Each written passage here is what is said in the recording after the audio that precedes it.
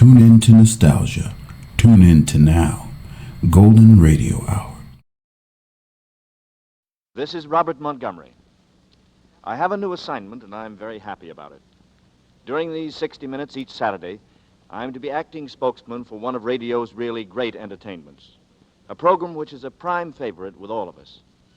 You have come to know its opening music as the curtain raiser for radio's outstanding theater of thrills. You know it as a show which each week, for 5 years, has brought you first-class story material and exciting performances. You have come to recognize throughout the unique touch of our unique producer, my friend, Bill Spear. All of which can be said in one word. Suspense.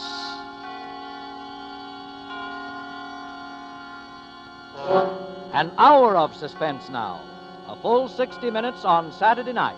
And with the distinguished actor-director Robert Montgomery as your host. Tonight, Mr. Montgomery also appears as star in The Black Curtain, a suspense play produced, edited, and directed by William Spear.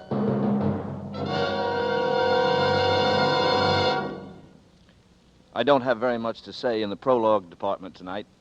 That's because at this premiere of the full-hour show, we're anxious to ring up our curtain. Our black curtain, if you will, without unnecessary delay. Also because tonight I am appearing as an actor. The idea on most Saturday evenings is for me to make you welcome and chat about things you and I are mutually interested in. Crime, mostly, and the various types of criminal achievement, real and fictional, and the persons, actual and invented, who have committed those crimes and gotten themselves into those predicaments, and the people who have written about it and have compounded the particular brew of mystery and dangerous adventure which we serve up to you in the name of suspense. But tonight I am appearing for a good many of our 60 minutes as a man named Frank Townsend. Townsend will tell you his really amazing story in his own words, and so I think you'll hear quite enough from him without hearing more from Robert Montgomery. And so if our producer, Bill Spear, is ready, we will ring up our curtain. Now, with The Black Curtain from the novel by Cornell Woolrich, and with the performance of Robert Montgomery, we hope once again to keep you in suspense.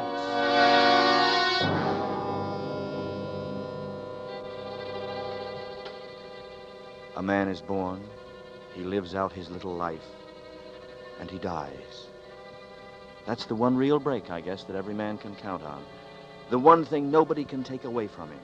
To be born just once, and to die just once. Every man, that is, except Frank Townsend.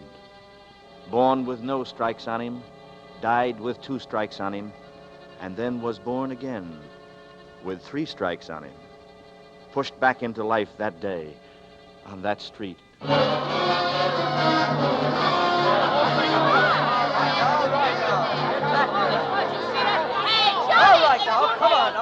My head was pounding like the percussion instruments beating out the anvil chorus.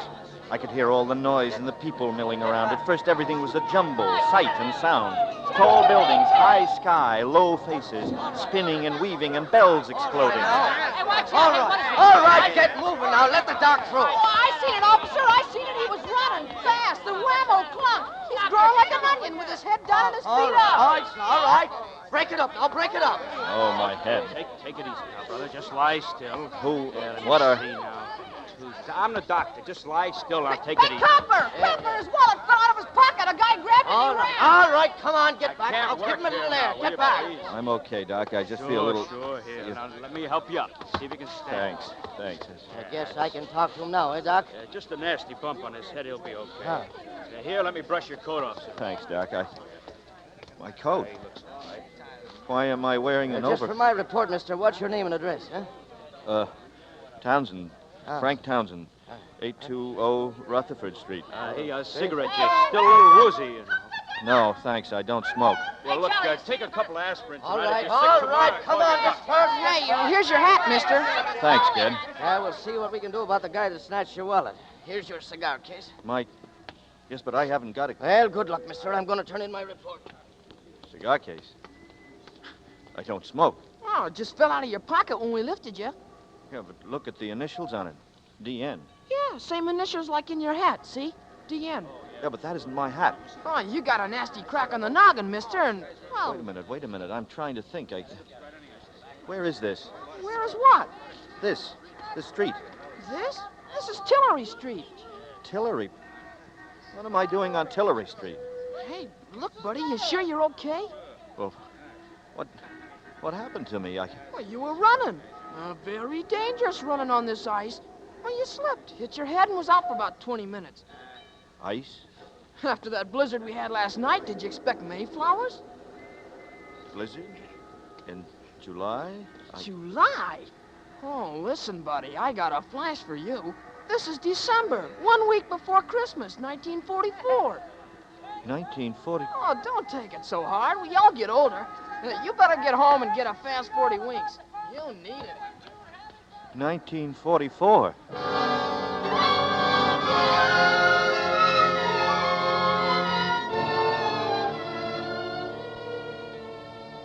December 1944. But the last I could remember was July 1941. 3 years. Gone. Just gone. A black curtain. The black curtain of amnesia comes down over your mind out of nowhere. That black curtain had been dropped over my eyes for 3 years. Where had I been? Who had I been? Not Frank Townsend. Someone else. D.N. Someone whose initials were D.N. I walked along Tillery Street thinking about it. Those 3 years, I could have been married, had a family, or could have been a thief, or... No, it was insane. 20 minutes ago, I left the little office where Johnny and I have our advertising business. I was on my way to speak to a client. 20 minutes ago, I told Johnny that... But that was July 1941. There was no snow, no ice, no initials, D.N. I must see Johnny. He'd know. He'd tell me. I stopped dead. I don't know why. Something made me turn my head. And that's when I first saw him. Gray eyes. He'd been talking to the cop who took my name. He looked after me as I turned my head. He started for me. I found myself backing away. Something about him screamed trouble. He quickened his step. You! Thompson! Stop! The sound of his voice sent terror roaring into my skull. I ran. He lunged after me. I saw him come as I rounded the corner, and in his hand he held a gun. He raised it. I ducked my head and ran for my life, for the second life that I'd been born into.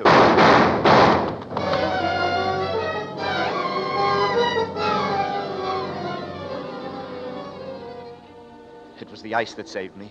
I flew across it, my toes barely touching its treacherous surface. But Gray Eyes slipped, spun through the air, gun flying from his fingers. By the time his heavy body had thudded to the ground, I'd hurled myself down the subway steps, vaulted the turnstile, cheated the steel edge of the subway door as the train pulled out of the station. And for 2 hours, I rode the rails under the city. And for 2 hours, my stomach was gripped by terror.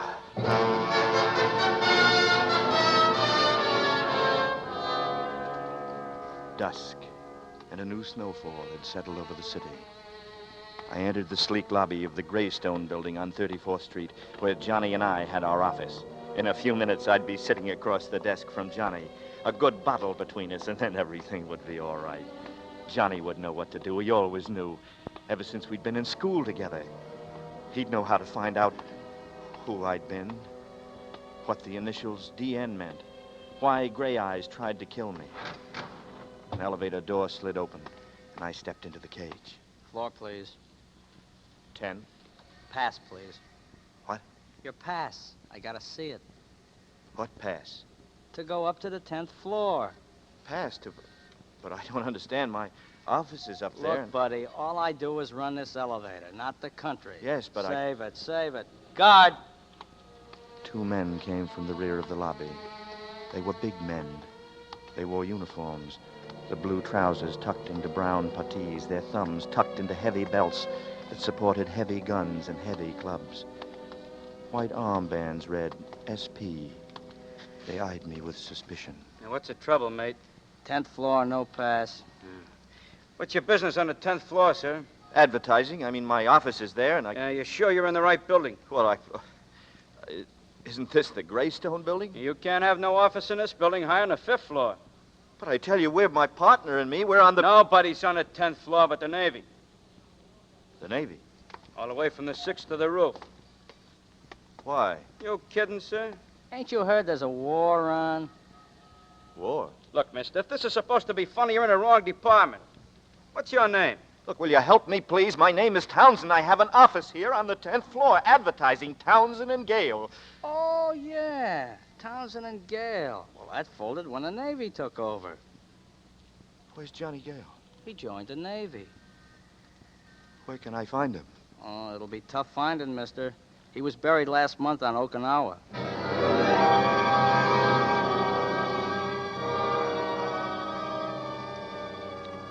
Johnny, dead. Buried on Okinawa. The name meant nothing to me. Only that at Okinawa was buried my strongest link to my past. One slender thread leading back through the years remained. The apartment on Rutherford Street. I started to draw it in.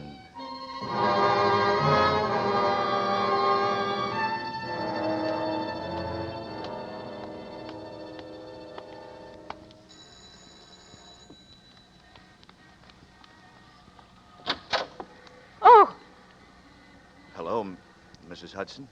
why, Mr. Townsend. I guess I startled you. Why, no. No, not at all. I was expecting... I mean, I thought that Yeah, you'd... it's been a long time. Not at all. I knew you'd come back, and... Well, your apartment is just where you left it. You kept the apartment for me, huh? After all, Mr. Townsend, you are my favorite tenant, and... come in. Come in. Thank you. You just go right on up, Mr. Townsend. Aren't you going to ask me what happened to me? Hi. You look very well, Mr. Townsend. I'm glad you're back.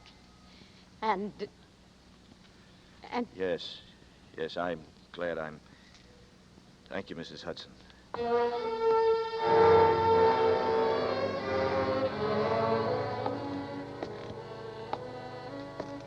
I started up the stairs. The same creaks, the same loose board halfway up. Everything the same, but everything unreal. Mrs. Hudson, unreal. I sensed her eyes following me up the stairs. I stopped, turned, looked down. She stared up at me, mouth slightly open. And for a long, long moment, neither of us spoke. yes, Mr. Townsend. Mrs. Hudson, Yes, Mr. Townsend. well, it's nothing, but you used to call me Frank.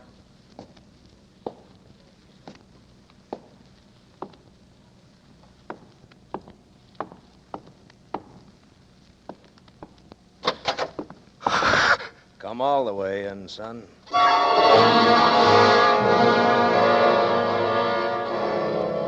He was sitting in the large chair by the window. In his left hand, he held a half-smoked cigar. It was pointed at the ceiling. In his right hand, he held a gun. It was pointed at me. It was Gray Eyes. Tillery Street. Just couldn't stay away from there, could you? Well, never fails. What do you want? There's some mistake. Given that harness bull the phony name but the right address. Very unbright. Listen, my name is Townsend, Frank Townsend. So, all right, so we'll bury you under that name. What difference does it make? Bury me? But why? Why? What have I done? Suppose you tell me. Maybe you can make it sound better. If I have to die, all right, I'll die, but I got a right to know why, haven't I? Tell me what I've done. What am I dying Stand for? still. Now, just give me one more excuse, son, and I'll kill you right here and right now. Yeah, that's better. Now, just settle back and relax. Now, sit down over there. Lean back against the chair. All the way. Now, put your hands on your head. And, son, just pray that you don't get an itchy nose, because if you even start to scratch it, it'll be the last itch you'll ever feel. Now, while we're waiting for the boys, we'll just sit and chat, nice and friendly like. Anything special you'd like to talk about? No? Okay, maybe I can suggest something. Maybe you'll find the loot an interesting topic of conversation. Sounds promising? The loot. What'd you do with it? I sat with my hands clasped to my head. I didn't dare move. He had the safety catch off, and I knew he'd send a bullet through my head without a second thought. That why you took the chance of going back to Tillery Street? Maybe the doll crossed you up, huh? Sure, you waited all week and she never showed. Maybe she'd Nothing, like it. he said, made any sense to I give me. it to you right here. All I knew was that he expected others Leaves to her in the arrive, clear. and they would take me. With everything. Where? His gray Maybe eyes she went even on tipped and me on, where his I voice might. droning, until I no longer You should cared think what about happened those to things. me or why. It's good for your nerves. I think I was beginning to nod. It's not only good When for from your the corner nerves, of but my it's eye, good for your I education. saw the door open slightly. I didn't Yeah. stir. You Gray guys eyes droned always on. think you'll make it. A man was standing in the doorway behind him. Take the A dough. small man with small Leave hands. for Mexico. And he held a All small right. finger up to his lips. But we've His got small feet so made much quick, time. noiseless steps. He stopped silently behind the So chair much in which time. Gray Eyes was sitting. Then he raised You know, a small it gun may in take his us small time, fist. But we're... Gray Eyes emitted a small gasp and fell forward at my feet. I stared down at him stupidly. The small man chuckled. I am so small, and yet I have so much strength. It is revolting. I think you killed him. Perhaps. So, you did not expect to see me, no? No. My friend, I did not observe you all these years for nothing. When the deed was done, I knew that your romantic American soul would eventually betray you. Yes, and so I said to myself, Dangler, I said, you must go to Tillery Street. Endure the cold and the wind, but watch, and be patient while you watch. Yes, this I did. And you see, my patience was rewarded. Dangler, Yes, my friend. tell me, how bad are things? My friend, I will tell you this. The situation for you is desperate, but not serious. I will guarantee safe conduct for you over the border to Mexico. But you must insist that I accept and press upon me when I refuse a fair share of the money. The money? Precisely. Now, what would be fair? Well, in view of the difficult situation, we should share equally. Yes, 1,000 for me, 1,000 for you. And then you will give me the balance of 8,000 for expenses. Yes, for expenses. Give you 9,000. A truly fair and honorable distribution. Especially, my friend, when you consider that the 9,000 you give me is an item which is completely deductible. Yes, deductible from your income tax. I see. And suppose I refuse your offer? How can you refuse? Didn't I save your life by assaulting this thug from behind? And didn't I have the good sense to snatch your wallet when you so stupidly fell in the street? Yes. See? Here it is. It was I who took it before the police could examine it. You have the... Let me see it. You may have it. Here, wait. What? Where's my cards, my identification? Where's his identification, he asks. I told you were stupid. Would I dare walk about with your identification cards upon my person? Idiot! I begin to feel it is not safe to deal with you. All right. I'll play ball. I begin to feel you have a little good sense. Now, where is the money? You think I carry it with me? Well, with a man like you, who knows? Very well, you must arrange to get it. I will be waiting for you at my office. Do not come there. Call me. Then we will contrive to meet. Is that clear? Yes. Good. Now, I shake your hand and wish you well. If you succeed in going out once more into Tillery Street and coming out safely with the money, I will be waiting for you. And if you do not come out, I will make a small novena for you. Hey, goodbye, my friend. Goodbye.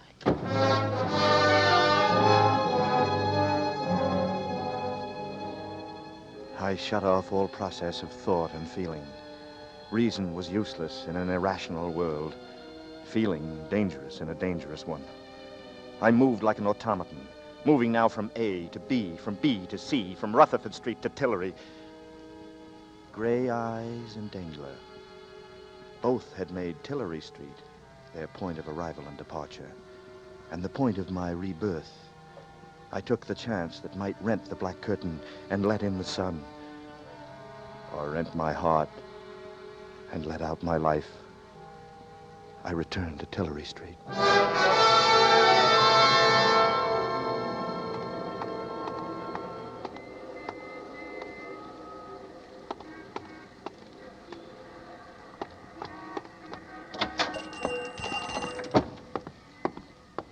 Yes? Good evening. What can I do?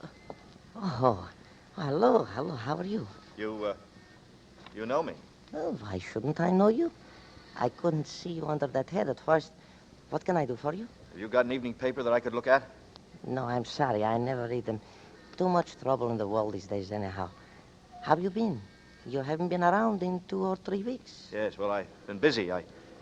Look, Pop, I made a bet with a guy that even though you see so many customers, you'd walk right up and give me my full name. Oh, I'm sorry. I don't know it. I don't think I ever heard your name. Oh. But I know your girl. My girl? My girl? Oh, you do? Well, Yes. now maybe I can still win my bet, huh? Of course. Ruth. She lives right across the street. The Tillery Apartments. Well, that's right, Ruth. Ah, but now, what apartment? Apartment 3C, of course. Don't I take the sandwiches up there every night? 3C. Yes. Well, thanks. Will you win your bet, mister? What? Oh, yes, I think I will. What's your name so I'll know it next time? I'll tell you tomorrow. So long. So long, Pop. I'll be seeing... What's the matter? You dropped something? Nothing. Nothing. Just tying my shoe. I'd just been going to walk out when I saw him standing across the street. A man built like Gray Eyes, dressed like him. And I knew he was looking for me. I ducked down behind the store window and watched him. He looked over in my direction and then up and down the street, lit a cigarette, and then strolled down to the corner. The minute he disappeared, I yanked the door open, dashed out, and ran across to the Tillery Apartments and went in.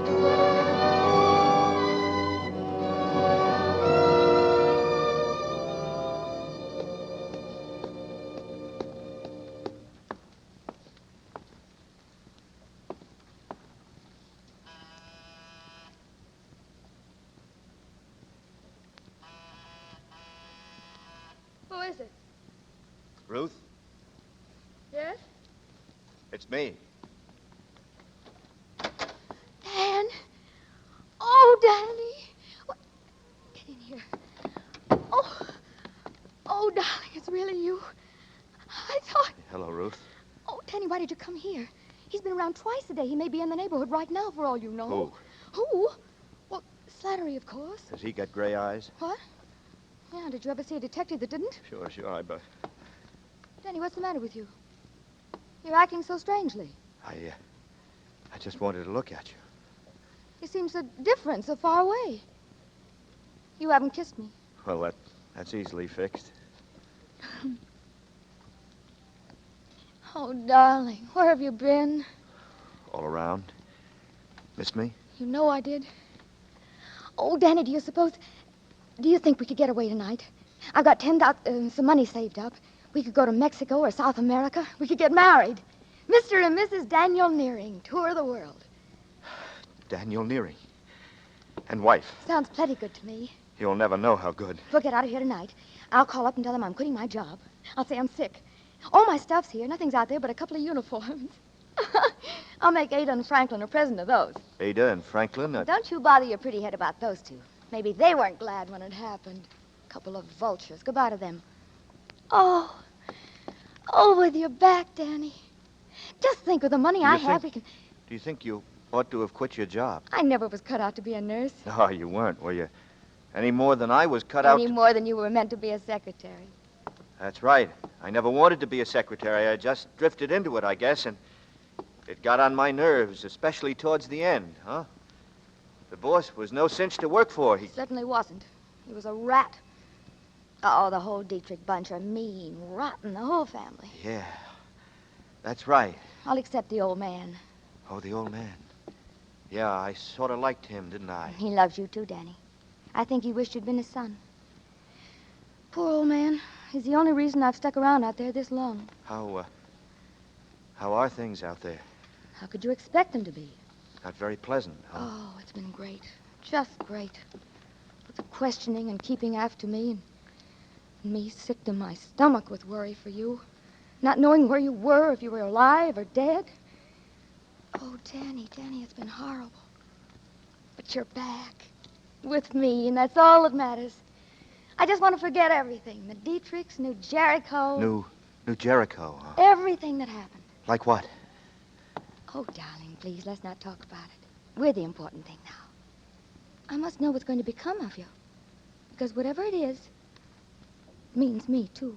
I don't know, Ruth. I don't know. I saw Dengler today. Franklin's lawyer? Yeah? Where? He passed me on the street. Did he see you? No. Are you sure he didn't? Are you sure, darling? He didn't speak to me. Well, you know how clever he is. He just let you go by and follow you. Why? Why wouldn't he talk to me if he saw me? Well, he figures you're dangerous, darling. It wouldn't be safe for him to try it alone. Why am I Well, dangerous? whether it's true or not, darling, doesn't matter. It's what he believes that counts. And he believes like the rest of them. You know that. Yes. Yes, I guess I do. Danny, look at me. Oh, my dear. Your poor, tired eyes. Your face so strained. You need a shave, too. When did you sleep last? Sleep? I hadn't thought about it. I don't remember. That you can believe, Angel. I don't remember when I slept last. Danny, we must wait until the moon is down, and we'll try to leave then. But now I want you to go in there and have a hot shower and a shave and then sleep for a while. You must, darling. You can't go on like this.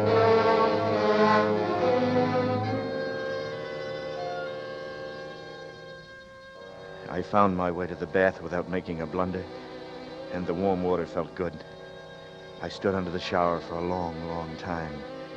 It would have been pleasant to stand out the rest of my life just that way, under that soothing spray. In the medicine cabinet, I found a safety razor, shaving cream. I usually have trouble with a new razor. It takes me time to grow accustomed to it. But this one felt just fine. I slipped into my shirt and trousers and found my way to the bedroom. On a small tray near the bed, Ruth had placed a hot glass of milk and some toast. I was hungry. I ate. I slid between the sheets and they caressed my body with a gentleness that I hadn't known since childhood. Everything all right, darling? Right now, Here, let me tuck you in and open the window. The air's good for you. I'll leave the shade up. Don't turn a light on. the dark feels warm and friendly. Cigarette before you doze off? No, thanks. I don't smoke. Sure. I like your eyes by matchlight, darling. They shine. No, don't blow it out. Let me. I'll make a wish. There. What was your wish? To be with you forever. Just to be with you like this. Feeling your dear face, your chin, your jaw. Closing my eyes and still knowing you're here near me. This is all I want out of life. I wouldn't change places with any woman who knows and is sure she has her man forever. Who knows no one might come at any minute to take him from her. You're all I want, Danny. Forever.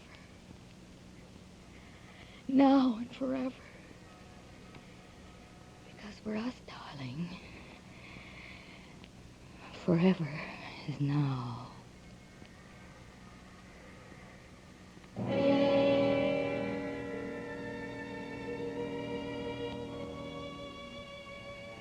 then I slept.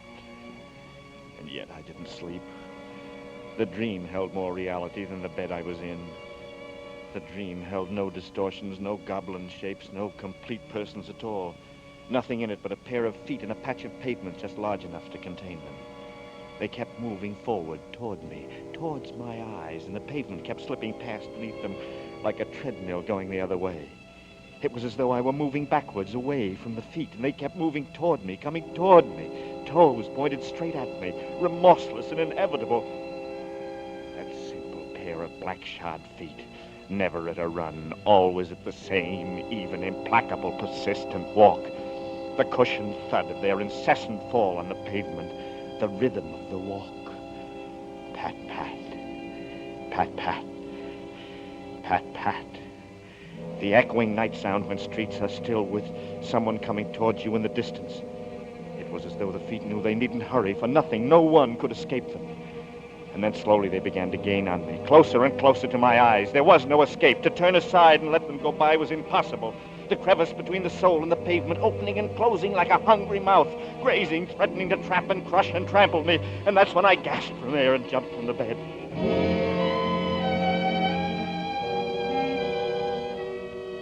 Cold sweat poured down my legs and back. I was stifling. The darkness in the room lay over my head like a blanket. It seemed to shut out the air. Still gripped by the terror of the dream, I threw on the light, leaned out of the window, and sucked in huge gulps of cold, clean air. Danny! Huh? Danny, get away from that window. Ruth, I just saw. He's down there. That man, like gray eyes. Out the light. I must see if... He's standing in front of the hydrant. He's coming in here, in the building. Did he see you? Ruth, Will you help me? What are you going to do? Go down and face it. I can't stand it. No, you can't. It's better than waiting for it here no, like this. Darling, no. You haven't got a chance. They'll send you to the chair. The chair? Well, what did you think happens to a man when he's guilty of murder? Murder? Ruth, listen to me. I'm not a murderer. If the whole world says I committed murder, I say I didn't. The me that's in me says I didn't. I never said you were, Danny. I always said you didn't do it. But they found the body and they... Oh, if only you hadn't run away. So that's it. You shouldn't have done it. Why did you come here, Danny? Why? Ruth, quick. We've got to get out of here. How about the fire escape, the shaft, the dumbwaiter? Dumbwaiter? Oh, Lock here. that kitchen door. I'll stand on top and work the ropes. I don't think it can hold us both. It's got to. Can you hear me? Yes. Oh, Danny, what do we do? We're going back there to New Jericho. To Jericho? Oh, no, Danny, don't, please. For me, don't do it. I've got to find out. We're going together. No, Danny. No, I've got the money. We can get out of here. Stop it. Danny, you're hurting me. From here on in, we're sticking together. You're going to take me back there. Back where it happened. All right, darling, all right. It's crazy, but I'll go wherever you go. I can't lose you again.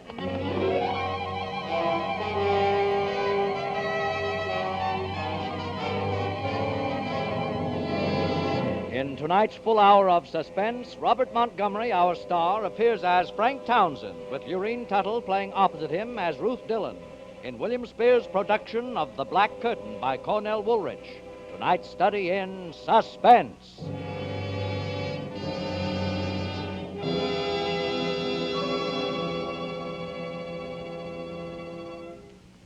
In just a moment, we will return with Act Two of The Black Curtain. This is CBS, the Columbia Broadcasting System.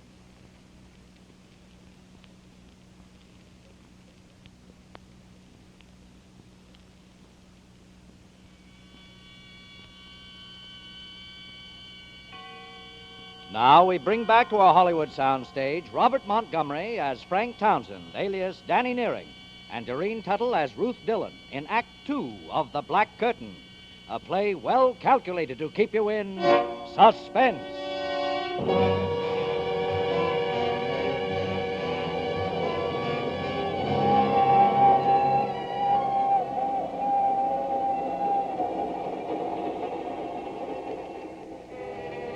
On the train, Ruth and I said very little to each other.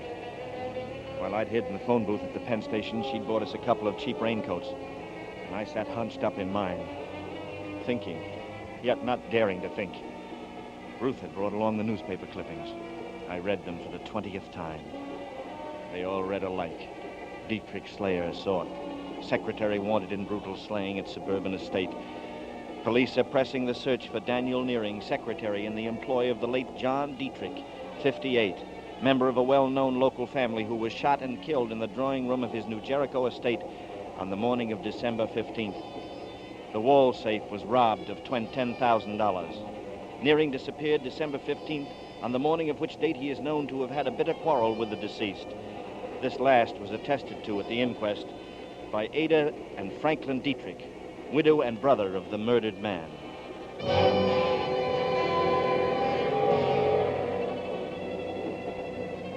I had all the facts now. Wanted for murder. And yet everything that was in me told me that no matter who I had been, however many memories I had lost, that I was no killer, that I just couldn't have... New Jericho! I had to get into the Dietrich house and stand again in that room where it all had happened. Maybe something would come back to me. Maybe there would be... New Jericho!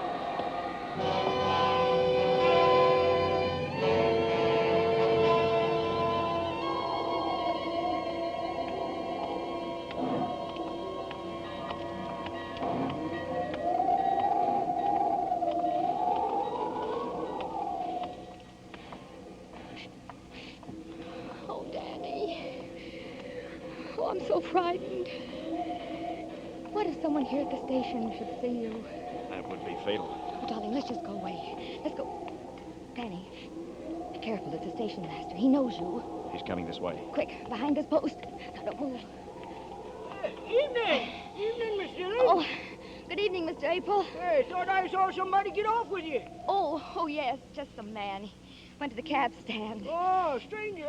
Oh, it's cold. Bad night. Trains lead all up and down the line. Well, this time of year, you know. Gotta expect it, as the fellow says. Just going home, Miss Dillon? Pretty shivery. Give you a lift out the Dietrich house. No, thank you. They're sending the station wagon for me. Nasty night to wait. Oh, I don't mind. Really, I don't. See where that Nearing fella, or Townsend, or whatever he calls himself now. Townsend? He was hiding out in the city on Rutherford Street under the name Townsend. City detective caught up with him, and this Nearing, he fractured his skull. Oh. Yeah, bad actor, that fella. Always thought so. Well, detective's in the hospital. Don't expect him to live, says here in the paper. City police have orders to shoot to kill. Oh, no. Shoot to kill. Only thing to do with a mad dog, shoot to kill. Hey there. You all right, Miss Dillon? Oh, yes, I'm just feeling... I'm all right. Well, are you sure you don't want me to... No, I'm fine, Mr. April, I'm fine. You go ahead. I'll wait for the Dietrichs in the station. Well, shoot yourself, I always say. Good night, Miss Dillon. Merry Christmas! Good night, Mr. April. Danny. All right, Danny. Listen, Ruth, what he said just now, I didn't attack that detective. It doesn't matter, darling. It doesn't matter. It does matter. It matters more than anything else in the whole world, because now I'm a mad killer and I didn't attack or kill anyone. Not anyone. It was Dengler. He hit that detective with... Danny, who would believe you? Franklin's lawyer, a man weighing less than... You've got to believe me. If you don't believe me about this, then you must believe that I killed Dietrich, too. All I know is that I love you. Quick. Oh, in the bushes.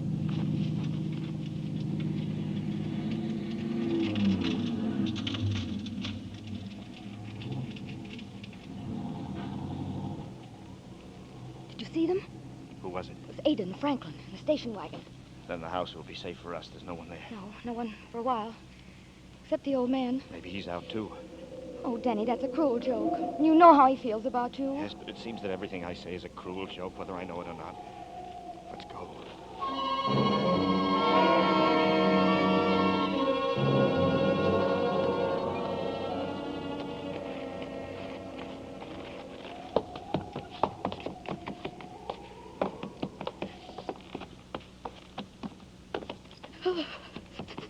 Open the door, Ruth. Hurry. I've got to see the inside. That room, the place where it happened. It's wrong, Danny. It's wrong. I'm telling you, you're crazy. They'll find you. Open the door, Ruth, quick.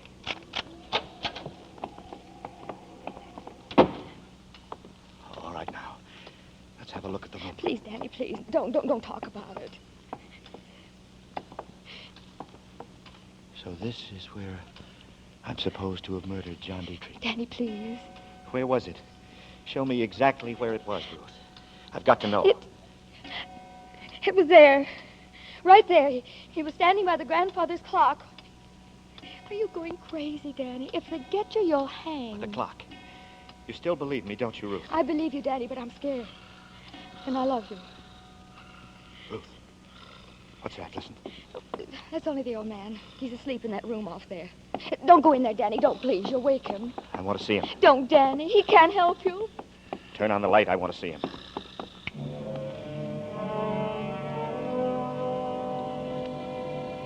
I looked at him, lying there. The old man. The old man who was supposed to love me like a son. The old man who breathed and ate and suffered, but did not live. Inert, shaped in the likeness of a human form that might have been molded out of pink dough. Cheeks sunken, limbs withered, sucking air greedily through lips that were a distorted O. The old man stared up at me from his bed. Every nerve, every muscle in his body were paralyzed. He could neither talk nor move. He was doomed to endless days of seeing and hearing, filled with the secrets of others, secrets he was forced to carry to the grave with him. And this was the old man on whom I had planned my last hopes.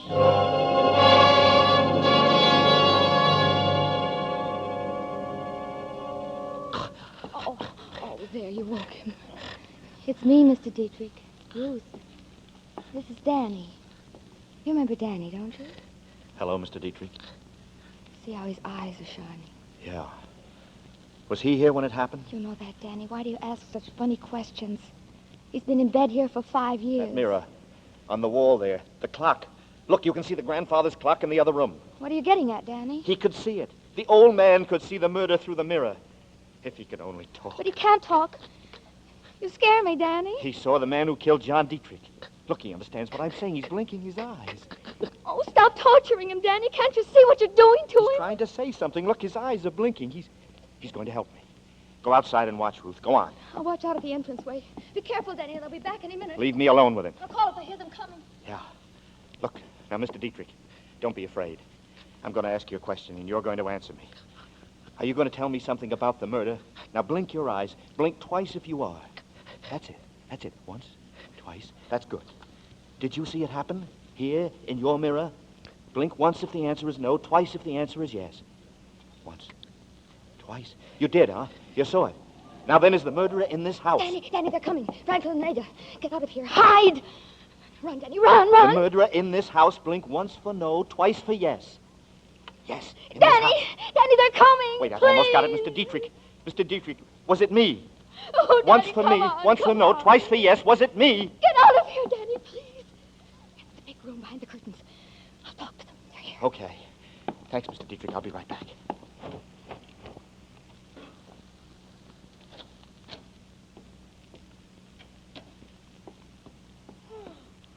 Oh, Ruth? Ruth, is that you in Father's room? Yes, Mrs. Dietrich. Oh.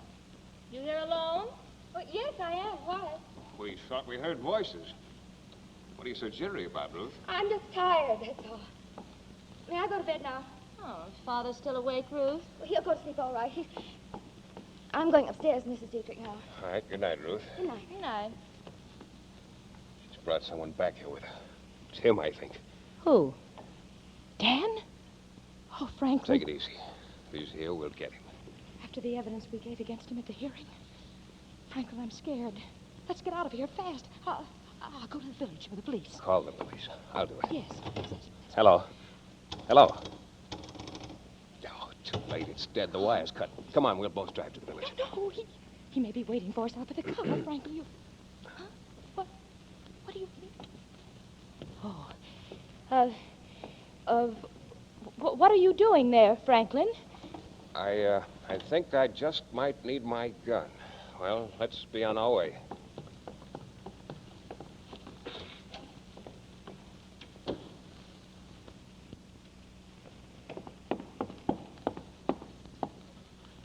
Now, Mr. Dietrich, you're helping me find. You know I'm trying to save my life, don't you? Now, the murderer, was it me? Was it me who did it? Me, Danny Nearing. Blink once for no. Once. Once! You're sure? You're sure it wasn't me? You're smiling, Mr. Dietrich, you're smiling. Now, was it somebody in this house? Then who was it? Can't you make a sound? Help me, you've got to. Was it Ada? Twice for yes, once for no. Once. Not Ada. All right. Then was it Franklin? Was it... Up with the hands, Nearing. Up or you'll never go to trial. Franklin, you've got to listen. You've got... Shut up and drop that flashlight. Trying to kill the old man, too, huh? The murderer returns to the scene of his crime. You know I didn't kill him. Tell that to the police. Ada'll have him here in a couple of minutes. Where's your girlfriend, Ruth? She's not here. I don't know where she went. Never mind, they'll find her. And a dead duck, Nearing. Killed my brother and beat it, huh? What did you get out of it? That's always puzzled. You killed your brother, and now you're going to kill me. Oh, you've gone nuts, too. Why should I kill my own brother, you idiot? To get his share of the estate and his wife, Ada, among other things. But you can't stop with killing me. Someone else knows the truth. The old man saw it in the mirror. You'll have to kill your own father, too. The old man saw it? He How do you know? told me. He told me. You're lying. He can't talk. He can't even move. He can hear, and he can blink his eyes. Come over here and look. Look here, I want... Oh, Ruth! I had to do it, Danny. I heard him. He was going to kill you. Here's his gun, Danny. Take it. But, Ruth, you shouldn't have in another minute. I'm not sure it was Franklin. Dan, darling, please, let's run for it. They'll be here in a second. It's your last chance. They'll all swear you did it. Not if I can be with the old man another half a minute. Mr. Dietrich. Mr. Dietrich, it's No, Danny Danny, again. don't. Tell me, Mr. Dietrich, was it Franklin? Did Franklin kill your son, John? Blink once if he did. What's the matter, Mr. Dietrich? Don't be afraid. I won't hurt you. Why are you afraid? He's afraid, Ruth. Oh, it's this gun. Take the gun, Ruth. You take it. He's afraid.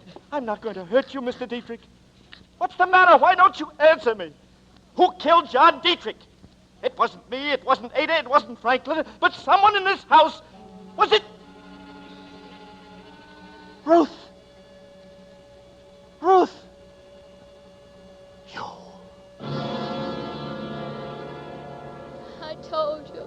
I told you not to come. Oh, I love you, Danny. And I wanted you. I wouldn't have let them get you. Why, Ruth? Why? Why did you kill John Dietrich? He was always after me. He wouldn't leave me alone. And I hated him. And then that night he came at me. He threatened me, said he'd kill me. If he couldn't have me, nobody could. He had a gun, Danny. And I got it away from him. He hit the clock. He leaned against it. I thought he'd never fall down and die. I took the money to make it look like robbery. It was the day you ran away. I was crazy, I know. And they thought it was you. And they started looking. You. Why was it you? I love you, Danny. I love you. I begged you not to come back here. Ruth, put that gun down. No. Don't come near me, Danny. I just want to look at you. Just once more. I was hoping we could get away together. But you've been through enough because of me. All right, open up. Open up. And now you're clear, Danny. And this is going to clear me. Forever. My darling. Ruth, no, they'll kill you.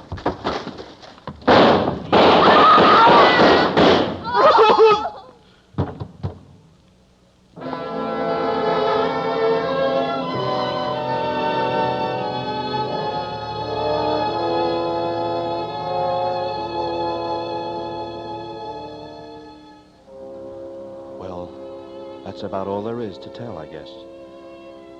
Ruth faced that door, fired a shot into the ceiling, and the guns of the police chopped her down. That's the way she wanted it, I guess. It was gray eyes, bandaged head and all. But what's the use of talking about it? I'm trying to put it all behind me. Resume my life where it left off 3 years ago. Sometimes when it gets toward evening, I walk along Tillery Street, and once in a while, somebody I don't know, will say, "Hello, Danny." And I just say, "Hello," and walk on. I don't want to find out anything anymore. I want it all to die away and be still. And it will, all except Ruth, because somewhere behind that black curtain, I was loved and loved someone. We must have known a love that I'll never know again.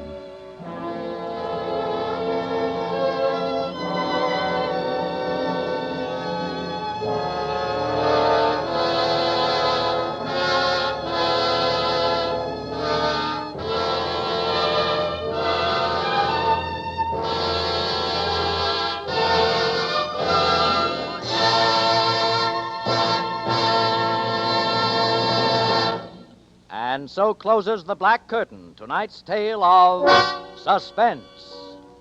In a moment, the spokesman of Suspense and tonight's star, Robert Montgomery, will be back.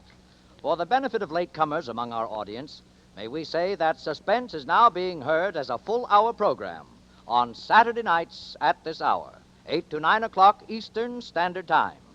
Suspense, as always, is produced, edited, and directed by William Spear.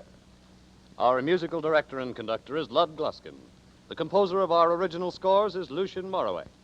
Lorraine Tuttle appeared opposite Mr. Montgomery as Ruth Dillon, and you heard performances by Kathy Lewis, Janet Nolan, Sidney Miller, Conrad Binion, Jack Crucian, Bill Conrad, Jerry Hausner, Paul Fries, Ira Grissell, Junius Matthews, Harry Lang, and Joseph Kearns. This is Bill Spear, twice as much as out of breath as usual after our first hour production of Suspense. I certainly want to thank everyone connected with our adventure this evening, and naturally it begins with Mr. Montgomery. Bob, this is going to be truly wonderful working with you. Thank you, Bill. We didn't have much more time, and we don't have much more time, and I think all of us are about ready to wrap up and go home. In the next weeks of Suspense, we plan to bring you the very best of novels and plays. Stories by such acknowledged masters and mistresses in the art of suspense as Mary Belloc Lowndes, Dashiell Hammett, Agatha Christie, Eric Ambler, John Buchan, James M. Cain, Graham Greene, Raymond Chandler, Sir Arthur Conan Doyle, and last but by no means least, Mr. William Shakespeare.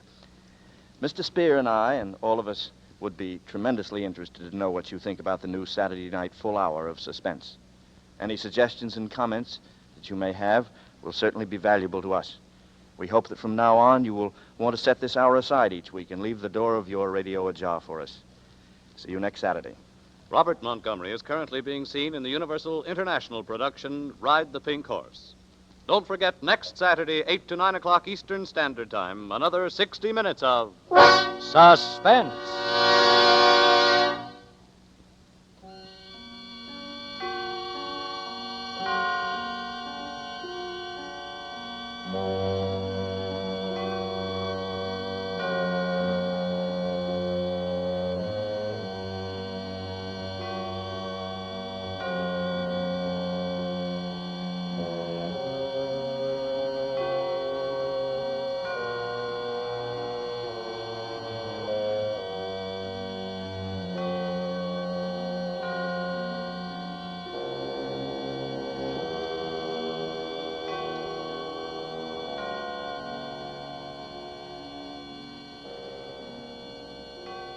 This is CBS, the Columbia Broadcasting System.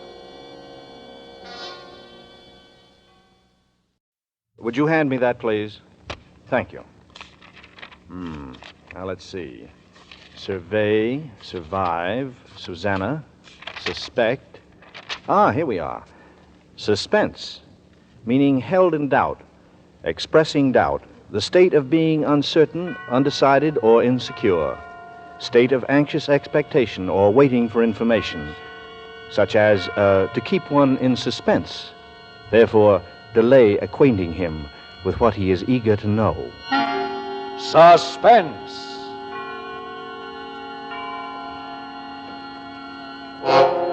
An hour of suspense now, a full 60 minutes at this time, and with the distinguished actor-director Robert Montgomery as your host. Tonight, our star is Howard Duff, famous wherever radio is heard as Sam Spade, detective. And as Spade, he will appear in The Candy Tooth, a suspense play produced, edited, and directed by William Spear.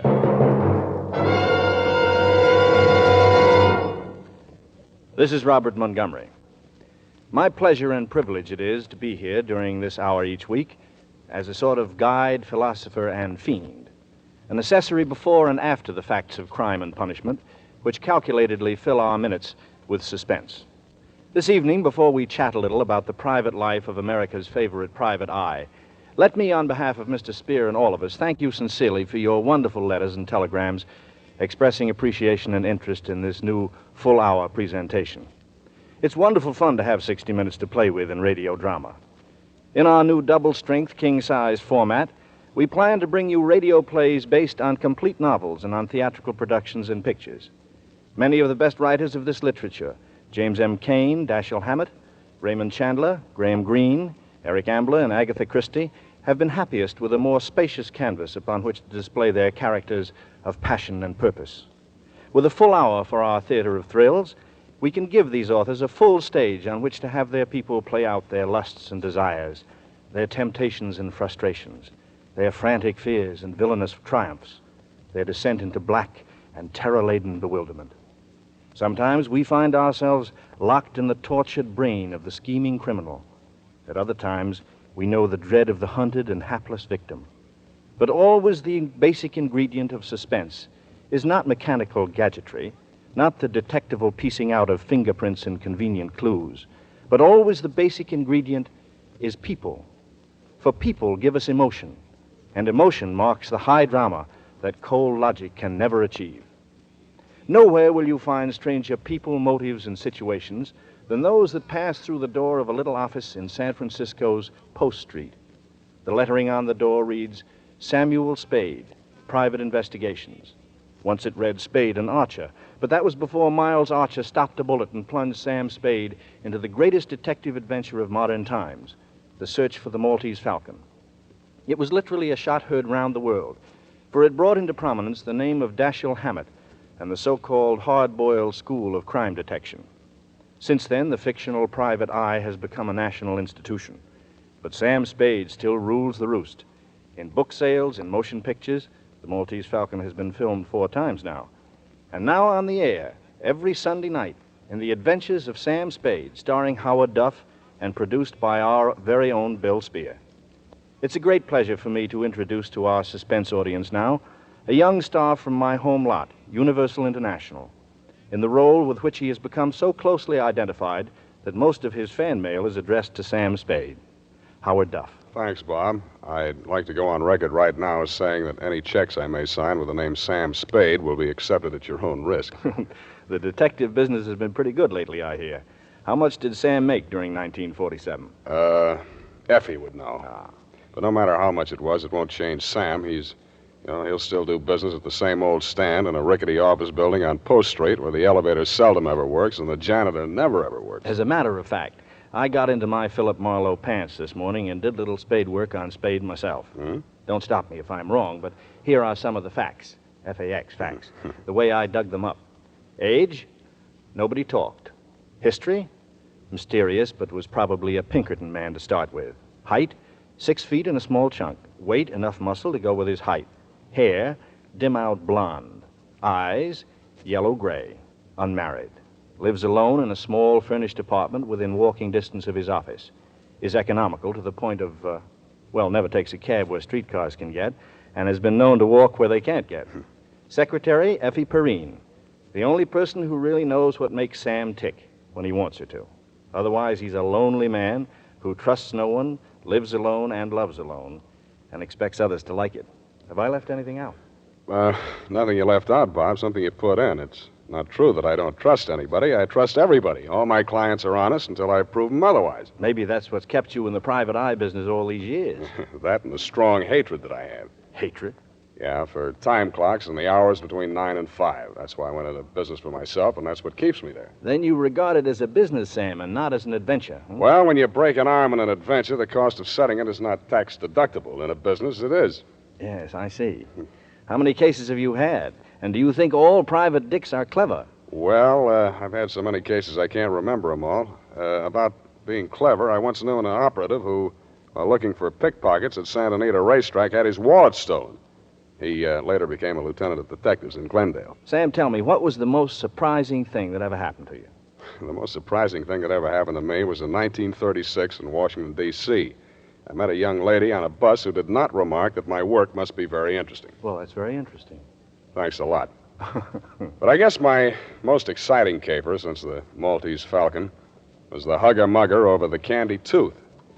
Usually when I wind a caper, I call Effie just to let her know I'm okay before I hustle down to the office to dictate my report to the client. But this time it was 4:30 in the morning before I could get to a phone. The reason was that I was in jail.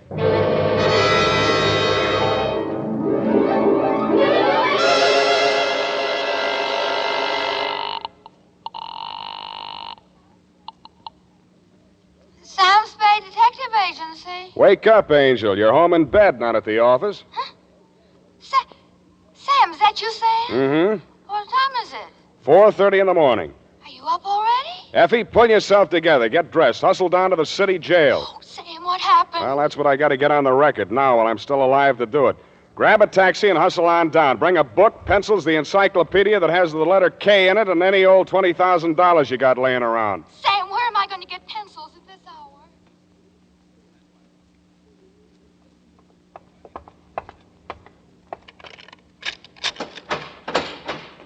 Oh, Sam. Sam, I hurried just as fast as I could. There was no taxi around. What are you doing in jail? My apartment's being redecorated. Did you bring your book? Well, of course I did. And pencils, too. But you're here on a murder charge, Sam. Whatever could have happened Take it down, to you? Effie. But, Sam, what did The you San do? Francisco Homicide Bureau. Attention, Detective Lieutenant Dundee. Date, fill it in. I will. From Samuel Spade, license number 1375596. Subject, the Candy Tooth Caper. Dear Dundee, I don't know all the answers, not yet. But what I do know is going down on paper while I'm still alive to get it there. Oh, Sam. The scenario runs something like this. This morning, a telegram came to my office. It was addressed to Samuel Spade, Esquire, and it was signed Casper Gutman. Gutman, the fat man.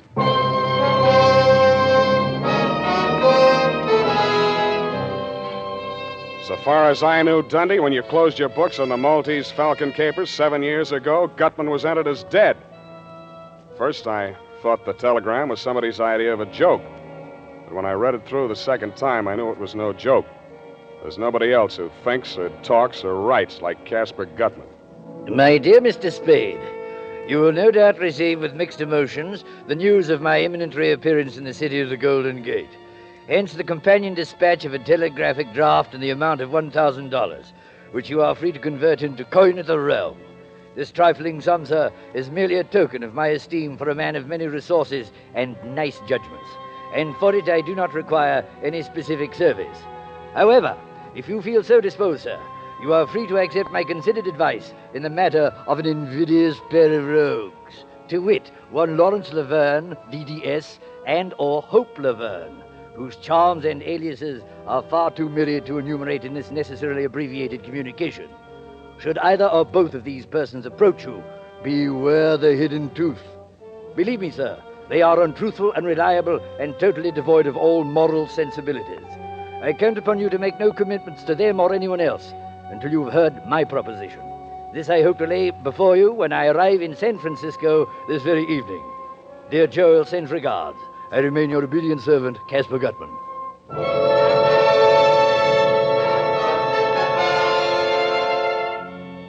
Casper Gutman, the fat man. I know, Dundee, you figured I didn't get hurt much the last time I tangled with Gutman over the Maltese Falcon. But that's because you didn't know Bridget O'Shaughnessy as well as I did. As well or as warmly. Well, I figured if Gutman was still in the land of the living, let him come. This time I wasn't going to get hurt in any way. There couldn't be two Bridgets. Nevertheless, I ate a can of spinach, which I found on Effie's desk. Then I sat down again, facing the door. Nothing much happened for almost 10 minutes. I was still trying to dig the meaning out of Gutman's double talk, and I'd gotten about as far as his warning about a hidden tooth when Effie ushered a man into my office. Mr. Spade. Well, I must say that you are indeed a pleasant surprise, but pleasant. You've said it. What can I do for you? My name is Laverne. Lawrence Laverne. How do you do? I shall spare you the tiresome details and plunge right into the problem. Oh, dear. At the Hotel Royal George, there is a mildewed cretin, but mildewed, registered as Mr. Herman Julius. Oh, a really frightful person. Very frightful, huh? Oh, the kiss of death department. The only thing about this creature that has any charm is a 4-tooth lower bridge in his right jaw. Now, Mr. Spade, I want you to get that bridge for me. I'm sorry. It sounds as though you're saying I want you to get that bridge for me. Precisely. Mm-hmm. Why? Because he refuses to pay me for it. You're a dentist? I prefer to regard myself as a dentist sculptor. I created this bridge for Mr. Julius with infinite pains. And now he refuses to pay me. I ask payment, and he accuses me of acting without charm. Mr. Julius wouldn't happen to be a very large, fat man? Oh, contraire. Skin and bones. Well, Mr. Spade?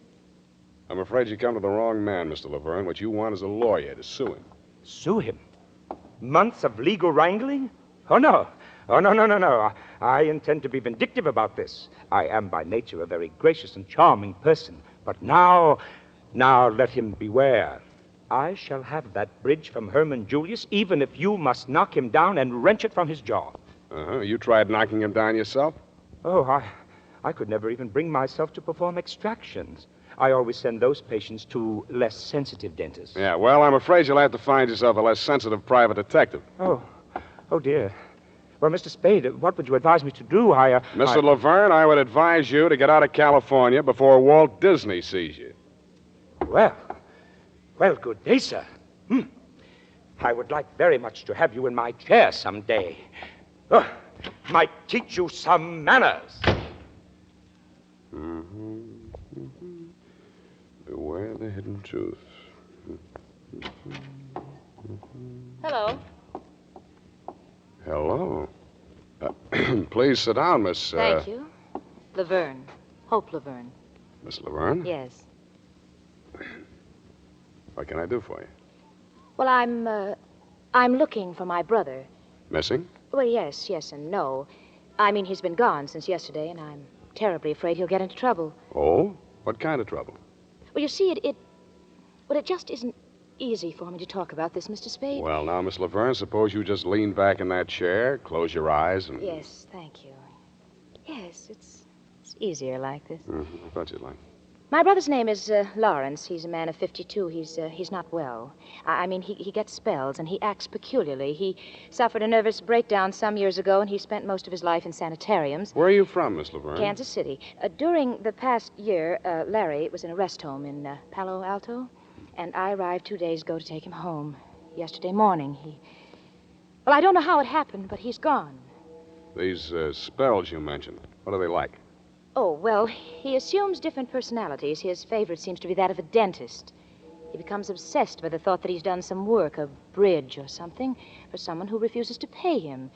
He'll walk up to a perfect stranger and create a scene. He's been arrested a few times, nothing serious, public nuisance. Mr. Spade, I'm afraid that he'll be put away if he's arrested once more. I see, and you want me to look for him. Then he hasn't been here? Why'd you think he'd come here? Oh, that's another one of his tactics. He goes to a private detective, hires him to either follow a man or get back the work he thinks he's done. Dental work, you know. But what made you think he'd come to me? Oh, well, not you, particularly. But since yesterday, I've tried almost every private detective in San Francisco. No one has seen him. Who'd you talk to? I beg your pardon? These private detectives, who'd you see? Oh. There was a man named Graham and one named Marlowe, Philip Marlowe.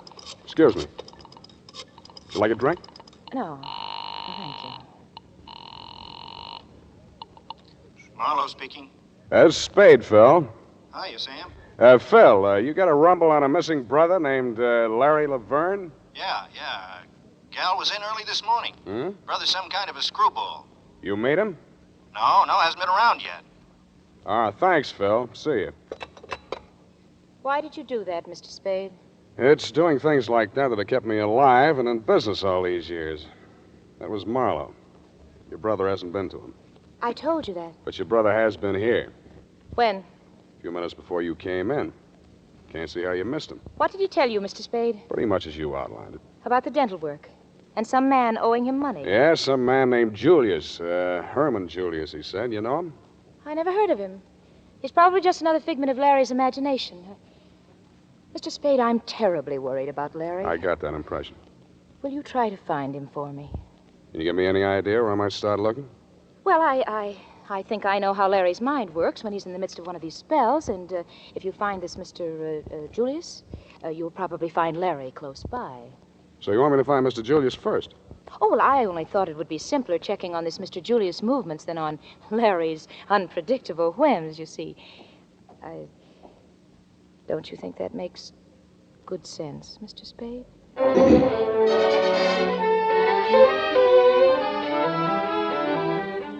Miss Laverne told me she was staying at the Pickwick Arms, and I said I would call her if I found her brother, and she said, thank you very much, and I said, it's nothing, just part of the day's routine, and then she kissed me and left.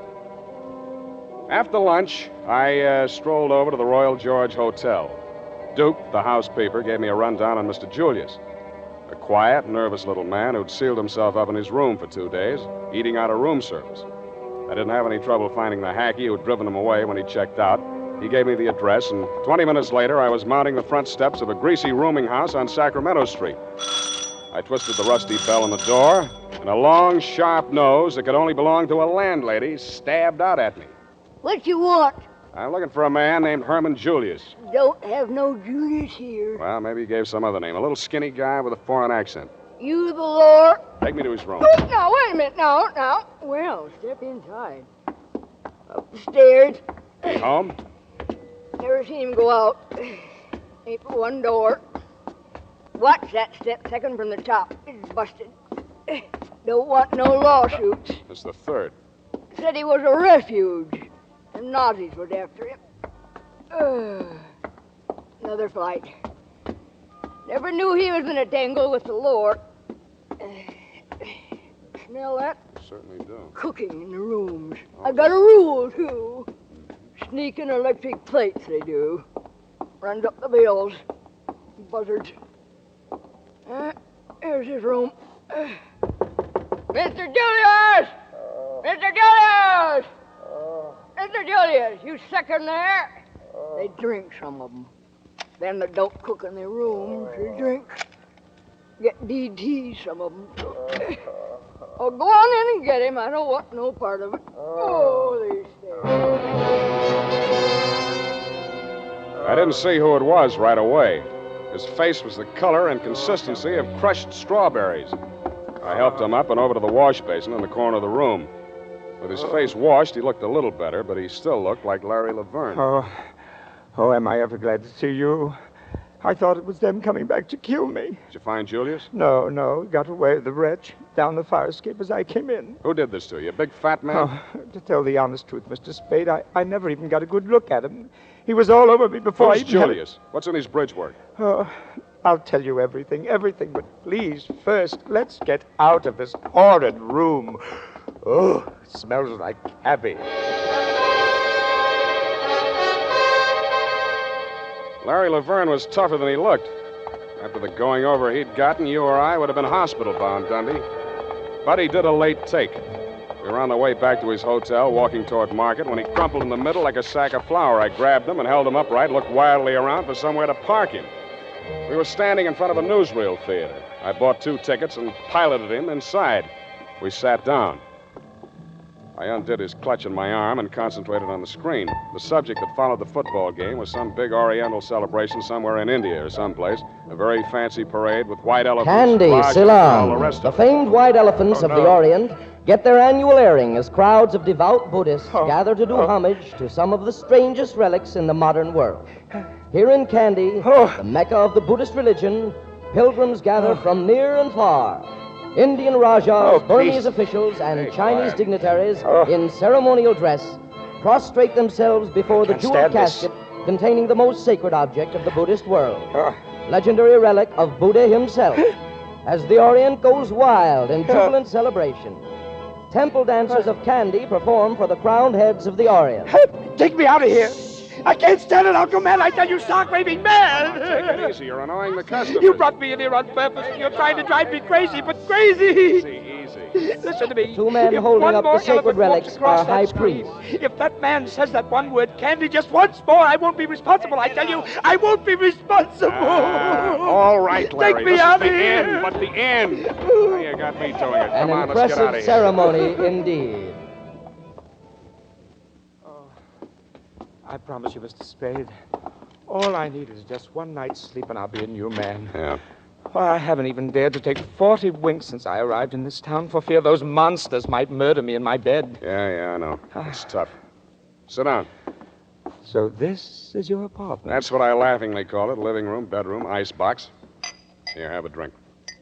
Me, too. Oh, thanks. Oh, did I ever need that? Help yourself to the bottle. I don't touch alcohol as a rule, but after what I've been through... Well, now, drink all you like. You deserve it. Oh, thank you. Well, I hardly know where to begin. It's all so strange. And there I was in Lisbon, Mr. Spade, the only English-speaking dentist worthy of the name in the entire diplomatic colony. Well, you must have read in the papers about Dom Constantino's tomb being violated. It was the scandal of the season. Oh, it's all so horrible, Mr. Spade. I just can't talk about it. Here, try a little more of this. Settles the nerves. Oh, I just don't know how I can ever thank you. Ever since I hit this burg, I've been feeling like the forgotten... Pardon. Man. Yeah, you were saying something about a tomb being broken into. In Portugal, this was? Yes. Well, you know, the draft board just took one look at me. And... I know what you mean. So I just stayed on in Lisbon. And, well, you know how people gossip, having patients of all nationalities and all that, you know? Yeah, I get it. Between the Nazis and the Allies, you were quite a social line. Oh, now, wait a minute. Don't get the idea I was a spy. Oh, no. But sometimes people had things that could be hidden in a hollow tooth, and like that, bridge work, you know? I think I told you I'm not so much a dentist as a dental artist. Mm-hmm. Well, that fat Mr. Gutman brought me this tooth, you see. Gutman? Yes, Mr. G and that Joel Cairo person that was with him. Well, they brought me this tooth. Oh, a horrid yellow old thing, practically a fang. They wanted to put in Mr. Julius Bridge. Paid me £1,000, can you imagine? Then when I learned what they had done, well, it made me positively ill. This practically sacred old tomb in the cathedral, they'd broken in and literally torn out a piece of his jawbone. Whose? Why, Dom Constantino's. And who's Dom Constantino? Oh, the Portuguese viceroy. It didn't hurt him any. He's been dead 500 years if he's dead a day. Oh, dear. I'm as tight as a tick. This liquor is getting to me.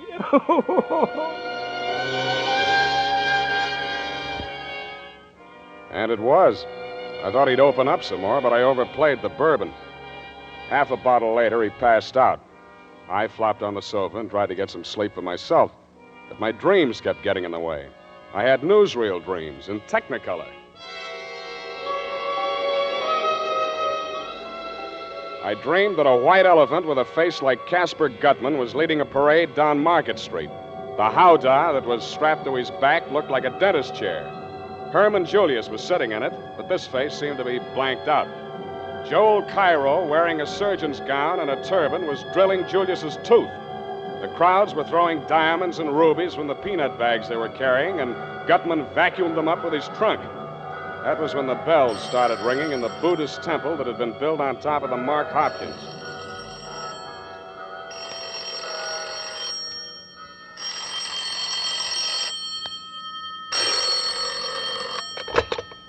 Yeah. Mr. Spade. Yeah? Mr. Spade, I need your help. Who's this? Hope Laverne, please, Mr. Spade. I'm terrified. Where are you? I'm in a drugstore at 5th and Mission. Near the bus depot? Yes, please, come at once, Mr. Spade. Well, can't you come here? I can't. I don't dare go into the street. All right. Wait there. I'm on my way. I took a quick gander at Laverne, saw he was still out cold, slipped into my topcoat, and left the apartment. I figured it would take me 11 minutes to hustle over to 5th and Mission. But I never got any further than 50 yards from the front of my building. I sensed him behind me, wheeled suddenly, bumped him into a doorway, held the thumbs of his hands gripped tightly in my fists. Stand still or I'll tear them off. Let go. I'll kill you. Don't move and it won't hurt. You filthy beast. The boy twisted suddenly and violently, and I heard the crack of his left thumb breaking. He swallowed a scream, dashed on into the deserted street. I went after him, turned into the alley, and caught the butt of a gun behind my right ear.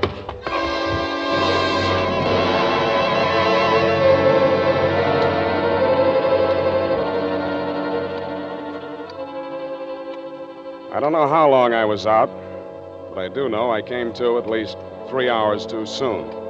I needed much more rest. I opened my eyes, steadied a swaying ceiling, and then I heard his voice. Well, sir, this is indeed a jolly reunion.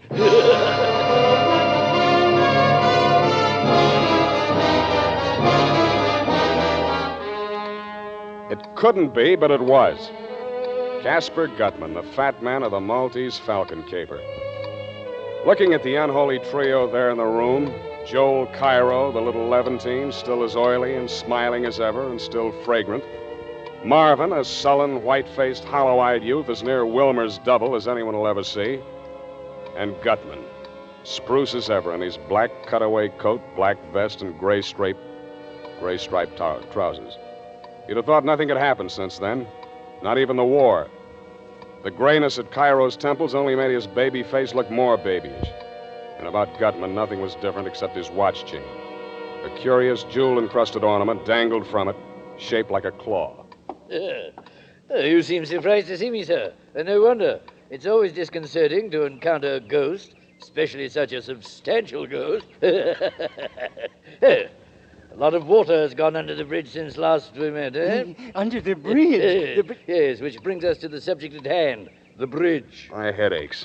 What about the bridge? First, we'll talk a bit. After all, this is quite an occasion, sir. Reunion of old friends, eh, Mr. Spade? Yeah. Tell me, did you ever find the Falcon, if you'll excuse the expression? Your eyes are resting on all that remains of that fabulous bird, sir. Yes, that trinket on his watch chain. All that remains of the Maltese Falcon. Well, mark you, sir, what part of it survived. The claw. You believe in omens? Right now, I'm ready to believe almost anything. Indeed, sir. Well, no need for dissembling. We're old and wiser, I trust, than in the days of the Falcon. Suffice it to say, the unsavory and bloated object which the police dredged up from San Francisco Bay and identified as myself was some other poor soul. Wilmer, I am happy to say, remembered the debt of gratitude he owed me, and at the last moment agreed to be a party to the very necessary little deception.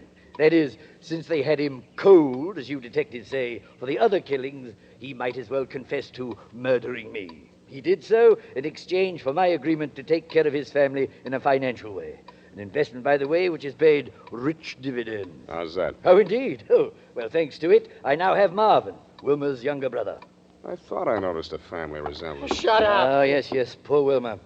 He was like a son to me, like a son. Well, it didn't stop you from making him a patsy. I detest killing Mr. Spade. I cautioned Wilmer time and again, but he was so headstrong. A mere boy. You better caution this punk or he won't last to take any raps for you. I'll break his head now, wide Marvin. That dirty shamus lays another hand on me. I'll kill him. No, Marvin. Joel, take Marvin into the other room. Explain to him that Mr. Spade and I are very old friends. Casper knows best, Marvin. Come with And now, no nonsense, you two now. Someday I'll kill him. Marvin, Casper will be angry. Oh, dear. Hot-headed. Runs in that family. Yeah.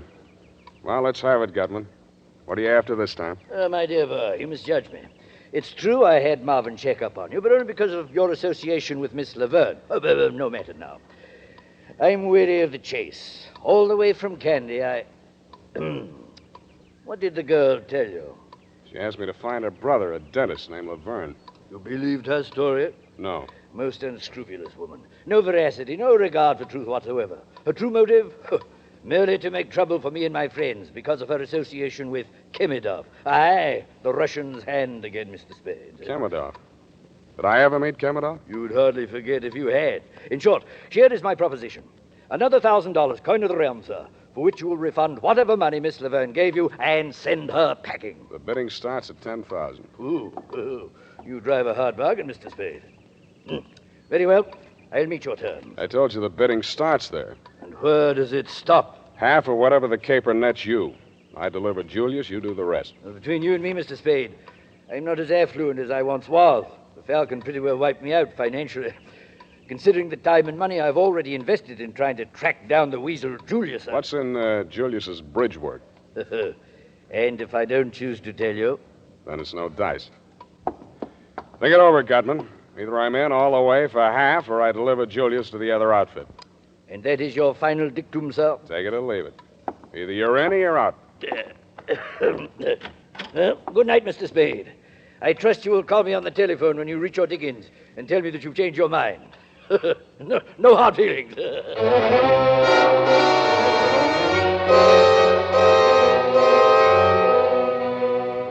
fog was clearing, and only a few white wisps of it were clinging to Twin Peaks when I walked home that morning. It was too late to worry about Hope.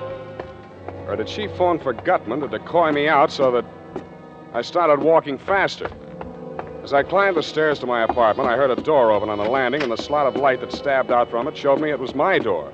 The light came from behind, whoever had opened it, and I couldn't see who it was at first, only that it was not Larry Laverne. I took the last flight 4 steps at a time. Hello, Sam. Dundee, what's happened? Come in and see for yourself.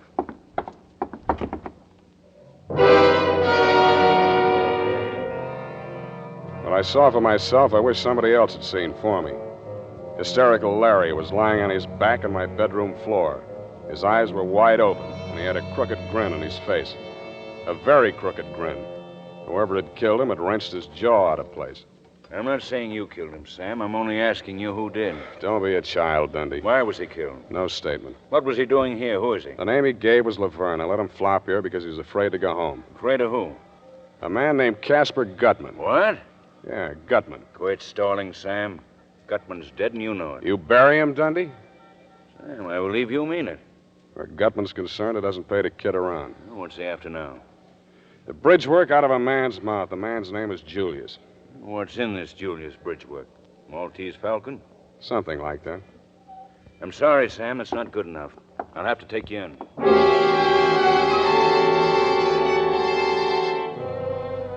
So you took me and you booked me.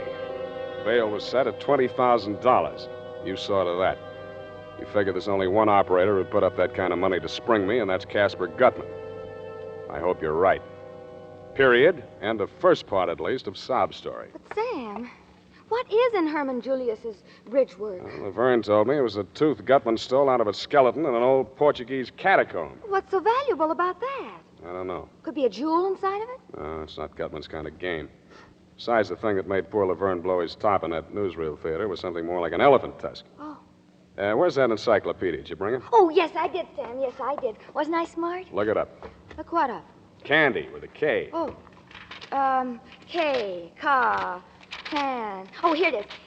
Candy. K, isn't that funny? City, capital of Central Province of Ceylon, located near the center of the island north. Spare me the geography. Well, the railroad from Colombo. Noted for its waterfalls and stuff. Yeah. That isn't. The city surrounds an artificial lake and is sacred to Buddhists for its temple of Maligawa, which enshrines the tooth of Buddha brought, according to legend... What? Let me see that. Don't grab. Let me see. It's sacred to Buddhists for its temple of Maligawa, which enshrines it. Effie. What's the matter, Sam? The tooth of Buddha. Sam, you don't think that's what's in Herman Julius's bridge work? If it was, Gutman would be after him. But how did he get to Portugal? If it did, Gutman's the man that could track it down. Sam, you sure of that? No, Angel. No. The only thing I am sure of is this. When the Maltese Falcon laid an egg, it hatched a flock of vultures, and they're all circling right around my head. Well, cheer up, Sam. You won't be in jail long. I'll bring you a cake with a file in it. Angel. No, devil's food.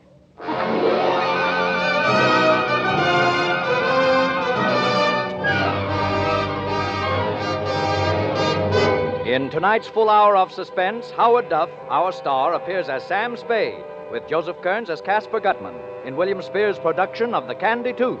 Tonight's study in Suspense.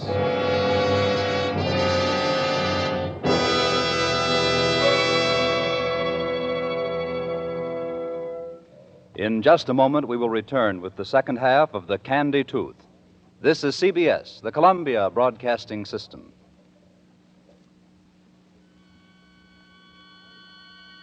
And now, back to our Hollywood soundstage and Robert Montgomery. At the point at which we interrupted Sam Spade's narrative just now, things were at a pretty pass. A pretty pass indeed. A pretty pass. Sam wound up with the body of the dentist, Larry Laverne, in his apartment. The girl, Hope, waiting for him in the bus station. Casper Gutman, the fat man, waiting for an answer to his ultimatum that Spade produce the tooth or else. Me in city prison under $20,000 bail, and the fabulous Candy Tooth still chumping on 2-bit hamburgers and the bridge work of a very elusive man named Herman Julius. Yes. And? Well, after I dictated my report to Effie on what had happened until then, she left, and I laid down to think. Lieutenant Dundee and I had agreed that I should spend the night on the pokey. He figured that the 20G bail would draw only one man to put up that much moolah to spring me, Casper Gutman. Along about 9 in the a.m., the turnkey unlocked the door of my cell. I followed him out to the desk. The $20,000 were there, but no sign of benefactor, benefactress, or Samaritan of any type. The bond was in my name. I signed my release and walked out. Across the street was parked a long black limousine with the curtains drawn. I started for it when a voice at my elbow checked me. George Senor Spade. Si. I'm Don Constantino de Braganza. His I who have put up the $20,000. Is that so? Well, thank you. Now, why? I desire a service. My card, senor. Dom Constantino. Wait a minute. You seem to know the name, eh? Yeah. For a guy who's been dead 500 years, you don't look too bad. Oh, thank you. You are referring, of course, to my illustrious ancestor, Dom Constantino, the first Portuguese viceroy of India, who indeed had been dead since the 16th century. It's on his behalf I speak to you now. What can I do for him? Restore the tooth which was wrenched from his skull by a pack of unspeakable ghouls who violated his tomb in Lisboa. You think they're in San Francisco? Let us not be naive, senor. The contemptible little dentist Laverne was killed in your apartment. Therefore, you must know the whereabouts of the other ghouls. I know so many ghouls, senor. You'll have to be more specific. I refer to a fat pig named C. Gutman and an odorous little camel named J. Cairo, and most especially to a woman of the female sex by name H. Laverne. You want them or the tooth? Both. Not one without the other. No, it'll take a little time. They haven't got the tooth. You know where it is? In the bridge work of a man named Julius. Oh. That then explains the dentist and the diabolical manner which they employed in smuggling the tooth out of Lisboa. Now, you go on home and you stay there until I call you, huh?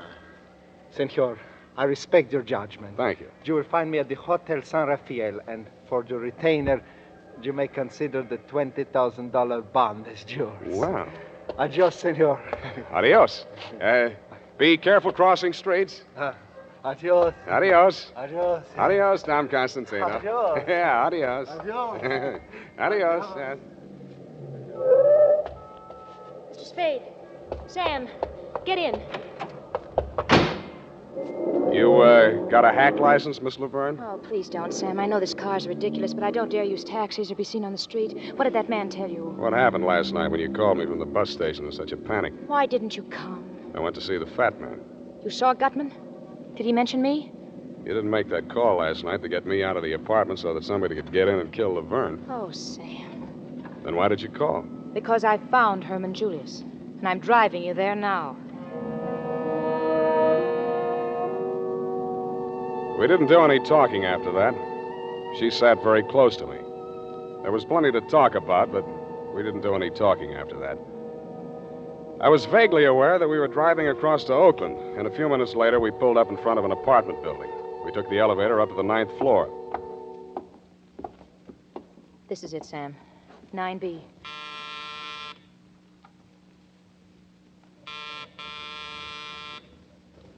Nobody home. Oh, he's in there, Sam. I know he is. Mr. Julius. Mr. Julius. Go away. There's no Julius here. Oh, that's his voice. Mr. Julius, I've got to talk to you. It's very important. If you don't open the door, I'll have to... I'd kill myself. I'd kill myself. He will, Sam. He will. You've got to stop him. Go away. Julius! Wait a minute. No. Wait, don't! No,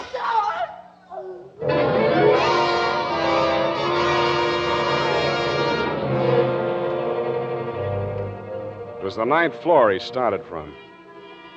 Poor, frightened little Herman Julius was dead on arrival. By the time we made it downstairs, the street was cluttered with cops. I grabbed Hope by the arm, hustled her around the corner to a rented limousine, and told her I'd call her later. My next stop was the fat man himself.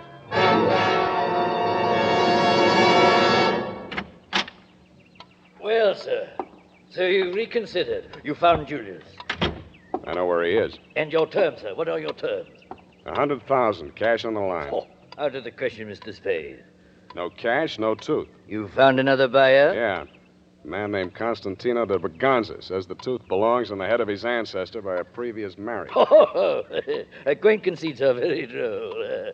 And what else did he say to you? Did he double any bid that you made on the tooth? My dear fellow, have you any inkling, any remote idea of the value of that tooth? No? Well, I'll tell you, sir. But let me warn you, if I tell you, and you do not then produce the tooth... Yeah, let's get on with it, Gutman. Yes, let's sit down, sir. How much do you know of the 16th century history of the Orient? About enough to fill that tooth with. Capital joke, sir. I shall give you a little more. Enough, say, to fill an elephant tusk. I'm listening. Well, sir, when the Portuguese invaded India in the 16th century and established the city of Goa, there were three main empires in the Orient, namely China, India, and Burma. And the rulers of all three empires sought to rule the world. Now, legend had it that in order to become lord of the world, a monarch had first to be the possessor of 7 gems. That's gems spelled with a J, sir. Yes, gems. This is no fantasy, I'm telling you, Mr. Spade. This is actual history. 7 gems. And what were those 7 gems? You tell me. The first 6 do not concern us, Mr. Spade. A golden wheel, a white elephant, all easy to come by for an Oriental monarch. But the 7th, Mr. Spade, the 7th. What was that, a tooth? The tooth, Mr. Spade, the tooth. The sacred tooth of the great Lord Buddha himself. That remained in the temple of Maligawa at Kandy, on the island of Ceylon. Now, many kings sent armies to capture it, but all were defeated by the fierce Brahmins who stood guard at the temple gates. And so, we come to the year 1552. It's about time. Now, in that year, the Portuguese viceroy, Dom Constantino de Braganza, landed near Jaffna with a force of 1,220 men and defeated the king's legions in a savage battle. He returned to Goa with his victorious army and the tooth, which he retained as his personal pride. It was not long before the Burmese king, Bainaung by name, sent an emissary to Dom Constantino, offering the modern equivalent of £1 million sterling as ransom for the tooth. How'd it get to Portugal? Oh, hear me out, sir. Hear me out. All right. Well, before the transaction could be consummated, the Portuguese archbishop called on Dom Constantino and, in the name of the Inquisition, demanded the tooth. After some delay, Dom Constantino, under threat of torture, delivered a tooth into the archbishop's hand, and that tooth was publicly destroyed. The archbishop grinding it into powder with mortar and pestle and scattering the residue upon a fire, that the tooth might be utterly consumed. Shortly after this, Dom Constantino's personal physician, after drawing a tooth, now mind you, a tooth, from the viceroy's head, died under very mysterious circumstances. We may safely infer that the substitute tooth which he drove into the viceroy's jawbone, after the primitive fashions of dentistry in those days, was the Kandy tooth, put there for safekeeping until Dom Constantino could resume negotiations with Bainaung's emissary. But before that could be accomplished, Dom Constantino was stricken with the plague, carried aboard ship, and home to Portugal, where he died. He was entombed with the Kandy tooth still in his head. Now, the manuscript which fell into the possession of the Russian Kemidov, and later into mine, but I shall not go into unnecessary detail, Of course not. was Dom Constantino's deathbed confession, proving beyond a shadow of a doubt that the real Kandy tooth had reposed for more than 4 centuries, not in the great temple at Kandy in Ceylon, but in a Portuguese tomb. Yeah, well, I think I can take it from there. You still haven't told me what my percentage is. Well, my dear boy, if your percentage were 1/10 of 1% of what can be realized on that tooth, you could retire to a life of sloth and luxury for the rest of your days. For the restoration of the true relic, there is no limit to what the Buddhist world could and would pay. Gifts and tribute paid to one temple alone exceed $11 million a year. Now, my boy, you begin to comprehend something of its value? I'll still settle for cash. Very well, then. $10,000. It's a deal. You understand, Mr. Spade. Now that you have my secret, the affair must be gotten over quickly, for good and all. If it is not, believe me, this time I shall not bargain with you for my life.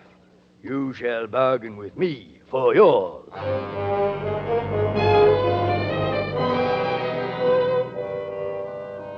After I left Gutman, I called you, Dundee, and found out by a clever ruse where Herman Julius's body had been sent.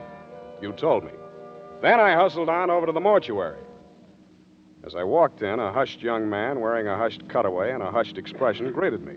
Good evening, sir. I'm Converse Etheridge. Can I be of service? Thank you. I've come to pay my last respects to an old friend. Can I be alone with him for a few minutes? His name? Julius. Herman Julius? Oh, yes. His widow is here, sir. Mrs. Julius. His widow, huh? Yes, she's inconsolable. Perhaps As a dear friend of the departed, you might give her words of comfort. Please go in. Thank you. A little woman in black was sobbing quietly to herself. She turned around when she heard me come in.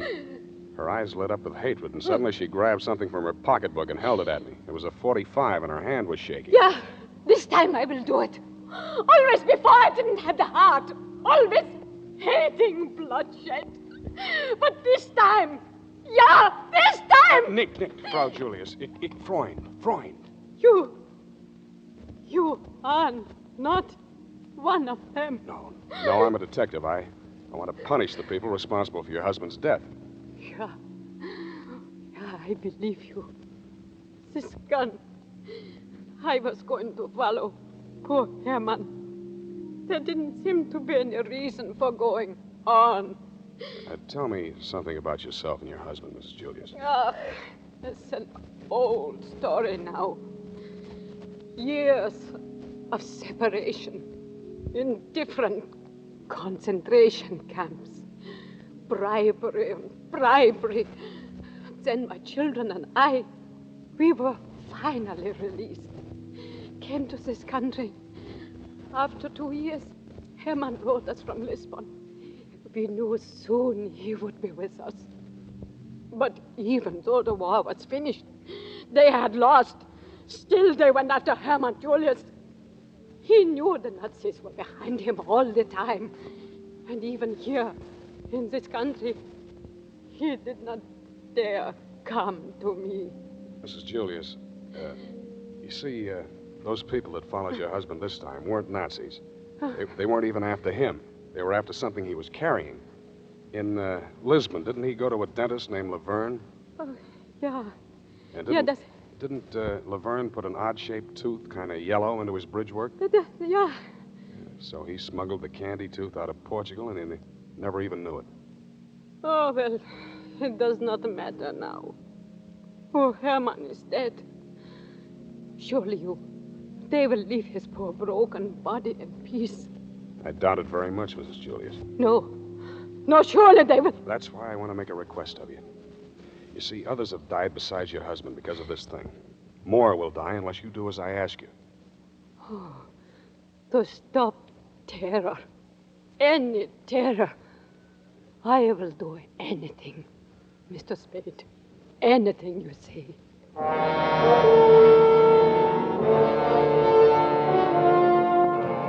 I told her what I wanted done, and she agreed to do it. Then I started on my part of it. I called Gutman at the St. Mark and told him 11 at my apartment. Then I called Dom Constantino at the San Rafael.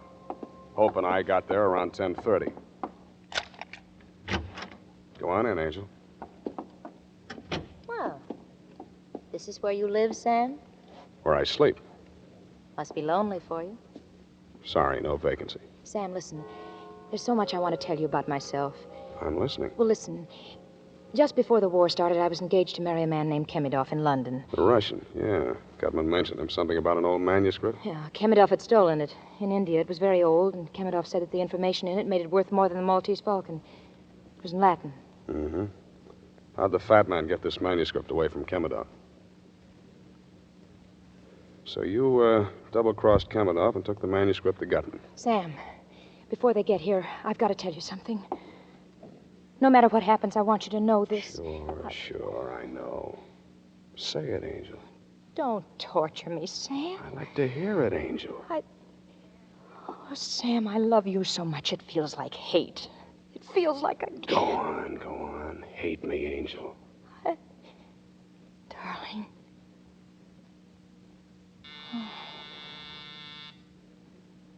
No. No, don't answer it, Sam. Relax, Angel. You'll be okay. Sam? Yeah? Only you, Sam. All I want out of... Only you. Just stay on third, Angel. I'll bat you home safe. You see, sir, I have a punctual man. Come on in, Gutman. Look, the same apartment, the same colors, everything the same. Yeah, the same rat race, Cairo. Hello, Marvin. Killed anybody since lunch? You want me to give it to you, Shamus? Oh, please, Marvin. No unpleasant talk. Mr. Gutman, please tell Marvin. In here, gentlemen. Yes, Marvin. Mr. Spade, I'm sure, regrets the unfortunate. Well, and what have we here? You all know the lady? You see, Mr. Gutman, you see, I told you. Now he's dealing with her. Oh, this is Shut up, you hear me? Shut up. Don't talk just like that. I'm jumpy. I don't feel good. I don't know what You shut up, too. Always fighting, violence, unpleasantness. I am getting too old for this. Now, Mr. Spade, to the business at hand. You have the tooth. I want some answers first. Did you have our dentist friend Laverne killed? No. Did Marvin kill Laverne? No. Cairo? No. Nobody killed Laverne. He died of old age. Have you asked the little lady there? Sam. I gotta ask you, baby. Oh, Sam, how could you? Answer me. No, Sam, you know I didn't. Well, it doesn't matter. I got my pigeon picked to take the fall. Oh, I don't feel so good. Now, Marvin, retain yourself. No violence. Well, sir, That's it. Sit still. I have a package from the Avalon mortuary for Mr. Spade. Oh, hello, sir. Yeah, let's have it. Mrs. Julia said to tell you... Yeah, thanks. Well, Gutman, this is it. This little package. The candy tooth. The tooth, at last. Give it me, sir. Give it me. Oh, Mr. Gutman, it's all over. We've got it. We've got it. We have. Come, sir, no more teasing. Put those fat lunch hooks down before I chop them off. I rather thought this wasn't all. What now, sir? I told you there was another bidder. And here he is. I would advise you not to reach for your gun, Mr. Spade. You're pointing that gun at the wrong belly. The fat man's inside. Mr. Gutman, Mr. Cairo, Dom Constantino de Braganza of Portugal. Portugal, indeed. It's the Russian. Kemidov. Do not be so formal, Hope, my darling. You may call Mr. Gavanovich. All right, let's get off the Kopeck. We're all here. You see, Mr. Spade, you are an unmitigated cad, sir. You all along this man was an imposter. That was the name he gave me. Well, what matter? There's enough for all. Watch yourself, Mujik. Mr. Spade, you'll please give me that package. Now, Marvin, now! They both had their guns into each other at once, practically. Kemidov fired first, but Marvin didn't fall. He spit out his chewing gum, then he squeezed the trigger of his .45. They both looked more surprised than anything else, but they were both very dead before they fell down. Marvin. Dead. As dead as Kemidov. Oh, well, it was worth it. You know, of course, it was he who killed Laverne. I told you I had my pigeon picked for the fall. By gad, man, you are a winner. Poor Marvin. He looks so dead. You can have the package now. Oh, yes. The tooth. He seized the package with his fat little fingers. They were trembling so he could hardly undo the strings. He tore the outer wrappings, exposed a small metal jar. He looked at me and wrenched the lid off it. Yes, he dumped the contents onto the table. The tooth, what is it? There's nothing here. Ashes, sir, ashes. That's it, Gutman, ashes. The tooth is there, along with the rest of Herman Julius. He was cremated this afternoon. Cremated? The tooth, it was cremated. No, it cannot be, no. But it is the truth. Oh, you idiot. Again you are the idiot. Why do I stay with him? Why? Well, come, Joe. Shall we stand here weeping and bemoaning a curious quirk of fate? Or shall we defy all fates? Were we not well underway to finding the Romanov scepter when this charming lady detoured us with her romantic notions? Come. What say you, Joel, eh? You mean we yes, go to... Yes, Joel, to Samak. Mr. Gutman, do not say it. He is listening. Yes, a wise precaution. Then we go, eh? Yes, Mr. Gutman, yes, we go. Adieu, Mr. Spade. Oh, sound. It's like the stage of the Old Vic at the final curtain of Hamlet. Alas, poor Marvin, I knew him well. Oh, well, many slip twixt the cup and the tooth.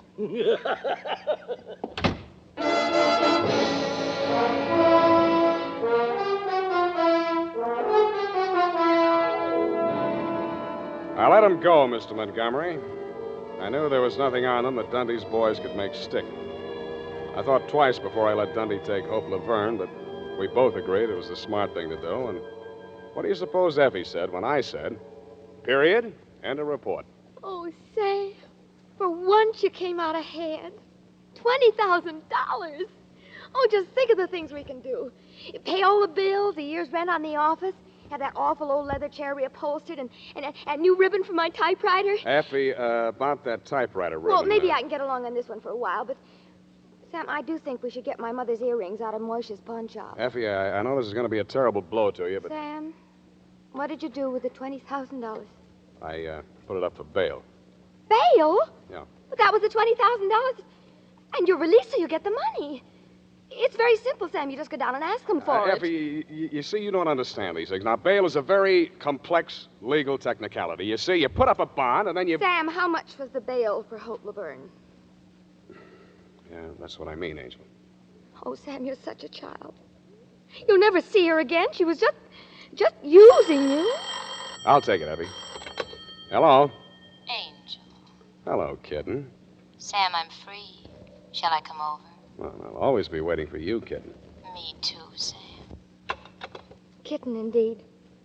C-A-T. Kitten. What's that, Angel? Oh, forget it, Sam. I just get Can't figure me out, eh, Angel? Well, I'll tell you. I've lived without faith, and I lived without charity, but I've just got to have... About here is where I say, oh, good night, Sam. Good night, sweetheart.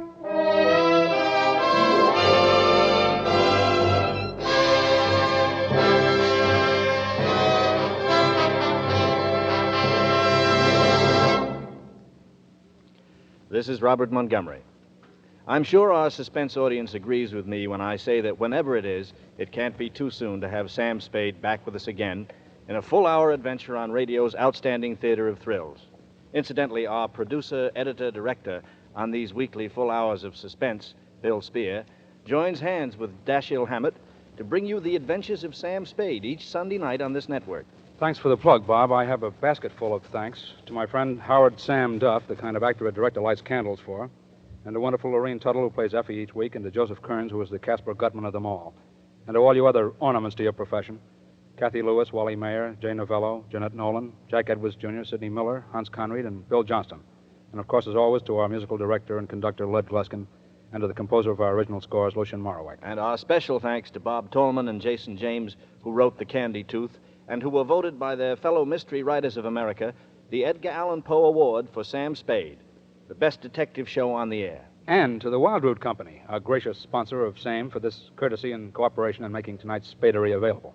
Now tell about next week, Bob. Next week, we will bring you another great American master of suspense, the author of The Postman Always Rings Twice and Double Indemnity, James M. Cain. It's a full hour of Mr. Cain's very wonderful novel, Love's Lovely Counterfeit. This is Robert Montgomery, who will welcome you once again next week to radio's outstanding theater of thrills, Suspense. Don't forget, next week at this same time, a full hour of... Suspense! This is CBS, the Columbia Broadcasting System.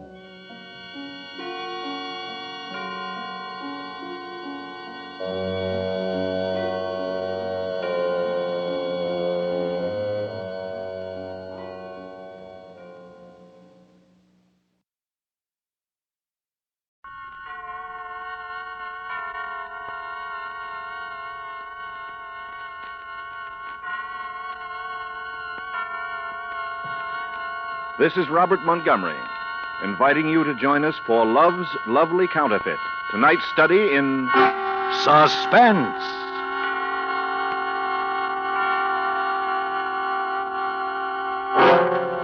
An hour of suspense.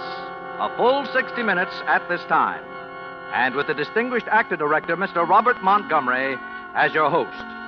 Tonight, our star, in one of his rare radio appearances, Mr. James Cagney. Our author guest, Mr. James M. Cain.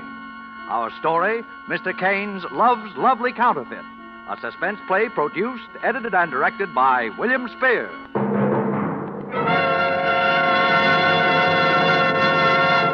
Mr. Montgomery.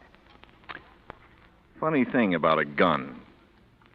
Nobody likes to have a gun pointed at him, and yet it gives you sort of a phony sense of power to hold one in your hand, to do the pointing.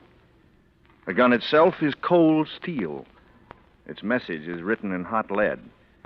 And the death it brings is cold again. I still don't know anyone who thinks a gun going off makes a pleasant sound. I suppose a lot depends on knowing why the guy who points it wants to fire it, and what kind of a gun it is. Guns have personalities. A fat blue revolver is a lot different character from the first slim rifle you get when you're a kid. You take a rifle like that, they look clean. They are clean. But did you ever take a good look at an automatic? A 45? Nothing healthy looking about those babies. Something very final about an automatic. They're for the tough boys. Probably you haven't known any tough boys personally, but you've read about them and heard about them.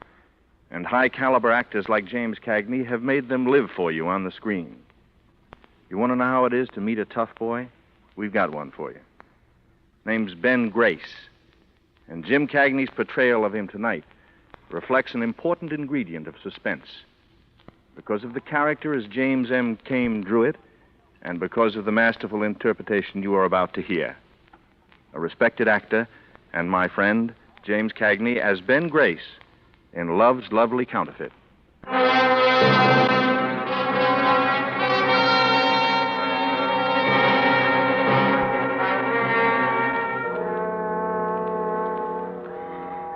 I'm writing this lying in a nice, clean bed with the sunlight coming in the window and nothing to do but look out at the people walking along the streets and the kids playing in the park. And any little thing I want, all I have to do is ask for it. To a lot of poor guys nowadays, that probably sounds like the softest spot in the world. But with me, there are a couple of slight disadvantages. I think you'll see what I mean. How I got here, and that begins when I went to work driving for Saul Casper. If you haven't been in Lake City, chances are you've never even heard of Saul Casper.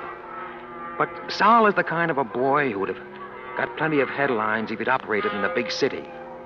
He had the bookies, dope, gambling, everything. And he owned the best commercial hotel in town as a front.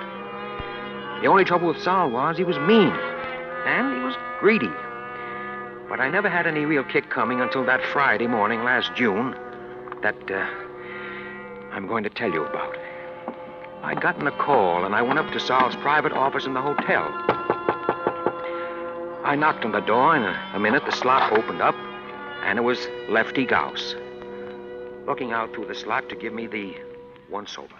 Oh, it's you, huh? Come on in. Saul here yet? No, not yet. He ought to be pretty soon, though. What's he got on his mind? I wouldn't know, Ben. This is supposed to be my day off. Well, I hope you didn't make any heavy dates. Oh, so you don't know a thing about it, huh? Not enough to tell you, Ben. Okay. Hey. Huh? What's that? Oh, that must be those poor suckers, the Citizens League, having a political parade. Yeah. Yeah, there they are. You can see them through the window, just coming into Main Street. Say, that must be Jansen, huh? The guy there running for mayor. Yeah, that's right. In the back seat of the big open Packard. Oh, who's the doll riding with him?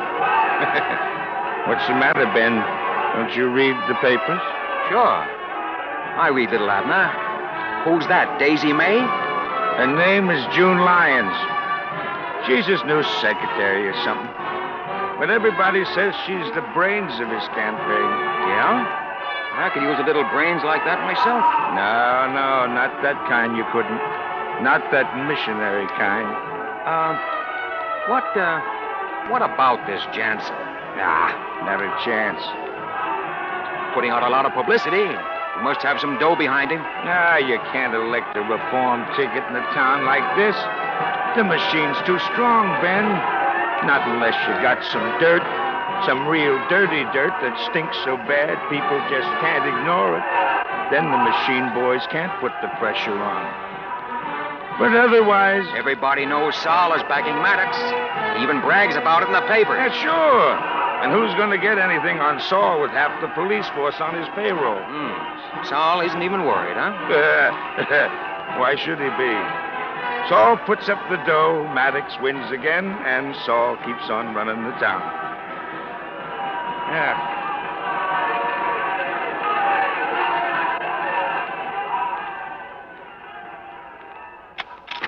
Well, that must be Saul now. Hi, Benny. How's muscle bound? How are those big, broad shoulders, eh? I have 'em built right into my suit. You ought to try that, Saul. Might make you look like a man. What's that crack supposed to mean? What's the matter, fellas? Can't you take a joke? Sure, I can take a joke. So can I. What you got on this afternoon, Benny? I guess you forgot. This is my day off. I said, what you got on this afternoon?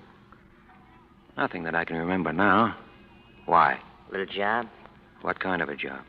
I got a tip some friends of mine may be in a little trouble. Something about a bank. Why don't you stick to the bookies and the gambling, Sal? You'll be safer. Listen, Benny, anytime you think you're big enough to run this business, just let me know. I'll be glad to work something out for you. What's the job? These kids are gonna crack the castle on First National just after closing time. It's loaded on Fridays. It ought to be a big haul. Yeah, they got a room here in this hotel, room 480. They'll be back here about 3:30. You see, I own this hotel, and I want you to go up and collect the room rent. I'm giving them pretty good protection, so I figure it'll come to about 20 grand. Yeah? Well, figure on getting somebody else to collect it. What? I said get somebody else. I don't like guns, and I don't like gonzels, and you know it. Listen, you punk. You think you're a big guy, don't you? A big guy with muscles. And I'm just a little guy. That's what you think, isn't it? Isn't it? But if you try to cross me, I'll have you crawling me on your hands and knees. Oh, when I get through with you, you'll beg me to use a gun on you. Because you're yellow. Aren't you? Aren't you? What's the room number? 480. Come on, Lefty. Okay.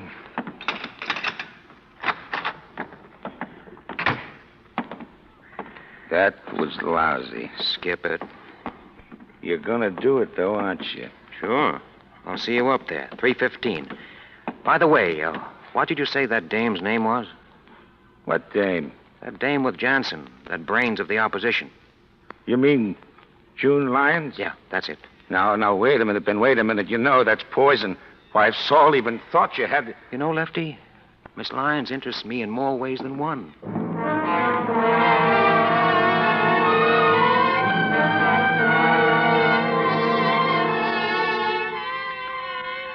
An election for mayor in a place like Lake City can be a pretty tight little situation, particularly if the town has been run for years by a mobster like Saul Casper. And I knew that with me working for Saul, playing around with the opposition wasn't exactly the healthiest pastime in the world. But when I saw that June Lyons doll that was running their campaign, there was something about her that gave me an idea. That's why I phoned her. And she said, okay. I met her at an intersection a little ways out from the main part of town. She described the car and given me the license number. And she drove up as though she had stopped for the light, just like I had told her.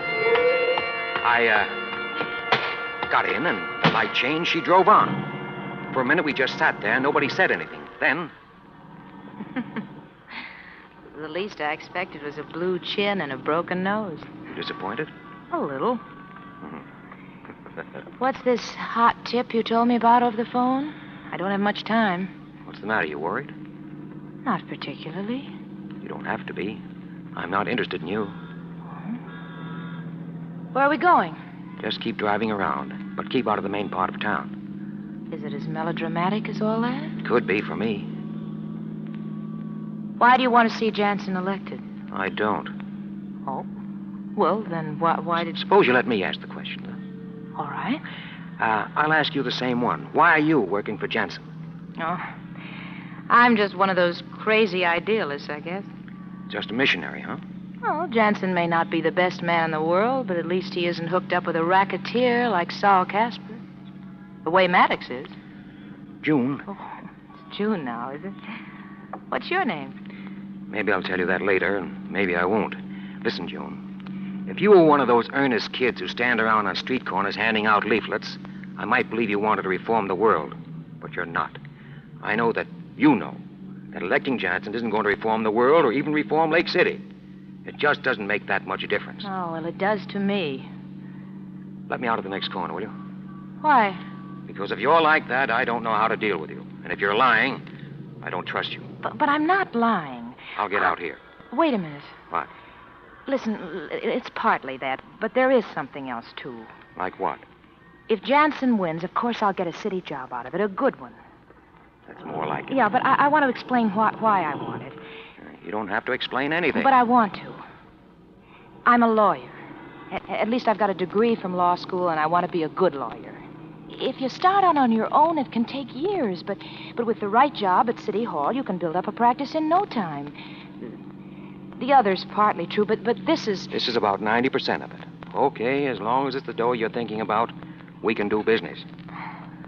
It isn't just money. I know. Now listen. If I give some dirt on Saul Casper that will send him up for 10 years or so, Johnson wins. Right? Well, if you can prove it. You're going to prove it. 3 punks from Chicago are sticking up the Castleton First National Bank at about 3 this afternoon. Saul Casper is hiding them out at his hotel, room 480. If there's any shooting at the bank and anybody gets killed, it'll be that much better. You will have him for accessory to murder. Have your people there at 4 o'clock. I'll take care of the rest. You must have been to college, too. What? To think up one like that. In the first place, who's going to arrest Saul Casper in Lake City? The second place, if we come out with this and it can't be proved, it's criminal libel. And that's all Jensen needs to really lose. So, what do you think? I think you're working for Maddox and Casper. That could be. But at least, I know my law. What law? The Castleton Bank is insured by the government. That makes the stick-up a federal rap. If you want the number of the FBI, I'll give it to you. Oh? As for the second place, have you ever heard of a guy named Ben Grace? Ben Grace? He's one of Saul Casper's gang, isn't he? That's right. Here's my driver's license with a picture on it. Yeah. Not a very good one, but there is a resemblance.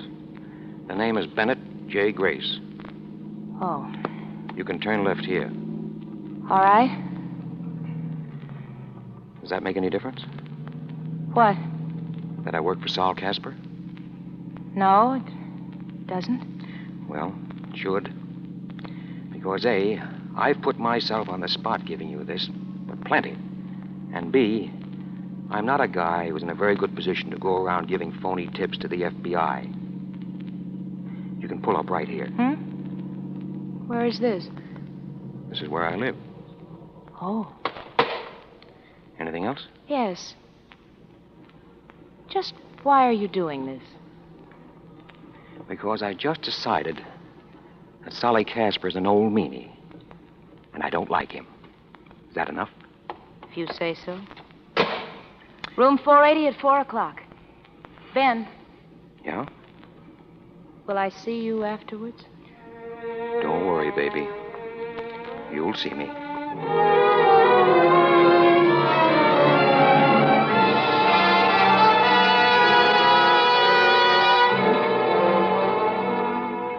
I was back at the hotel by 3:15. Things were going pretty good. The one thing I was afraid of, that she'd want to call in the Federals before the stick-up, she never even mentioned. I knew she was my kind the minute she began to talk about the dough. When I got up to room 480, Lefty was already there, lying on the bed, reading the paper. Oh, hello, Ben. How you be? So this is room 480, Looks just like room 481. How are you, Lefty? Okay, sit down. Want a bottle of beer? Nope.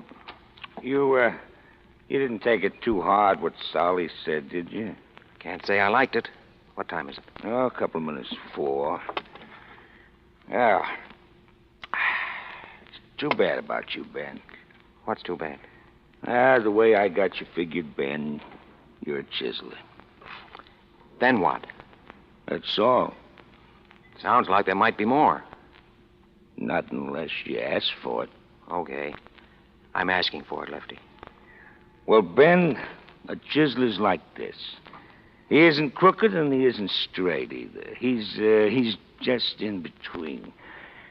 But above all, he doesn't like trouble. Maybe he's just smart. I don't say he isn't. Oh, he'll always make pretty good dough, and he'll die in a nice, clean bed with a doctor's certificate instead of a coroner's. But he'll never be a big operator. No? No. A big operator, he runs it or he doesn't operate. And that means he doesn't mind a little trouble once in a while. I guess that's right. And that's too bad, Ben, 'cause you got brains. Now, me, well, I'm different. How's that? 'Cause I don't mind the trouble, but I don't have the brains. Oh, I wouldn't. Who told you that? I know. 10 years in stir off and on didn't help any. And I didn't have much to begin with.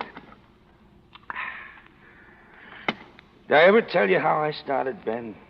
No. Ben, I was a preacher. A what? Do you expect me to... Yes, a preacher, so help me I was. By rights, I still am. Look, here, I got the license right here in my wallet. Yeah, it was one of those hillbilly outfits.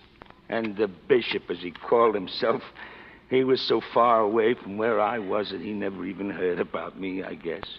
Anyway, he never canceled the license.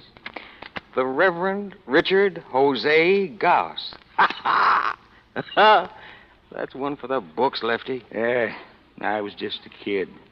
But I got hooked up with one of those big-time evangelists. And if I stuck with it, I could have hit the big time myself. And there's plenty of dough in that racket.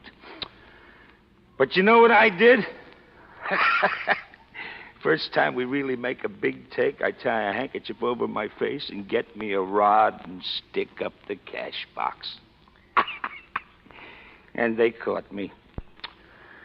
Yeah, that's how I know I haven't got the brains. I wouldn't let it worry you, Lefty. That's not what's worrying me now, Ben. What is? What is? What's going to be happening in here in a couple of minutes. You ever sat in on a divvy before, Ben? No. And I wouldn't be now, except for the manpower shortage. These are 3 wild kids, Ben. Chances are they'll be coked to the ears and slobbering at the mouth with being half scared to death and half crazy with excitement, thinking how much dough they got and what big-shot public enemies they are. And we, you and I, we got to walk up and take 20 grand away from them. All right, they know that. Yeah, knowing it's one thing, kicking in with it's another. And suppose Solly's double-crossed us. How?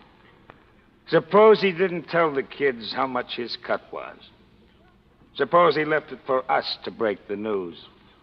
They just come from maybe killing a couple of people for 40 grand. Maybe they just as soon kill a couple of more to keep the 20. Maybe. So now we're going to find out. Come on, Marty. Get him in here. Sure, okay. Johnny, don't leave me, will you, Johnny? All right, get him over to the... Who are you? I'm the man that collects the room rent. Yeah? Stick him up. Frisk him, Marty. Okay, Johnny. I don't need a rod to handle punks like you.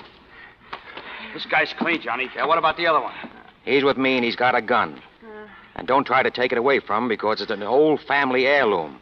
And he's very fond of it. Yeah? Oh, yeah? Okay, stop acting like something you've seen in the movies and put that cannon away. You might drop it and break somebody's foot. What's the matter with your pal here? He got shot. Anybody else? No, the guard shot him when we were pulling out. Better get him over on the bed. Johnny, we're going too fast, Johnny. We're going too fast. He's out of his head. Yeah. Did you get the dough? Did we get the dough? Look at this, wise guy. 40 grand, maybe more. Look at it. Touch it. Taste it. Smell it. What about it, sucker? Did you ever see so much dough before in your life? Sure. I work in the mint. Do you know how much this room is costing you? How much? 20 grand. 20 grand? That's right. I'll be back after a while to collect it. What are you going to do with your pal there with the holes in him? I don't know. Johnny. You know that's bad, don't you? Why? The kid's out of his head already. Suppose he makes trouble, starts screaming or something. Well, you got doctors, haven't you? Sure. But that kind of a doctor, that's one more guy that'll have to get a cut. Pretty soon you guys won't have anything left but small change. Yeah, that's what you think. But of course, maybe the kid'll die. Yeah? And then what do we do? That's even worse. Johnny. Oh, no. That'd be easy. Then we just take him out of here at night and dump him someplace. Oh. And if the kid was to die, that would be one less guy who had to get a cut. Wouldn't it? Huh? Yeah. Well, come on, Lefty. Okay. We'll be seeing you. Yeah. I hope you know what you're doing, Ben. I don't know. What do you think? I think so. Come on, I got the room next door. You know you're just as good as signed that kid's death warrant, don't you? That's right. The other two will knock him off now before we got time to get the... Johnny. Listen. Johnny, no! They did it. Yeah. Maybe we better call Sal, huh? I hope you know what you're doing. Order, please. Give me Mr. Casper's room. You sure he's dead? Yeah? Gotta be. Who's this? Sal? Yeah, who's this? Ben.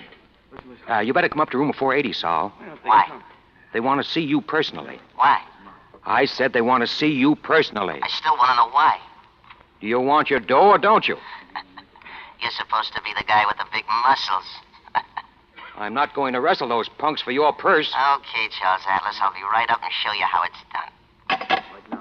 You'll be right up. Then what? What do you mean, then what? Well, don't get nervous. Ben. Yeah. If you got any little plans, you know I'm all for 'em, don't you? Sure. And you know I hope they come off, don't you? Sure. But if they don't come off, you know where I stand on that, too, don't you? I know. You stand right behind me with a gun on my back. Just so you know, Ben. I can see how you'd have made a preacher. Lefty, you've got a terrible streak of honesty in you. Just so you know. What's going on here?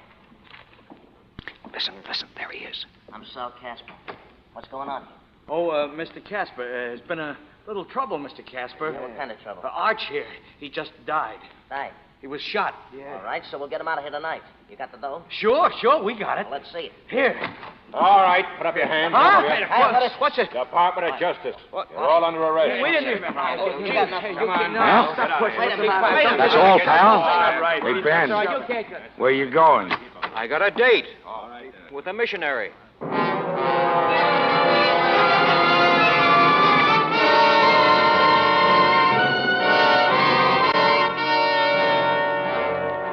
In tonight's full hour of suspense, James Cagney is our star. Mr. Cagney appears as Ben Grace, with Kathy Lewis as June Lyons and Wally Mayer as Lefty Gauss, in William Spears' production of Love's Lovely Counterfeit, tonight's study in suspense.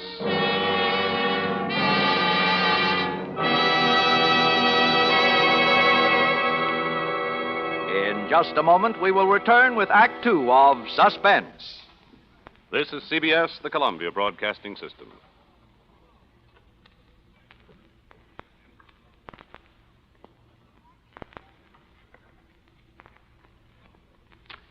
This is Robert Montgomery again. When such incompatible words as lovely and counterfeit found themselves together in the title of tonight's story by James Cain, they said a lot, not only about the story, but about the man, Ben Grace, as well. Elements of both words crowded through him. On the one side, for example, was his dislike for meanness and greed, and on the other side, something forged, fictitious, false. That was a smooth operation he pulled, and he was going to get even smoother as he went along. But it never got Ben Grace anything but trouble, because the smoother he got, the further he got away from the true Ben Grace. A real lost guy, trying to find north. And maybe for him, June Lyons could be north. But Ben wouldn't stop long enough to take a reading. As James Cain described them in the novel, whatever it was June needed in life, Ben had it for her. And when she was with him and she acted with that complete abandon of a novice having her first drink, constantly he watched her.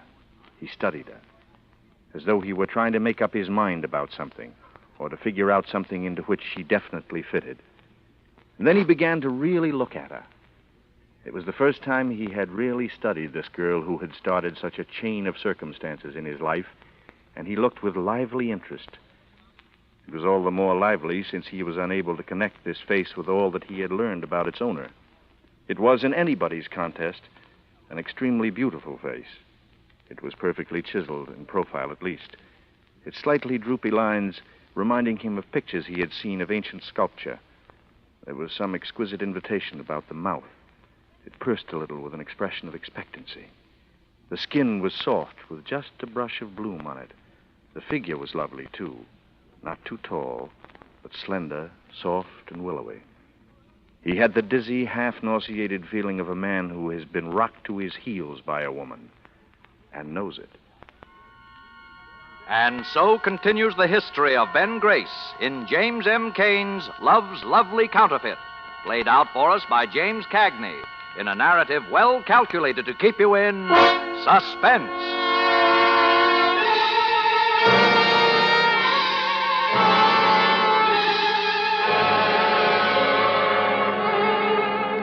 After that, the action moved along just the way I'd seen the play in my mind. Sal might have had a 6-2 and even chance beating the rap of having the T-loaded kids in the hotel. But when the guns were checked against the wounds in the stiff, the beef was murder. And that was one beef Sal couldn't square. Jansen walked into the city hall on a red plush carpet, and June, she got the job she was after. Jansen's first day in the driver's seat was celebrated with a cocktail party at June's house. All the loyal party workers were invited to receive the thanks of His Honor. I called June on the phone when I heard about it. She hemmed and hawed around a little, and then she finally asked me if I'd like to come. Didn't seem too anxious, but I wasn't going to miss this chance to meet the mayor. She told me I could bring a friend if I liked. I said I would. I suddenly realized that I didn't have any friends. I brought Lefty. It was a corny house, a depressing pile of wood and stucco with 4 tired walls leaning in against the sagging roof for support. June was nervous when she saw me. I introduced her to Lefty. Well, how do you do? I'm glad you could come. Well, how you been? Had a nice house. Thank you. You know everyone here, Ben? Everyone I want to know. Well, there's a bar in the alcove over there. You got any beer? All you can drink, Mr. Goss. You want to make book? Ben, you'll excuse me while I speak. Oh, sure. You just go right ahead and host us like crazy. I'll just drift around. Thank you, Ben. I'll see you later. Class, Ben. Real class. Educated, too. That she is, Lefty. That she is. Well, how about the suds, Benny? Then we'll go pay our respects to His Honor. How do you do? I'm Mrs. Lyons, June's aunt. How do you do, Mrs. Lyons? My name is Grace. This is Mr. Gauss. I'm so glad you're here, Mr. Your name is Gauss. Lefty Gauss. Oh, I'm sorry. I don't hear very well. Oh, excuse me. You'll find me in the suds, Ben. Excuse me. Have you met Mr. Jansen yet? No, I'm looking forward to that. Oh, he's a wonderful man. Just a wonderful man. Nice and settled and with a wonderful future. Don't you think so? I think I'll be able to tell more about his future after I've talked to him. Exactly. My very words to June. I can see things like that. I beg your pardon? Then you agree with me? Oh, of course you do. You look like a very intelligent young man. Mrs. Lyons, you don't make much sense. Exactly what I've been telling Junie. But she just says, oh, be quiet. Oh, for heaven's sake, Auntie, be quiet. I can understand that. Oh, if you really would encourage her, Mr. Grace. You see, she never tells me a thing. Never. Thinks I'm dumb. Treats me as though I don't have good sense. But I see things, I can tell you. Why, he's so crazy about her that all she'd have to do is lift her little finger to marry him. Just her little finger. Marry? Marry who? Yes, and it would be such a fine match for Junie. Mrs. Olaf Jansen, wife of the mayor. Oh, goodness, I get dizzy when I just think of it. Yeah. And I know what you mean there, too. There, it's... Oh, Mr. Mayor, Mr. Jansen. Well, how are you, Mrs. Lyons? Mr. Jansen, this is Mr... The name is Grace. Ben Grace. Ben Grace, eh? That's right, Your Honor.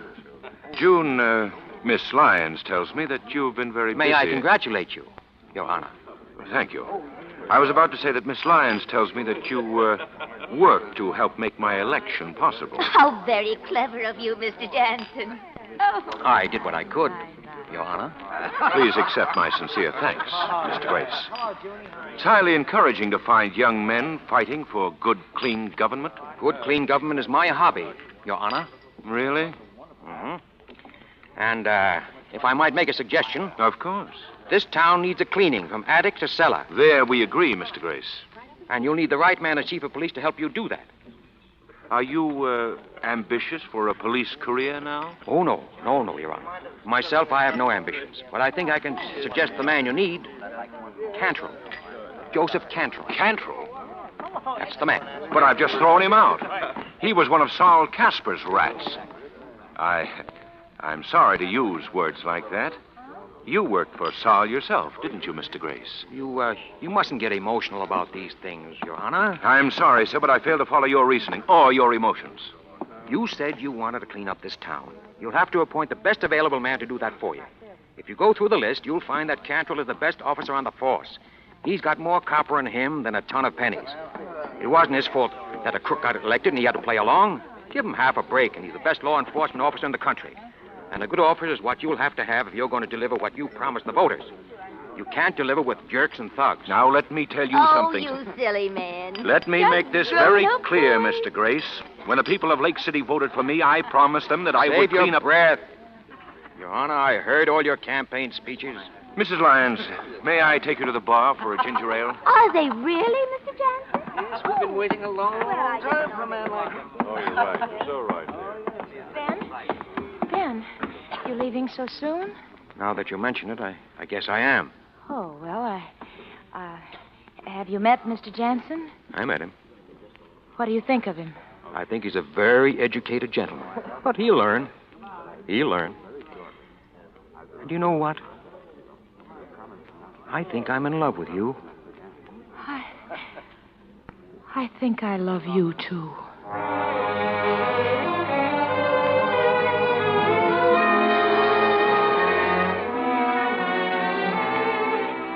For the next couple of weeks while Casper was waiting trial, I let everything coast. Everything, that is, but June. There I kept the motor running. And finally the night arrived when it was time for me to step on the gas.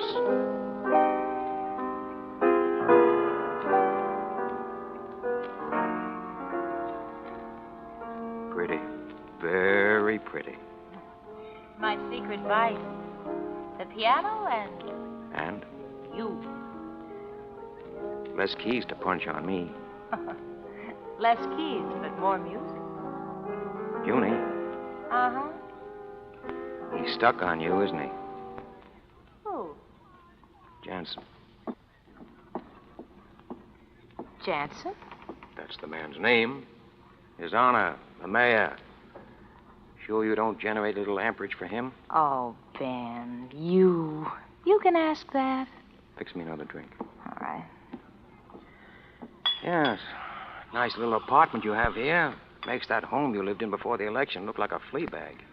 Well, I earn a little better, I live a little better. Sure.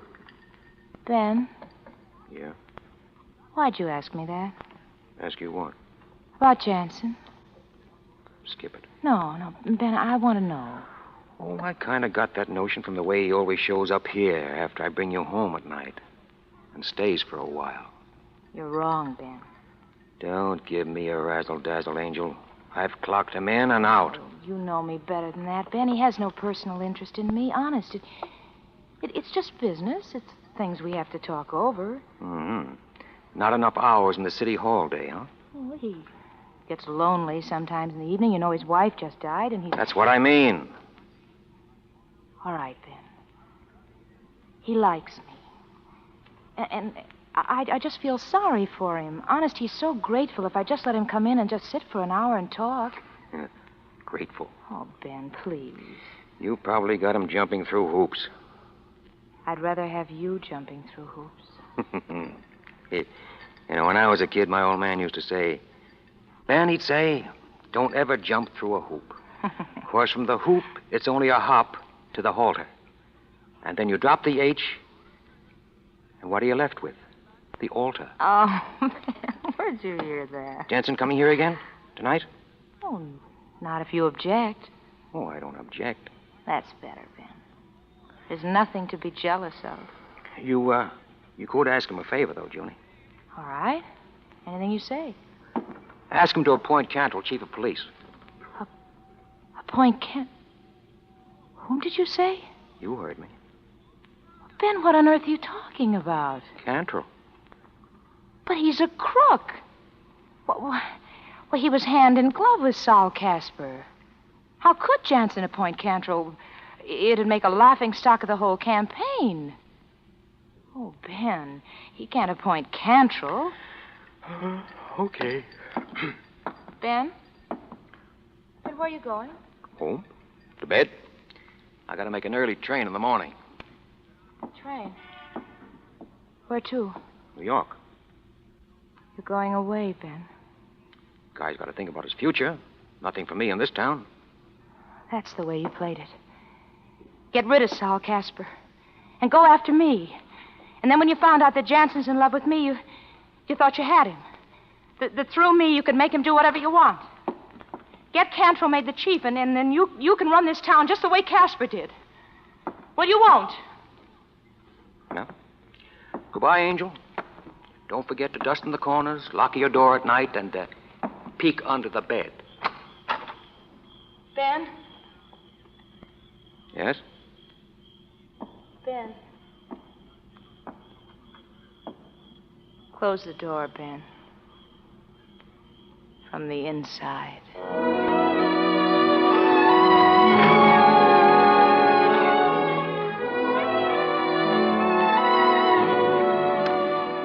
It was a question of who would break first, June or Ben Grace.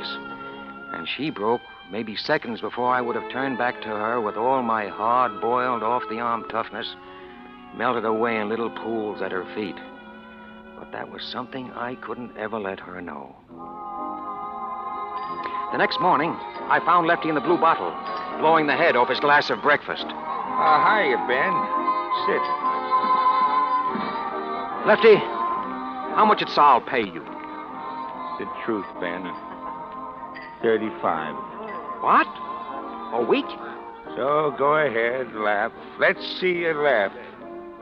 For all I did, gambling my neck every other day, 35 a week. And I took it. Hey, that's the funny part. I took it. You can start tomorrow at 50. Who for?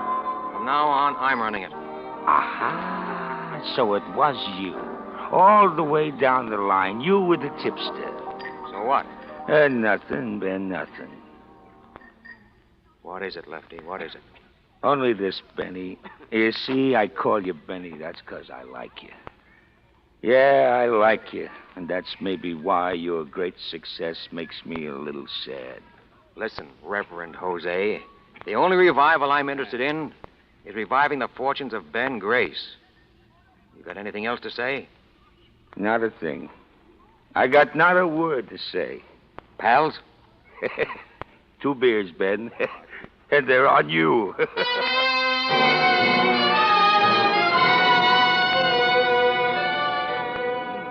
So I took over where Sol Casper dropped out.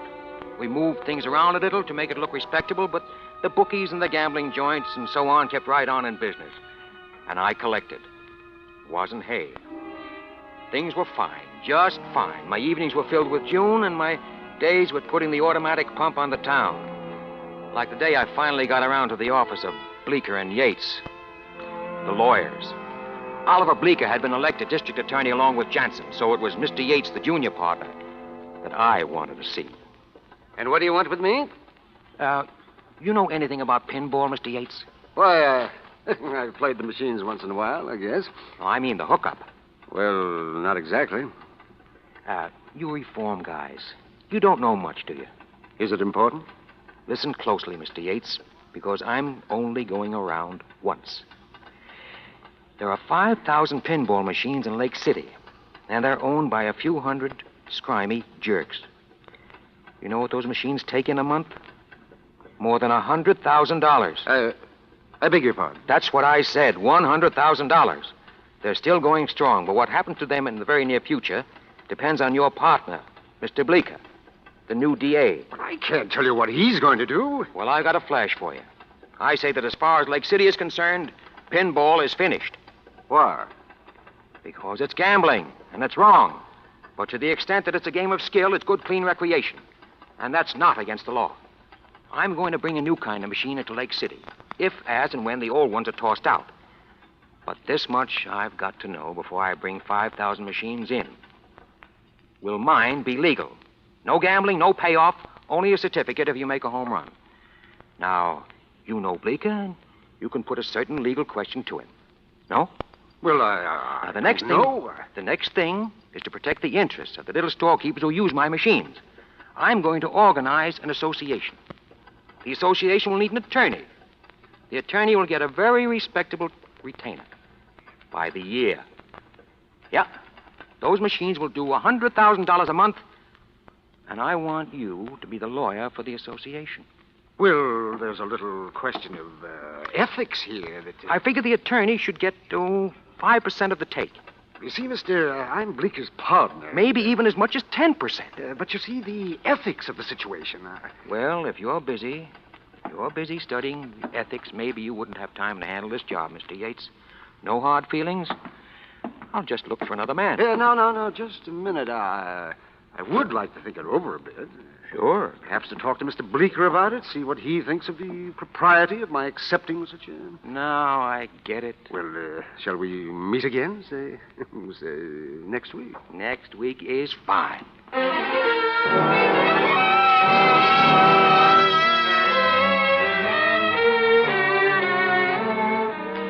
And next week was fine.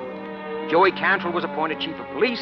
The DA listened to the legal advice of his partner, Mr. Yates, and decided it was for the good of the community to yank all those horrid, nasty pinball machines and save the citizens from the temptations of gambling. Chief Cantrell's first official job was to supervise the smashing of the machines which had been condemned. I went around to see how he was getting on before he could smash too many. Okay, drive that load around the other side. We're up the hips and kill ball machines here. Okay, Chief. Come on, you monkeys. Lay those hammers into those machines. And don't forget, if any nickels roll out, they belong to the city. Okay. May I have a word with you, Chief Cantrell? Huh? Oh, well. What's new, Ben? Say, tell him to hold up a minute, will you? Huh? Tell him. Oh, yeah. Hey, you guys, quit it, will you? Hold up there, will you? There's too much noise. Come on, hold up the condemnation of those machines a minute. Okay. Joe, you ever been abroad? No. Neither have I. But I have been to Mexico. Mexico? South of the Rio Grande. Juarez, across the river from El Paso. Well, when I came back, I thought I'd bring in some perfume. Yeah. So what? So, this. On some of that perfume, they got a rule that the customs officer has to destroy the label before it's brought in. You got that? Still listening. You know how he destroyed it? No, but I'm dying to hear. He drew a blue pencil across it. He made one blue mark, and that legally destroyed it.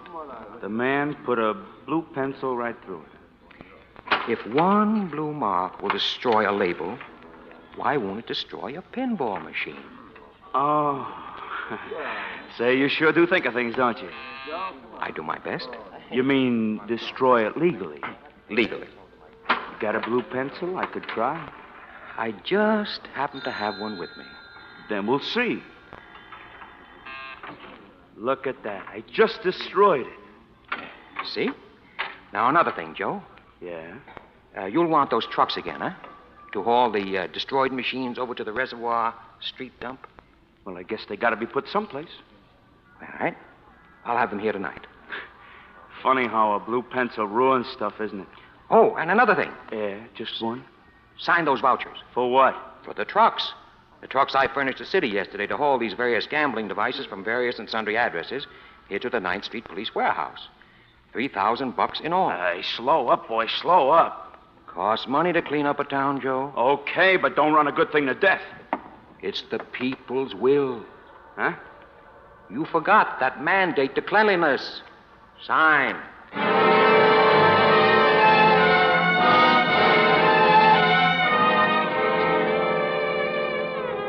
And that's the way it went. And with a little remodeling, those pinball machines were back at their old stands. But now they were working for Ben Grace. Yep. Whatever I touched turned green, with pictures of presidents on it. Things were going so good, I started to worry. But I knew that the real worry was going to be June. I knew she was going to spring it on me sooner or later, and it was. It was last night when I was out at her new place that she decided to get it off her chest. Ben. Yeah?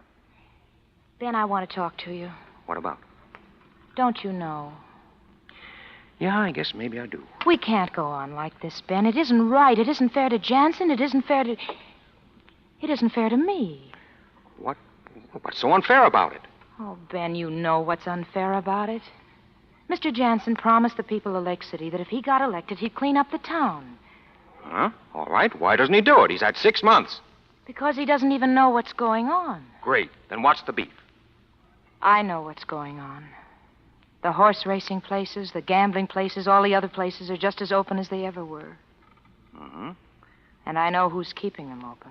Of course you do. I am. Listen, honey, if I wasn't bossing the organization, someone else would be. People like to bet. People like to gamble. Oh, Ben, don't you see? I'm a city official. I have an obligation to the people of this community, to the people who elected Jansen because they believe that he'd... Still a missionary, huh?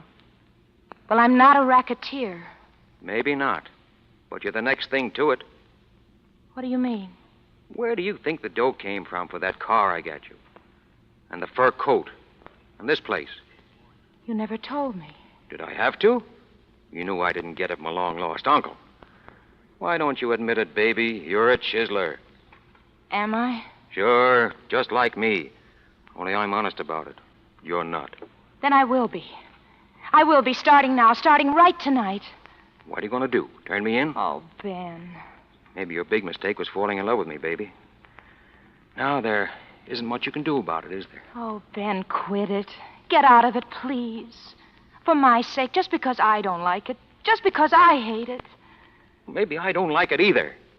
It's all I know how to do. Ben, what was... Hiya, Benny. So, Surprise? kind of. Did you break out? Yeah. Yeah, just to see you, Benny. Put up your hands. You know I never carry a rod. Yeah, maybe you sort of wish you did now, huh? Muscles? Not that you have a chance to use it. What are you going to do? I'm going to kill your boyfriend, sweetheart. No. When I've done that, I think I'll think of something real nice to do to you. Ben? You sit right there where you are, sweetheart. Benny, you start backing up to that door, slow. It's a bathroom, isn't it? Yeah. Yeah. I think I'll kill you in the bathtub, Benny. That way it'll be nice and quiet, and there won't be so much mess. Now reach behind you real careful and open the door. And when I tell you to start backing in, you back in. All right. Start backing.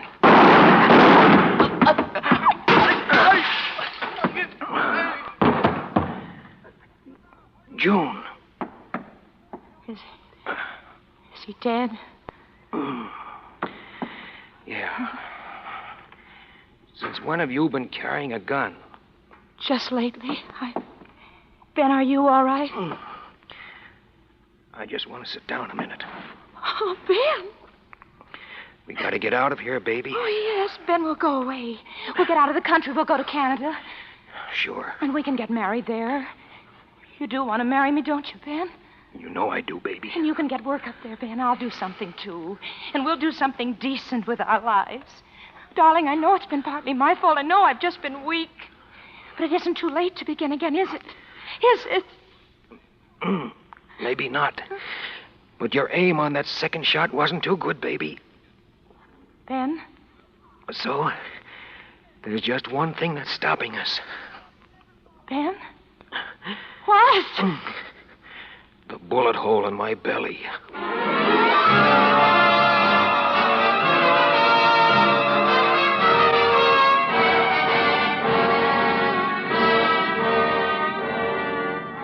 So that's how I came to wake up in this nice, clean bed with nothing to do but look out the window at the kids playing in the park. It's a hospital. And there was a big cop here with me, with his chair tilted up against the wall, reading the paper. Hey, Flatfoot. Why, hello, Big Shot. You've been in the land of Nod, haven't you? What are you doing here? Reading the funny papers? Can't you tell? Why can't you read them at home? Because there's been a little thing that we policemen call murder, Big Shot. And you're what we call a material witness. Where's June? June Lyons. She's in a nice, cozy cell, Big Shot.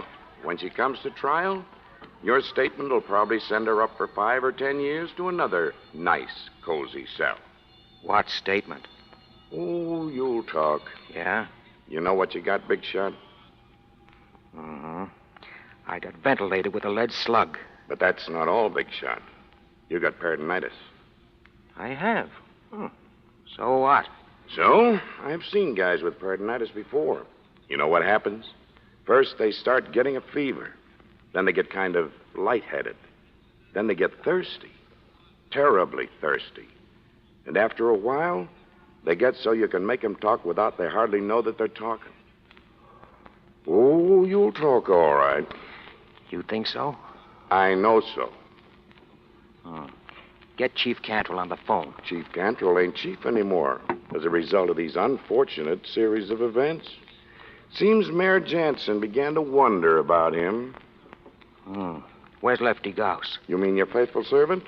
Right outside. Can I talk to him? Alone? Sure. Why not?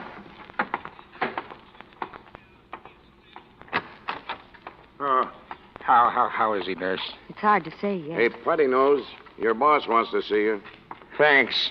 You funny fella. How you, Benny? How you feeling? Not too good. Well, it just goes to show you, don't it? They're all alike.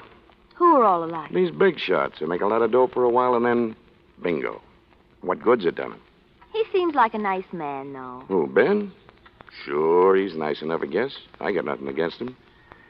I just say it's a sucker's racket, that's all. Me, I want to live to be a grandfather. Oh, a grandfather. You got to start by being a father, you know. I know. My daddy told me all about that just the other day. Well, I'm going back in. Have you got it all, Lefty? Hello, Flatfoot. What do you have now, Big Shot? You say the DA wants me to talk, huh? Maybe he was just pretending. Well, suppose I had some conditions. Like what? Oh, like I only talk in the apartment where it happened. June Lyons' apartment, and June Lyons has got to be there. And Lefty here, too, to back up some things that I might say. That might be arranged? Fine. Now, you think the DA might forget a couple of those little things he's been holding against me if I talk? That'd be the general idea. All right. You can close the door as you go out, and tell the DA to be around in about an hour. I'll talk.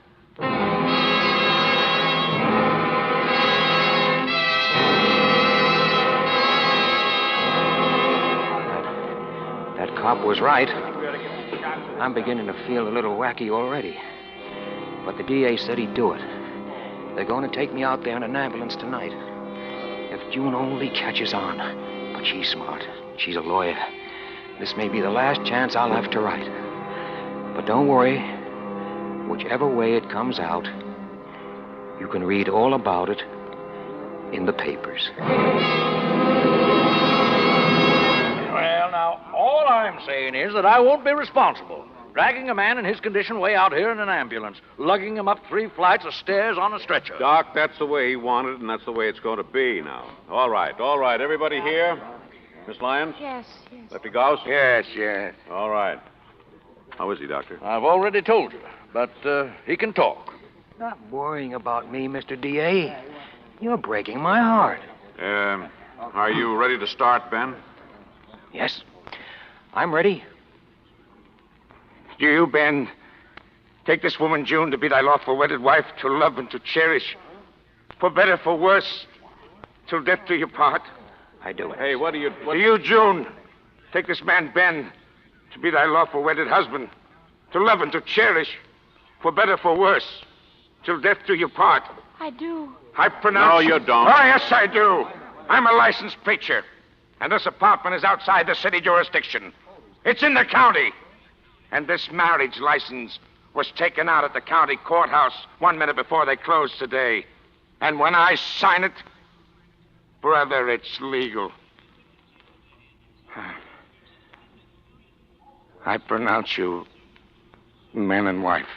I suppose you've heard that a man can't testify against his wife, Mr. DA. Yeah, I know.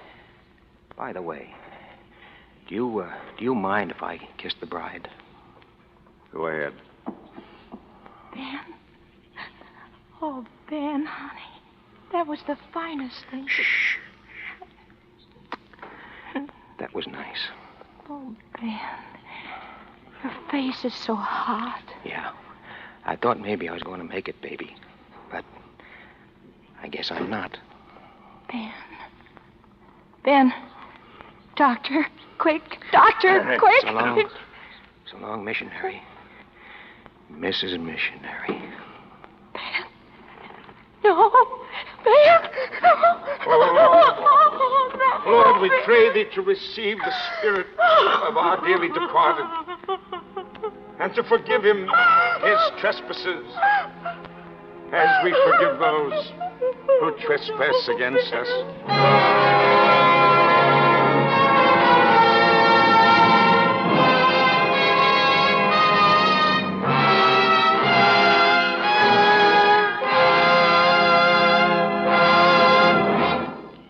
Suspense! Mr. Montgomery. I'm sure you'll agree with me when I say that it has been completely wonderful to hear a performance like the one we've just heard. I say, like the one we've just heard, but that's a futile phrase, because there's no one like Jim Cagney. For the benefit of latecomers, our star tonight on Suspense was the one and only Mr. Cagney. Our deepest appreciation, Jim. Thank you, Bob. It's a great part. I enjoyed doing it. Which brings us properly and with gratitude to the author who conceived it, Mr. James M. Cain, who does us further honor by appearing here with us now. And who wishes he had a fresh choice of superlatives handy, Bob. Briefly, I thought it was excellent. Of course, it isn't exactly startling to learn all over again that Jim Cagney is a splendid dramatic actor. You know, Bob, I can tell you what I think is the particular element that makes Cain the most powerful writer of true suspense fiction in America. You interest me, Jim. He's always got a man and a woman. Aha.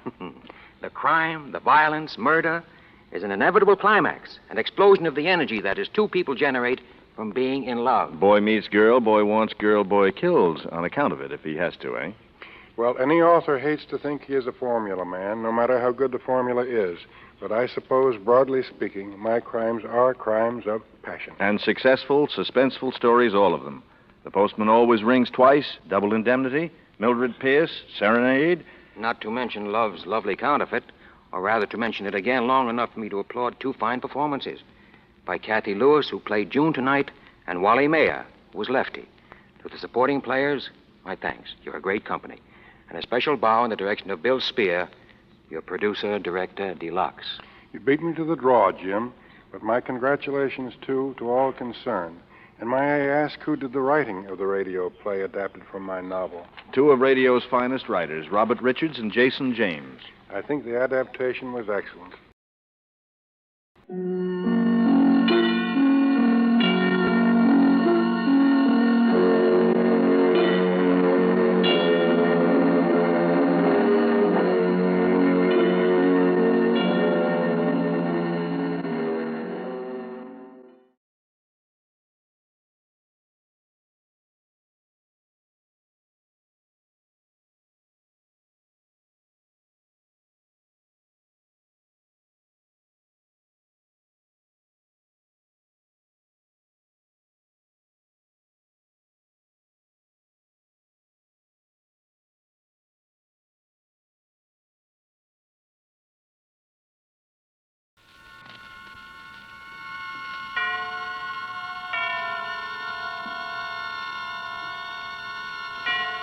This is Robert Montgomery, inviting you to join us for the story of a woman named Eve. Tonight's study in Suspense.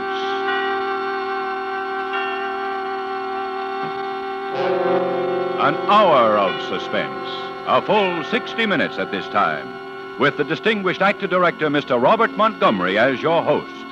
Tonight, our star is Miss June Havoc.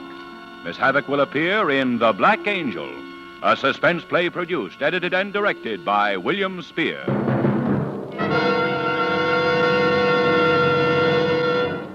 Mr. Montgomery, I believe an apple is honest. Until a couple of days ago, I don't suppose I'd given an apple a solid thought in months. But it was a warm afternoon, and the striped awning over the fruit stand offered shade. And besides, I found myself staring at the apples. All lined up they were, in nice, even rows, shiny and round and red. They were supposed to tempt me, and they did. The first thing you know, I picked one out and shined it up. And then I looked at it close. For the first time, I think I understood why an artist ever set up an easel in front of an apple and painted it. It's really very beautiful, a good apple is. The way the red dissolves into the yellow. It's warm. It's full of promise. I bit into it, and then I got to thinking. That coloring, I thought, is just a come-on. A private sales promotion to make you want it. As a matter of fact, an apple does its advertising in an extremely honest fashion. Mind you, I'm not selling apples, but even a bad apple says, here's a blemish, a spot, a fault. If you take me, you take the bad of me with the good. And don't say I didn't warn you. So you can take an apple on its face value. And that's what I was doing. But as I ate it, I found myself wishing that all of nature's products were as frank and open. You choose a friend, a sweetheart. The come-on, the sales campaign, the covering, maybe it lives up to its promise and maybe it doesn't. With an apple, you can tell. So the one I was munching on set me to thinking about apples and people, about the confusion that arose when the first apple and the first human being got together. The forbidden fruit and the woman, Eve. That name reminded me of the only Eve I ever knew very much about, Eve Jeremy.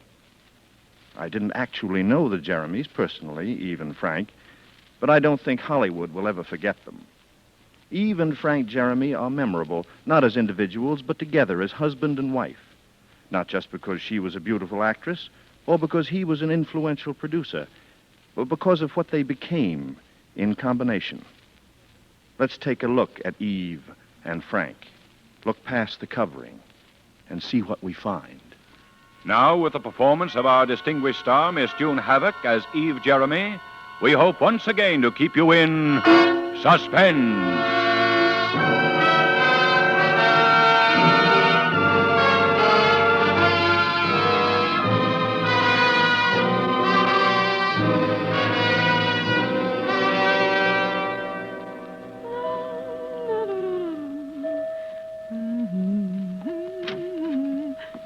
Frank? Is that you, Frank? Well, darling, we'd better get a move on. You know how Azadia is about her sit-down dinners. It's after 7 now, and it'll... Oh, Frank, you're not even dressed. I can't go, baby. Oh, for heaven's sake.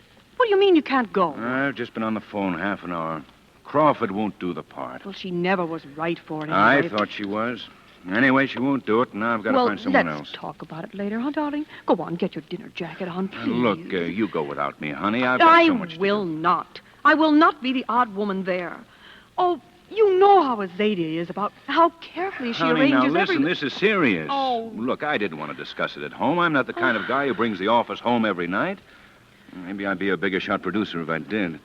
Anyway, business is lousy, see? Just lousy. Money's frozen all over. It's all right for the big studios, MGM, Paramount, and Warner's, but it's murder right now for an independent. I know. Guys like me depend on money from the banks, honey. And even if I've got the best picture in the world, with money the way it is, I've got to have at least one big box office name, so the banks will think their investment is protected. Oh, Frank, I know all about this.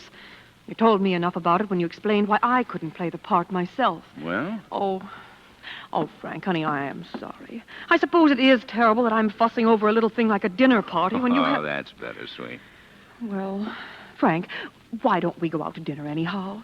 You know, it might relax you and take your mind off things. No, honey, now, if I don't get my whole deal set within the next 48 hours and get word to New York about who my star is, we can't shoot this year. And frankly, Eve, I can't afford, I simply just can't afford, I mean it literally, to lay out the rest of this year. Well, Fontaine can't do it. Crawford won't. All right, who's it going to be? Eve, just one star that's been right for it from the beginning. Now, you'll get sore again and we'll have a big shindy about it. But honestly, honey, now, if you could just believe me when I tell you that she doesn't mean anything to me. Nothing but a big... Lorna Moore. Yes, Lorna Moore. And I suppose you've been talking to her, seeing her, trying to warm up that old... I just hung up the phone from talking to her. I'm going to see her, and so that's why I can't go to dinner. She's out at the Malibu Beach House. Oh, look, Eve, why can't you believe me when Frank, leave me alone. Oh, what do you think I am? Do you think I'm going over to Azadia's and tell them the reason I'm alone is that you couldn't come? You had to go out and see Lorna Moore at her beach house in Malibu. Oh, I can just see that look on Azadia's face when you and Lorna and Azadia all used to be such great friends. You never went to have dinner at Azadia's alone up until 6 months ago. Oh, no. You always had Lorna along, even though she hadn't made a picture for you for 3 years. She wasn't a business deal then. Oh, no. All right. You know how I feel about everything, so you can just go and do as you exactly please. Darling, if you just listen to me. I don't care about Lorna at all. You must know that. I don't even care for her particularly as an actress. But I need that name or I'm sunk. She's the only available actress in the whole world that can play that part of Yes, she's the only actress that I can get in a hurry with a big enough name. Oh, Okay, Eve, I'm going out to Malibu. Oh, honestly, honey, I don't think I'll be any more than an you hour can or call so. Azadia from there. I'm not going to call her. All right, I'll call up from there.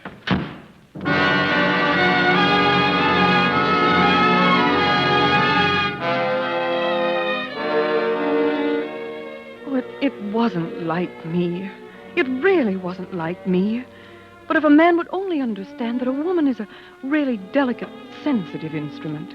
And, of course, that goes double if you're an actress. Frank was actually a very nice, sweet guy. A bit older, of course, but kind and swell.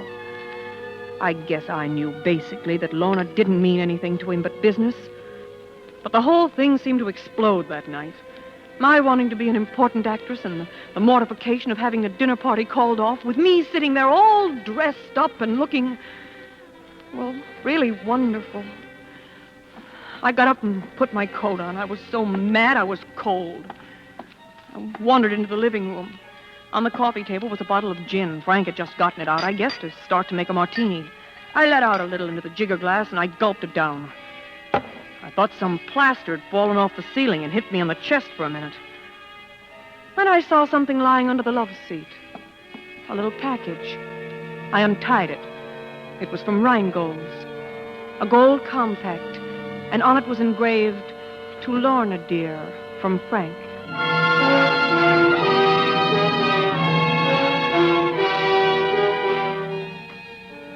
I guess it was the gin made me decide to do it. Anyway, the next thing I knew, I was out in my car, backing out of the driveway and turning up Sunset. I knew I was headed for Malibu.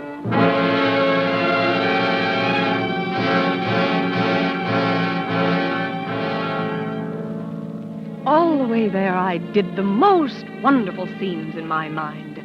I'd knock on the door, then quickly open it so they wouldn't be able to get out of each other's arms. "Good evening." "Oh, no, please. Don't let me disturb you. I merely came to bring you this present that Frank, in his haste to get over to see you, neglected to bring. It's this lovely gold compact. He picked it out all by himself, of course. And that's his very own writing on it, too. Well, good night, and I'm certainly looking forward to your Academy Award performance in his new picture." I knew which house it was. A white one all by itself up on Trancas Beach, about a mile beyond Merle Oberon's. I stopped a couple of 100 feet from the house. Frank's car was nowhere in sight. I opened the wrought iron gate and walked on up to the door. There wasn't a light in the house. "Oh, please, no, don't let me disturb you. This lovely gold compact." I beg your pardon.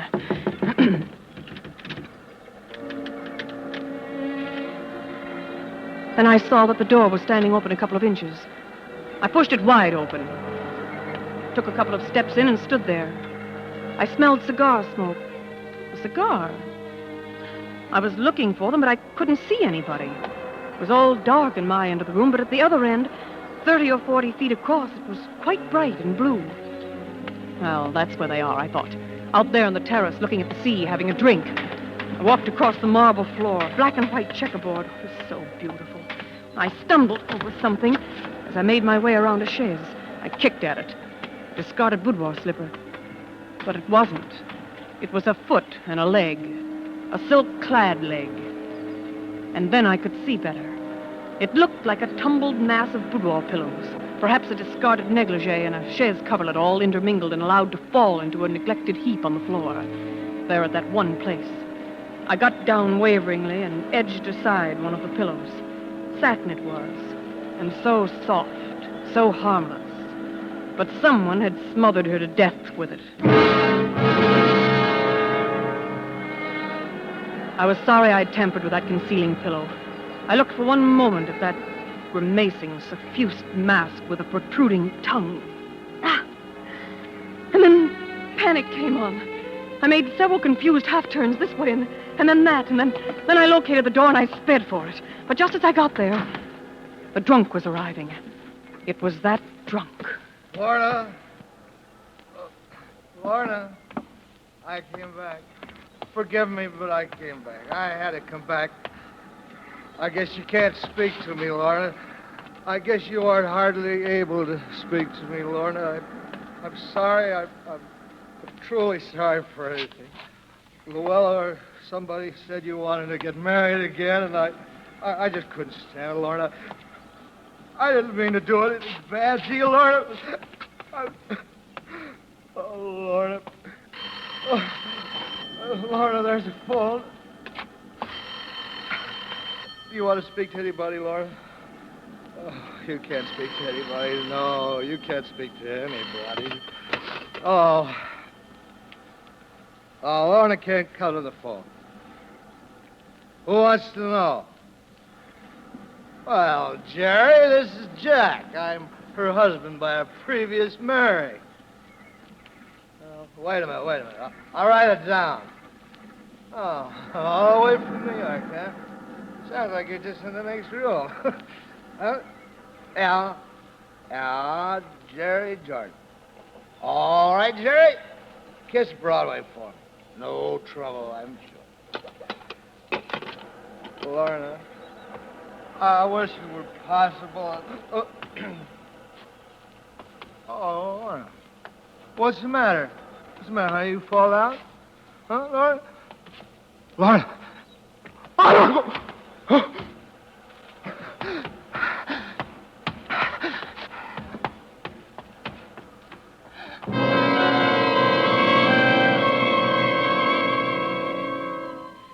I hadn't been able to move.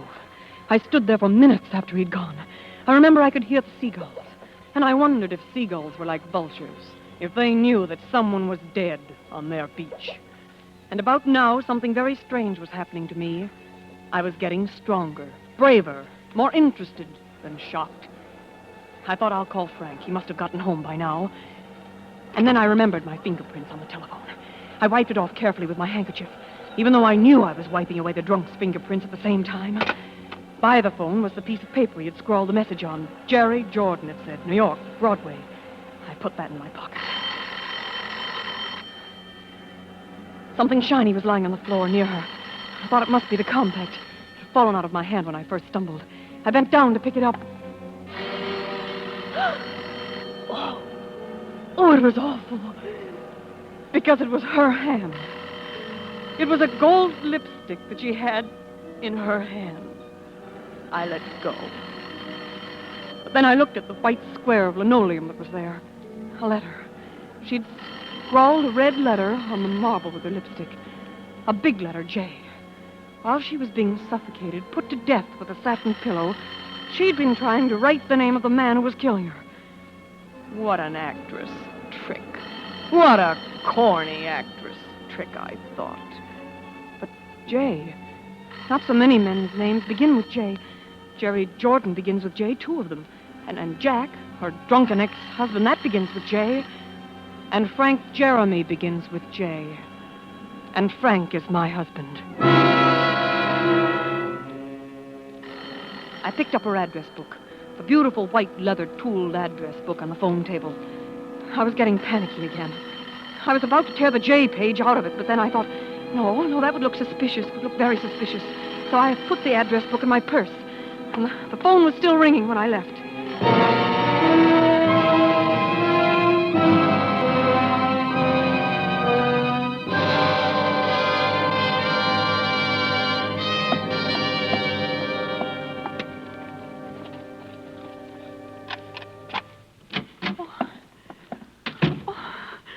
Oh, what to do?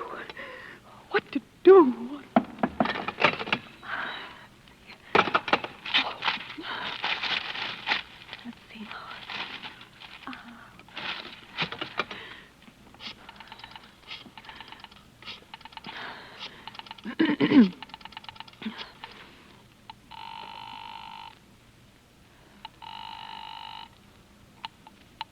Hello? Oh, may I speak with Azadia, please? They're all upstairs looking at the television, the wrestling matches. I wonder if I could take a message. This is Mike Romanoff. Oh, Mike. Mike, this is Eve Jeremy. Hello there, darling. Hello. Are you all right? We've been worried. Tried to call you. Azalea said she couldn't understand why she hadn't heard from you. Well, Mike, I've had this frightful headache. Just more than I could bear. Came on me while I was dressing, and I just had to lie down. It just won't stop. But didn't Frank call and tell you that we couldn't make it? Haven't heard from Frank, isn't he? No. That is, he had to go out, Mike, some business or something. You know how he is, so much in his mind. I quite understand, dear. Terribly sorry about your headache. Thank you. It's better now, but, well, I still don't think I'd better go out. Oh, darling, I hope you understand I did my best to see it wasn't printed. What? What wasn't printed, Mike? You haven't seen tonight's Hollywood Hush, then? Oh, that. Oh, well, Of course, it's just that it was mean, and it happened in my restaurant. And I knew you'd understand. Oh, of course I do, Mike. Good night, my dear. See you soon. Take care of that headache. Thank you, Mike. I will. Good night.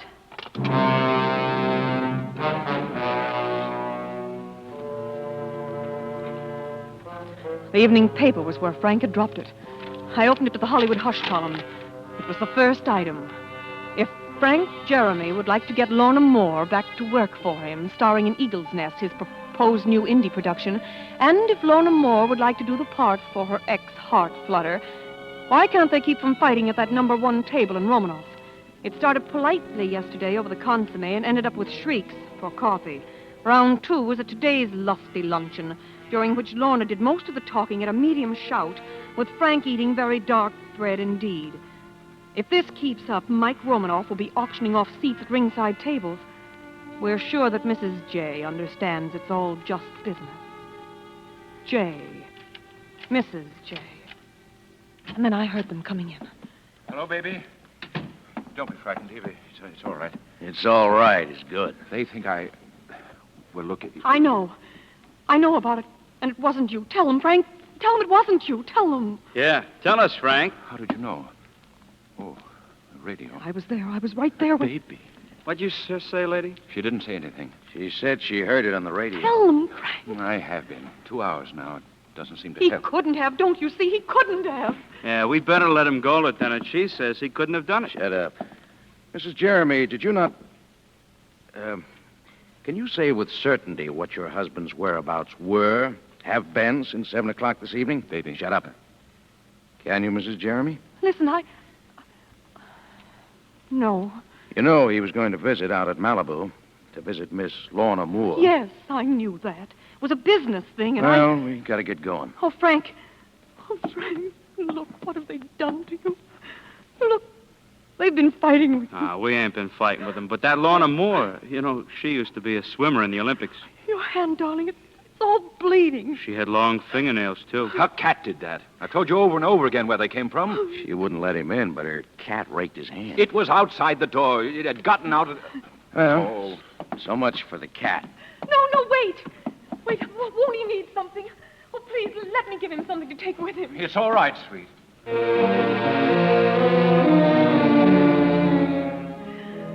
I ran into his bedroom, looked around blindly, snatched up something at random from under one of the bed pillows, and I ran back with him. When I got there, the door was standing open, and the street beyond was empty. They hadn't waited. They were gone. I stood there in the open doorway, and the rolled-up pajamas dropped to the floor at my feet and lay there.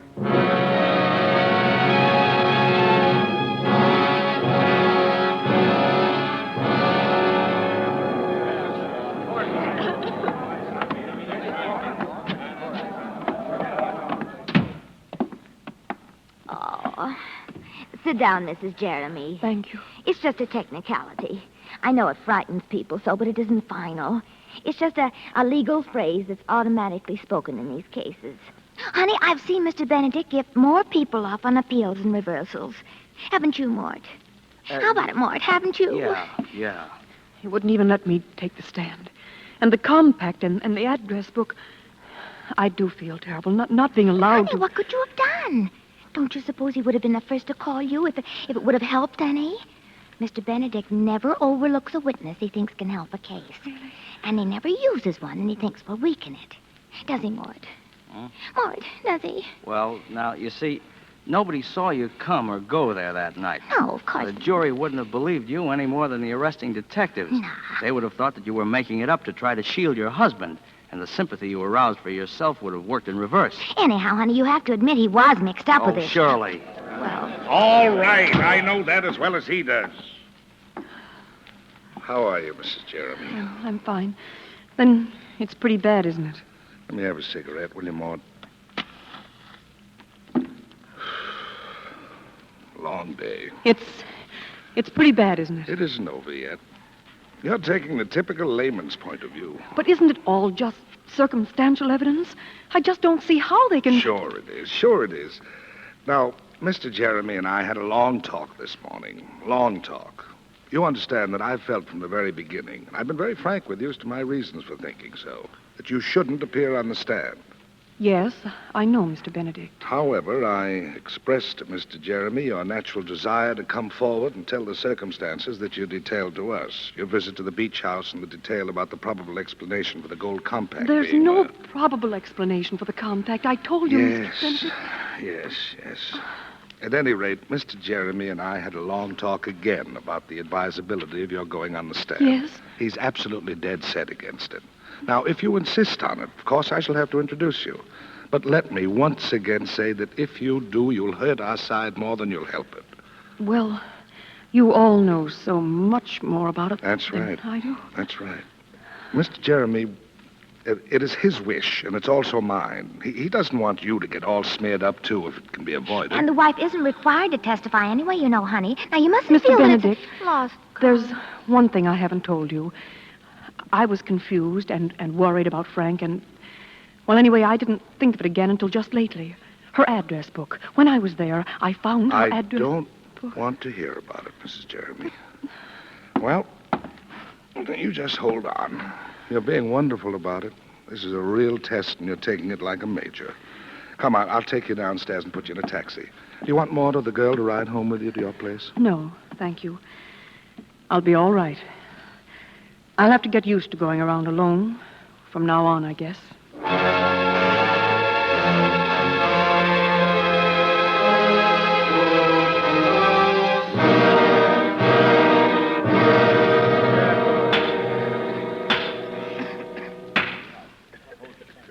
Ladies and gentlemen of the jury, have you reached a verdict? We have, Your Honor. The defendant will rise. Oh, Frank. Take it easy, sweet. It's going to be all right. What does the jury find? We find the defendant, Frank Jeremy, guilty of murder in the first degree.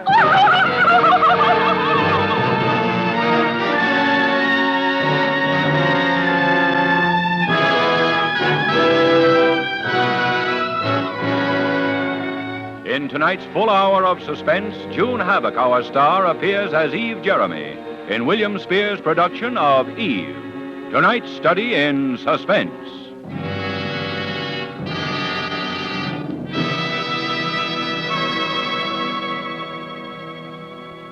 In just a moment, we will return with Act Two of Suspense.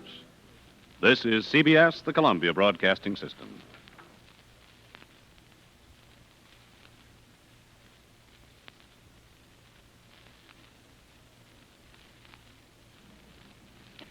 This is Robert Montgomery again.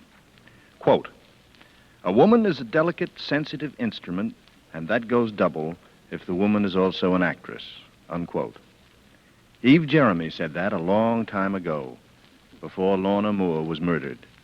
Now the sensitive instrument that is Eve Jeremy is forced to follow a course that she's never planned for herself. A course dictated by somebody else's verdict. A verdict of guilty of murder in the first degree. We bring back to our Hollywood soundstage our star, Miss June Havoc, as Eve Jeremy, with William Johnstone as Frank Jeremy, and Wally Marr as Jerry Jordan in Eve. Tonight's study in suspense.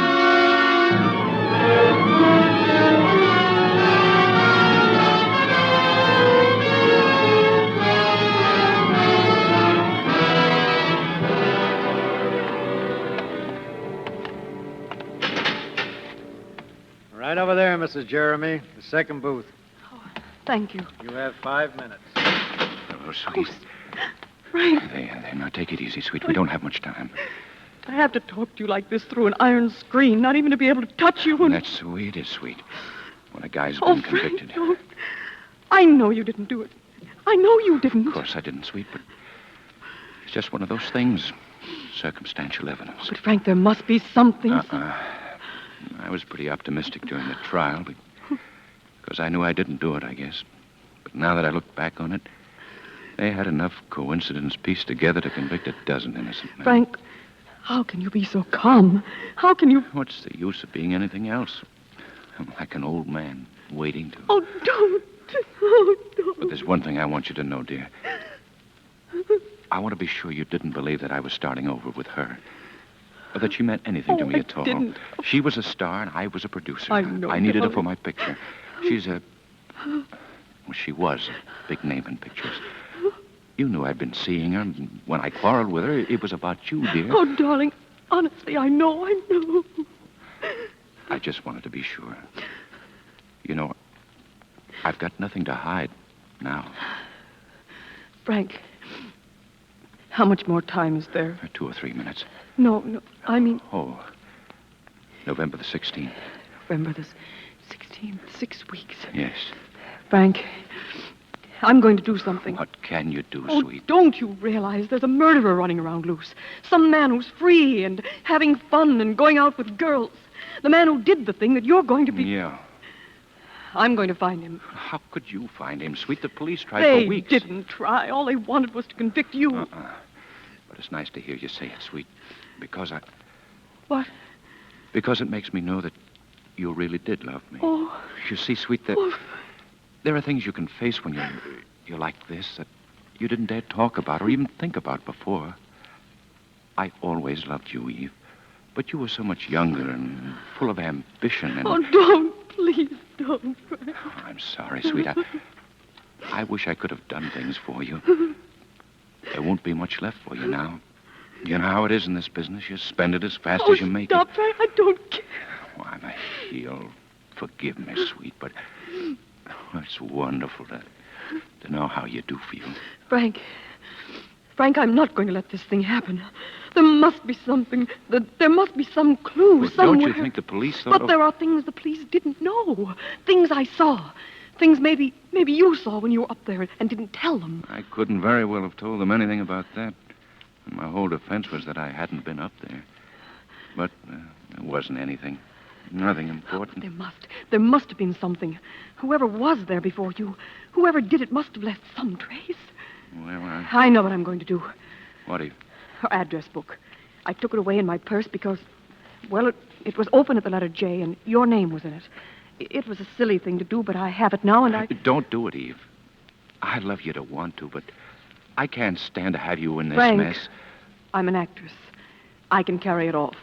Now tell me, please, wasn't there anything you noticed when Well, I was only there a second. I saw her right away, and I never beat it. There was only, Well, Frank? a smell. What? Cigar smoke. Yes. I remember that, too. Time's up, Mrs. Jeremy. Frank, I'll write every day. All right, Mrs. Jeremy. Goodbye, darling. So long, sweet.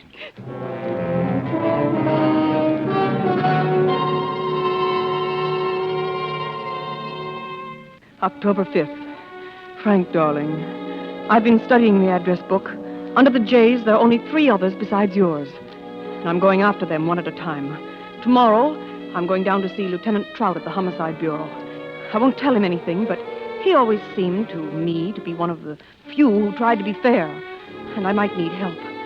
Oh, darling, I know it isn't much. But you must keep on hoping. Something will happen. And if only because I love you so desperately. So desperately.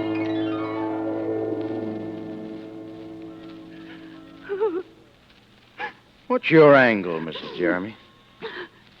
My angle? Yeah. Why are you doing all this? Why, he's my husband, and I love him, and Look, Mrs. Jeremy, the cops around this town aren't exactly dummies, you know. We know what you were like before you married him. We know that what you kept on being after you married him. Everybody seems to have known it except him. All right, Dick Tracy. A person can change, can't they? Sure they can. The cop just hates to have anyone think they can make a sucker out of him. You know how it is. He can skip the apologies if that's what they're supposed to be. Sure. And what's this new evidence? Anything specific? Well, not very. Well, for instance. Did you know that Lorna Moore had a first husband named Jack? Yeah? Go on. Well, it just occurred to me that he might be worth investigating. Why? Because, well, how do you know he wasn't some kind of madman or drunk or something that got off on a spree or something and just came out and killed her? You're pretty smart. Thank you. That nobody can take away from you. You're smart, Mrs. Jeremy. I suppose you've been through the old newspaper files and you dug that up. The drama appealed to you. You thought of tomorrow's newspaper files.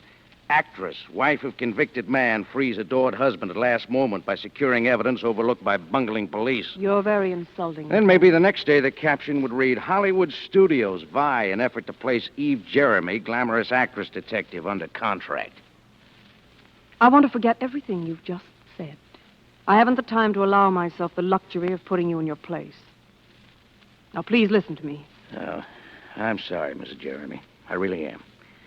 It isn't fair to string this out any longer. It's just that a policeman gets a little irritated sometimes at all the help private citizens try to give him in a case like this. I withdraw any untoward remarks I may have made, Mrs. Jeremy. Thank you. I forgive you. Now, regarding Jack Gordon, the murdered woman's ex-husband, he is a lush, and he is, as you say, a slightly unpredictable and screwy guy. However, we've already questioned him, investigated him thoroughly, and we're satisfied with his story. We can't prove that he was near the Malibu beach house that night. There's nothing there that would incriminate him, no fingerprints or anything. No. Unless, of course, you want to step forward and say you were in the murder room and saw him. Well, I really...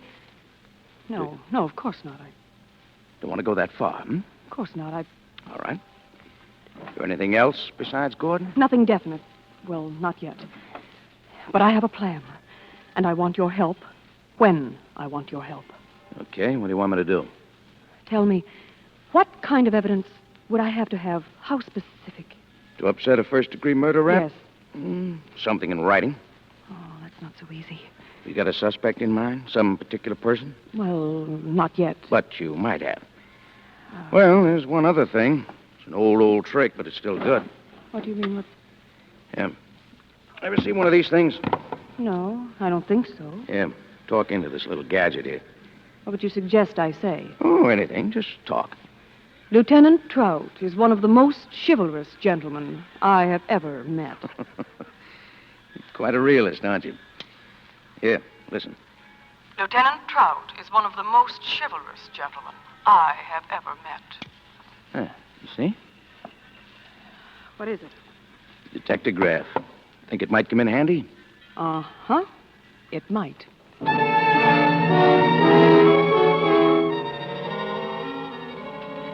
October 7th.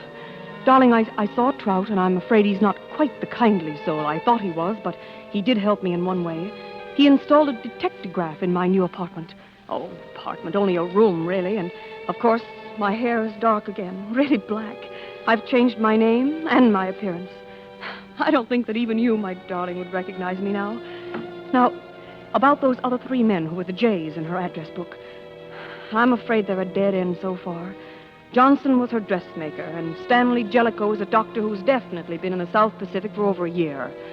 I know that the J she tried to write with her lipstick is one of those 4 names in her book. Naturally, darling, we know it wasn't you. And for the time being, at least, we'd better forget about her husband, Jack. After all, Frank, it would incriminate me to bring that out. Maybe if the last one doesn't pan out, I can go after him then.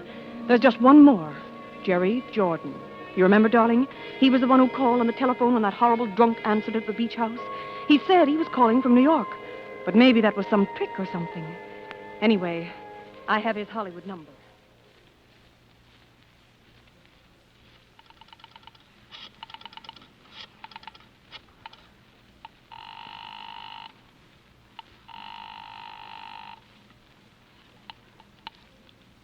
Hello?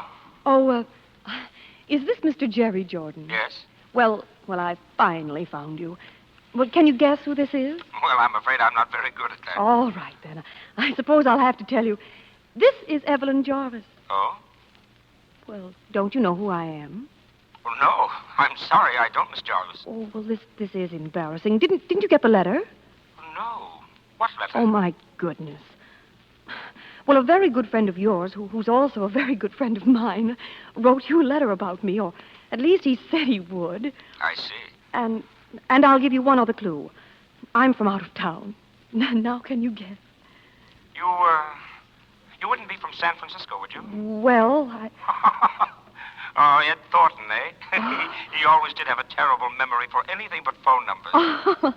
I didn't mean to bother you, but Ed said to be sure and look you up. Well, where are you staying? I managed to find a little place. Oh, lucky you. Well, have you got any plans for dinner?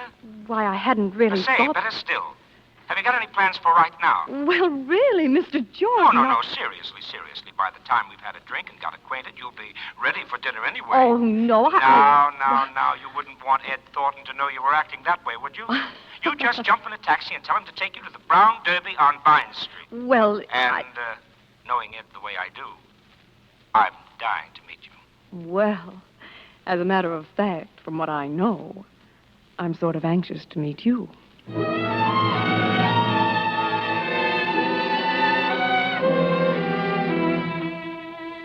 Darling, just a quick P.S. I'm going to meet him now, and I have a hunch he's it. I don't know why. And I'll remember what you said about cigar smoke. And yet, although I've got a hunch, it makes me feel a little shaky. He's got such a nice voice to be a murderer. Oh, so that's what he says about me, huh? Fine pal. Well, he's I'll say one thing for Ed. He may be an awful liar, but he's sure got good taste. Well, thank you, which proves that he's no liar. Tell me, Jerry, is this the Brown Derby? I mean, the one you hear about? Uh-huh, this is it. Are there any people, famous people here now? Well, it's a little early, but... I'm just a small town girl at heart, you see. San Francisco isn't such a small town. Well, I live sort of outside of San Francisco. Oh, look. Jerry, isn't that Jean Tierney over there? Yep, that's who it is. My goodness. She looks just like her pictures, doesn't she? Mm-hmm. Oh, what lovely skin. There's Gregory Peck. Oh, yes. I thought he was tall. He is. Jerry, do you know any of these people? No. I've never gone around with the picture crowd. Oh, now I suppose you're disappointed. Oh, no, I'm not. I've always thought it was awfully silly, really, all this worship of stars. Still, Hollywood must be sort of an exciting town to live in. Oh. I mean, from some of the things I hear that go on. Oh, that's mostly newspaper talk. Hollywood's about like any other town. They have their regular quota of divorces and fist fights. And murders. Oh, you mean that Lorna Moore business? Well, I read something about it. Yes, that was a genuine tragedy, all right. Jerry, I don't suppose you knew her either. Well, as a matter of fact, Lorna was one of the few celebrities I did know. Really? What was she like? Well, Lorna was a long ways from being the sweet little thing she seemed to be on the screen. She was? But murder. Yes, I suppose nothing really excuses that. Well, anyway, they got the man who did it. Frank Jeremy? Yes. Yes, I guess they did. You mean you don't... Oh, the case looked good enough. You can't always tell about those things, though. Any number of people might have done it. Well, who, for instance? Oh, well, Jeremy's wife, for one. His wife? Well, there was talk that Jeremy's relations with Lorna weren't always strictly business. You can't tell. But I'm afraid little Lorna's life was kind of a mess. Jerry, were you... Mixed up with Lorna? Oh, no. But didn't the police... I should think with a woman like that, all of her friends... Oh, they nabbed Jeremy so quick they didn't even question anybody else. Oh. Anyway, I was out of town when it happened. Jerry, may I have a cigarette? Oh, of course. Waiter, please. Well, what kind will you have? Oh, don't do that. I'll smoke whatever kind you have. I don't have any. Yes, sir. A package of cigarettes, please. Oh, what will they be, dear? Oh, any kind. I don't smoke often enough to care. Can't pin you down, huh? Just use your judgment, Chris. Yes, sir. Don't you have a favorite brand? No. I only smoke cigars. What? I said, I only smoke cigars. Darling, don't you see? His name in her book, and he admits he knew her, and the cigars. I'm positive. Now if I can win his confidence, get him up to my apartment near the dictograph, I know I can do it. We've still got 4 weeks, darling, but I'll have to be awfully careful. He's clever and intelligent. Imagine a man who can carry a thing like that on his conscience and still be so terribly nice and courteous and thoughtful. But I'm going to win for you, darling. I know I am now.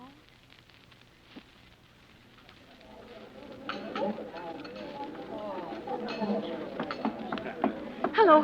Hello, Jerry. Hello, baby. You've been waiting long. Oh, not very. Jerry, something the matter? No, nothing's the matter, baby. Oh, something is, though. Oh, nothing that makes any difference, baby. Well, what is it? I don't know. Sometimes it almost seems as though you were kidding me, as though you were, well, keeping some kind of a secret that you didn't want me to know. Isn't it a woman's privilege to have secrets? Oh, don't talk like that, baby. Oh, Jerry, you know I couldn't have any secrets from you. Well, why do we always have to meet here, for instance? Why can't I pick you up at your own place once in a while? I don't even know where it is. Maybe I like this place because this is where I first met you. There, you see? You see, you haven't even answered me. Well... And what about San Francisco? At first, you were only going to be here a few days. Then you decided to stay longer. Well, that's because you asked me to, Jerry. But you're going to have to go back sometime, aren't you? What are you going back to in San Francisco, baby? Maybe I'm not going. Maybe I'm not ever going back. Maybe I'll go to, New York instead. Do you like New York? Oh, love it. If you'd be there. As a matter of fact, I haven't been back to New York in 3 years. You haven't? No. I mean, I know so little about you, Jerry. Yes, that's true, baby. And I don't know anything about you. For all I know, you might even be married. Oh, Jerry, don't you think that's a kind of a tough thing to say after what I've been to you? Oh, baby. Baby, I'm sorry. It's only that, well, you know. What are we going to do? Look, baby, why don't we go out to my place for a change, huh? A change? Well, you see, I don't really live at that hotel. I mean, that really isn't my home. It isn't. Oh, I'm a fine one to talk, I guess. The fact is, I've been holding out on you, baby. Actually, I live in a place out in Beverly Hills with about 30 rooms and a swimming pool a block long, and I've got more money than I know what to do with. Cattle ranches in Argentina, oil wells in Mexico. I don't know what all. Yes, my dad left it to me, and I found out something about money from him. It can be a terrible thing to be rich. Oh, can it? All kinds of things can happen to you. Like what? Cheap promoters, cheap lawyers, cheap women, blackmail. Oh? That's why I usually don't let people know until... I see. Oh, baby. Baby, I feel like a dog about it now, but I didn't want you to know at first. Until you were sure I didn't care about money. Is that it, Jerry? Will you try to forgive me, baby? Will you, please? Oh, Jerry, my Will you? poor darling. Of course I will. I do. And, Jerry? Yes, darling. About those secrets of mine. Suppose there were some things I couldn't tell you yet. Would that matter? Not if I was sure you would tell me someday. Jerry, I promise you that. Someday I will tell you.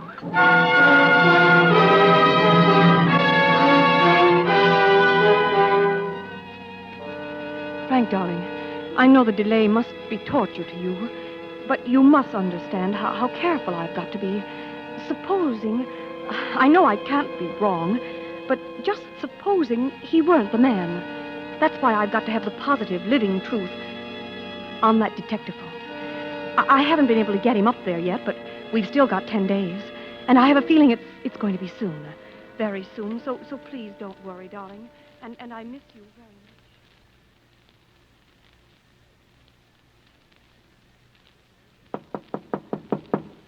Who is it? Jerry Jordan.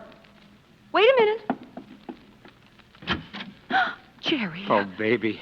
I had to, honestly. How did you find this place, Jerry? Why do you think I didn't tell you where it was if I didn't have reason? Can I come in? Please, I've got to talk to you. All right, come in. Baby. Baby, Ed Thornton arrived in town last night. He came to see me. Oh. He's never heard of you, baby. He doesn't know anybody by the name of Evelyn Jarvis or anybody that even looks like you. Is that what you came up here to tell me? Oh, baby, I don't care what it is. Only please. Oh, Jerry. Oh, baby. Oh, I want you so much. Oh, Jerry, darling. Oh. I want you to go away with me, baby. Oh. Tonight. I want you to marry me. You what? I want you to marry me. But first... Oh, darling. Oh, Jerry, I've waited so long. There's something I've got to tell you. No, don't, Jerry. I've got to. No. And then you can tell me whatever it is, and we can start even. If you still want to. Jerry, do either of us have to tell anything? Does that matter I've now? got to, Evelyn. I can't keep it any longer. Not the way I feel about Jerry, please, you. don't. I've killed someone. I'm a murderer. Oh. Lorna Moore. And another man is going to die for it. Jerry. Now, Jerry, listen to me. It doesn't matter. I don't care what you've done, Jerry. I love you. Don't you know that? I love you. Can you still? I've loved you from the beginning. It didn't matter then, and it doesn't matter now. If I could only believe that. You've got to believe it. Listen, I can prove it to you. Baby, what do you mean it didn't matter then? Did you know? Yes, I knew. Do you know who I am? Who? I'm Eve Jeremy, the wife of the man who's going to die for it. His wife? Yes, now you know. And you're willing to let him die? Oh, Jerry, he deserves to die for the things he's done. He'd have probably killed her anyway. I knew he was seeing her. He was a beast. I knew from the beginning it was a mistake. He beat me. He did. He tortured me. I can't even tell you some of the things he did. When does it happen? The 16th, tomorrow night. Tomorrow night? Does that matter to you? Oh, I'd let 50 men die to get you, baby. That's why I haven't seen you. I was waiting We could be in Argentina tomorrow night. Yes. I'll pay. I can get plane tickets tonight from a friend. I don't have to change. Oh, no, you look lovely, baby. I'll just throw a couple of things in a bag. Nobody knows about this place. Make it quick, though. And it's a perfectly logical time for me to go away for a while. But hurry, baby, hurry. Yes. I'm all ready. Now, how do I look? Oh, you look great, baby. Oh, wait a minute. What? I ought to write a note to him. Your husband? Yes, now. Just to keep both of us in the clear. He won't get it before he... What are you going to say? You can read it. You can read it if you want to. Oh. Now, here. Here, I'll mail it for you. No, I'll just stick it here in my handbag. I'll mail it at the airport. All right. Are you ready? Yes, come on.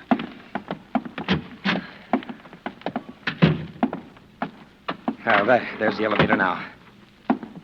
Well, good evening, Mrs. Jeremy. Oh, hello. You, taking a little trip? Well, wouldn't you if you were me? Sure, I know how you feel. You in a hurry? Sort of. My friend here was going to run me down to the airport. Lieutenant Trout, Mr. Jordan. How do you do? Well, I won't keep you but a minute. Then I'll give you a fast trip down there in a squad car. Let's just step in here. No, not your apartment, Mrs. Jeremy. Next door. Next door, but... Really, Lieutenant, we're in an awful hurry. What do we want to go in here for? Oh, we took over this apartment a couple of weeks ago, Mrs. Jeremy, when you started going with Mr. Jordan here. Oh, by the way, Brennan and I here, we had some luck with our little gadget. Yeah. What little gadget? What little gadget? You forgot, Mrs. Jeremy? A detectograph. Lieutenant Trout thought that... You thought, Mrs. Jeremy. All right. I thought. Mind if I turn it on? Why, go ahead. There's nothing. Because I forgot to turn it on. Oh, Brennan does that in here. Don't you, Brennan? Yeah. Very interesting. I've got to, Evelyn. I can't keep it any longer. Not the way I feel now about you. Oh, Jared. I killed someone. I'm a murderer. Lorna Moore. And another man is going to die for it. Guess that's about all we need to know, isn't it? Yes, I guess it is. Well, I told you I'd get him, didn't I? Yeah. Evelyn. You can wrap him up and take him away, Lieutenant. And don't forget to send me back my husband the first thing in the morning. Come on, Jordan. Eve. So long, sucker. Eve. They sure gave you the right name, baby. Yes? Only you wouldn't have needed the apple. Or the snake.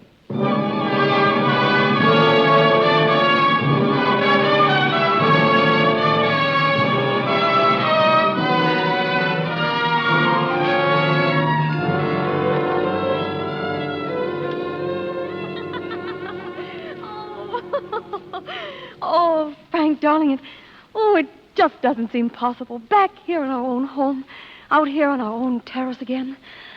Oh, and everything just the way it was. Yeah. Frank, do you remember when we first took this place, how happy we were, and how the agent took us out on this terrace and asked us if it would be too high up, if we were afraid of high places? Mm-hmm. Frank, is something bothering you? Well, Eve. Oh, tell me, darling. I know you've been through so much. When I think that today you may... Look, sweet, I haven't any kick coming. You saved my life. Oh, darling. And I know what the answer is anyway, but it would only prey on my mind if I didn't talk to you about it. And there shouldn't be anything like that between us. Ever. Should there? Of course not, darling. What is it? I've got a record here. What record? That the police took off your detectograph. Oh, I want to Frank. play it back for you, sweet. I'll put it on the phonograph Frank, here on the please, terrace. It's all right, sweet. But, Frank... I know, dear. Jerry, listen to me. It doesn't matter. I don't care what you've done, Jerry. I love you. Don't you know that? I love you. Can you still? I've loved you from the beginning. It didn't matter then, and it doesn't matter now. Oh, if I could only believe You've that. got to believe it. Now, listen. I can prove it to you. Baby, what do you mean it didn't matter then? Did you know? Yes, I knew. Do you know who I am? Who? I'm Eve Jeremy, the wife of the man who's going to die for it. His wife? Yes, now you know. And you're... Is that all? That was the end of the record. That was all that was recorded. Oh, it's all right, sweet. It's all right. I know. Please, darling. Oh, Frank, don't you see? I had to play it that way. Oh, I surely, did. dear. Don't you see? I had to make him think that so I could save I you. know, sweet. I know. I just wanted you to say it, I guess.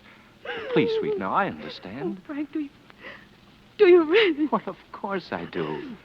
Oh, on my heels, Oh, sweet. Frank. Listen, darling, it's all over now. It's over. I'll tell you. Let's celebrate. I'll go down and get some wine, champagne or something, Oh, huh? Frank, honestly, that'd be wonderful. Okay, I'll go right now. Only What, darling? Well, just getting out of the clink. I don't have any money. Oh, Do you? of course not, of course. Right there in my handbag, Huh? darling. Where? Oh, sure. There, you've got Oh. plenty. Say, here's a letter. A letter? Well, it's addressed to me. A letter. Frank. Frank, don't. Well, you must have written it. Frank, no. No. Frank, listen, I didn't. Frank, I can explain just how.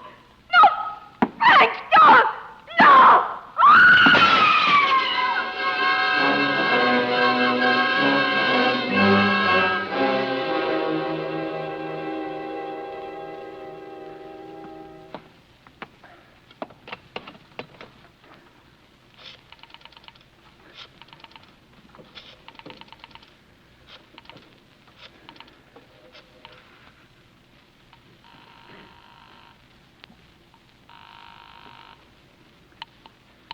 Lieutenant Trout, homicide.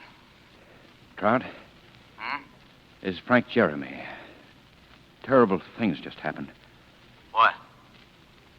My wife, suicide. Nerves, I guess. She jumped off the terrace before I could stop her. It's 14 stories. It, was suicide, was it? She gave me a note in her own handwriting just before. Oh. Well, of course, the note says so. I'll read it to you. It says, Frank, my darling, I've been wrong all the time. Oh, so terribly wrong. You know what I mean. I've failed you utterly. Now I can't even bear the thought of facing you. When you read this, I will be gone. This is farewell. Forever. Signed, Eve.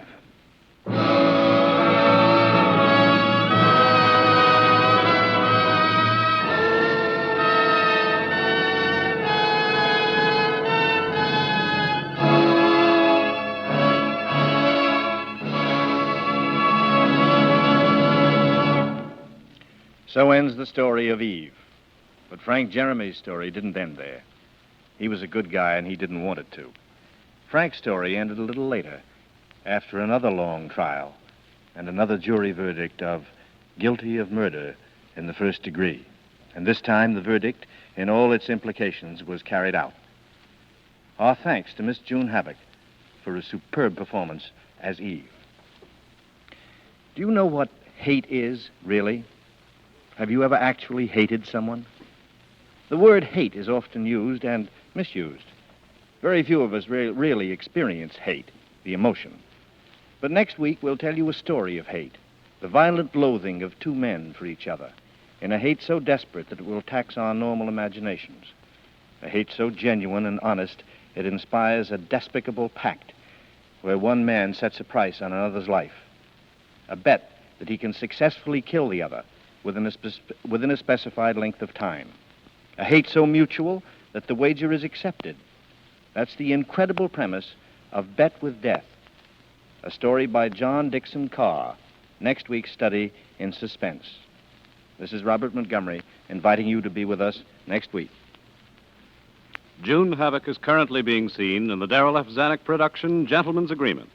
Mr. Montgomery may currently be seen in the Universal International production, Ride the Pink Horse. Tonight's play, Eve, was written by Bob Richard and Sebastian Moriarty, and was based on the novel The Black Angel by Cornell Woolrich. Lud Gluskin is our musical director and conductor. Lucien Moraweck composes the original scores. Mr. Johnstone appeared as Frank Jeremy, Wally Mayer as Jerry Jordan, Jack Moyles as Lieutenant Trout. Mike Romanoff was played by Prince Michael Romanoff. Others in the cast were Lorene Tuttle, Jack Crucian, Dick Ryan, Jerry Hausner, Frank Albertson, and Alan Reed. Next week, hear the John Dixon Carr story, Bet with Death, on radio's outstanding theater of thrills, 1 hour of Suspense.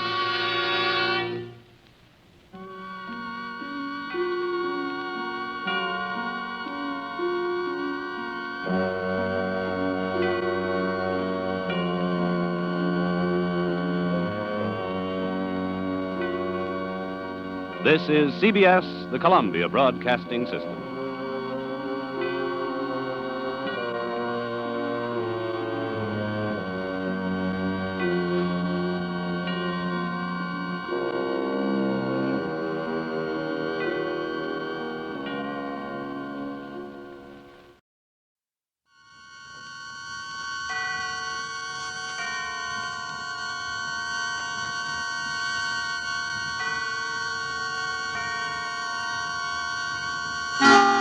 Suspense.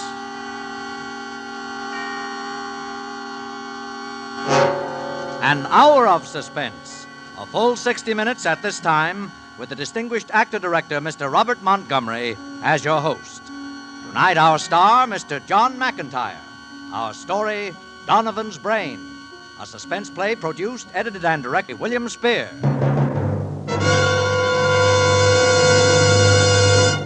Mr. Montgomery. The man across the table was talking about shaved heads and electricity, and I was listening. I'll have to admit it, I'm pretty much of a layman when it comes to things like that. I imagine you are, too. But the man I was talking with was a specialist. I sought him out after we decided on our suspense play for tonight.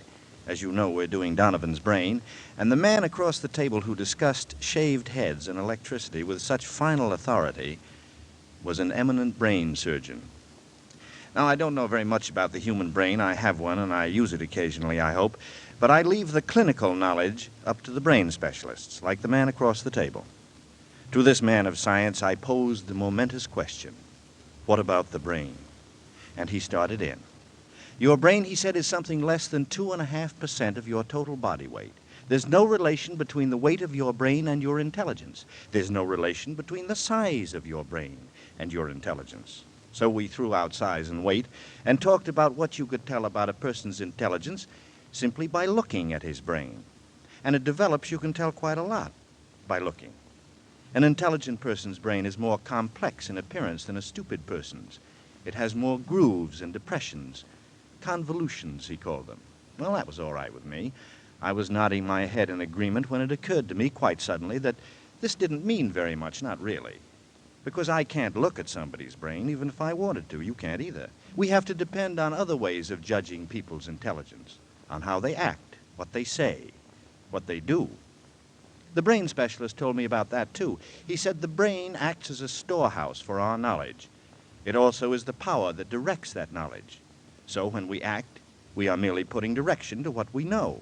How a man acts, the direction he takes, is his own decision. It's an individual matter. And that interests me. The highly intelligent, highly moral lawyer and the deceptively crafty, highly immoral crook may well have the same amount of knowledge, but the way each directs his knowledge is entirely different. Why? Psychological fiber. That's what the brain man called it. Your psychological fiber is either weak or it's strong, so far as the pressures of living are concerned. If it's strong, the worries, the fears, the tragedies of life can't throw you off your course, can't influence your direction. But if it's weak, these same worries and fears and tragedies take on exaggerated proportions. You lose your sense of direction, and the result is fixation or obsession or insanity. Our play tonight is concerned with the brain, the man who directs it, and what happens to his psychological fiber. It is the story of Dr. Patrick Corey and Donovan's brain, a tale well calculated to keep you in suspense.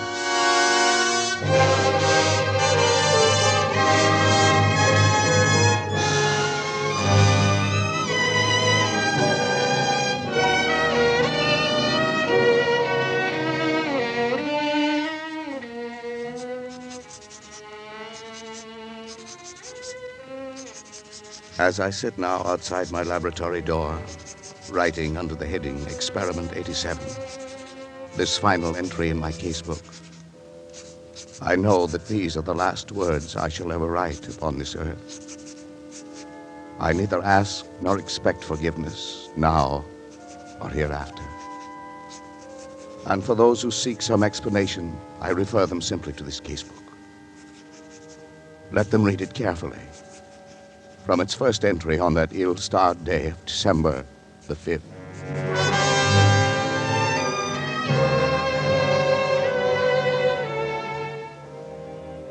December 5th. Today I bought a small capuchin monkey from an organ grinder. The animal trembled with fear when I took it into my laboratory, and when I tried to pet it, it bit me.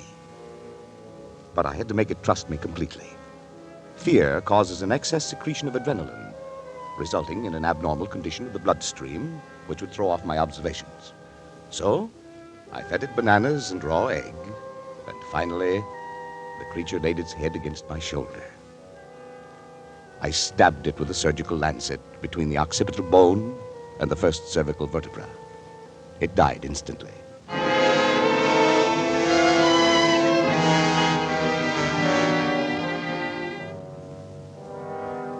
Well, David, what do you think of it?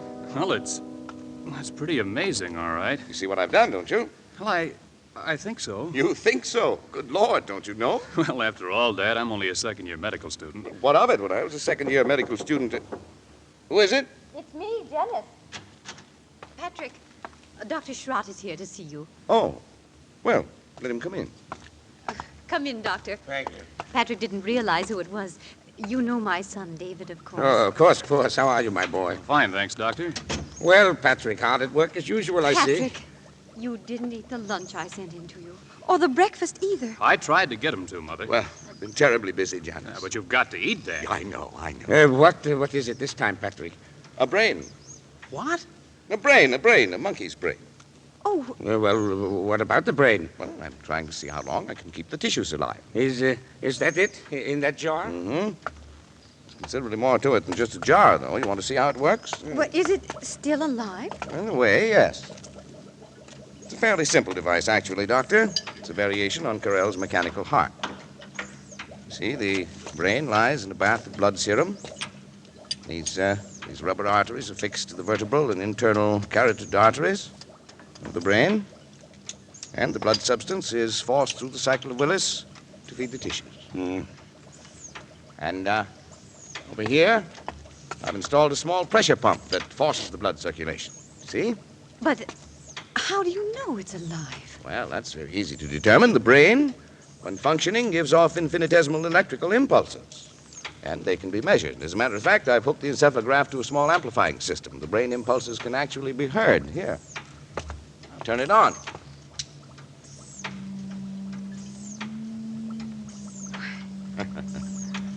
Quite effective, isn't it? Yes. Yes, it's effective, and it's wrong, Patrick. It's terribly wrong. I've tried to tell him, Dr. Schrott. He's trying to discover things that no man should discover. It's warping his whole nature. He's in here night and day. We hardly even see him anymore. Mother's right in a way, Dad. You're killing yourself with these... Would you leave us, please, Janice? You too, David. Oh, Dad. If you please, David. All right. Come on, Mother. It's wrong. It's wrong. In heaven's name, what's wrong with Oh, you and your mechanistic philosophy. Trying to reduce life to a mere matter of chemicals and test tubes. The origin of life is from a higher domain than that, Patrick, and you're profaning it. Your hands are shaky. Yeah. Did you have another hard night, Doctor? Oh, you can taunt me if you like. I've made a mess of my life, that's true. But I wouldn't have a part of what you're doing for all the success in the world. Oh, nonsense. You can't stop the progress of science. Every discovery of whatever kind is a step forward. And if I can prove that the brain can perform certain functions outside the body, who knows where we may be able to go from there? How do you know that thing in there doesn't feel pain? How do you know it isn't writhing in agony? Brain tissue itself is insensitive. You know that, Doctor. But as to the feeling, look. I'll switch on the encephalograph.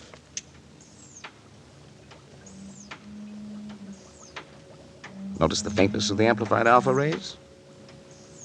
Notice the comparatively slow rate of pulsation? Now, notice what happens when I tap on the glass jar.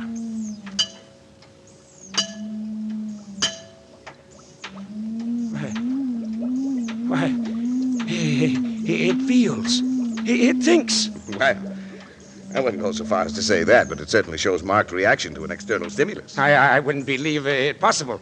Well, the trouble with you is, Schrott, you really don't believe in science. Yeah, well, have it your own way, Patrick. But when you can manufacture love and sympathy and kindness in a test tube, well, I'll be back. Were you leaving? Yes. Patrick. Yes? Do me a favor. Shut off the pump and let that poor thing in there die. Let it die? Yes. Why, if it were within my power to grant, that little brain would live forever.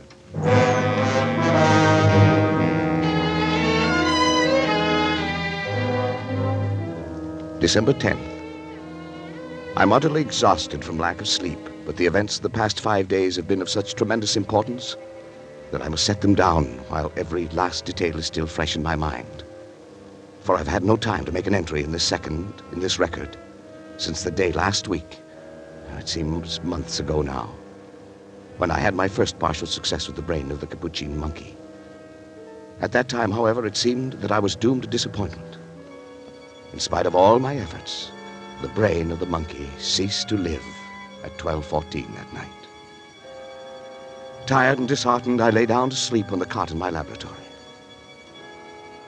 But at that very moment, fate was contriving an occurrence which now seems destined to have the most profound effect not only upon my own existence, but perhaps upon that of all mankind.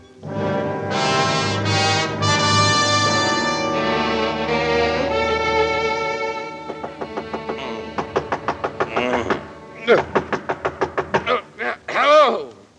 What is it? Dad. Well, come in. What's the matter? It's Dr. Schrott. Shrat, what in the world does he want? It's 2 o'clock in the morning. Well, there's been an accident or something. He's pretty upset. What of it? Where is he? Well, he went outside again. He's at the laboratory door. Well, all right.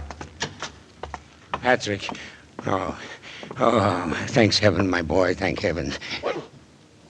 What's the matter? There's been a plane crash on the mountains. Only one of them left alive. I brought him this far, but he needs immediate operation. That's your job. You're county physician. Patrick, it's multiple fractures of both legs. The arteries are severed.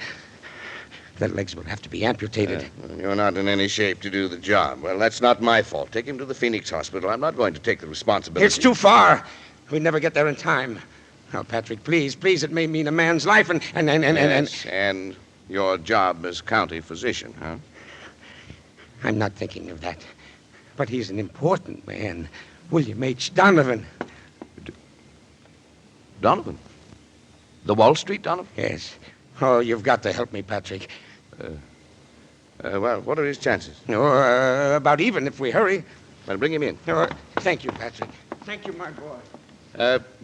You better get some things on, David. You may have to help. Oh, sure, Dad. Oh, David. Thanks. David. Yes, Dad.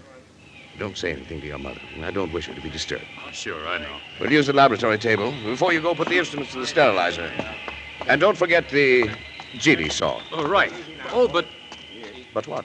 Oh, I thought the Geely saw was only used For for... brain surgery? Oh, not always. Now, hurry. They're bringing him in from the car. Now, Come on now. Hurry up. In here now. In here. Careful, please. Put him right there on that table, please. Yes, Doctor. Easy. Better get yourself a gown and gloves, Doctor. Right over there. You won't have time to scrub. Thanks, Patrick. Thanks. Well, bad, isn't it? Pulse rapid? Heart very faint? I wasn't sure we'd even make it to here. Oh, David. Oh, yes, Dad. Half cc of adrenaline, David. 1 to 1,000 intravenous. Right. You men can go now. Is there anything else? No, thank you. Patrick. I'd rather we were alone, if you don't mind. Good night, then, Dr. Schreiber. Good night, and thank you. Now, David, if you'll remove the blanket from his legs. That's it. You see? Fortunately, a forest ranger got to him right after the crash and had sense enough to put a tourniquet on each leg. But even so...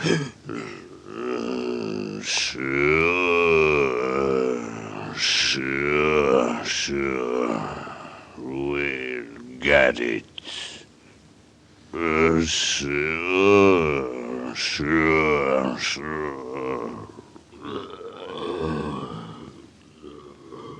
What's that he's saying?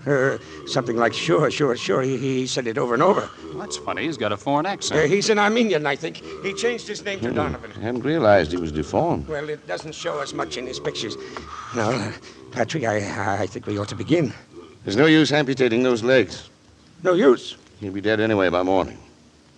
Well, won't he? Well, I suppose you're right, Patrick. You know I'm right. But still, we ought to try. We can't refuse to operate just because... We are going to operate. Syringe, please, David. The large one. Here you are, Dad. Anesthetic. Will you give it, Dr. Right. Scalpel, please, David. And the Geely saw. Geely saw? Patrick! Well? No, I won't let you. After your performance tonight? But he's still alive. Precisely. My mistake with the monkey was that he was dead. I don't intend to make it again. Come, David, the scalpel. Are you out of your mind? You're taking a man's life. I'm giving him life. Donovan won't die anyway. I mean, he would die, of course. But for a while, at least. Donovan's brain will live.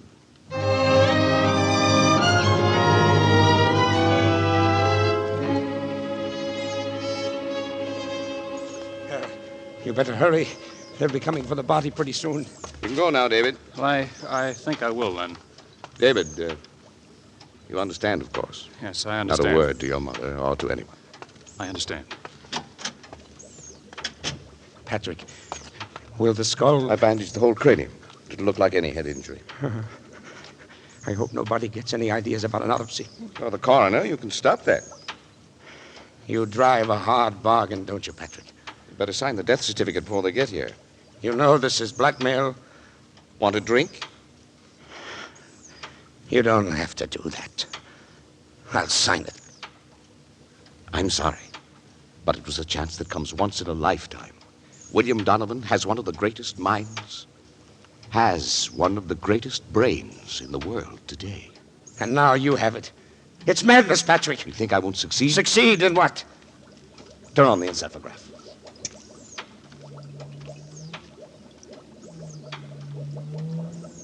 Yeah.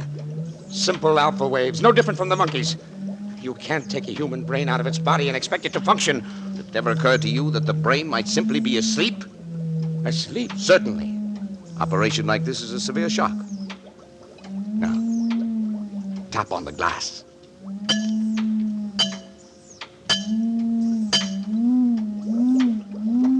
Good Lord, Patrick. Delta waves. It was asleep. You woke it up. It's actually conscious. Yes. There are 3 of us conducting this experiment now, Schrott. You and me and William Horace Donovan.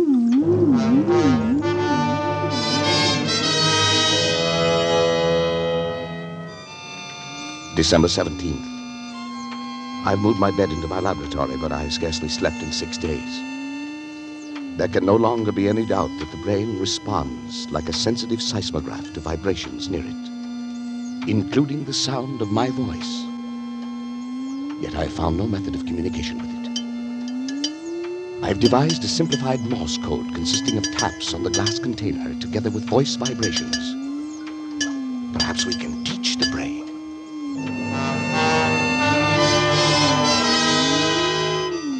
December 22nd. Schrott has come to stay with me, half out of the feeling that he shares with me a common guilt, half out of scientific curiosity. But I have scarcely seen him, and both David and Janice have been avoiding me. Not that I really care. I have been tapping out my code on the side of the brain's container endlessly, day and night, over and over 1,000 times, so that a baby could learn it if the brain can learn. I sleep only when the brain itself falls into exhausted slumber. When it wakes again, I resume my tapping.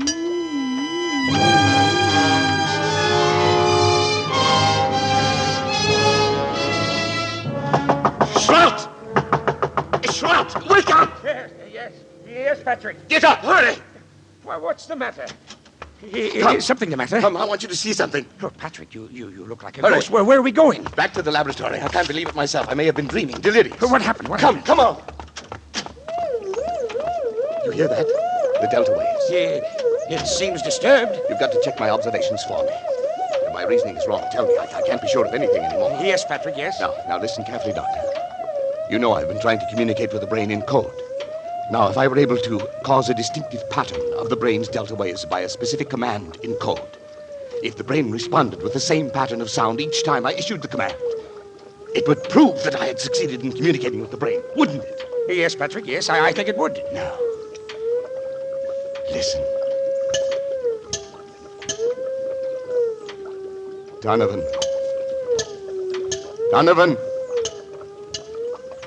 If you understand, think 3 times of the word talk. 3 times. Talk.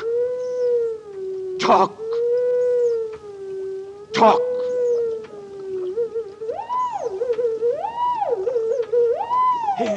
It answered. It spoke. Try it yourself, just as I did the same word 3 times. Donovan. Talk. Talk. Talk. Then I'm right. It's true. Patrick, this thing has learned to talk.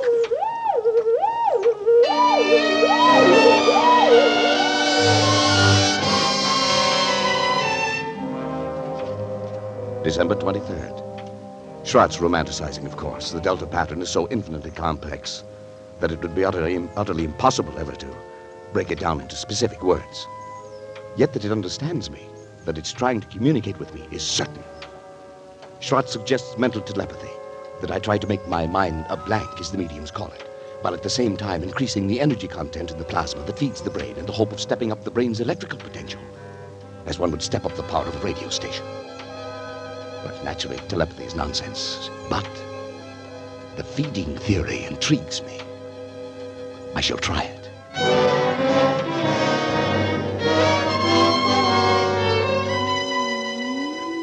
December 31st. Noticed today for the first time 2 distinct nodules of new brain cells on the frontal lobex. Electrical potential is increased to 510 microvolts.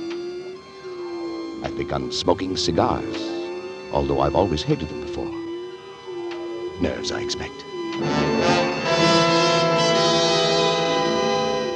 January 6th. Nodule still growing. Electrical potential 1450, but with no observable results. Have lately felt a compelling urge to know more of Donovan's life, and have collected every available scrap of information about him. Strange man, ruthless, actually evil in many ways, but nonetheless an extraordinarily brilliant mind.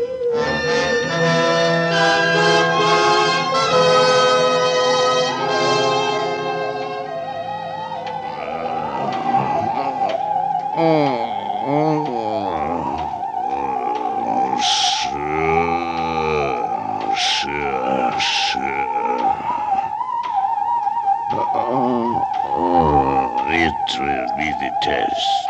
You agree, of course. Sure. Patrick! Patrick! Wake up! Patrick! Patrick! Sure.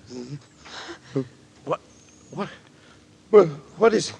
I thought I ought to wake you up, Patrick. You were moaning in your sleep and talking. Talking? What did I say? I'm not sure, but your voice was so strange that...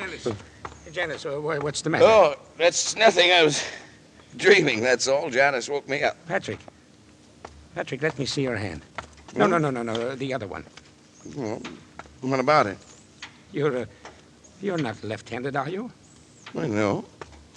Then why have you got ink on the fingers of your left hand? I don't know. Well, were you writing anything tonight? No. Why, you must have been, Patrick. Here it is, right here on your desk. Nonsense. Wait. Let me see it. Well, you've been writing his name. William H. Donovan. Schrott! That's not my handwriting. It's... What? Well, don't you see what it means? The brain has communicated with me. Patrick, you don't mean... Look here. Look at this magazine article. Here's a reproduction of his signature. And he was left-handed, too. It says so here. It is. It's exactly the same. What a fool I've been. Look at this picture. Smoking a cigar with his left hand. I wondered why I'd suddenly started smoking cigars. And the same brand, too. Janice, try to remember what you heard me saying just before you woke me tonight. Now think. Patrick, I can't believe... Think, Janice. All I heard was something like, sure. Sure, of course. Don't you remember, Schrott? He said it that night. It was the only thing we ever heard him say. It was an expression of his. It tells about it in one of the articles, too. It wasn't your voice, Patrick. You see? You were right, Schrott. The brain has grown. And it's strong enough to influence not only the higher functions of the frontal lobe, but the speech centers, the motor centers of another brain. Patrick, if this is true, then your experiment has been successful. It's ended. Ended? Why, it's only begun. Patrick! Don't you see what this means? Patrick, listen to me. What, Janice? What? You've got to stop. Stop? I can't stand it any longer. Can't you see where it's led you? When you cut yourself off from your family, when you neglected your health and began having fits of temper and were like someone I hardly recognize as the man I married. All that I tried to understand. But don't you see what you've done? You're a murderer, Patrick. A murderer! Janice! David told me the whole thing. The poor boy's half insane himself from worry. Insane? What do you mean by that? What I say. You killed Donovan. Maybe he wouldn't have lived anyway.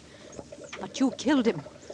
And now this thing has gained such power over your mind that it can make you do things you don't even know about. Oh. For all you know, it could make you do anything. Anything. You've got to choose, Patrick. Janice, please. I suppose you're right, but I'm utterly exhausted. I can't even think anymore. You've got to think. Give me until tomorrow. Let me sleep, and then tomorrow I'll do something, I promise. All right, Patrick. But if you don't do something, if you don't destroy that thing, I will! Listen! Oh, I hate it! Janice, it's almost as though it had heard you and were raging at you.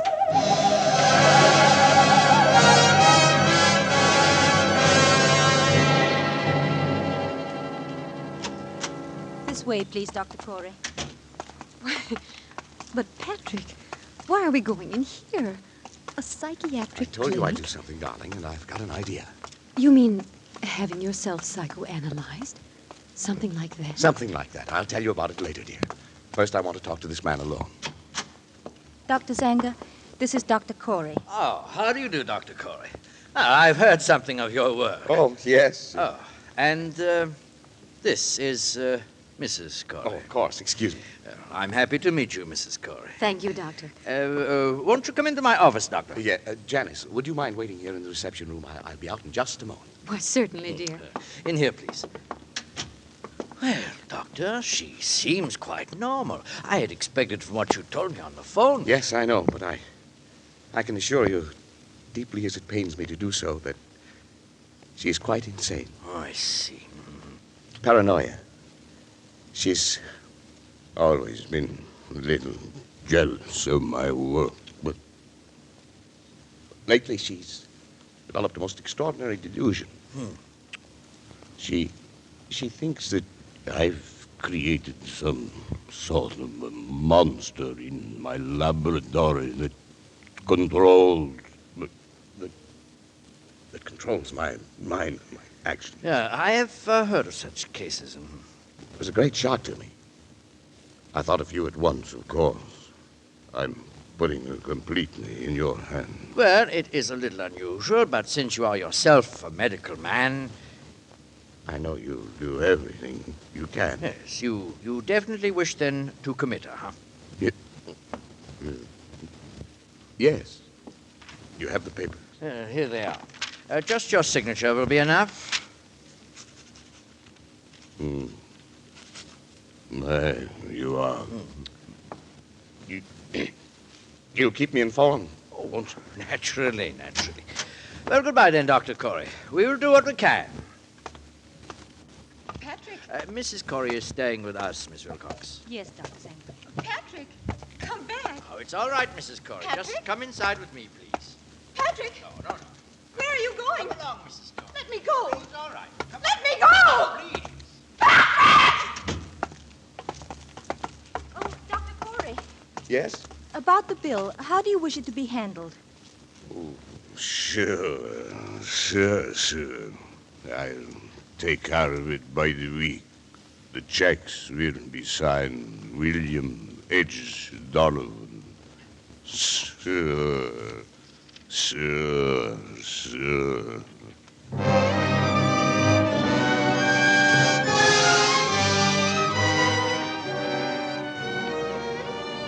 January 15th. It's nearly a week now since Janice went away. I cannot understand how she could have left me just when I needed her most. When I try to question Schrott or David about her, they only look at me strangely and change the subject. Clearly, they too are in on the conspiracy. Sometimes it seems the only person I can trust is Donovan, the brain. It communicates with me more freely now each day. I know it has some great plan in mind for me, for both of us. And I'm waiting, patiently waiting.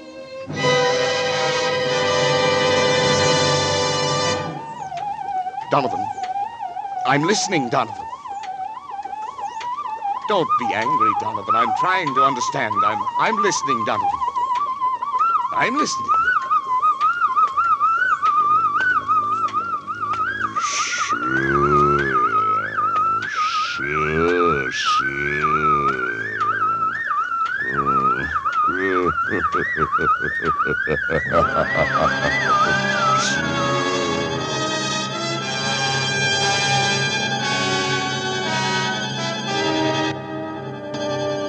In tonight's full hour of suspense, Mr. John McIntyre appears as Dr. Patrick Corey in William Spears' production of Donovan's Brain. Tonight's study in Suspense.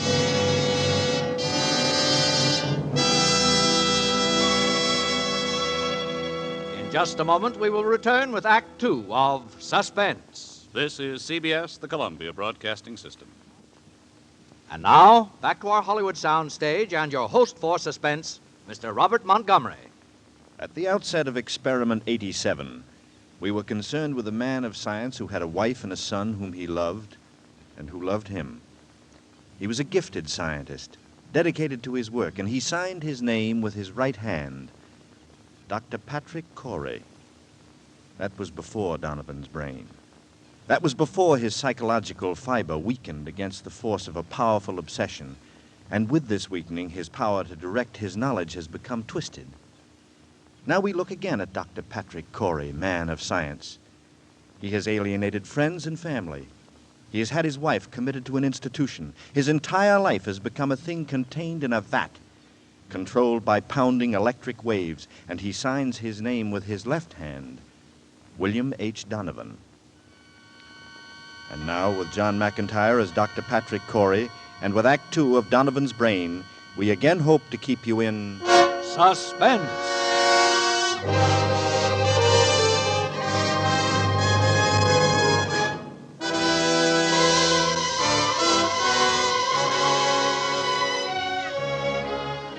January 16th. It is now 6 weeks, exactly 42 days. For 6 weeks, by artificial means alone, I have kept alive a human brain, completely detached from the body, floating in the bath of serum, nourished by a synthetic blood plasma fed through its arteries by an electric pump. It has remained alive.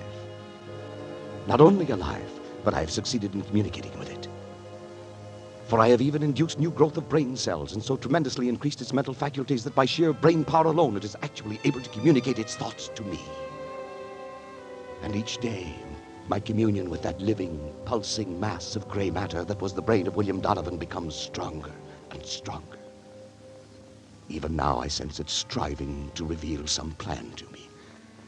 Something so truly world-shaking in its implications that only such an organism developed to a point thousands of years ahead of its time could ever have conceived it.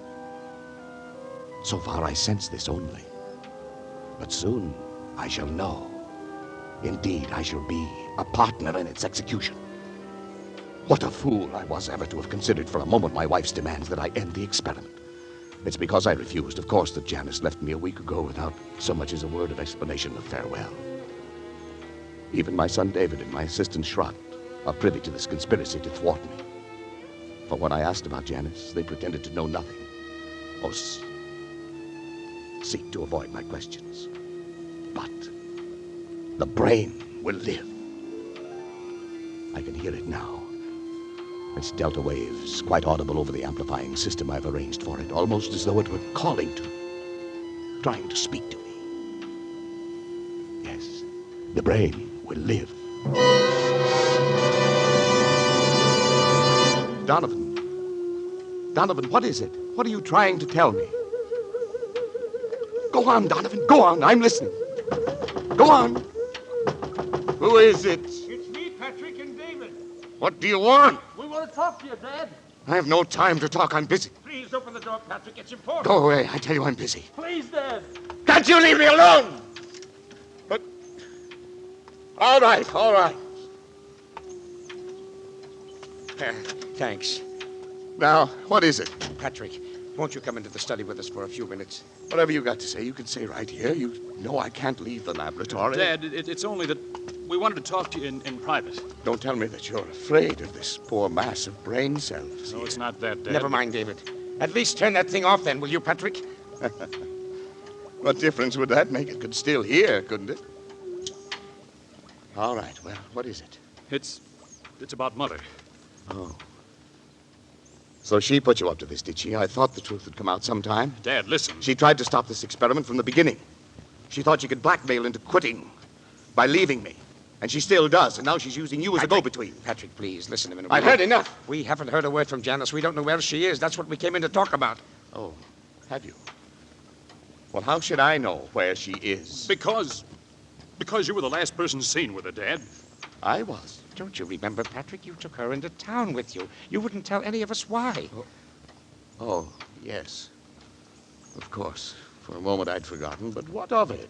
Don't you remember what happened then? Well, of course I remember. She left me, that's all. Well, where, Dad? Where did she leave you?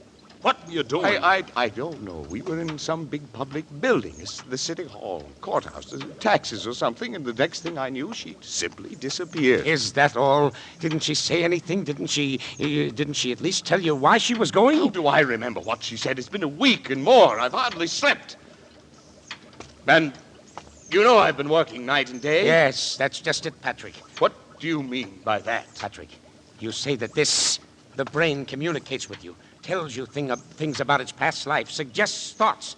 Well, if the brain can make you think things, why can't it also make you forget things? Leave me alone. Dad, are you sure?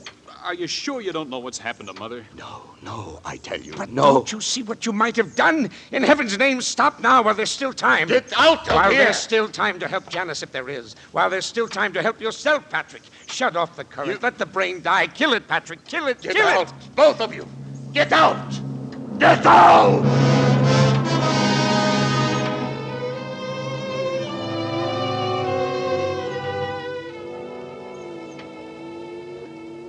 The brain continues to convince more and more easily, but nothing further on what I have come to think of as the plan.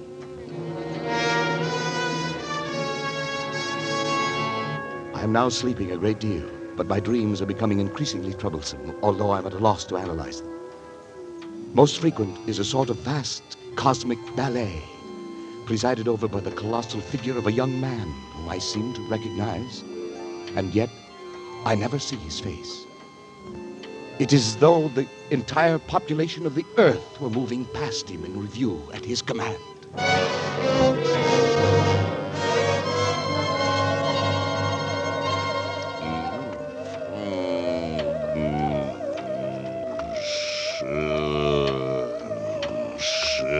Sure. Now. Do it now. Help me! Now. Help! Help!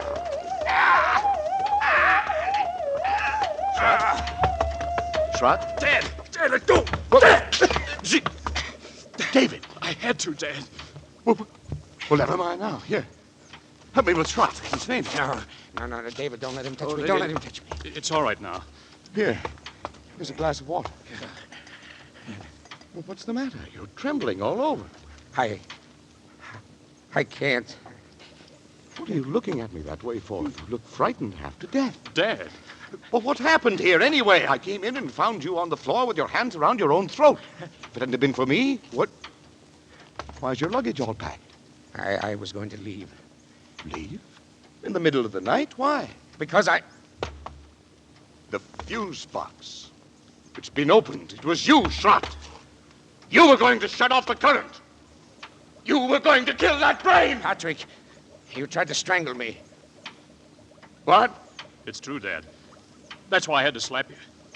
But that's absurd. I came in here and I found Trot with his hands around his own throat. He was strangling himself. Dad, please think a minute. Nobody can strangle himself. Look at these marks on my throat. You think I could have done that? No, it's not possible. And yet... It's true, Patrick, true, that I tried to shut off the current. I was afraid for you. But as I opened the fuse box, I heard the delta waves in the laboratory suddenly become stronger and louder than they'd ever been before. And then... And then I... Yes.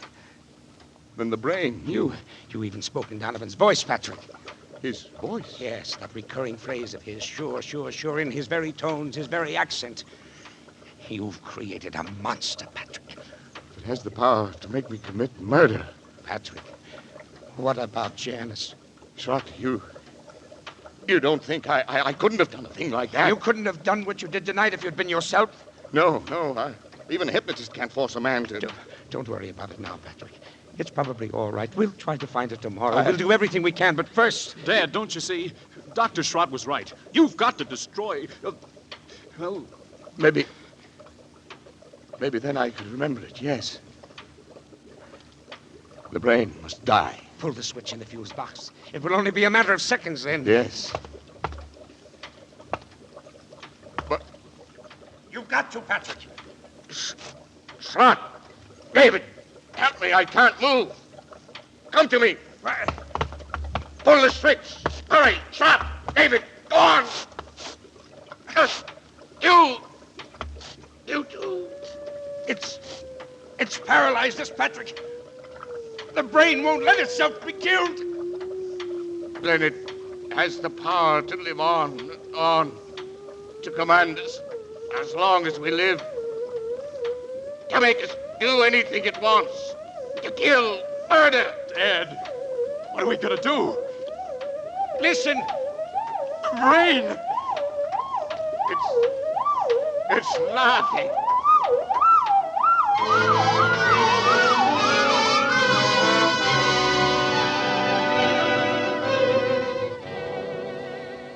February 2nd. Schrott has left. He had to, of course, for his own protection, if nothing else. Before he left, I swore him to eternal secrecy. And he's going to try to find Janice. The very thought that any harm might have come to her through me is enough to drive me almost mad. As for David, he's strong enough to prevent any untoward accidents. And he's volunteered to stay with me. He'll sleep at night behind locked doors. We must devote every faculty we possess, together and independently, to finding a way of destroying the brain.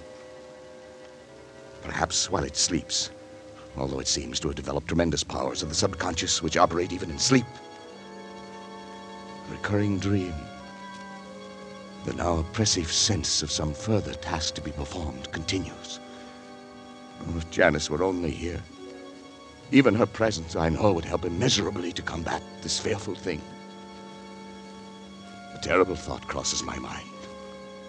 Could Schrott have left if the brain had not, for some reasons of its own, actually wanted him to leave?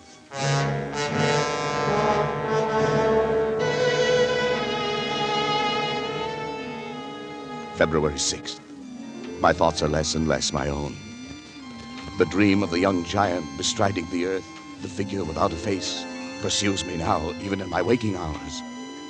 Increasingly, I seem to live in a world of evil fancy, peopled and controlled by the mind of William Donovan. And worst of all is the obsession that there is some fateful role not yet revealed to me, but I have been assigned to play in it. But I've not given up hope. I must destroy the brain. The possibility has occurred to me. I must give it more thought. If Janice were only here.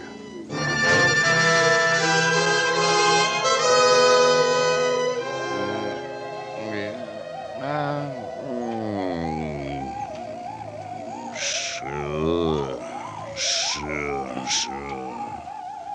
There is not much time, but time enough. Sure.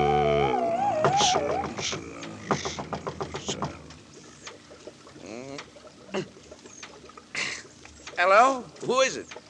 Patrick. Janice! Janice! Hello, Patrick. Oh, Janice, my darling. How are you, Patrick? Why, well enough. But Janice, where have you been? Where have I been? Yes, we had no idea. I've been half crazy worrying about you. Did Schrott finally find you? Uh-huh. Schrott found me. Oh, Janice, why did you leave me that day? Why didn't you at least tell me? Where did you go? I was with friends. Did Schrott tell you anything? No. Nothing special. Janice, I know I haven't been a very good husband these last months.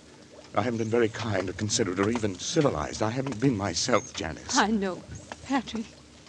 My poor darling. But if you'd only known how I missed you after you left, how I needed you, I need your help, Janice. I know, Patrick. I came back to help you. But what? Where's... Only asleep in the next room ever since... That is, lately he's tried to make it a point to sleep only when I do. Keep an eye on things. Patrick, I'm going to help you. All I can. Any way I can. I'm going to. But first, I want to take David away. David? Because I don't think it's good for him to be here. I don't think that you... Then Schrott did tell you. Yes, Patrick, he did. Oh, Janice. Oh. I don't know what to do. My mind is only half my own. Lately, I don't even know what I myself, or whether I'm someone else. It's like some frightful nightmare, only I don't wake up. I'm afraid I'll never wake up. My poor dearest. Janice, you You do love me still. Yes, Patrick. It's the only thing I am left, Janice. It's what I've counted on and clung to. And that somehow, out of your love, you'd find a way to help. No one else can. I know. Poor old Schrott didn't even dare to come back. Yes, well, I can't blame him. Patrick, I don't want to torment you. It's only that perhaps we can find a way if we know all the facts. What, Janice?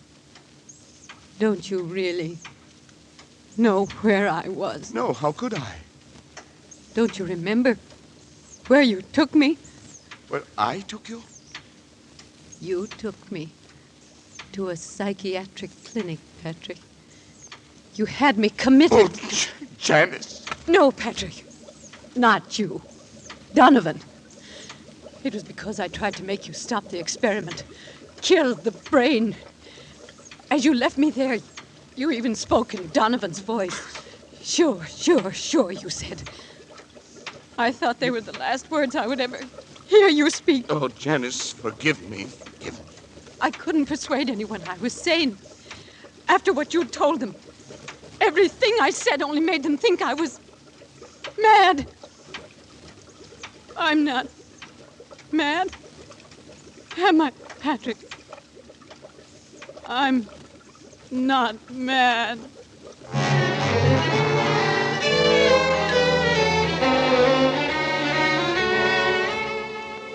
Janice will be gone for some 3 hours. I have sent her into town for Dr. Zanger, the psychiatrist. Maybe he can help. But now I'm overcome with the thought of the humiliation I shall have to suffer when other medical men become aware of the position I'm in. It'll be the end of my career, my reputation, all my hopes. It's folly to think that Zanger would keep it to himself. Indeed, he would have no right to. I can bear it if I must.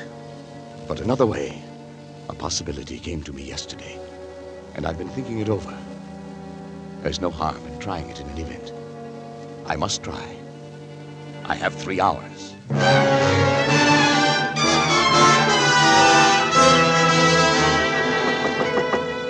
David! David? Yes, Dad? David, what's your blood type, do you know? Oh, as a matter of fact, I don't think I do. Why? Well, no matter. We can easily find out. David, I think at last I know a way. To kill the brain? Yes, it's simple. Perfectly natural, and yet 9 chances out of 10 it's something Donovan would never have known about. I do it myself, but unfortunately my blood type is the same as his. Oh, a transfusion? Of course. I have to replenish the blood substance periodically anyhow. It's about time to do it again. I've always used my own because it was the same type as his, but if yours is a different type, the right type. You mean the wrong type? Yes. Given the wrong type, the brain will die. Yes. It sounds possible. I'm sure of it. I know it. Oh, but suppose the brain knows. It knows other things. I thought of that. It's a chance we'll have to take. If you're willing. Oh, of course I am, Dad. Then we'll take a blood sample now. Come to the laboratory. If only I have the right type. Or rather, the wrong type. If you haven't, we'll find someone who has. Maybe Schrott. Now, just lie down there on the table. You want a tourniquet on your arm. There. I'll put it on. This small syringe will do it. Now. Go ahead. I'm ready. David, don't watch me. It'll be easier if you don't, for me. Well, that's a funny one. Coming from you. Well, doctors are never quite as steady with members of their own family, you know. Ready? Sure. There we are. You all right? Yeah. I'm all right. Be through in just a second. You getting it all right? Yes, just a second now. Dad, I'm sleepy. We'll be over it in a moment. But what's the matter? Why am I so sleepy? You'll be all right. Sleepy. So sleepy. Sure. That is what anesthetic is for, to make you sleep.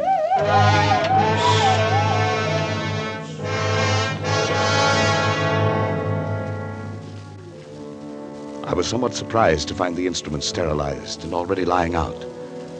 But I worked more rapidly and skillfully than ever before in my life. I made an incision just below the hairline, laying back the scalp as far as the base of the skull. I trepanned the cranium at 2-centimeter intervals, working back and downwards to the upper edge of the occipital bone. With the GD saw, I cut through the connecting bone structure and removed the entire top of the cranium, placing it in saline solution to preserve it. I made a semicircular incision in the dura mater, laying it to one side, exposing the brain. As I dissected out the facial, auditory, and pneumogastric nerves to free the medulla oblongata, I became conscious of an insistent clamoring, something like a mounting hysteria in the distant reaches of my mind, almost as strong as the irresistible compulsion that drove me on. But my hand did not falter. With a sure stroke, I severed the spinal cord just below the first cervical nerve.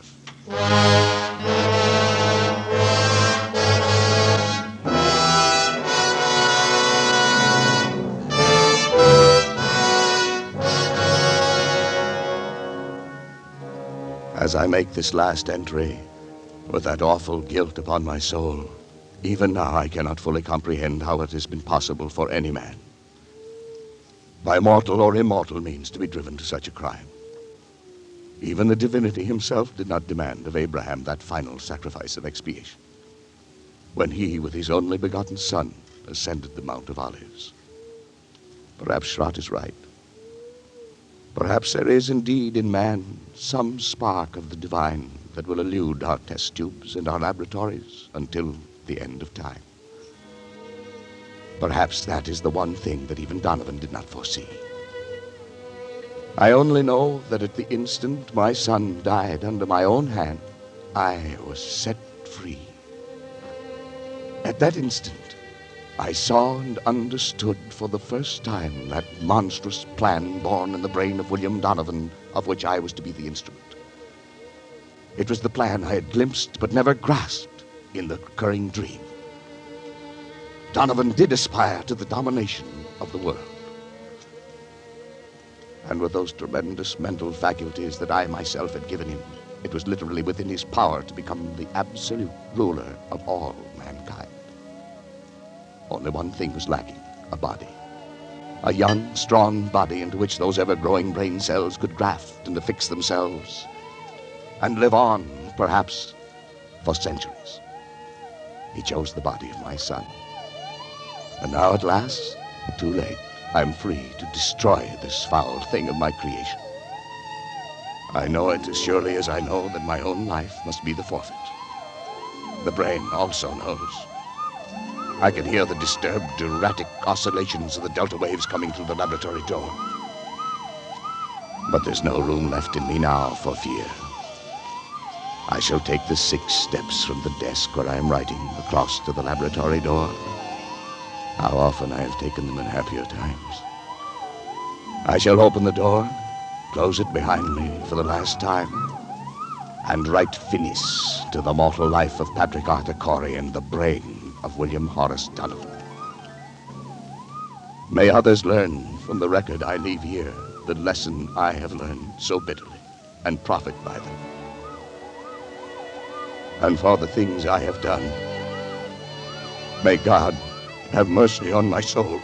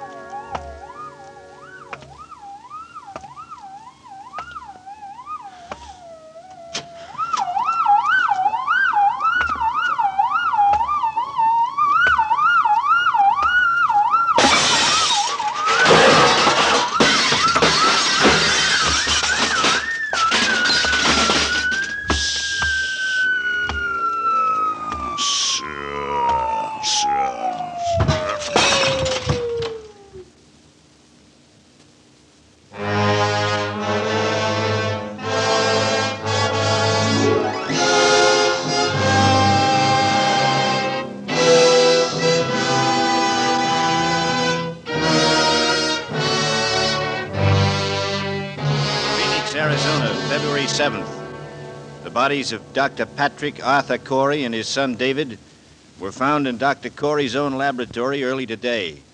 Young Corey had apparently died on the operating table as a result of a delicate brain operation performed by his father.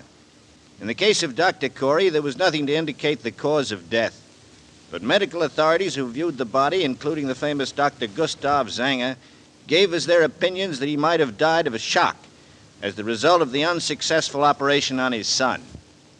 A curious feature of the case was the fact that numerous pieces of tissue, identified as being from a human brain, were found scattered about the laboratory floor, while a larger section of brain was found in the midst of an elaborate apparatus, evidently part of a scientific experiment. Medical authorities stated, however, that they were unable to explain the nature of the apparatus and that the brain itself was in such a state of decomposition as to indicate that it had been dead and slowly decaying for at least 2 months. Dr. Corey is survived by his wife, Janice. She was committed to the county asylum for the insane late this afternoon. Burial of Dr. Corey and his son will be at the Mount of Olives Cemetery.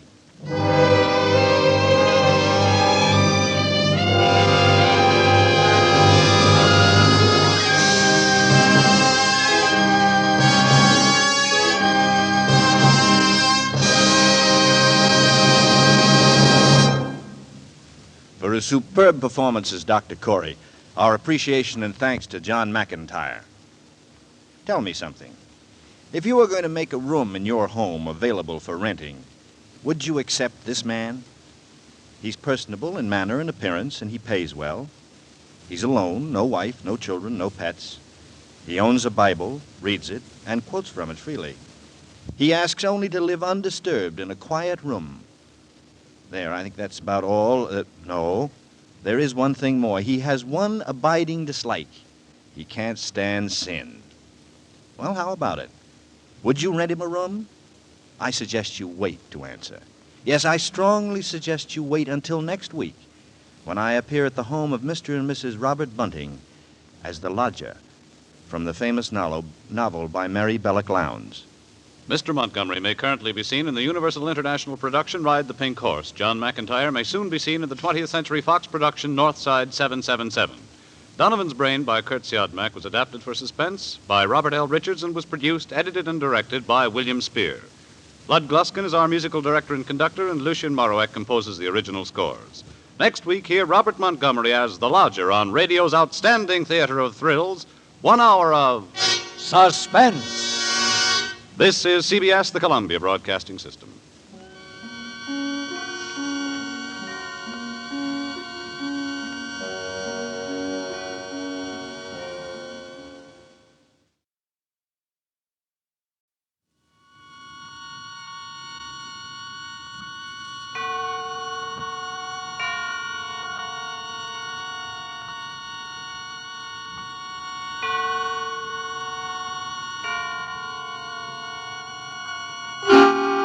Suspense.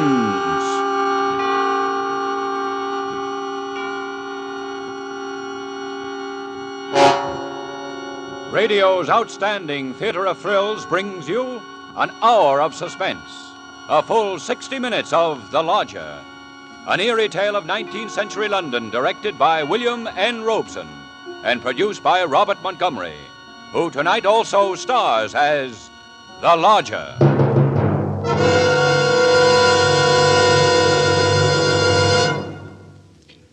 This is Robert Montgomery, with a few words about a city, a sprawling, furious city, which had slackened its pace to allow the miasma of horror to settle even to its furthest corners. I say horror, but there was a fascination, too, for there is always a fascination where there is violent death. The city, it was London, and the year was 1888, a London terrorized by the fifth in a succession of horrible murders. Such is the very real setting for The Lodger, for Mrs. Belloc Lowndes' novel is based on fact. It was almost certain that these deeds were the work of one person, for this meager identity was established by the victims themselves. They were all young, all attractive women. It was the killer, still at large, who absorbed the imagination of the great city. The killer who had taken special pains to make it clear that some obscure and terrible lust for vengeance possessed him. And because of him, laughter was forced, conversations waned, and there were silences where there should have been good talk between neighbors. Only in homes, doors bolted and blinds drawn, was the talk easy, as, for example, in the home of Ellen Bunting. In particular, Ellen Bunting. Ellen was no different from all the middle-aged housewives dwelling in London's squalid Whitechapel district. Her home was a small segment plastered into a block-long tenement in Marylebone Road. Ellen read the newspapers as avidly as she said her prayers, so she knew all the facts of the case. And she knew it was quite proper to refer to the wielder of the knife as the Avenger.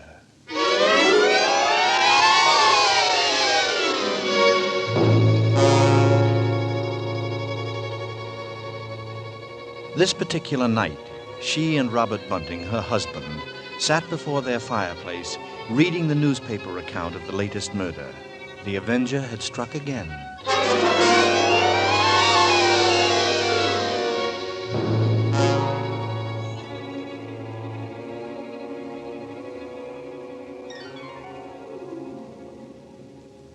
Why, he might be anybody. He might be the fellow you pass on the street. The one standing next to you. The man you bump into. Oh, it's a terrible thought. Yes. If only the police had something to go on. But the Avenger's just too quick for them. Oh, they do say here, Bunting, that the police have a clue they won't say anything about. Them who says that says wrong. The poor chap who was on point duty in the street where the last one happened, he hears a yell, he says, but he took no notice. The coppers left to stick to it better than that to catch a slick one like the Avenger. It says here he left his calling card again. A bit of grey paper on which the monster writes his name. Funny kind of visiting card, ain't it? It isn't a thing to make a joke about, Bunting. Or was it a square piece of paper or one of them three-cornered ones? It don't say which, Bunting. Well, it should. Those are the things I like to know about. Keeps a body informed. Huh. And a fair girl again, just like all the rest. And let's see. Described by her friends as a very light-hearted girl. What a pity. Did you ever stop to think who fits that to a T? In fact, fits all those girls? Did you ever stop to think about that, Ellen? Why, no. Who? My own Daisy. Yes. Yes, Bunting, that's a fact. Well, maybe it's a good thing she's with her aunt instead of here. London ain't a safe place for any girl right now. Just the same, I can't help thinking how fine it'll be to have her back. Now, Bunting, you know that Daisy seems like my very own, even if she is my stepchild. But I'm telling you, there's no sense even thinking about having her back right now. We just can't afford it. Oh, I know that, Ellen, only, well, maybe we could manage it some way. Oh, haven't I scrimped myself half crazy trying to keep us going? But you don't care about that, do you? No, your Daisy's more important to you than I am. And No, Ellen, that don't sound like you. we haven't had a lodger for months. Nobody even comes to look at the rooms anymore. Oh, but things will work out, Ellen. And They then we- ain't never going to work out. Soon we won't even have a roof over our heads. Oh, I'm sorry, Robbie. No. Well, don't go worrying another second, old girl. Well- Oh, the first thing you know, you won't be pretty no more. Eh? Well, you'll have your face all wrinkled and... Now, see here, Bunting. Now, let's see you smile. Oh, leave me alone. I won't. Oh, get on with you. Now, who do you suppose that could be? It's awfully late for visitors. Bunting, do you think it could be somebody looking for rooms? Why, it just might be. You want me to go to the door? No, I'll go. Mike, like as not, it's Mrs. Fane wanting to loan something or other. Now, you be sure and get a good look before you let anybody in, dear. I'm coming. Yes, sir? Is it not true that you let lodgings? Yes, sir. Won't you come in, sir? Thank you. Could Could I take your cape, sir? Thank you. However, there's no need. I am looking for rooms. Quiet rooms. Above all, they must be quiet. Oh, yes, sir. You'll find all my rooms quite quiet, sir. All of them? How many are there? Well, just now I have 4 left. The house is empty, save for my husband and me, sir. Oh, that sounds very suitable. You'll pardon me, sir, but the door... I am happy that you closed the door, madam. It's not safe to leave one open in London these days. That is a thing you should remember. It would be so easy for anyone to slip in. I assure you, sir, you needn't be afraid of that.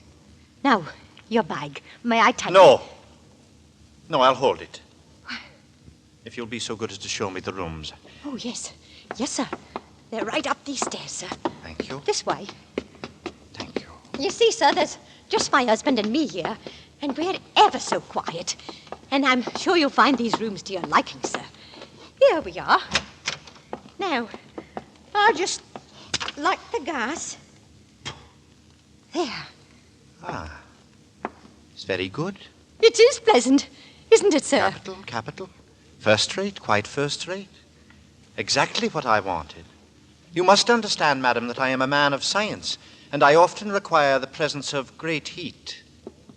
This seems like a capital stove. Oh, it is, sir. And the sink. It will be exceedingly useful to me. Exceedingly. And these pictures, sir. There's not many rooms with such pretty pictures, are there now? The 3 Graces. They've been in the family for years, sir. Yes. I'm tired. Tired, very, very tired. Indeed, sir. Then you mean to take my rooms? Where's my bag? Surely I had a bag when I came in. It's over there, sir. By the door where you put it when we came into the room. Oh, yes, I beg your pardon, madam. But there is something in that bag which is very precious to me, something I procured with infinite difficulty, and which I could never come by again without getting into great danger. I'm sure of it, sir. Now about the rooms. Oh, yes. I'll take them. The very simplicity, the bareness of them impresses me. And about terms, sir? About terms. My name is Sleuth, madam. Sleuth. Think of a hound and you will never forget my name. And assure yourself that I am quite willing to pay you. I am quite willing to pay you, shall we say, a month's rent in advance.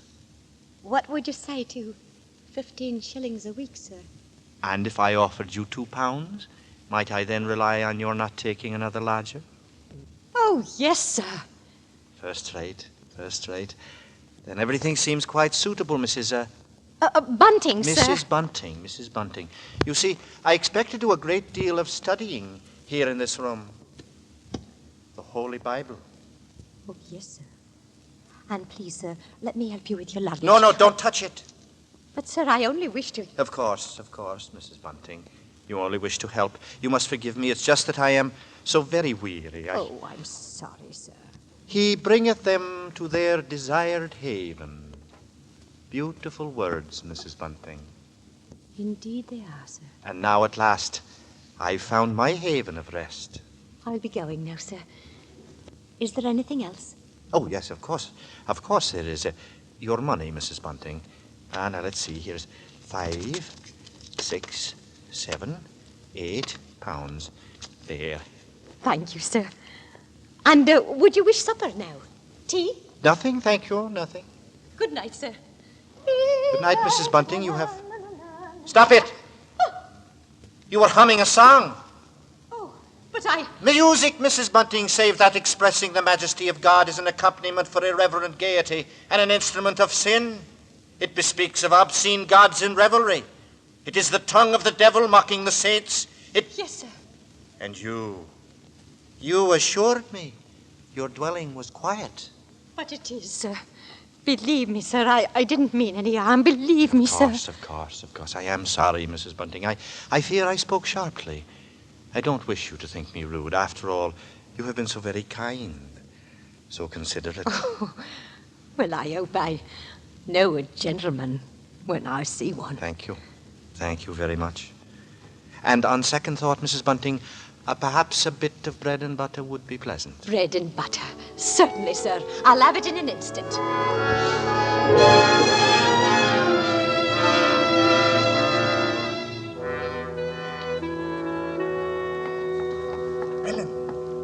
Did he take the room? Come into the kitchen where he won't hear us. Ellen, he took it. Tell me, he took the room, didn't he? Yes, Robbie. We're all right now. Look, £8. A month in advance. Oh, it's wonderful, it's wonderful. Ellen, Ellen, you see what this means? Yes, Robbie. You can have Daisy now. You can bring her home. Here, hand me that dish. Right. Do you know something, old girl? We're not going to worry too much about Daisy being in danger, that Avenger fellow. Whatever do you mean, Robbie? Well, she's not one for dancing, you know, or any kind of like entertainment. And what's that to do with it, please? Something I read here in the paper while you was with the gentleman. They found out that every one of the Avengers' victims had just come from a dancing party or a musical. Oh, never mind the Avenger now, Bunting. Here, hurry. Take this bread and butter up to the lodger.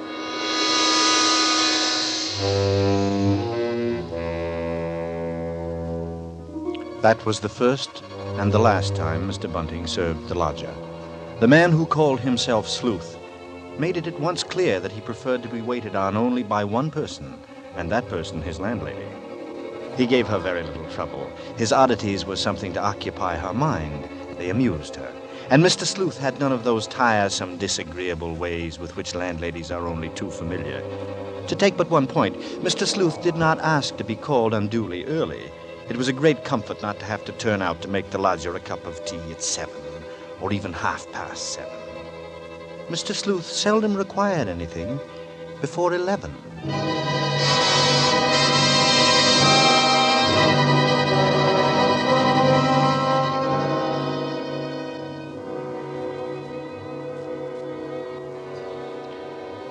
Nothing about her new lodger really distressed Ellen until the evening of the third day. It was time for Mr. Sleuth's dinner, and she started up the staircase to his room. Oh. She had cast down many wounded from her. Yea, many strong men have been slain by her. Come in. She saith unto him, stolen waters are sweet, and bread eaten in secret is pleasant. But he knoweth not that the dead are there, and that our guests are in the depths. Why, Mr. Yes. What is it? Those pictures. Those pretty girls. Half-human monsters, madam, who stare at me and eat of my sinew. You've turned all their faces to the wall. A woman is a narrow gate. She also lieth in wait as for a prey, and increaseth the transgressors among men.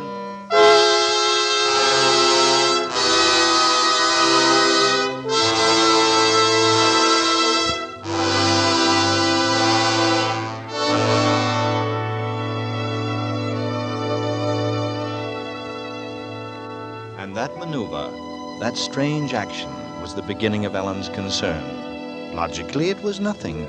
Mr. Sleuth simply had a queer kind of fear and dislike of women. And where one's lodger is concerned, a dislike of women is better than, well, the other kind.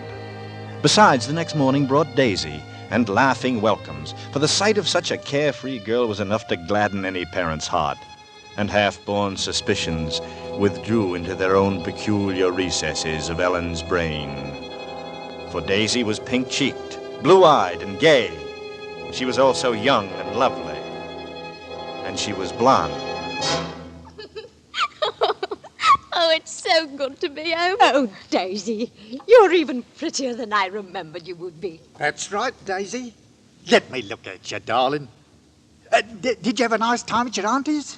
Oh, yes, but I'm glad you wrote me to come back. That old aunt's has nothing to do. There's nothing exciting to do. And Joe will be coming around to see you now, Daisy. I told him you was coming home today. Joe Chandler? That policeman? I don't know whether I want to be serious friends with a policeman. Him that walks around all day and's too tired when he comes home to have any fun. A girl could do worse than have a policeman for a friend these days, with the Avenger about. Well, the Avenger don't worry me none. Even though he's got 2 more victims last night. 2 more? Yes, the cabbie was telling me about it on the way down from the station. The slick devil. Got 'em within a few yards of each other. He's got a nerve. Daisy, you talk like you've been taken in by him. Oh, Mother. Oh, that'll be Joe, I'm thinking. I'll go, Father. Daisy. Hello, Joe. It's nice to see you. Oh, Daisy, I've missed you something terrible. It's nice of you to say so. Won't you come in? Thank you.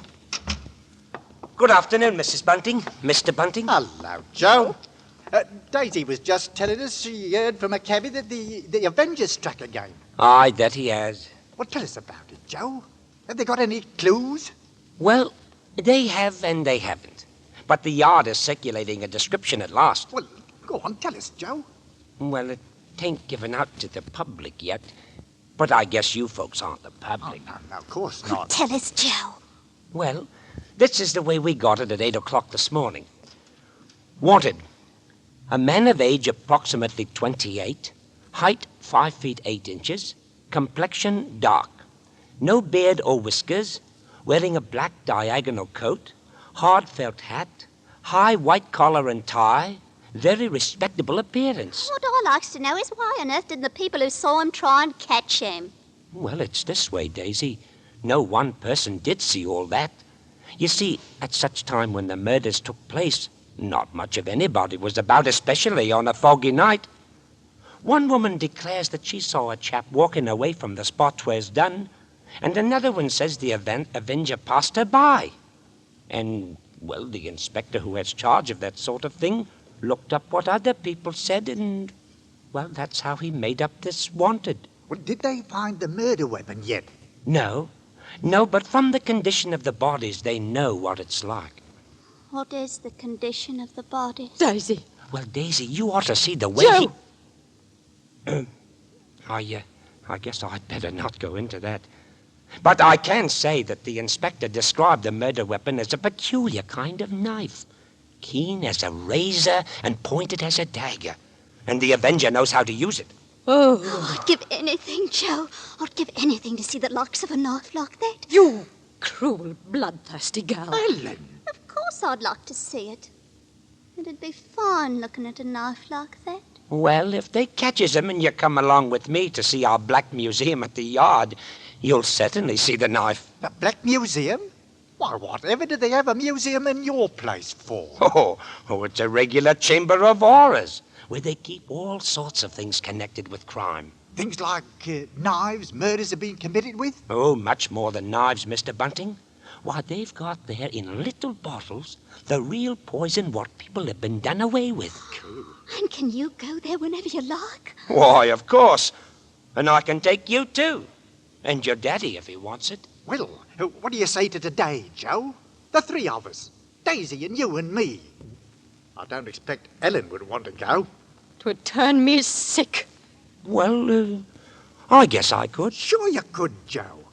Ellen ain't on in this turn. She can just stay home and mind the cat. I beg his pardon. I mean the lodger. I won't have Mr. Sleuth laughed at. I'm sure it's very kind of you, Joe, to think of giving Bunting and Daisy such a rare treat.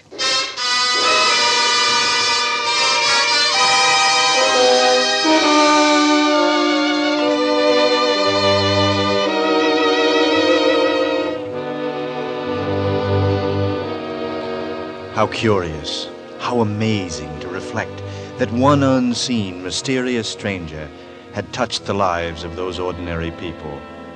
Ellen and Bunting and Joe and Daisy.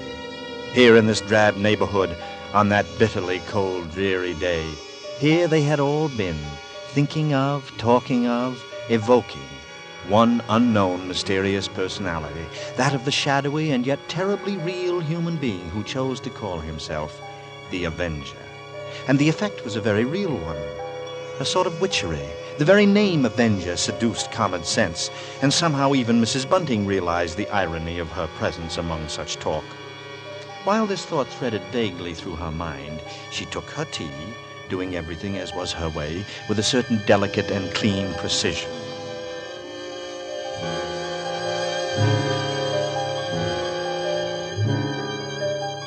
A sound startled her. Shuffling, hesitating steps were creaking down the house. She looked up and listened. Surely the lodger was not going out again into the cold and foggy afternoon. Of course not. Mr. Sleuth was evidently about to do something that he had never done before. He was coming down into the kitchen. Yes, sir? What can I do for you, sir? I hope you didn't ring, sir. No, I didn't. The truth is, I didn't know you were here, Mrs. Bunting. My gas stove has gone wrong. Yes? So I came down to see if you had a gas stove. I'm going to ask you to allow me to use it tonight for an important experiment I wish to make. You'll find it very cold down here, sir. It seems most warm. Warm and cozy after my cold room upstairs. For the matter of that, you ought to have a fire in your bedroom these cold nights. Certainly not. I dislike an open fire. I thought I had told you as much. Yes, I remember. Very good, sir.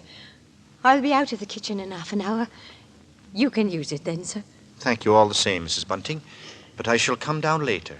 Altogether later, after you and your husband have gone to bed tonight. I assure you I will pay you something for the use of the stove, Mrs. Bunting. Oh, no, sir. I wouldn't think of charging you anything for that. That's very generous of you. Sometimes I believe that you are too generous towards me. I feel I have become a burden to you. Have I, Mrs. Bunting? Oh, no, sir. Then I'll bid you good afternoon, Mrs. Bunting. Yes, sir.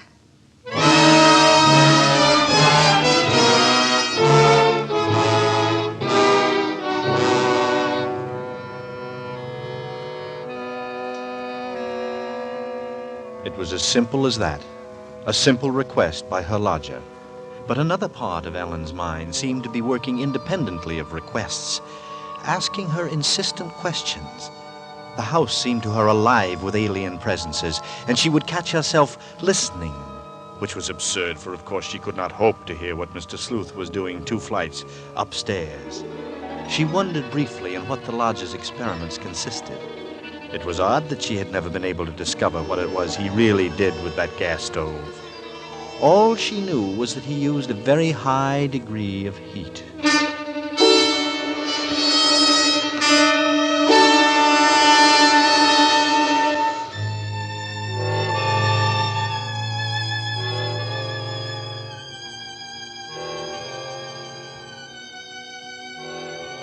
And later, waiting for sleep to come to her that night, such thoughts persisted.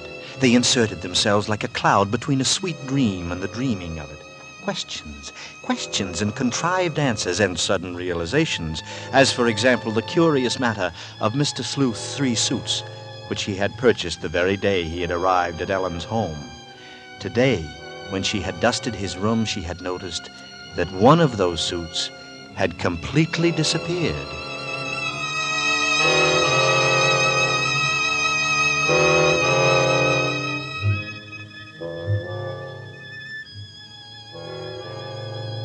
It was intensely dark, intensely quiet, the darkest, quietest hour of the night when Mrs. Bunting was awakened by sounds at once unexpected and familiar. Her sleep had been restless with constant disturbing images, and so when she heard the first stealthy footsteps outside her bedroom, she was fully conscious. Tensely, she followed those steps down the stairs, down the hallway. She heard the front door open and then click shut. Utter stillness fell upon the house.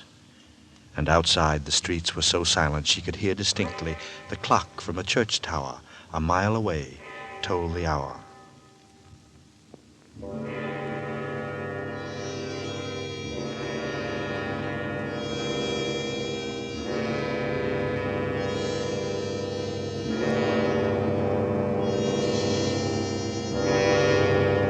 In her troubled fancy, she pictured a long, long figure, plodding through the swirling fog, moving quietly, stealthily, seeking, stalking, finding.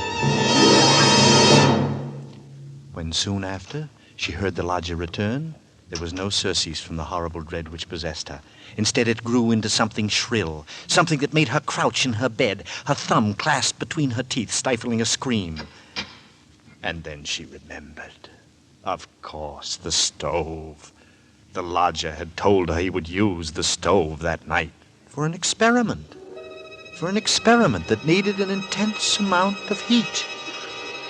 But for Ellen, there was no more sleep, merely a tormented state of half-awareness which suddenly stripped away soon after dawn. Horrible murder! Horrible murder, the piercing scream of a newsboy down in the street. The Avenger strikes tonight! Ellen Bunting heard the boy cry out the Avenger's latest stroke made during the night. No!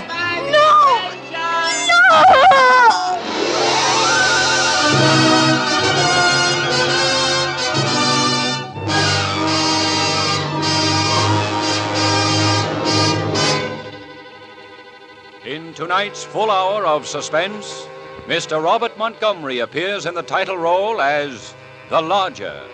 Tonight's study in suspense.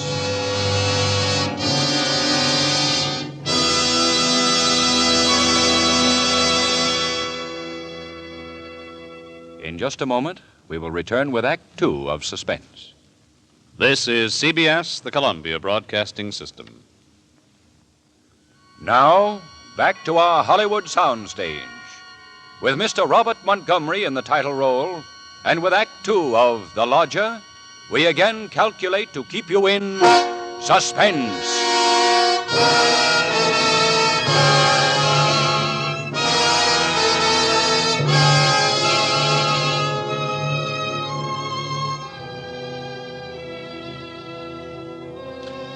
When Mrs. Bunting went down to her kitchen that morning, everything looked just as she had left it, except that the cavernous whitewashed room seemed to be filled with an acrid kind of fog and the smell of burned cloth. She twisted a newspaper, lighted it, then stooped and flung open the door of her gas stove. A fierce heat had been generated there since she had last used the oven, and through to the stone floor below had fallen a mass of stringy black soot. Somehow she wasn't surprised. Somehow it was as she expected. Yet her first glimpse that morning of the gray-faced lodger all but banished her sleepless night's terror. Mr. Sleuth looked lonely, very, very lonely and forlorn. There was a kind of pitiable, helpless weariness in his eyes. She found she was hoping desperately that her unspoken fears were unfounded, and she knew that she must be certain before she voiced her fears to a soul. And there was one thing she could do. Examine the lodger's single piece of luggage. What could it hold? Not much in the way of clothing, surely. It was too small, too narrow. It was more like a case for a knife.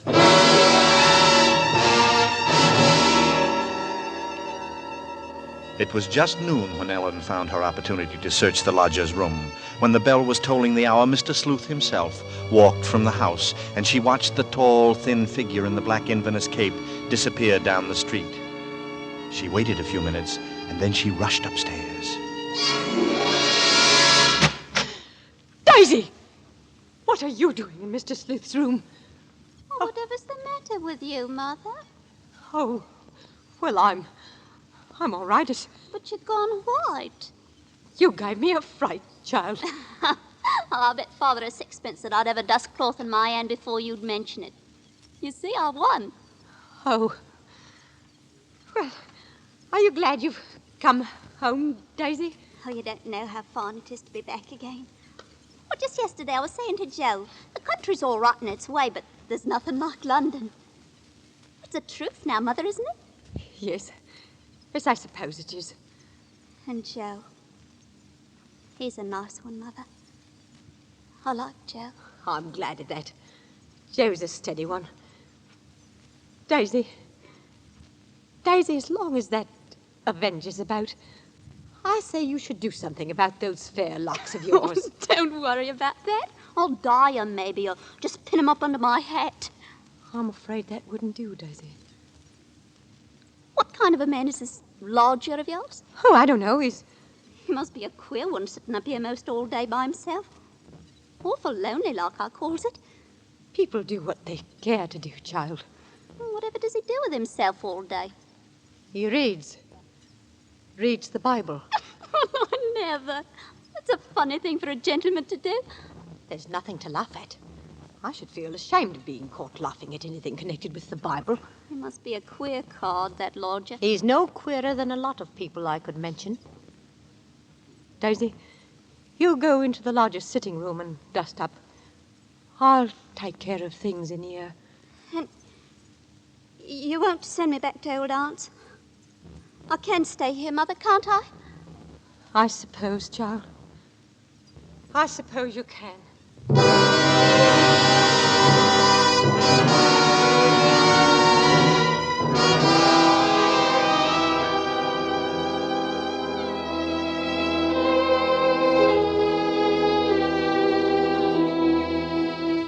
And Mrs. Bunting went about her work. Quickly, she moved to the closet. The contents were a bit different from the last time. Another one of her lodger's new suits had disappeared, but somehow she expected that, too. It fitted with the smell of burned cloth she'd noticed that morning in the kitchen. But she found nothing under the bed. She went then to the chest of drawers against the wall. She opened the top drawer and found inside nothing but a frayed shirt and 2 handkerchiefs. The next drawer, underclothes and socks. The next, empty. There remained then only one possible place for the small, narrow bag, the bottom drawer. And it was locked. Tugging at the drawer, she heard suddenly the opening of the door behind her. Oh. Panic-stricken, she froze to the spot, and then slowly, ever so slowly, she turned her head. Mr. Sleuth. Mrs. Bunting? You've invaded my privacy. Why, I was just... My cupboard door is awry. Does this mean that you have been searching my rooms? It's about her snuff box, sir. My husband, Bunting, that is, remembered an old snuff box. He thought still might... Does this mean that I must keep each drawer locked to prevent your spying upon me? Oh, no, sir. You see, sir, Bunting has a very high opinion of that snuff box. To? Oh. Quickly, tell me, who is this? This is my stepdaughter, sir. Daisy. She just arrived yesterday, sir. You see... Pleased to meet you, sir. She's been away for quite a long while, sir. We really didn't know when she was returning home, Mr. Sleuth. That's why I didn't mention Daisy when you took the rooms. And I must say, sir, that I was surprised to hear about us taking in a lodger. And pleased about it, too, sir. Yes. Yes, I must say that I am the one who is surprised. Yes.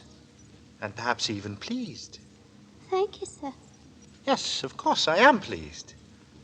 There are, Miss Daisy, all kinds of pleasures, are there not? Yes. I'm sure there are. The despicable evil joy of the abandoned. Those who seek the darkness to sip the juice of forbidden fruit. Surely, Miss Daisy, you shun such pleasure as that. Oh, yes. That is, I suppose. A vast difference, that, from the divine happiness of the blessed. Those of clean hands and pure heart. You do understand me, don't you? Oh, yes, sir. Yes, Mr. Sleuth. I devoutly hope so, Miss Daisy. Nowadays, there are so very few young women like yourself who do understand. In fact, I all but despaired ever of finding one. Oh, I'm sure it's nice of you to say so, Mr. Sleuth. It is a people who do err in their hearts, and they have not known my ways. Unto them I swore in my wrath that they should not enter unto my rest. True words, Miss Daisy. True. Yes, sir. Now, I must be putting things away downstairs, Mr. Sleuth. Of course, Miss Daisy. And I must rest. Believe me, it has been a revelation to meet you. Oh, thank you, sir. I'm sure we shall have much to discuss. He's a queer one, all right, Mother. But such a gentleman, isn't he?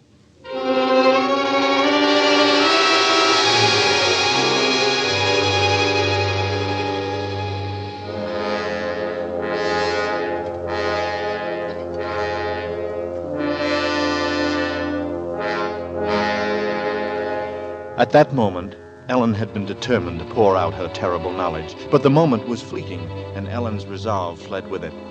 She told herself that perhaps the past few days had been nothing more than a tormenting play of imagination. There would be a coroner's inquest tomorrow into the Avenger's last murder. Joe would take her. With Joe, they would admit her, and there perhaps she would hear evidence to disprove all her fears, to assure her there was no earthly harm in Daisy's being so near the lodger. This was her gravest concern now, for on the next morning Mr. Sleuth made it a point to see the girl more than once, And fearfully Ellen saw that Daisy welcomed the visits, that her eyes shined whenever the lodger's name was mentioned. That afternoon, she heard once more the voices of her stepdaughter and the lodger coming to her through the kitchen door. She hesitated before entering, tense, apprehensive. I do believe, Mr. Sleuth, I've never known a gentleman with such funny ideas. Oh, Mother.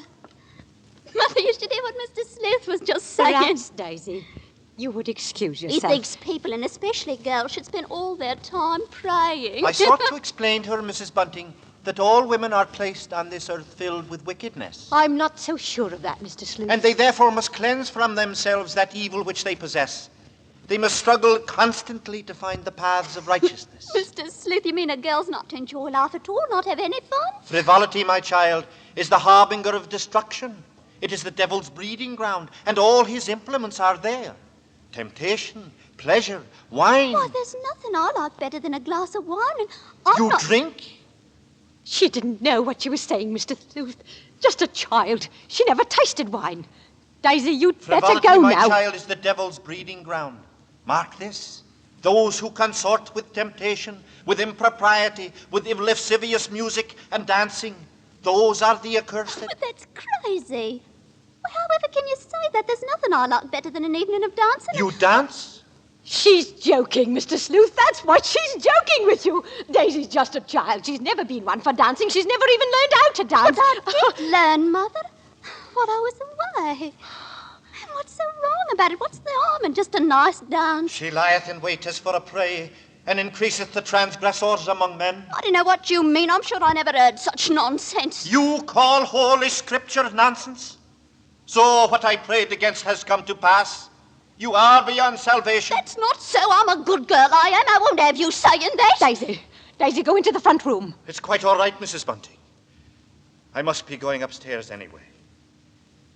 I'm used to being misunderstood, you know. People never realize that my efforts are for the greater good of humanity. They don't know that I'm their benefactor. Of course. And that power on high will direct my hand toward the expulsion of all evil. All the evil in the world. Daisy. Daisy, listen to me. Yes? Daisy, I've got to tell you about... About what, Mother? nothing. I suppose nothing. And then I'll go out for a while. I'll tell Joe I'd meet him. Yes. Yes, I suppose it's really nothing.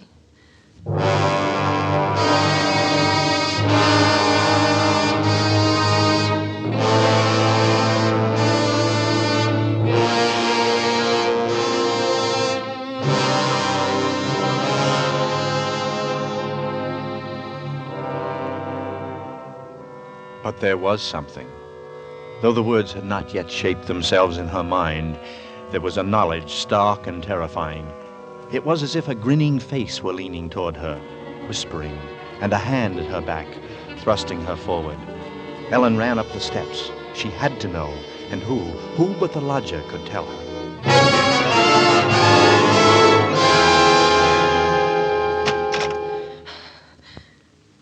You are welcome, Mrs. Bunting. But I believe propriety dictates that you knock. Mr. Sleuth. Yes? It's about Daisy, sir. She is a great disappointment to me, madam. And I suppose to you. Yes, that must be it. You want me to help her seek salvation. You want me to kneel with her... Oh, no. No, sir. It isn't that at all. Well, then what is it, madam? Come, I was preparing myself for a walk. It's a fine dark day for a walk. But surely you wouldn't go out now. It isn't fit for anyone to be out in that fog. You must be jesting, Mrs. Bunting. From this window I saw Miss Daisy go into the street not 5 minutes ago. A very sweet-looking young girl, Miss Daisy. A pity she has estranged herself from innocence. You don't know what you're saying, Mr. Sleuth. Come to the window, Miss Bunting. Listen. How very quiet and still London is in the fog. Not a sound. Yes. It's It's very quiet today. Too quiet, I'm thinking. Quite natural like. And I, for one, have a delicate feeling for nature. So now, Mrs. Bunting, if you'll excuse me, But aren't you afraid, Mr. Sleuth? Aren't you afraid of going outside? Afraid? Afraid of what? I was thinking of the police. The police? But what is man?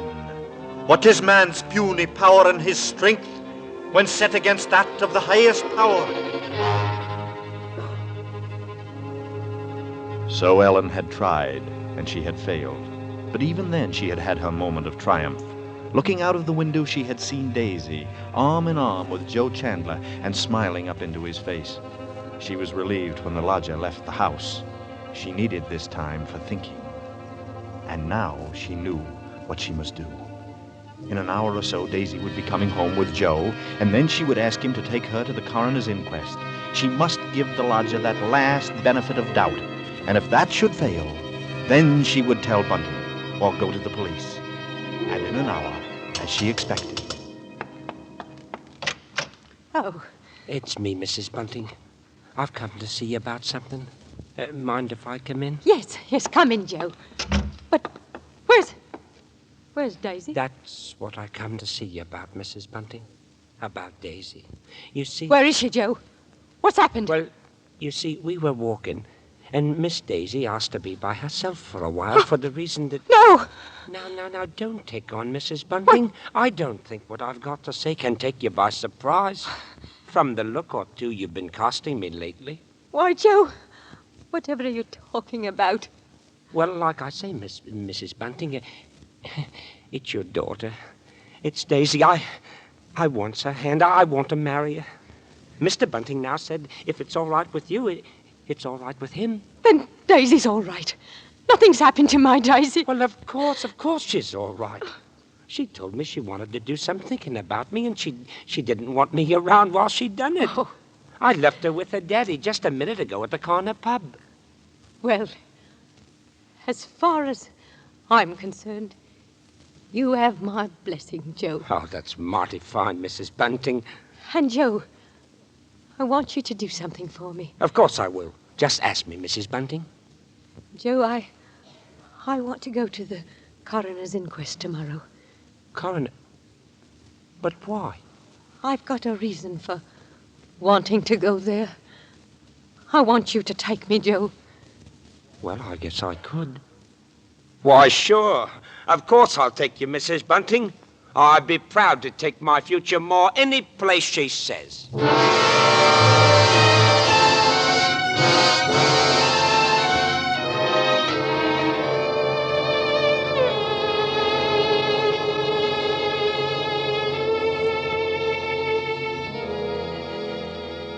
So the last frantic search for disproving evidence had begun, and the next day, with the knowledge that Bunting was left in the house to look after Daisy, Ellen boarded the underground train with Joe Chandler.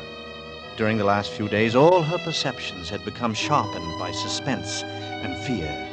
She realized now, as she looked into the stolid but bewildered face of Joe, how she herself would have regarded any woman who wanted to attend such an inquiry from a simple, morbid feeling of curiosity, and yet, seated in the coroner's court, that was just what she was about to do herself.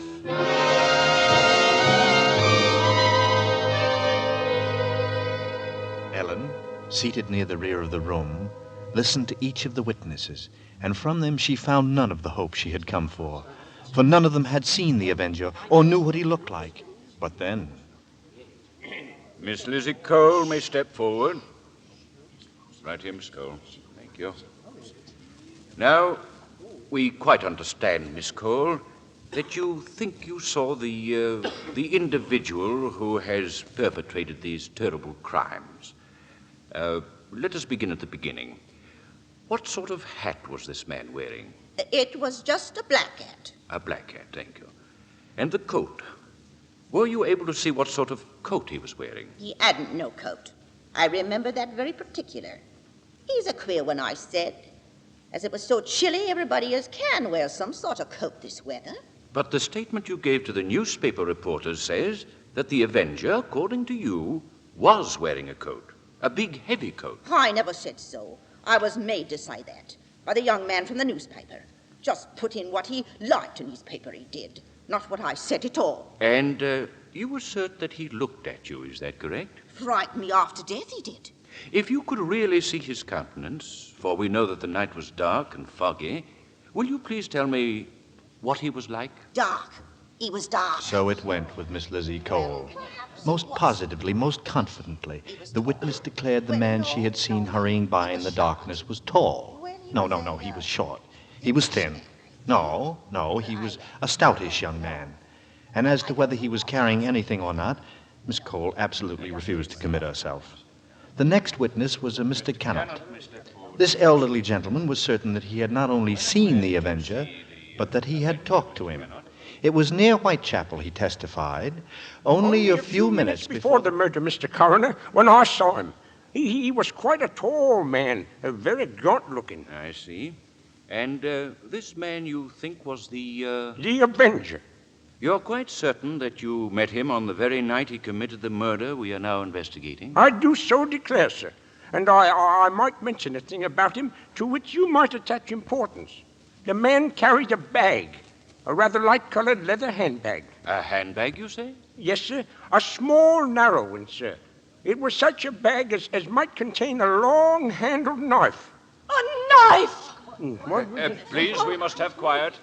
Quiet. Now, Mr. Kennard, what made you suppose that this stranger could possibly be the Avenger? Well, this man, as he approached me in the fog, stopped and turned to me. And there was a very wild, mad look on his face, sir, if I may say so. And he spoke to you? Well, as he emerged from the fog, he was talking aloud to himself. Then, as he saw me, he said, "This night, my friend, a night fit for the commission of dark and salutary deeds." Yes, sir, that's exactly what he said, sir. Is that all? He had a rather high, hesitating voice. An educated man, I would judge, but quite mad, as I've told you, sir. What do you mean by that? Well, as he passed by then, he continued speaking to himself aloud. Oh, believe me, sir, believe me, he was reciting scriptures from the Bible. Scriptures from the Bible. Horrified, Helen half rose from her seat, only half hearing the confusion about her. Scriptures from the Bible, you say? Aye, sir. And you ask the court to believe that? I would say, Mr. Cannot, that the man we're looking for would be, least of all, a religious man. And that's where you're in error, Mr. Coroner. The religious note is the very key to the case. I'm convinced of that, sir. Very interesting. And now, if you please, you may stand down, Mr. Kennard. Just a moment, sir, just a moment. You must understand, sir. The man you're looking for must be a religious maniac. That is the only possible explanation. And you must understand, sir, time is going on. I have an important witness to call, a medical witness. Now, if you... But certainly you're not... You may stand down, Mr. Kennard. The court was dismissing the very truth. Ellen knew that. She could no longer keep silent. Her hand shot forth, and she screamed. I want to say...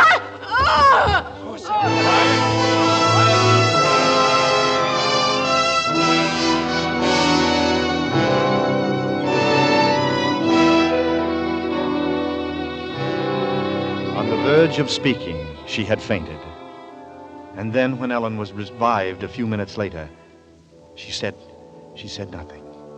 Her brain was in too great a turmoil, her nerves too shocked. Like one in a dream, she allowed herself to be led by Joe Chandler from the courtroom.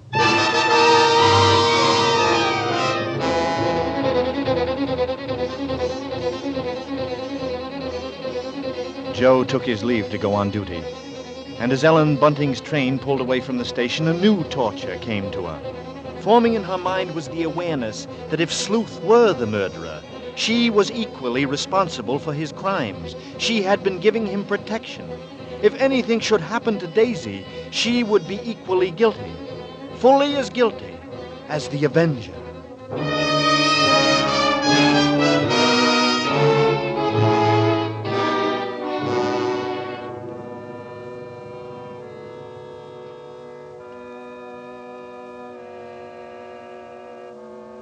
As Ellen neared her neighborhood, her dread was increased.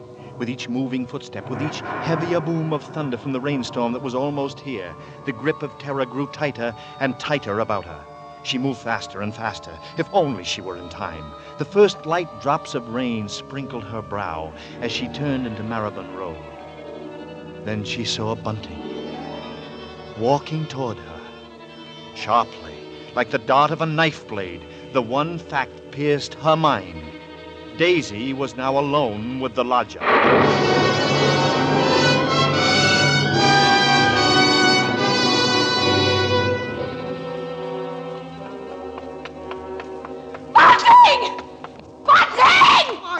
Ellen, what is it? Tell me, Bunting! Where's Daisy? Where is she? I say, where's Daisy? Where is she? I say, where? At home, where I left her, Ellen. No, Bunting. What is it, Ellen? No. What is it? Listen to me. Try to understand. Sleuth is the Avenger. What are you saying? Our lodger. He's the Avenger, Bunting. Daisy's in danger. Hurry!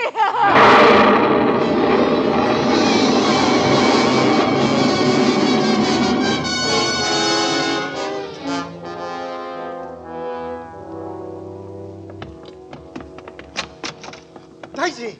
Daisy! Daisy! Where are you? I'll look in the kitchen, Bunting. You try the sitting room. Daisy? Daisy! Where are you, Daisy? Answer me, Daisy! Try the bedroom. I did. She's not there. She's not downstairs. Oh, then there's just his room.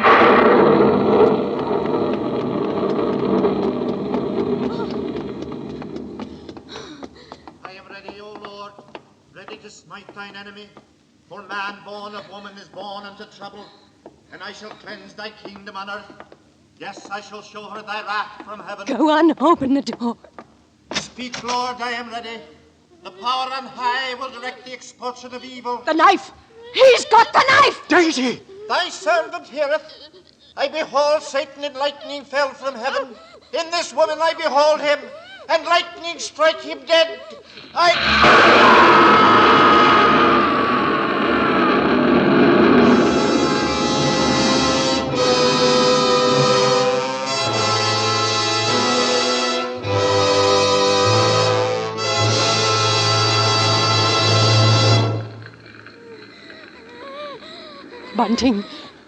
Bunting, is she all right? Yes. Take her out, Ellen. No, Bunting, you can't stop the fire. We must save ourselves. Come away, Daisy. He's dead, child. He's dead. Aye, he's dead.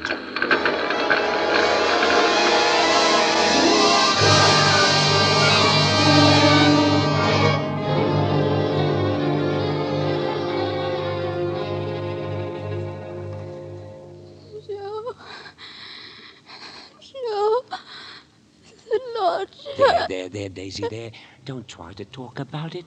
I'll tell you, Joe, it was queer, it was. As if the Lord himself struck the ass with lightning and spread the fires of hell to cleanse whatever the lodger had touched. To burn down the house and all that's in it. Our house.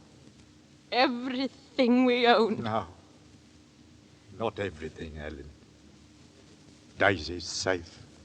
That's all that should matter to us. She's safe. Thank heaven. Vengeance is mine, saith the Lord.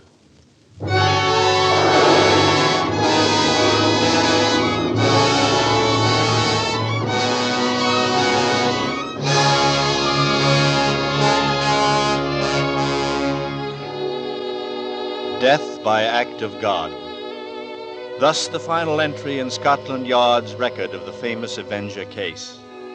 Yes, the day which brought an end to Mrs. Bunting's lodger brought also an end to the knife slayings which had terrorized London.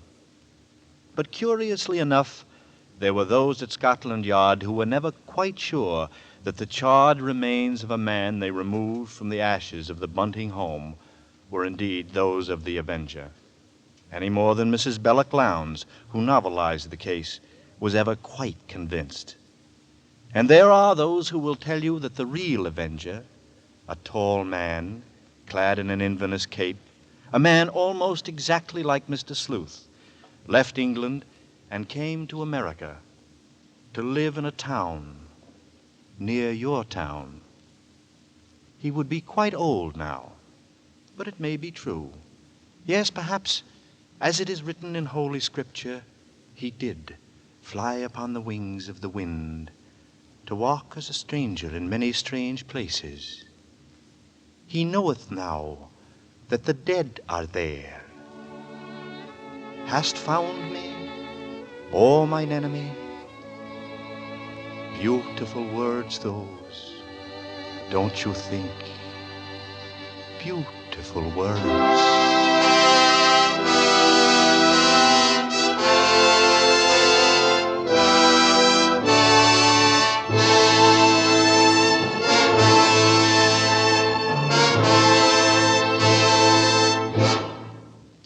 This is Robert Montgomery, without the Inverness cape. And I want to thank Jeanette Nolan, who played Ellen, and Peggy Weber, who was Daisy, for their splendid performances in tonight's play. Next week, we have chosen a story whose elements are natural counterparts of suspense. I guess you could call it a love story, one kind of a love story.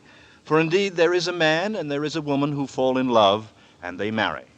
It is probably only a mischance of fortune that the man has no material means, and the woman comes from a family of substantial wealth.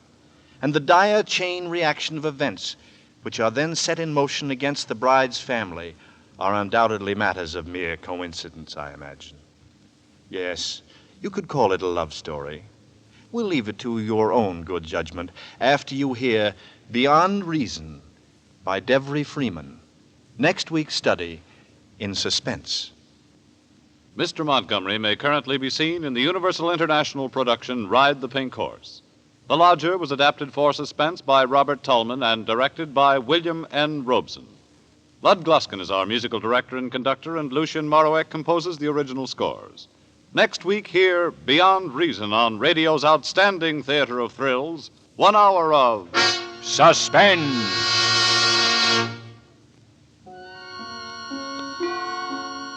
This is CBS, the Columbia Broadcasting System.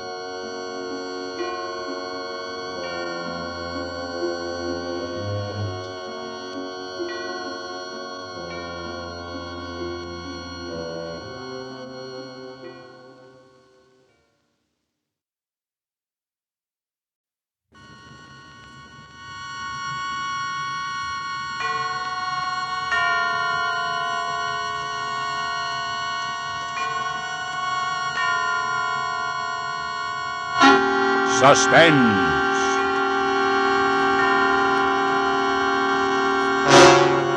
Radio's outstanding theater of thrills brings you an hour, a full 60 minutes of suspense. Tonight, starring Mr. John McIntyre in a play entitled The House by the River by A.P. Herbert, directed by Anton M. Leader and produced by Robert Montgomery. Mr. Montgomery. True wit is nature, to advantage dressed. What oft was thought, but ne'er so well expressed. Alexander Pope was speaking about poetry when he said that. And most of us, when we think about poetry, think of it in much the same way, as beauty caught and held captive in a skein of words, as something soft and lovely, and without violence. But that's not always true. Poetry can be violent, and hard and dark, with tales of terror and horror. The popular idea that a poet is always a soft and fragile fellow is also untrue. Poetry grows from the stuff of life, and the poet is heir to all the ills of other men. He is a frequent walker upon the dark paths of life, as well as in the sunlit fields. And finally, it's not true either that a poet worth that name must live in a lonely garret, in obscure poverty, sleeping on the stacks of his unread rhymes. Some poets find fame and fortune early and live richly in comfort and adulation. In fact, that's the kind of a poet we have in our story tonight. Stephen Burns, who at 35 was already being compared with Keats and Shelley, who had, in a few slender volumes, made himself the voice and the conscience of all England. His home, standing on the bank of the Thames, was known to 1,000,000 Englishmen as the house by the river. Here he lived in peace and contentment with his wife, Marjorie, and his brother, John, a civil servant in London. Here, on the breast of the great sluggish river, he lived and studied and worked until the evening of June 15th, last summer. Marjorie was out of the house, visiting her people in Cornwall. John was not yet home from work. It was cook's night out. Stephen stood at dusk in his garden, watching the water beneath him turn black as night came on with a rush. His neighbor, Mrs. Ambrose, was watering her tulips in the garden next to his. The scene was set for a strange adventure. Tonight, Mr. John McIntyre returns to our cast, following his sensational performance 3 weeks ago in Donovan's Brain.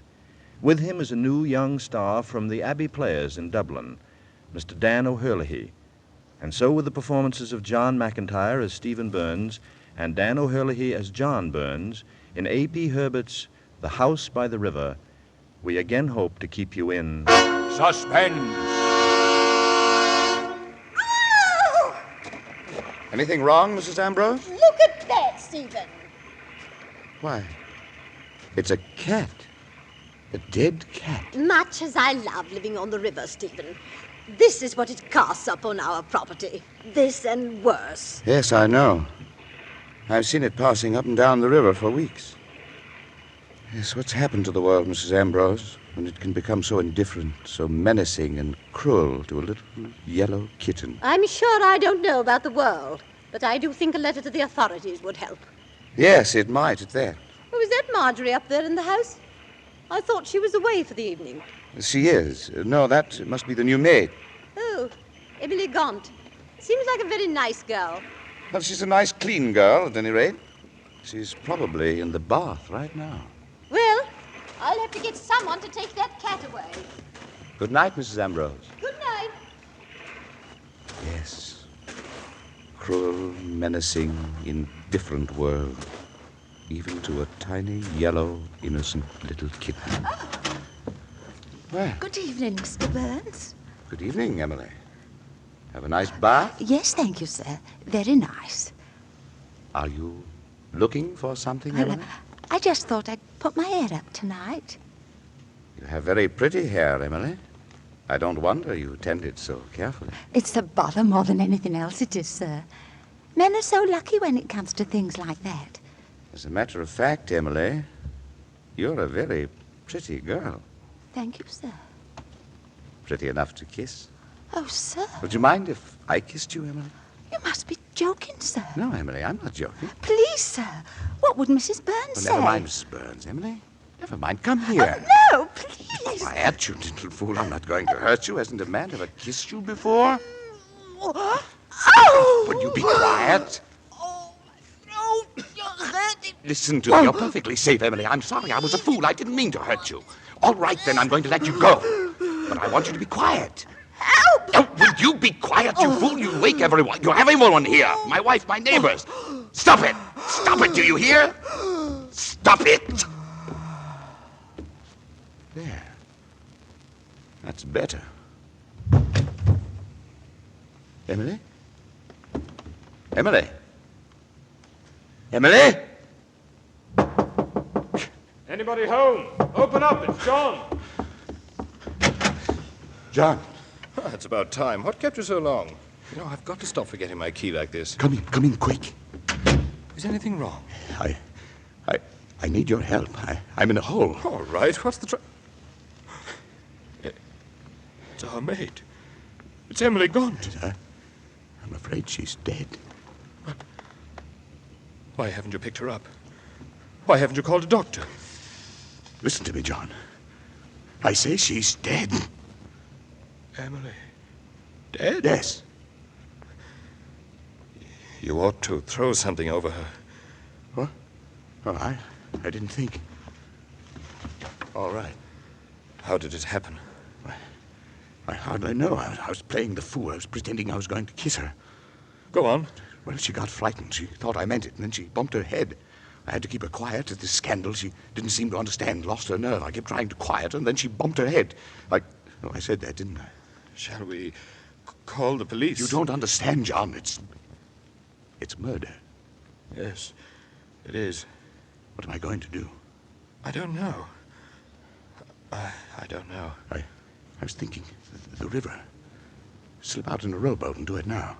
It would be easy that way, take only a few minutes. Emily Gaunt, in the river? We've got to get her out of here. Marjorie will be home. Anyone could walk in. I want you to help me, John. If you don't, I'm finished. Couldn't you throw it over the wall, into the water? No. The tide would throw it up again in the morning. It's got to go out, John. It's got to be sunk. All right. Let's get it over with. I knew you'd help. Let's get it over with. Yes, you're right. I'll just run down to the basement for a moment. We have a large sack there.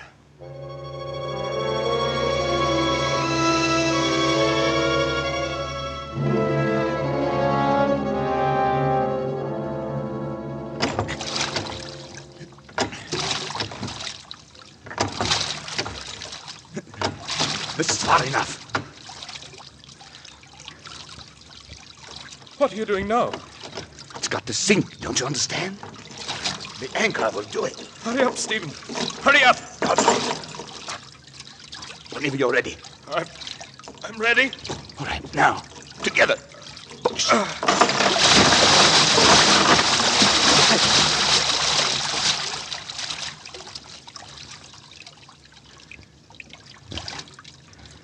It's 10:15. Emily's been dead an hour. Johnny, what have I done to you? Nothing. I'll be all right. Are you sorry? Of course I'm sorry. What do you take me for? But it couldn't be helped. Thanks. Don't talk about it anymore. The sack is missed. I'll take the responsibility. I'll see I lost it. No, I won't have you involved anymore. Besides, it won't be necessary.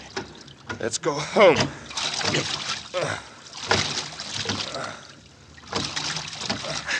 Stop a minute. What is it now? I just remembered. Huh? My name and address are stenciled on that sack.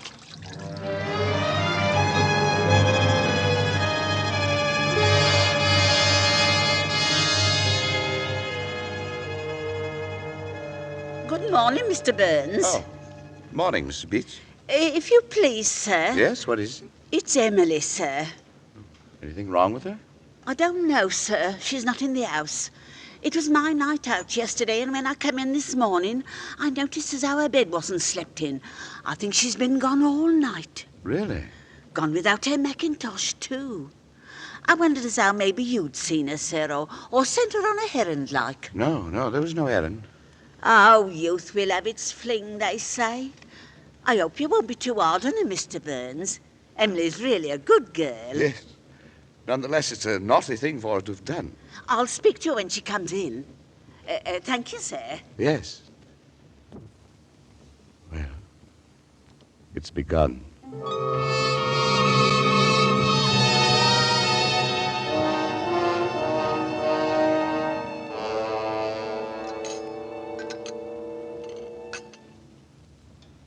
Care for some toast, John? No, thanks. Stephen? No, darling. I'll ring for some fresh. Don't bother. I'm not very hungry.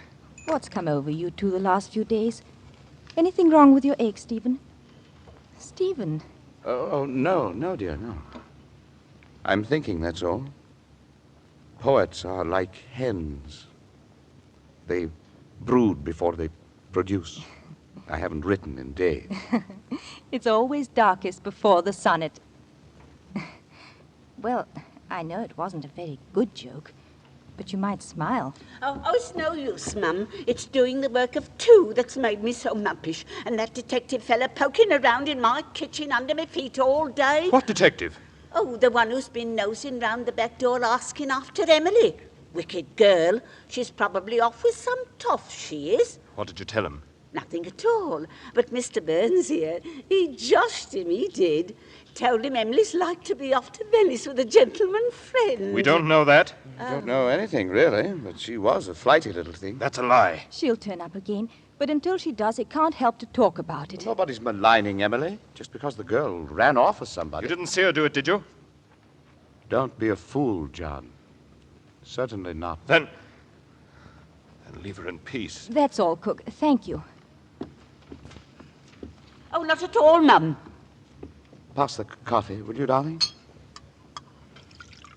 You know, John, one would almost think you were sweet on the girl. You weren't, were you? Shut up, Stephen. You're both too grumpy for me. I think I'll go and cut some flowers. Don't go too far. It's just a joke.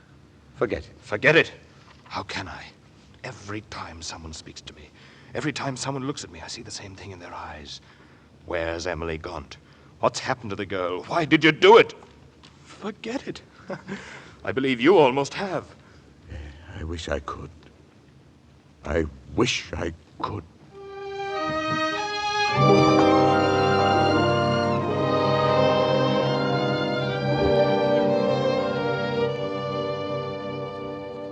Blast it. What's that, darling? I said blast it. Finished writing? I can't start. Oh, I'm sorry. I wish it were a tap and I could turn it off and on, but I can't. I've carried an idea in my head for a month now. It's been growing and swelling and clamoring to be born, but I... You'll get it, Stephen. Not in this room. I'm going out in the river. Does that help? I need the river. It seems to flow through my life, just as it does through the heart of London. Anyway, it's good exercise. Darling, I'll come with you. I'd rather go alone. Oh. If you don't mind. No, I don't mind. Well, then. Stephen. What? Nothing, Stephen. Nothing.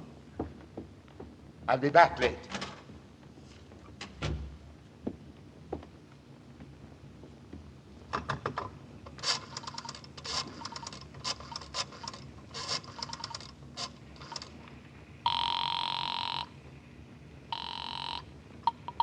Office of Transport. Mr. John Burns, please.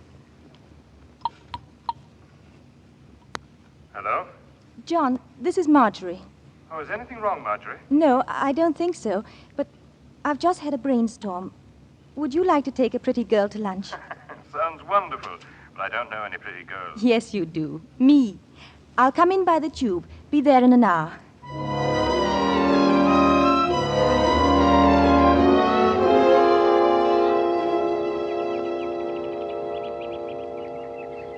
It's lovely here.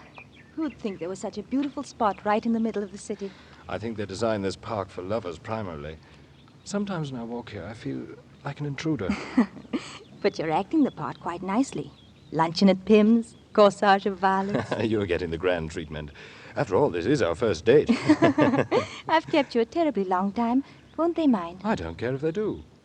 John, you're very nice. Yes, like mint tea when you have a cold. No, like a friend. Be careful, Marjorie. I'll hold you to that.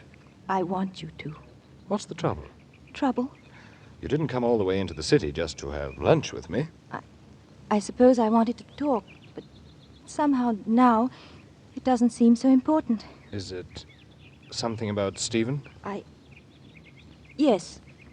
You must have noticed that our marriage hasn't been exactly perfect. Oh, you mustn't let Stephen's moods upset you. It's more than that. No woman has a chance with Stephen. His only real love is his work. I sometimes wonder why he ever married me at all. Perhaps because he needed you. Perhaps. And you, John. Don't you need anyone? Me? That's the other way around. It seems nobody needs me. Except Mr. Forsyth at the office. Come on. I'll take you to the tube station.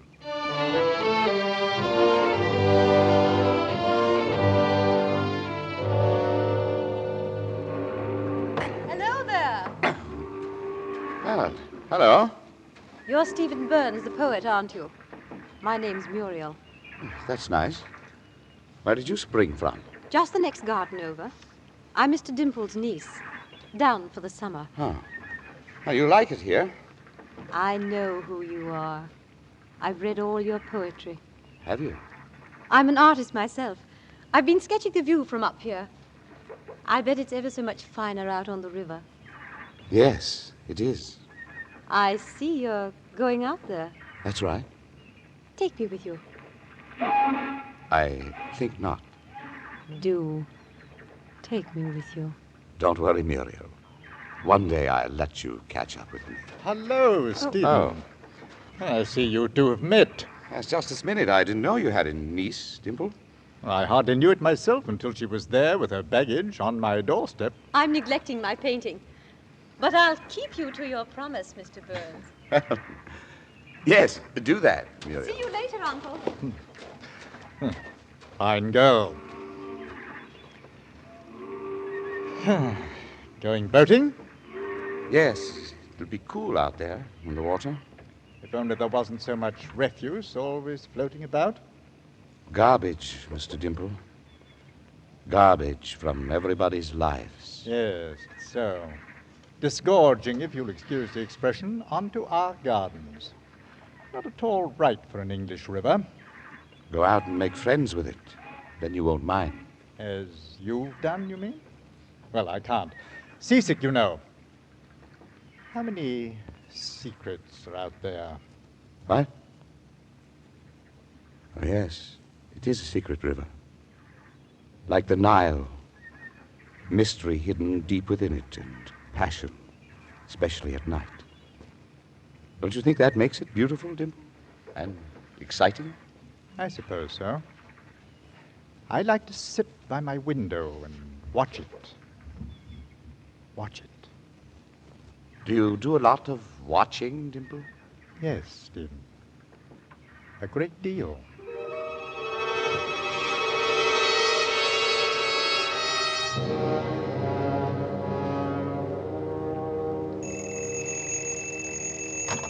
Hello? John, is that you? Yes. Who the devil is this? It's Stephen. What is it, Stephen? John, listen to me carefully. All right, I am. I was talking to Dimple this afternoon down on our pier and looking out on the river. Suddenly, as I was looking out... I can't hear you very well. It's a bad connection. Speak up. John, I'm trying to tell you it's come up. Do you understand? John, are you there? Yes. It's come up. Do you hear me? I hear you. I'm coming home.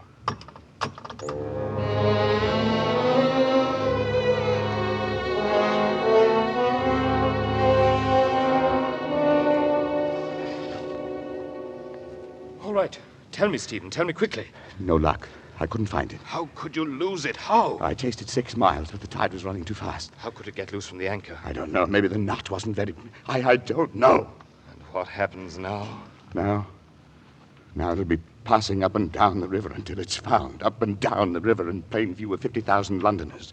Sucked at by liners and churned up by tugs. If it would only escape out to sea. Not much chance. This might go on for weeks. Don't think about it. Well, it might.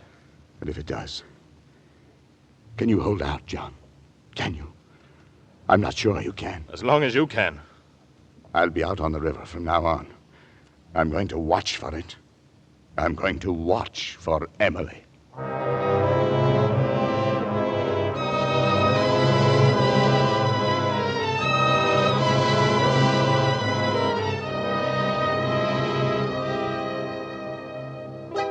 Were you looking for me?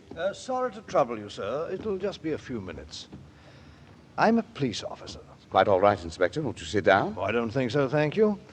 Can you tell me anything about this sack?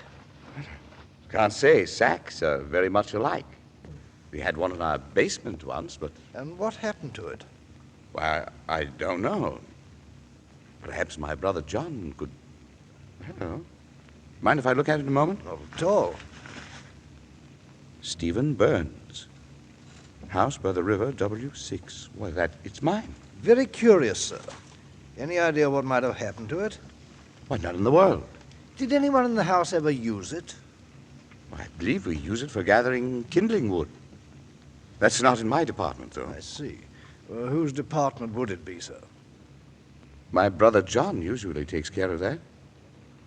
Well, I'm much obliged to you, Inspector, for bringing it back. Where did you find it? If you don't mind, sir, I'd like to keep it a while longer. A little matter we're clearing up. Certainly, as long as you like. I must remember to tell John it's been found. Does he happen to be home now? John? Oh, no, he's at his office in the city. Well, then, I won't be bothering you anymore, sir. Not at all. However, it seems I must speak to your brother John. Suit yourself, Inspector. Good day. My brother John, Inspector. My brother John.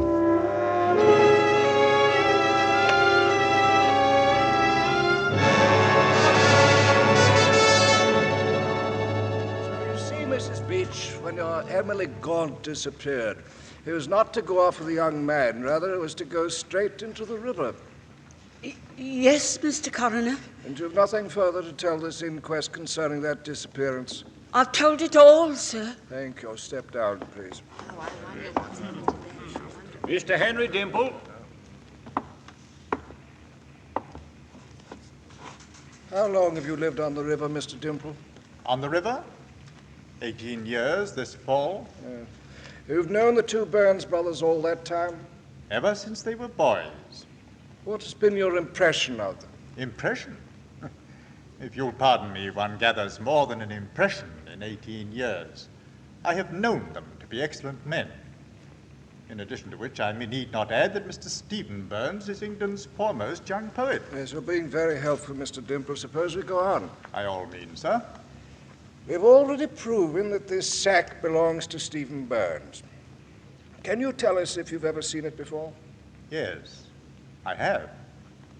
After a party last Christmas, I borrowed his sack to dispose of a rather large number of empty bottles. I don't drink myself, but there were so many young people down for the holidays. Yes. And then did you return the sack immediately? I did. The river is a rather small community, and a person living on it might be expected to know a great deal about what goes on. Do you think that's true? Oh, yes. Indeed it is. You yourself, Mr. Dimple, might be in a position to observe a great deal. I think I know everything that happens on the river. Then what do you know of this tragedy? Nothing. Are you quite sure, Mr. Dimple? Quite sure. Nothing at all. All right. Step down, please. I think he knows something. He doesn't. Call the next witness. Mr. Stephen Burns.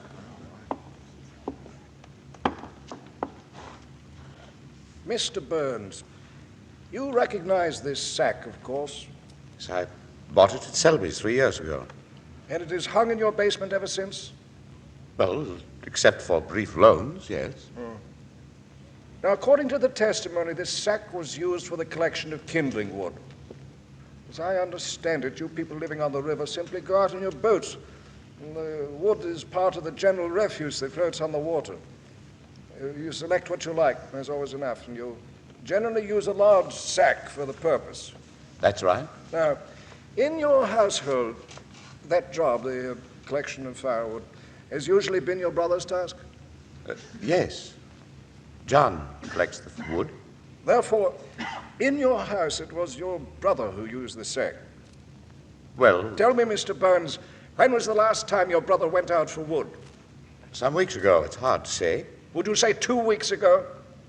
What you mean is about the time Emily Gaunt disappeared. I must ask you not to mind what I mean, Mr. Burns. Would you say 2 weeks ago?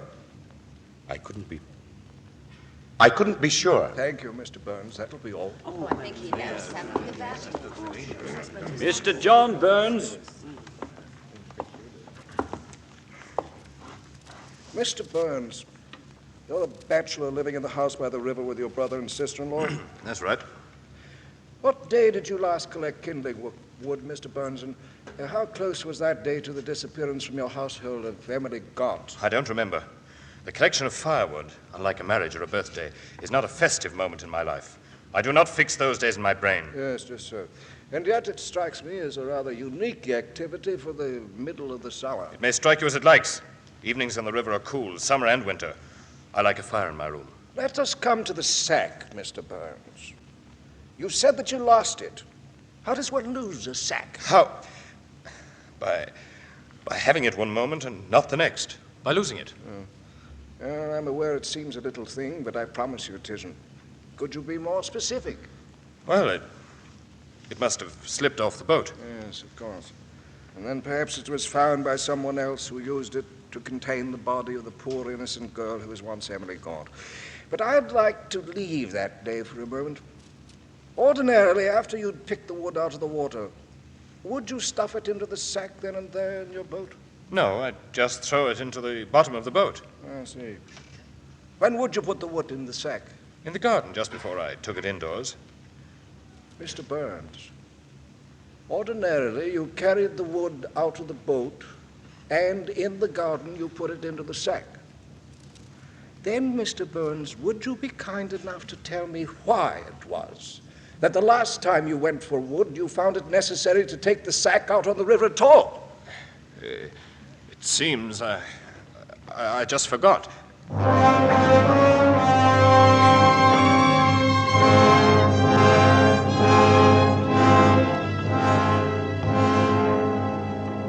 And we, the jury, find that the death of Emily Gaunt is willful murder by person or persons unknown. This inquest is adjourned. Mr. Burns, Mr. Stephen Burns, please. Yes? Marjorie, dear, you and John go. I'll be along presently. Yes, Stephen. Of course we will. Yes, Coroner, what is it? I just want to tell you that this case is far from being closed. Are you sure you have nothing more you'd like to say to us? Nothing? Yeah. I can understand your feelings, Mr. Burns. After all, the man is your brother. My brother? If there's any further light you could throw on this particular... There's nothing now. But if I should find anything, I'll get in touch with you immediately. You see, Coroner, I want justice done, no matter who may be involved.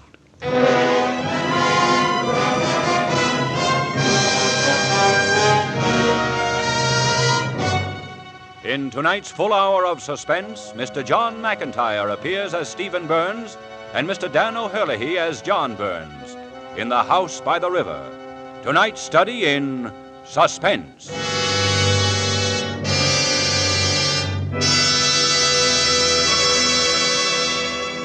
In just a moment, we will return with Act Two of Suspense. This is CBS, the Columbia Broadcasting System. And now, back to our Hollywood soundstage and to our producer, Mr. Robert Montgomery, for Act Two of The House by the River, starring John McIntyre in a narrative well calculated to keep you in suspense.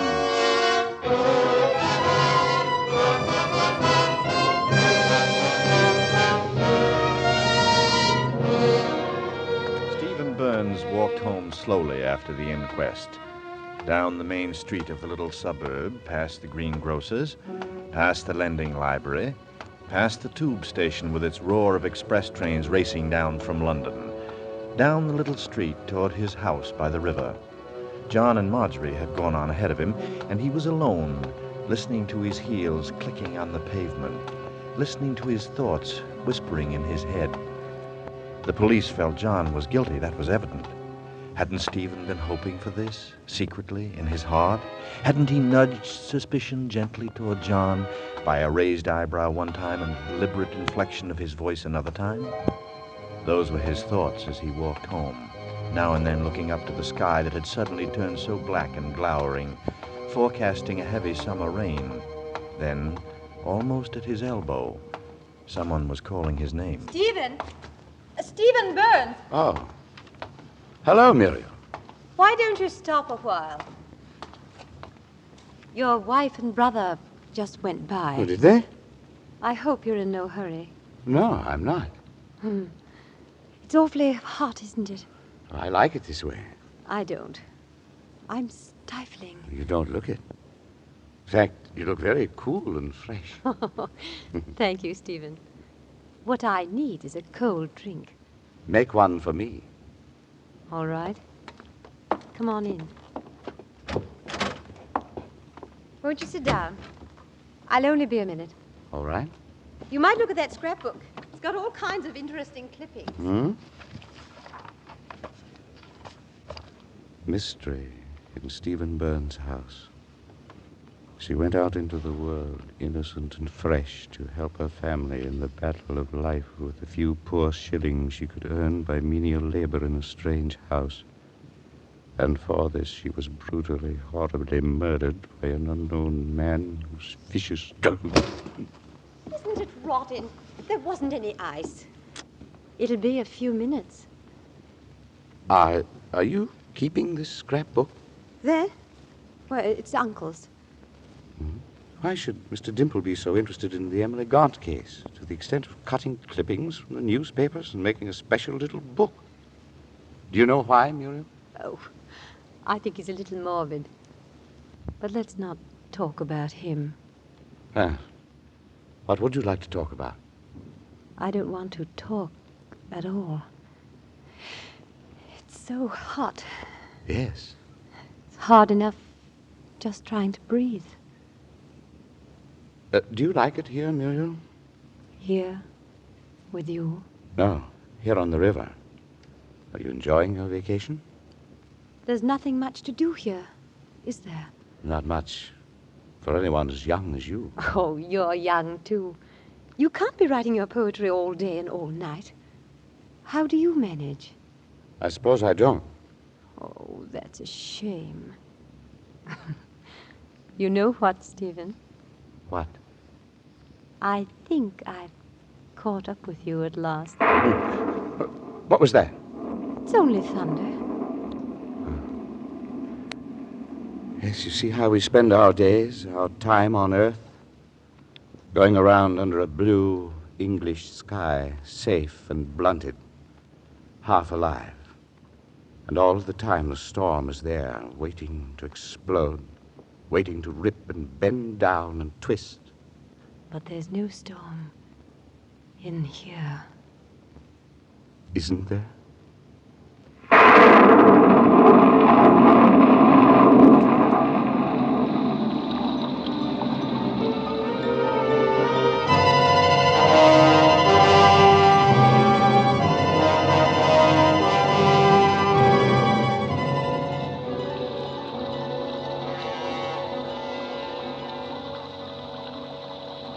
What can be keeping Stephen? I beg your pardon? Nothing. It wasn't important. Did you notice, after the inquest today, how people were looking at me? Don't you know why? No. No, I don't. They think you killed Emily Gaunt. How can they believe that? They don't have to believe it. Oh, I know. You think because they're neighbors and you've lived among them for years that they like you. Well, it's not true. They like their nasty little backstairs secrets better. I should have moved out long ago. There must be one empty flat in London.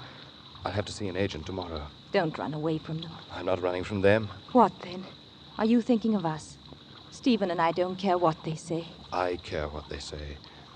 I don't want any scandal linked with his name. Or yours. John. When we were boys, Stephen used to read his poems to me. I remember sitting on the bank by the river, watching him. Have you ever seen one child ape another? I did that. I used to shape the words with my mouth and pretend they were mine. It hasn't been easy for you, has it, John? Doesn't matter. It's not only that he's my brother, it's also that I admire him. And so you'll spare him the pain of having you around. Oh, that was a lie. I suppose if I told the truth, I really hate him. Yes, I've got to go. I know what this place means to you, Marjorie. It'll be spoiled for you if I stay. I don't want that. But don't you see? Your going would only make it worse. Marjorie. Stay, John. I want you to. Why? Can't you see, John? Don't you know? I want to hear you say it. Hello, you two. Did you wait up for me? I waited for the rain to stop. I was just going to bed. Good night. Well, what's the matter with Marjorie? I need some air. And what's the matter with you? Nothing at all. Where are you going? Just for a walk. I think I'll come with you. You've just been. Well, that's all right. There's a young lady I want to discuss with you. A Miss Emily Gaunt. Come along, then.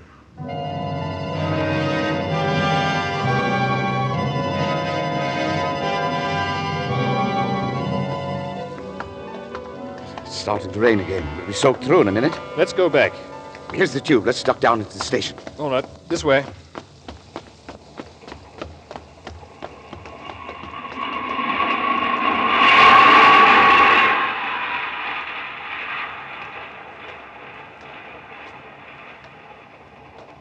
Well, we're alone. What have you got to say? John, do you feel it? Feel what? The difference in us since all this happened. Did you expect to stay the same? Did you think you could go on living as if nothing had happened? Poor John. I think you've suffered. Of course I have. Every minute, every day. But don't you feel anything else? Yes. I'm scared and sick. That isn't what I mean. With me, it's as though I can see better and smell and feel. Everything is so much sharper than it was. It took a murder to do that. Yes, a murder. That's the amazing thing. That's why I'm going to put it all into a poem. Yeah. What? That's right. A story of two men, the Black Knight and the White. It'll be called Death in the Woods. What happens? The Black Knight meets a girl in the forest. During the encounter, by mistake, he kills her.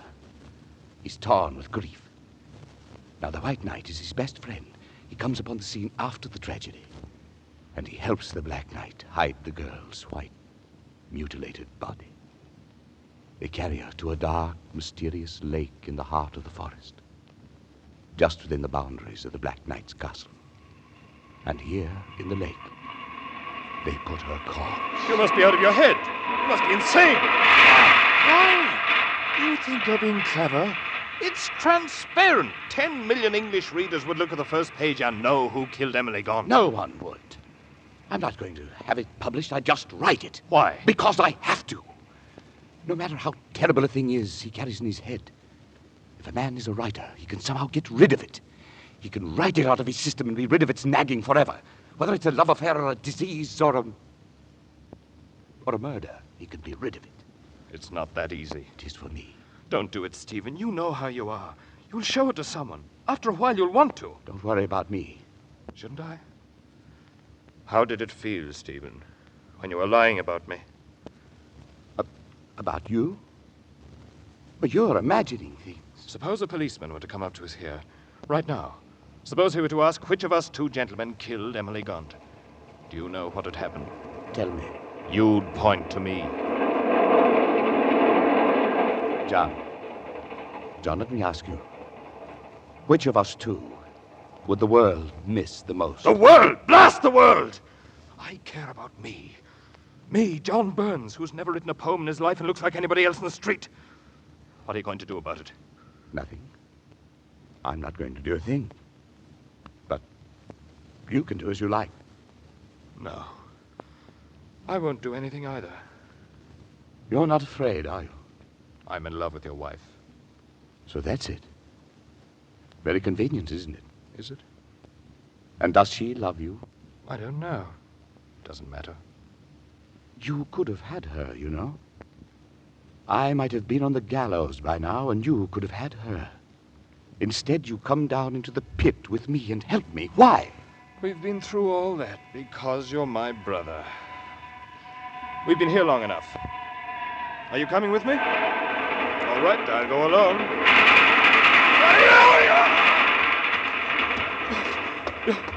You tried to push me off the platform in front of the train. You tried to kill me. You're mistaken, John. You slipped. I was trying to catch your arm. I see. Then you were trying to save me. That's right. I must thank you for that. Well, not at all, John. Not at all.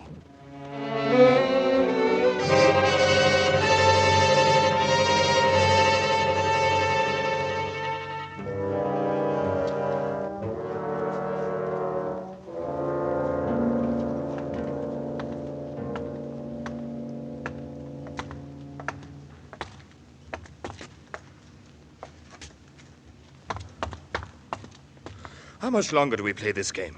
I beg your pardon? You've been following me since I got off the train. That's right. You're a police officer? Yes.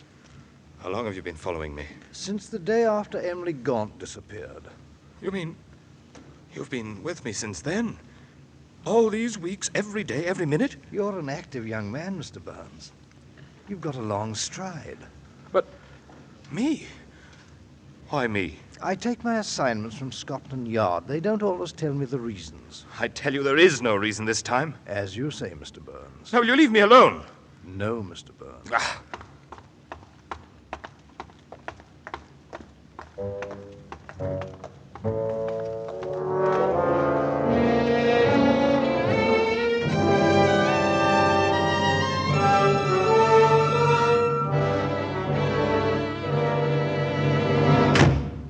Is that you, John? Yes? Come to the study a moment. You're up late. What are you doing? Working? Let me see. Death in the Woods. A romance by Stephen Burns. You're really writing it? I'm really writing it. I'm done in. What did you want? I just wondered why you'd been so late. Did you? Yes, it worried me. Did it? Did you think I'd finally cracked and gone to the police? I'd just like to know where you are. Don't bother about me. Did you know the house is being watched, day and night? Yes. I can see them from my window here. I just wanted to be sure you knew. Good night, Stephen. Good night, John.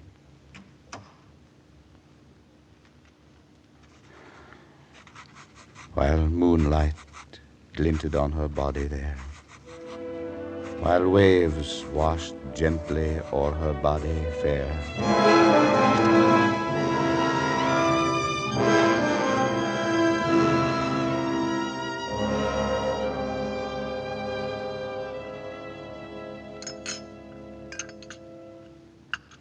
Do you like the roast, Stephen?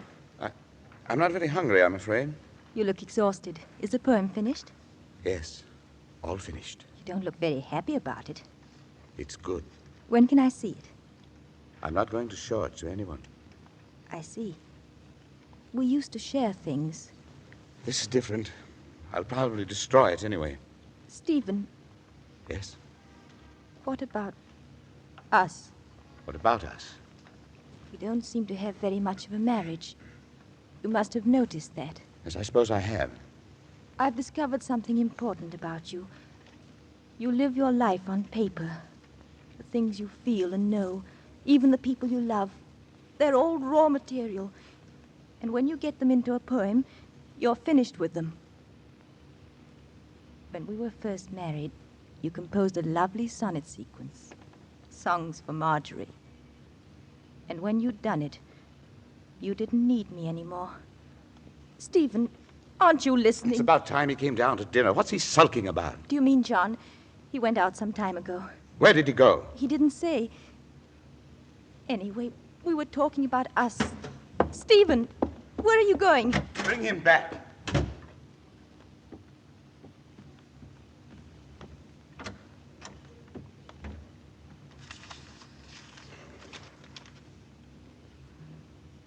Death in the Woods by Stephen Burns. Part 1. The Murder.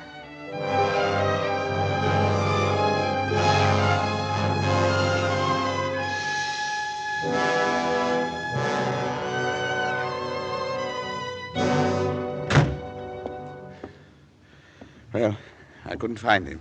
Why should you want to? Care for a drink, Marjorie? No, not at the moment.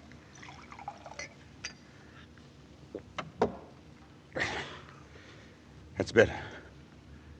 We were talking about us before I made that sudden exit. Yes. As a matter of fact, you ought to know about it. There's another woman. Her name's Muriel. A rather silly little thing. Is that so? Not even a little bit jealous? No, Stephen. You're never jealous of someone you don't love. You make it sound very final. It is. Just like that. Should I say I'm sorry? There's no need. I know it doesn't matter to you. You're in some kind of a mood tonight. I can sense it. Why are you so strange, Marjorie? While you were out looking for John, I read some poetry. Was it mine? It was signed by you. I went into the study. It was lying on the desk.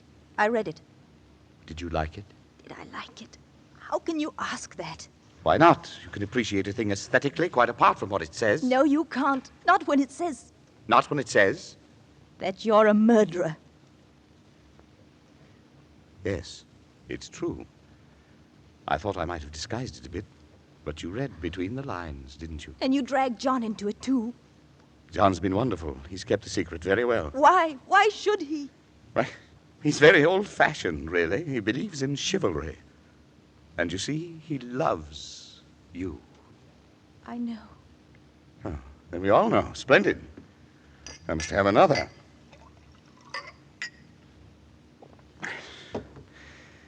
You remember in the poem I made John the White Knight? There was a nice touch. The man who locked the secret fast in his heart. But you, Marjorie, will you keep the secret? After all, you're not in love with me. It would be unfair. I couldn't expect you to, could I? Yes, Stephen, you could. You could. I'd have to take your word. Is your word good, Marjorie? Do you want to tell me about it? Would that help? Yes, that's an excellent idea. Come here. Yes, Stephen. Now, turn around. That's right. Face the steps. That's where it happened. Stephen. She was coming down from her bath, and we met at the foot of the stairs. She looked rather pretty, and I wanted to kiss her, and so I did. It frightened her, I think, because she screamed. I kissed her again, and she screamed even louder. I had to stop that. I put my hands on her throat to shake her out of it. She tried to break away, still screaming, and I had to hold tighter. It was ridiculous. You'd be home any minute, and the neighbors would hear. Let me see. Just exactly where was she standing? All right about where you are now, Marjorie. That's right, exactly the same spot. Then I put my hands around her throat with my thumbs on her windpipe, like this. Stephen! Just like this, and I began to press harder. Stephen! They'll know. Well, no. What do you mean? I mean, your poem. The manuscript? Where is it? What have you done? It should be. What is it? At the publisher's by now. I called a messenger and had it sent around. You did that? To me? Yes, while you were gone. All right. Let them publish it. Let the whole world read it. What could those fools ever know? 2 knights kill a girl by accident in a wood. They lay her body in a lake at the foot of a castle.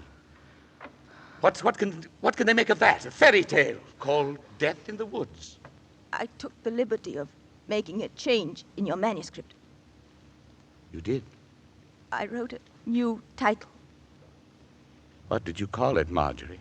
I called it Emily Gaunt, A Confession of Murder. Go to your room. Now. Stephen, I'm sorry. You frightened me so. Stephen. Go to your room, Marjorie. Yes, Stephen.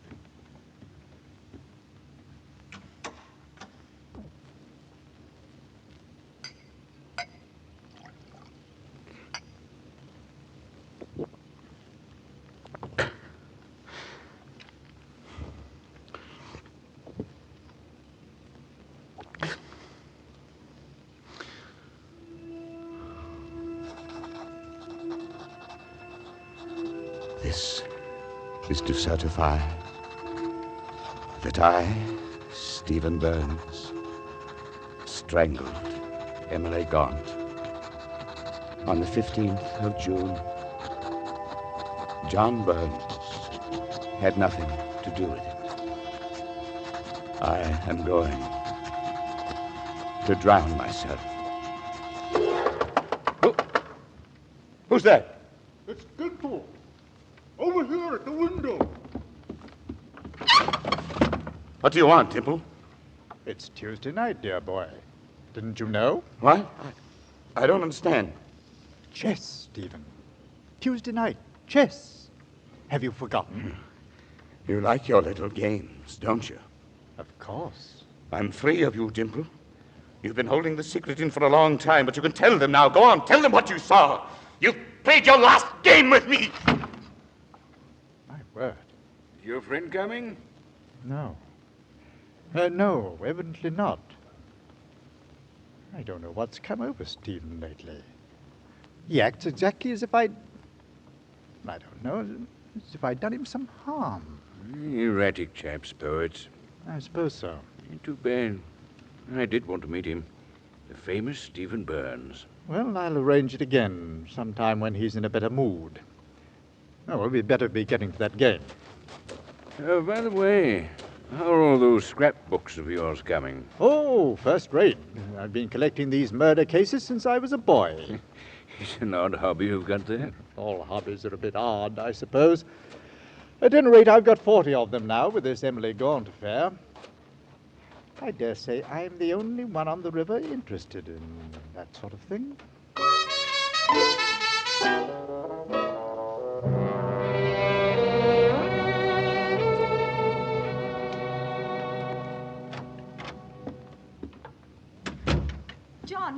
John, is that you? Yes, it's John. Thank heavens you've come. Here, quickly. What's happened? John, I know everything. You... What? Never mind now, it's Stephen. Look, I just found this note. I was in my room and I heard him go out 10 minutes ago. I am going to drown myself. I read the poem and I don't know why, but I hid it in my closet. And when he saw it was gone, I had to lie to him to save my life. I told him I'd sent it to the publishers. He thinks he'll be found out. That's why he's gone. I want you to destroy this note, Marjorie. Yes, John. I'll try to stop him, if it's not too late. Wait. Let him go. It would be better than the police. No. I love you. And because I do, I've got to do everything I can to save him. All right. Go ahead. I'll wait here.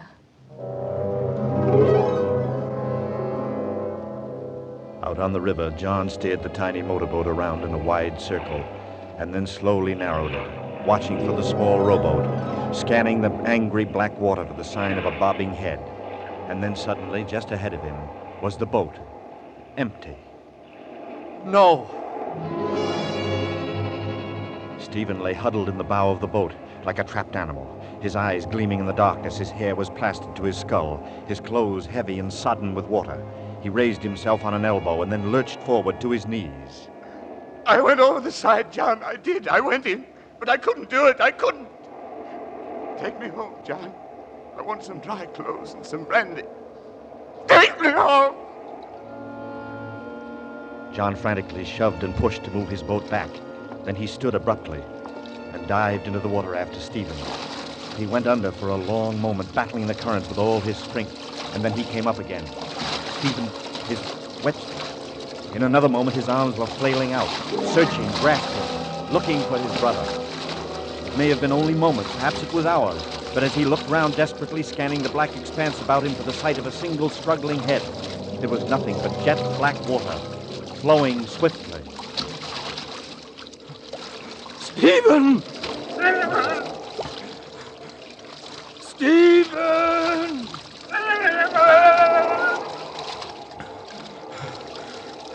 Marjorie.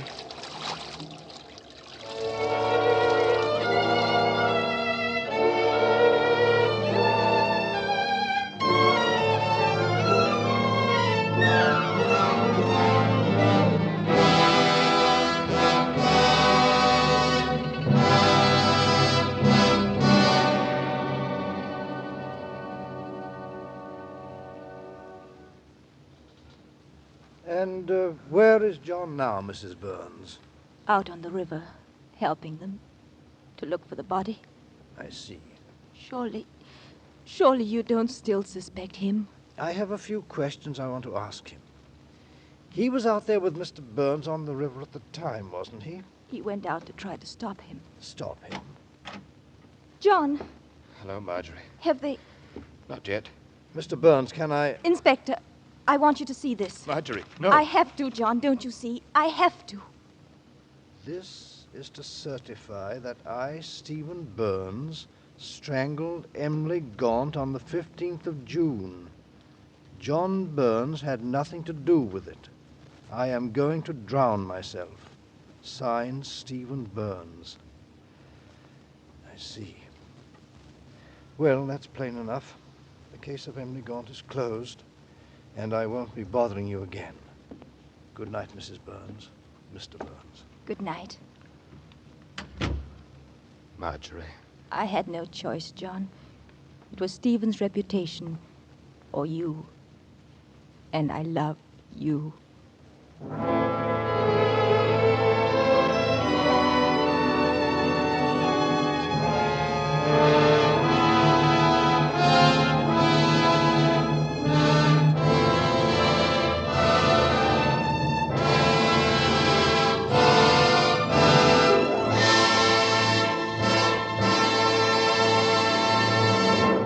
This is Robert Montgomery. Our congratulations and thanks go to John McIntyre and Dan O'Herlihy for their excellent performances in The House by the River, and to all the other players for their fine support.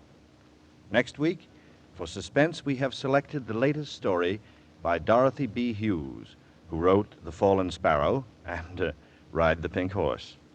This one is a chilling mixture of many suspenseful ingredients. A charming young man, as ordinary as the smiling gas station attendant around the corner. A young lady who understood him too well. Another who loved him too blindly. A detective with a hunch he dreaded to follow up. And a series of headline-crashing murders that terrorized a whole city. With these ingredients, Dorothy B. Hughes, In a Lonely Place, adds up to a gripping hour of suspense. So be back with us next week, will you? Good night. Mr. Montgomery may currently be seen in the Universal International production Ride the Pink Horse. John McIntyre may currently be seen in the 20th Century Fox production called Northside 777. The House by the River by A.P. Herbert was adapted for radio by Irving Ravitch and was directed by Anton M. Leader. Lud Gluskin is our musical director and conductor, and Lucien Morawek composes the original scores. Next week, here In a Lonely Place, on radio's outstanding theater of thrills, 1 hour of Suspense.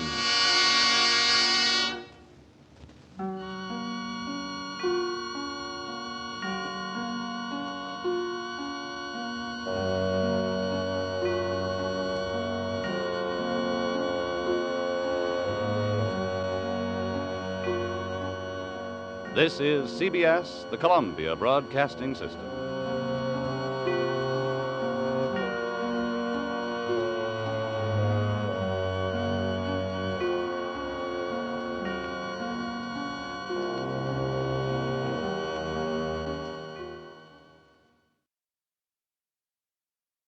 We are delaying the start of our regularly scheduled program. We have delayed the start of our regularly scheduled program to bring you this bulletin from CBS News. Washington. Federal Judge Matthew McGuire in Washington has signed a temporary injunction against both the coal mine operators and the miners in the soft coal dispute. The injunction orders the coal miners to go back to work at once. This bulletin has come to you from CBS News. We now resume our scheduled program.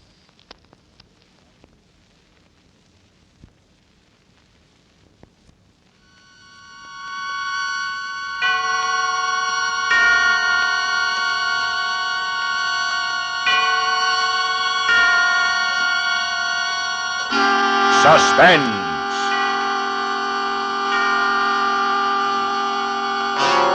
Radio's outstanding theater of thrills brings you an hour, a full 60 minutes of suspense.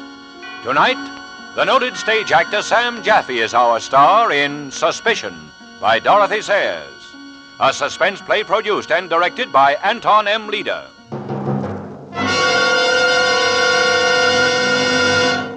It is very quiet in Hammersmith, the western metropolitan borough of London. Orderly homes line orderly residential streets. And inside these homes, quiet people live quiet lives. An outsider might notice the changeless security of Hammersmith, while the natives regard it without comment as part of their peaceful pattern of living. It is a point of pride that St. Paul's School, located within the borough's limits, dates back to the 12th century, the Godolphin School to the 16th century, and the Edward Latimer Foundation to the 17th. And it's a matter of record that the last disruptive influence exerted itself over the town and its people in the year 879, when the Danish invaders occupied it as their winter camp. It is in Hammersmith our story is laid. And now, with the performance of Sam Jaffe as Edward Mummery Lorene Tuttle as his wife Ethel, Alan Reed as Brooks, and With Suspicion by Dorothy Sayers, we again hope to keep you in suspense.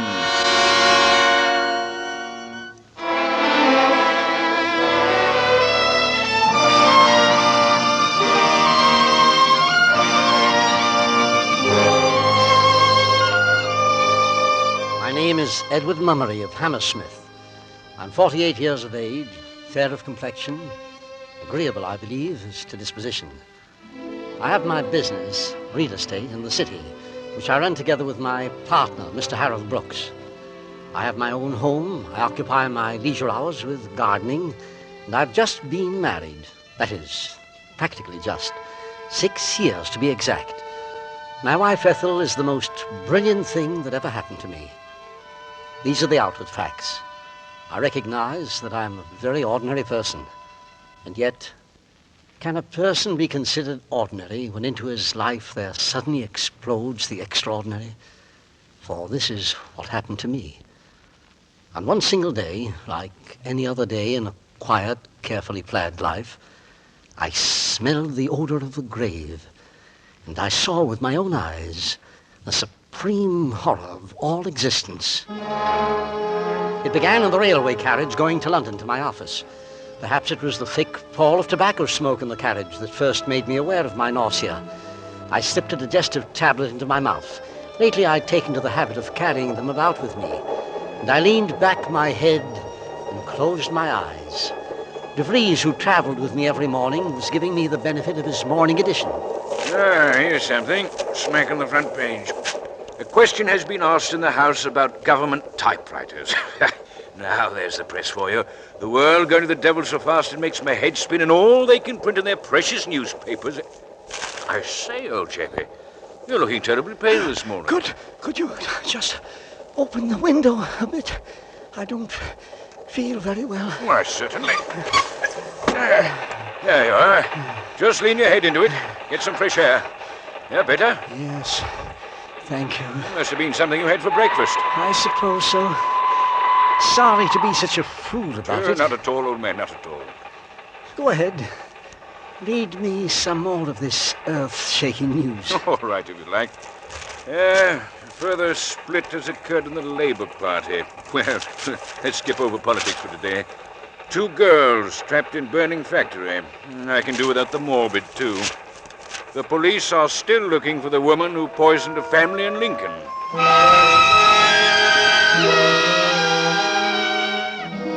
I took a tram to my office, gritting my teeth against this nausea that had me dizzy and trembling. How I got up the stairs, I'll never remember. The world swam black before my eyes.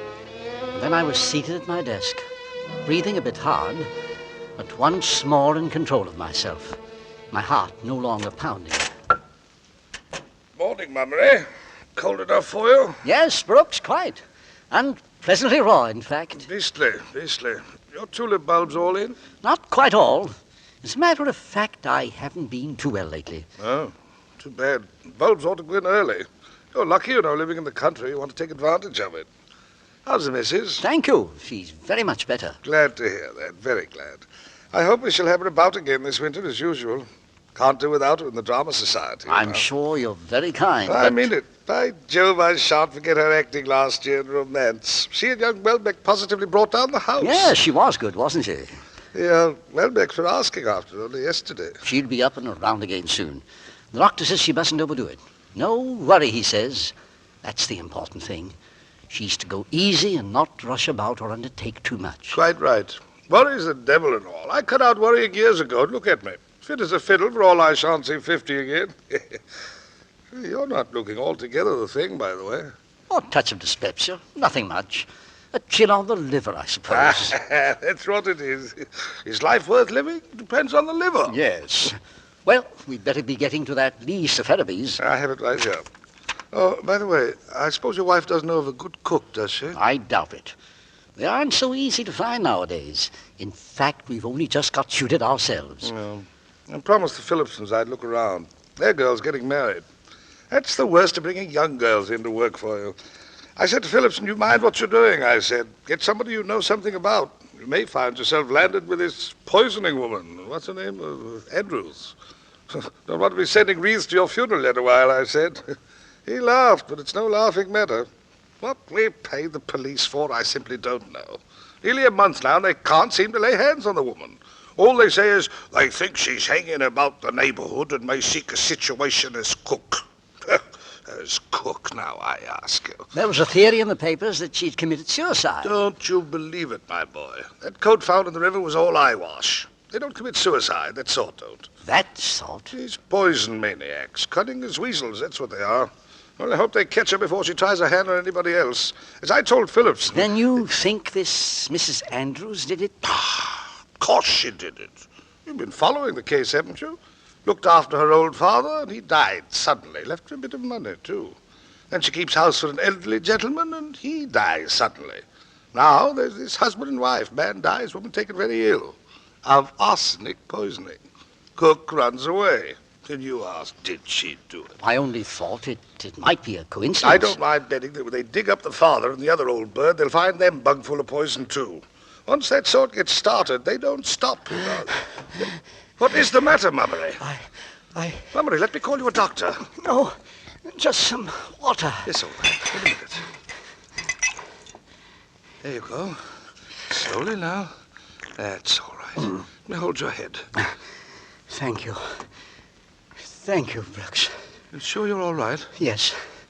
All right. My dear fellow.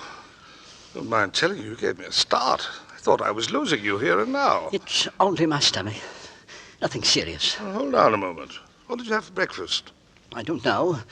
The usual. No. Now tell me. We'll get to the bottom of this. Well, then, brown bread, bacon, eggs, just the nicely set kind. Coffee, made as only Mrs. Sutton can. Mrs. Sutton? Oh, that's your new cook. She's a real find. I'm terribly thankful for her. Yes, I can imagine. Your wife down with a nervous breakdown must be a blessing to have someone capable running the house. That's right. Ethel hasn't been at all fit, poor child. I don't want you to mention it to her, Brooks. She gets upset so easily. I don't want her worrying about me. Of course not, Mummery. Isn't it odd, Brooks? What's that? This photograph of that Mrs. Andrews. Oh, you mean in the newspaper? She looks like such a sweet, motherly-looking woman. Take care, Mummery. From the way your stomach's acting up, I'd say this poisoner and your precious Mrs. Sutton are one and the same. That's hardly a joke, Brooks. As a matter of fact, if there were the slightest resemblance, I'd be terrified. But this Mrs. Andrews looks so angelic. She's got a bad mouth. Look to the mouth, Mummery, before you trust your fellow man. That's where the true story is written.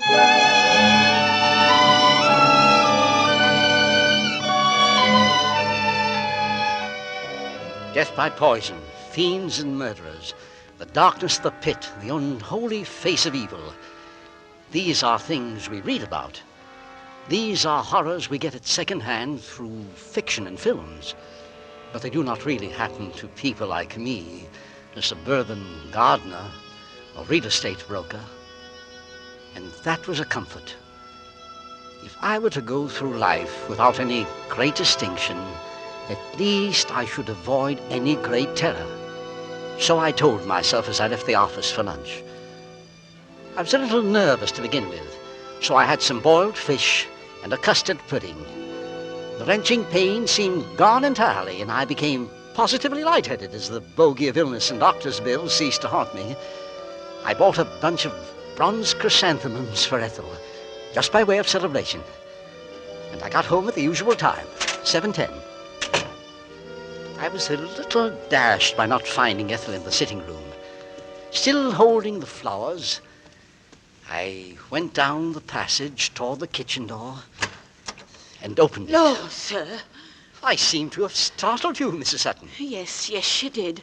I didn't hear the front door go. Where's Mrs. Mummery? Not feeling bad again, is she? Well, sir, she's got a bit of an headache, poor lamb. I made her lay down and took her up a nice cup of tea at 4:30. I think she's dozing nicely now. That was very considerate, Mrs. Sutton. Oh, it was turning out the dining room that done it, I think. I asked her not to overdo, but you know how she is, sir. She gets so restless. can't seem to bear to be doing nothing. Yes, I know. She's such an active little person. This illness is very hard on her. Well, I'll just run up and have a peep. Shan't disturb her if she's asleep. Want me to put the flowers in a vase? No, I'll take them up to her first. By the way, what are we having for dinner? Well, I had made a nice steak and kidney pie. Oh, pastry. I don't know. You see, I've Oh, you'll find it beautiful and light. And it's made with butter, sir. You haven't said you found lard indigestible. I'm sure it'll be most excellent. It's just... Oh, well, you see, Mrs. Sutton, I haven't been too well lately. Something of a stomach upset. Is that so? Yes. Do you have any idea what it might be? Oh, I'm sure it's nothing out of my kitchen, Mr. Mummery. No, I'm sure it isn't. Well, I believe I'll live through it. Steak and kidney is just fine. Now I'll run up and look at my wife. I tiptoed up and opened the door carefully. At first I thought Ethel was asleep. She lay snuggled under the eiderdown and looked very small and fragile in the big double bed. And she didn't look at all well. It wrenched my heart to see her face so pale and wasted. And the doctors couldn't seem to find her ailment at all.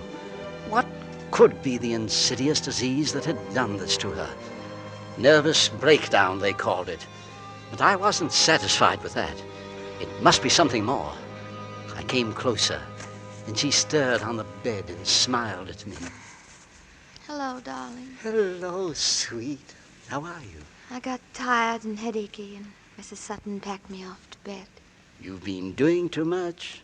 You know what the doctor said about resting. Yes, I know. It was foolish of me. Oh, Edward, such lovely flowers. I thought it would cheer you up, Ethel. A little spot of color. Darling, you are good to me. And I can't have been much fun for you lately. Really, I could cry. Ethel. Don't tire of me, Edward. I'll get well, I promise you. Of course you will. Oh, that's funny. Me tire of you. Then hand me my robe and I'll come down with you. Much better stay in bed, dear, and let Mrs. Sutton send your dinner up. Oh, but I want to be with you tonight. I've got to be firm with you, Ethel. If you don't take care of yourself, you won't be able to go to the Dharma Society meetings. You've no idea how anxious everyone is to have you back. The Welbecks have been asking after you and saying that they really couldn't go on without you. Did they? It's very sweet of them to want me. Not at all. You're the best of the lot. They need you. Well, perhaps I'll stay in bed after all. Good. And how have you been all day, dear? Not too bad, not too bad. No more bothersome tummy ache? Well, perhaps just a little one. But it's quite gone now.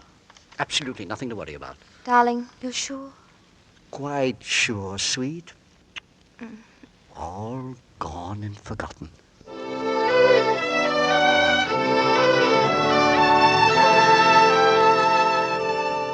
I experienced no more distressing symptoms that night or the next day.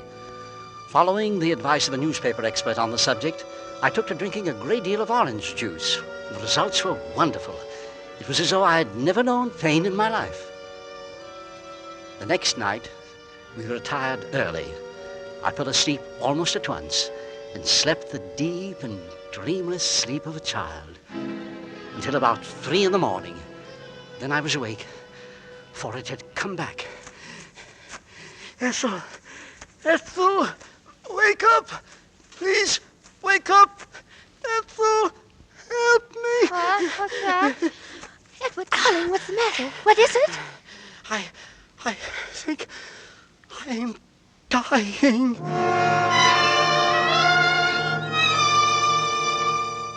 I suppose it is different for every man when his time comes. For myself, I can only say that it was like sinking, as though my body were an insupportably heavy weight, plummeting down into the soft, icy ground, sinking deep, deep, deep into the black regions of the earth. Here's some hot water to go with it. Now just swallow this pill. Come along now, I know it's hard. You can swallow just once. There you are. Goes to work in a jiffy. I dare say you're feeling better already. Thank you, Doctor. Now then, Mrs. Mummery, just a few questions, please. What did you have for dinner? But that's what's so baffling. It couldn't have been the dinner. I had the same things to eat, and so did Mrs. Sutton. Nonetheless, we have to be thorough about this, if you will. Well, then, pig's trotters and a milk pudding. Oh, yes, brown bread. You're sure about that? And before we went to bed, Edward had a large glass of orange juice, according to his new regime. Aha. Seems to have been helping him so much. Now, there's your trouble. Orange juice is an excellent thing, and so are trotters, but not in combination. Pigs and oranges together are extraordinarily bad for the liver. Oh, dear. Don't know why they should be, but there's no doubt that they are. I see. Feeling better, Mummery? Yes. It's much easier. I'll send you round a prescription. You stick to slops for a day or two and keep off pork. Don't you worry about him, Mrs. Mummery. He's as sound as a trout. You're the one we've got to look after. Well, I was so frightened, I believe my own trouble has been shocked right out. Oh, no, not yet. It hasn't. I don't want to see those black rings under your eyes. Of course, tonight was disturbed, but you make up for it now. Get plenty of sleep. Been taking your tonic regularly? Oh, yes. That's right. Well, don't be alarmed about this hulking brute here. We'll soon have him out and about again. Now, good night to you. Doctor. Yes, Mummery? I'm sorry I had to pull you out in the middle of the night. That's why we're about, old man. It's nothing. It means a great deal to me. You see, if you hadn't been able to come, I'm sure that tonight I should have died.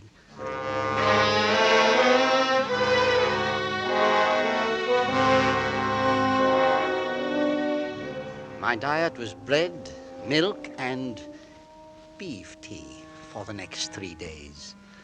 On Saturday afternoon, though I still felt seedy, I managed to stagger downstairs. Brooks had sent a few papers down from the office for my signature, and afterwards, Ethel sat down with me, and we ran over the household accounts together. Then we have the butcher settled, That's right. the baker, Right. the dairy, Right. the coal merchant. And the coal merchant. All finished. Then there's Mrs. Sutton. Oh, I'd almost forgotten. This is the end of her month, you know. So it is. Well, you're quite satisfied with her, aren't you, darling? Yes, rather, aren't you? She's a good cook, and a warm, motherly old thing, too. Don't you think it was a real brainwave of mine engaging her like that, on the spot? I do indeed. It was a perfect providence, her turning up like that, just after that wretched Jane had gone off without even giving notice. I was in absolute despair. It was a little bit of a gamble, of course, taking her without any reference. I suppose it was. But if she'd been looking after a widowed mother, you couldn't expect her to give references. No. What is it, darling? Why do you say, no, like that? Well, the truth is, I felt a bit uneasy about it at the time. Oh. I didn't like to say anything because we simply had to have somebody. Well, I didn't much like it either, but after all, it has worked out so well. We're perfectly happy with her now, aren't we? Yes, dear. But just for the record, it occurs to me that we might write to the clergyman back in the parish. You should be able to give her a reference. Oh, I'm sure he's an excellent clergyman. But he couldn't tell us anything about her cooking. And cooking, after all, is the chief point. All right. And we are satisfied with her cooking. Then here's a month's wages from Mrs. Sutton. I'll tell her she's passed with flying colors. And by the way, dear, you might just mention to Mrs. Sutton that if she must read the morning paper before I come down, I should be obliged if she would fold it neatly afterwards. Oh, darling, darling. What an old fussbuck you are. But she does fuss it up pretty thoroughly. And by the way, the pages that she folds back, and by the way she folds it back, I can tell that Mrs. Sutton is following this poison case as avidly as I am.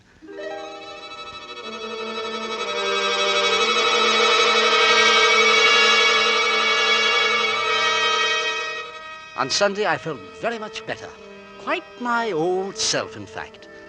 I had roast sirloin for luncheon with the potatoes under the meat. In Yorkshire, pudding of delicious lightness, and an apple tart to follow. After the 3 days of my invalid diet, it was a real pleasure to savor the crisp fat and the underdone lean. I ate carefully, moderately, but with an almost sensuous enjoyment. And then, over coffee, while Ethel was still toying with the food, I took up the newspaper and turned to the account of the woman poisoner. Are you still following those horrible murders? Yes, my dear. Whatever makes you so morbid, Edward? I find it very interesting, Ethel, to see what human beings are capable of doing. I suppose it is interesting. Thrilling, too. Because it's so far into the kind of lives we lead here in Hammersmith. Yes, it's just like a fascinating fairy tale. I say, What is it? why, Brooks was right. Right about what? They've gone and dug up Mrs. Andrews' father and her former employer. Oh, Edward, please. And sure enough, they were both found full of it. Bung full of poison.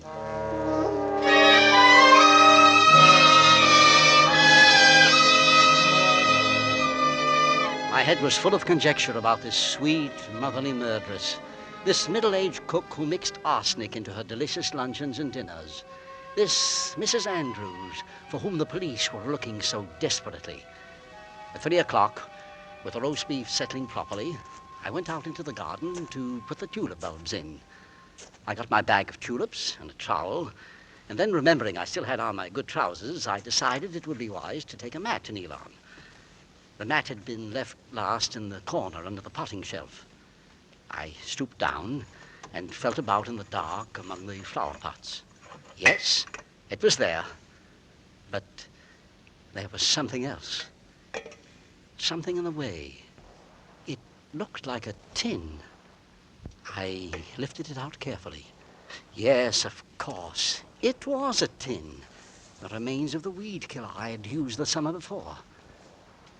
I looked at the pink label printed in staring letters with the legend, Arsenical Weed Killer. Poison. The blood suddenly began to pound in my temples. I'd been thinking of Mrs. Andrews so long that it came to me with a nasty shock that I was holding in my hands the very same brand of stuff she used to destroy so many poor souls. It gave me the distinctly unpleasant impression that by owning some poison myself, I was directly in touch with important and ghastly events. I smiled a little at myself for being so foolish. And then I noticed that the stopper had been put in very loosely. Now, how did I ever come to do a thing like that? What a stupid fool. It would just serve me right if all the goodness had gone off it. Besides, it was so very dangerous to leave it loose like that. I took out the stopper and squinted into the can. It seemed to be about half full. Then I rammed the thing home again and gave it a sharp thump with the handle of the trowel for better security. After that, I washed my hands carefully at the scullery. I am a man who does not believe in taking risks.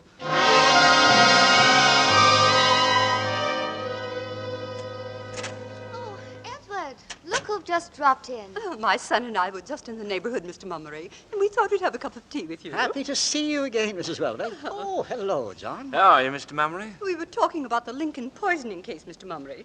That is, I seem to have been doing all the talking. Oh, tea's ready, Mum. Thank you, Mrs. Sutton. Just put it by me. I'll pour. Very good, Mum. Will that be all? That'll be all, Mrs. Sutton. Thank you. Oh, not at all, Mum. Milk and sugar, Mrs. Welbeck? Only some lemon, please. You'll have milk and sugar, John. Oh, thank you. I see you've remembered. Edward? Thank you, my dear. I can't help prattling on about it, but there's been nothing else in my head ever since the first of these murders. I mean, now just take me. You, Mrs. Welbeck? Yes, I'm about her age, this Mrs. Andrews. Oh, I see. And yet, when I look into my own heart and ask myself whether I could take a human life in cold blood, well, as a matter of fact, I suppose I could. When it comes down to that, I suppose we all could. Why, if you live long enough, you're bound to run across a few people you'd love to see dead and underground. And if you're pushed far enough, I suppose you simply up and do it. Except that I shouldn't use poison. I'd be apt to find some more forthright way of dealing with them. Mother, you're letting your tea get cold. Oh, so I am, darling. Thank you. You know, I tell myself that I'm a strong-nerved person. In fact, my husband tells me the same thing all the time. And still, the thought that this poisoner is running around loose in our neighborhood gives me a chill. I confess it's a rather delicious chill, but nonetheless I'm uneasy, too. Oh, we've seen her picture, of course, but it's not much of a help. It could be almost anyone. Oh. And now when you stop to Those think about Forsyth cuttings, Mrs. Welbeck. I beg your pardon? I remember you wanted some cuttings. If you care to come down to the garden, I'll get them for you right now. Oh, I'd adore to have some. They'll fill out my garden so beautifully. Do let's go. Ethel had been getting more and white and tremulous as this horrible woman ran on with her cheerful horrors. As we rose to go, I noticed a relieved glance pass between Ethel and young Welbeck. Evidently, the boy understood the situation and was chafing at his mother's tactlessness. Mrs. Welbeck and I went outside together, and I selected and trimmed the cuttings for her. Oh, Mr. Mummery, if I only had your skill and patience. Why, you've made for yourself a true Garden of Eden here. It's so nice of you to say so. And your gravel paths, they're so thoroughly immaculate. I simply cannot keep my weeds down. You need a good weed killer, that's all. There's an arsenic preparation on the market that does wonders. That stuff? No, thank you, Mr. Mummery. I wouldn't have it in my place for £1,000. I'm afraid there's no other way to rid yourself of weeds. Oh, but it's so foolhardy, so dangerous to have poison around. It seems to me you're simply opening your doors and inviting trouble. It's not as bad as all that. We keep it well away from the house. But the slightest carelessness... We are not careless people. Except that... Except that what? I just remembered. I have been a bit careless. I found the stopper to the can loose just this afternoon. It was unforgivable of me. There, you see? That's how accidents begin. From something as simple as that. You're fortunate you don't have any little children poking around. I suppose we are, Mrs. Welbeck. I suppose we are.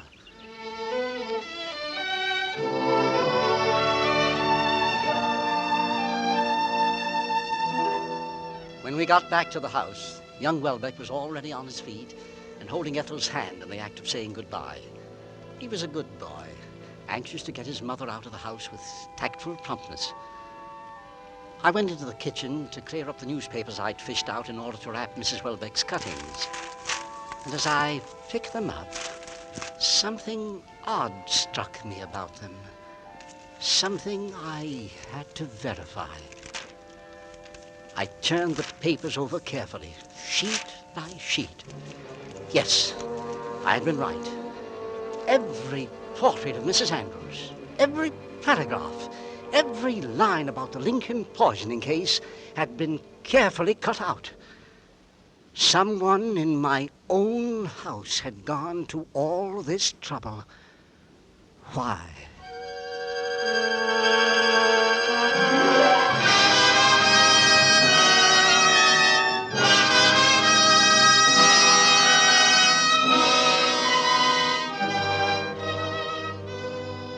In tonight's full hour of suspense, Sam Jaffe stars as Edward Mummery in Suspicion by Dorothy Sayers.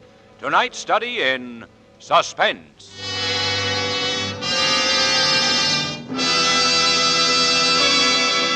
In just a moment, we will return with Act Two of Suspense.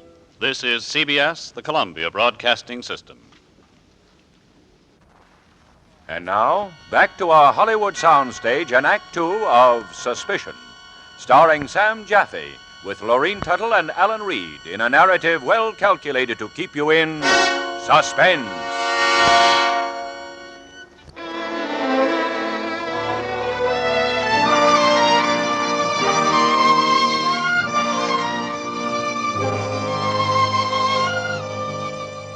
It hasn't been too long ago in Edward Mummery's consciousness that arsenic was only a weed killer and Mrs. Andrews, the motherly murder suspect, was simply a name in the newspapers, a fear far removed from him and his quiet home in Hammersmith. But a sudden terror grips him now, a terror that certainly includes deadly poison and seems also to include the motherly woman who cooks his meals. Now the thing that had been only a vague and uncomfortable gnawing at the back of my brain came boiling up, engulfing me. The blood hammered in my head and made me giddy. There was a curious cold lump in my stomach. Someone in my own household. That night, I couldn't close my eyes. I had to tell someone about this awful suspicion, but there was no one to tell. Not Ethel, certainly, in her condition. And so I kept it within myself until I reached town next day and could talk to Brooks. Now, take hold of yourself, Mummery. Let's not jump to any conclusions. I'm not, Brooks. I'm only asking questions that must be asked. Very well. Let's examine the facts once again. If only I had a picture of Mrs. Andrews. Well, we're publishing plenty of them only last week. I know. I've tried to recall those pictures. I've tried so hard. But I don't seem to have a very good visual memory. I suppose we could get hold of one at the library. They keep files, you know. You remember you showed me her picture here at the office one day last week? Yes, that's right. And how was it I described her? Motherly, wasn't it? Yes, motherly. That seemed to be about all you could say of her. I've been counting up the time since that poisoner, Mrs. Andrews, disappeared. It comes to just a little more than a month. Yes, that would be my count. Very well, a month. And I've just paid our Mrs. Sutton a month's wages. Mrs. Sutton? How can I spare Ethel any shock or anxiety? That's the thing that keeps eating away at me. You know how ill she is. Then you simply must do it on your own, Mummery. You must cope with this monstrous suspicion by yourself. And I must be sure of my ground. Simply to dismiss the only decent cook we've ever had out of sheer blind panic, why, it would be wanton cruelty to both women. If it's to be done at all, it must be done quickly and arbitrarily, without suggesting any of these horrors to Ethel. And then, don't you see, there's something else. If there's anything at all to these terrible suspicions, it means Ethel is being exposed every minute that the woman is in the house. Good Lord. Think of that family in Lincoln. Think of the husband dead. Of the old father dead. You must move fast, old boy. She's been ill so long, poor darling. I've seen her wasting away before my eyes. Why, Brooks? Why? A nervous breakdown? Why should Ethel be having a nervous breakdown? Or is it something else? Is this woman doing it to Ethel? Slowly, day by day. Is that what it means? Perhaps you should see the police. But it's nothing but the wildest of suspicions.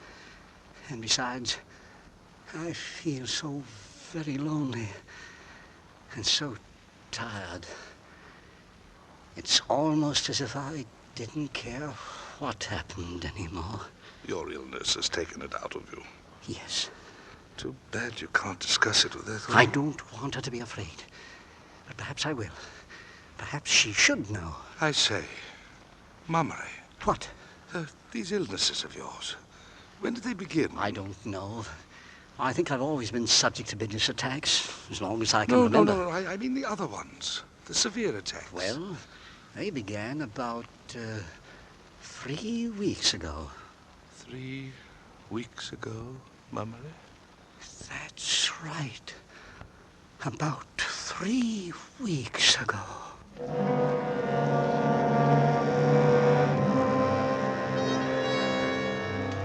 The train seemed forever getting home that night.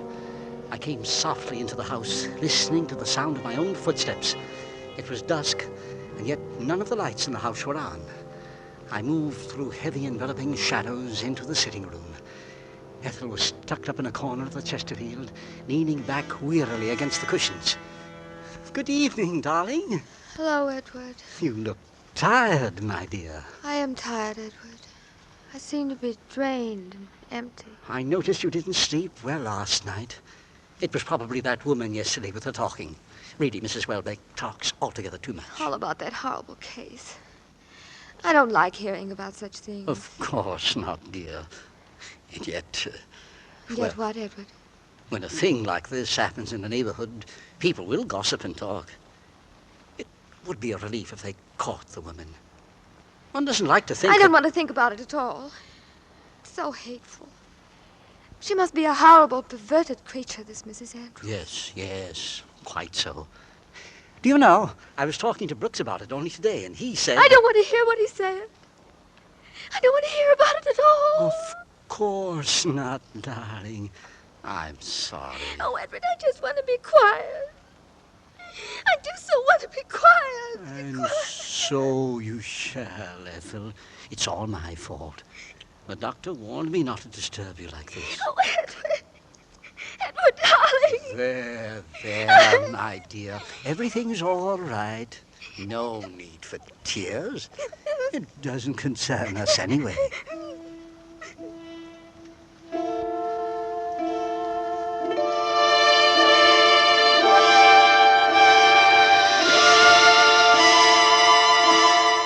I helped her upstairs and into bed. And then when she had stopped sobbing and was at last asleep, I came down again very quietly. I was aware of a reluctance to face Mrs. Sutton, but I had to. A plump-faced woman, her eyes obscured by thick, horn-rimmed spectacles. And what was that about her mouth? The tight lips, the hard chin. What was it Brooks had said about looking first to the mouth? Would you be requiring anything, sir, before I go up? No. Thank you, Mrs. Sutton. I hope you're feeling better, sir. No more of that trouble. Quite better, thank you, Mrs. Sutton. Mrs. Mummery's not indisposed, is she? Why, no. She's asleep. Do you think I ought to wake her, to bring her a hot glass of milk? No, thank you, Mrs. Sutton. I believe we'll just let her be. And you, sir? Would you care for anything? Not a thing, Mrs. Sutton. Oh, it wouldn't be no bother. Only take a minute. Not tonight. All right, then. Mrs. Sutton? Yes, sir? Were you aware that my can of arsenic out in the shed had a loose stopper? The garden isn't my department, is it, sir? No, it isn't. I didn't know about the arsenic. Very well. I'll be saying good night, then. Oh, Mrs. Sutton. Yes? One more thing. Certainly, sir. Nothing, Mrs. Sutton. Nothing.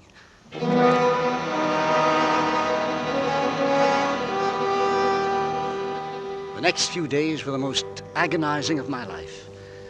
I began the habit of coming down early in the morning and prowling about the kitchen. This only served to make Ethel more nervous. But Mrs. Sutton offered no remark. She watched me silently and with good humor, almost with amusement. And after all, it was ridiculous.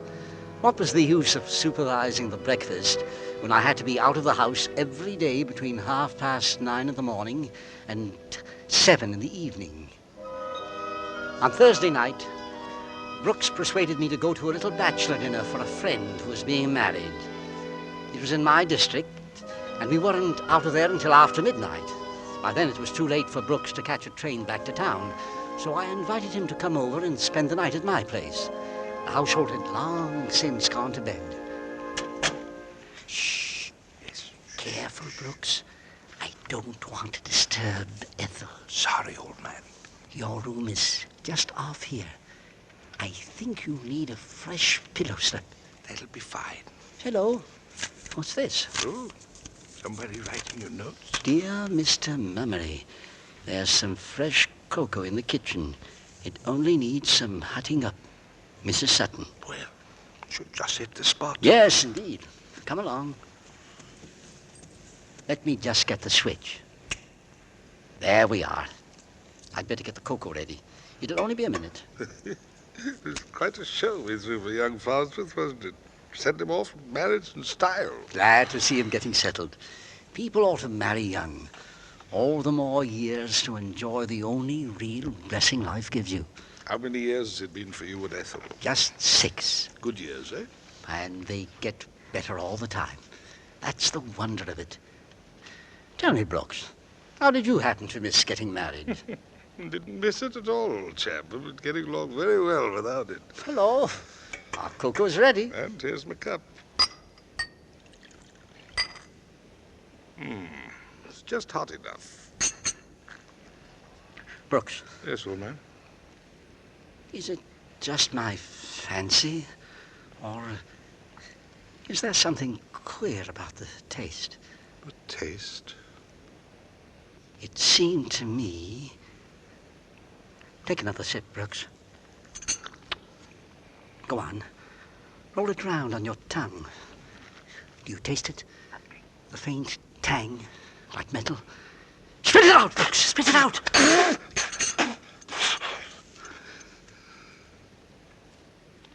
Mummery. I don't know. I don't know. Mummery, what are you going to do? I've never been in a situation like this before. You ought to take a specimen to the chemist. Have it analyzed. Yes. Yes, I will. First thing in the morning. But first, Brooks, I want you to come with me. Where to? Just outside, in the garden. I want to see something in the potting shed.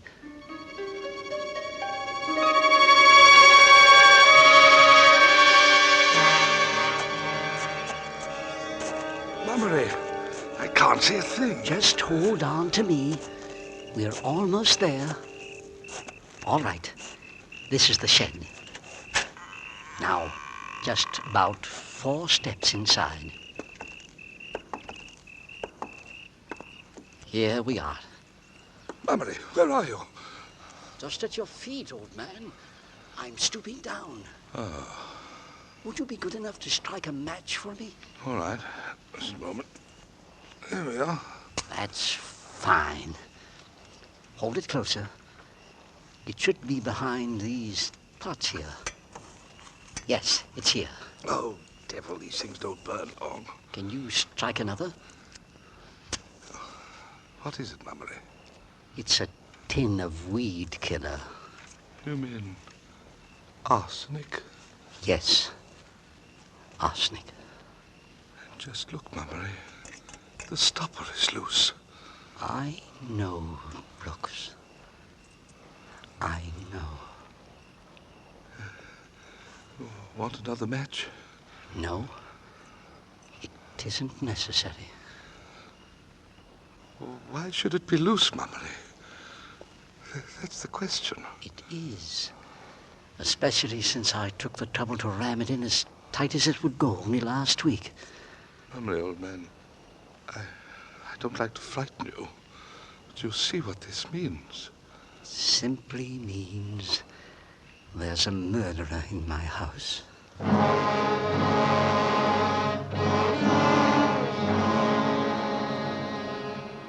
It was there, in that shed that smelled of earth, in my dress suit and overcoat, holding the tin in my hand and facing Brooks in the darkness, that the beast panic seized me in its claws and held me so tight that I could hardly breathe. I felt a sudden impulse to run out into the dark streets of Hammersmith and scream out to the sleeping village the terrible thing I had discovered. Instead, I replaced the tin exactly where it had been. And Brooks and I went back into the garden toward the house. Look, Brooks. See that light? Whose window is it? Mrs. Sutton's. It's terrifying. Is she watching us? I can't tell from here. Where does Ethel sleep? Our bedroom is right up there. Oh, yes. It's dark, thank heaven. If she'd drunk anything deadly, there'd be lights everywhere. She'd call out, just as I did the night I was attacked. Yes, of course. Well, what's your plan? Plan? Yes. Plan. I'll get you off to bed. Yes? Then I'll go into the kitchen, wash out the saucepan, and make another brew of cocoa. I let it stand in the saucepan overnight. What? Just to allay suspicions, don't you see? Yes, excellent. And then in the morning, off to the chemist's. That's right. Remember, you told me last week to move fast. Well, my time's run out. I'm not a man of action, Brooks, but when my life is threatened, when the life of the person I love most is in danger, then I can do it, Brooks. Then I can.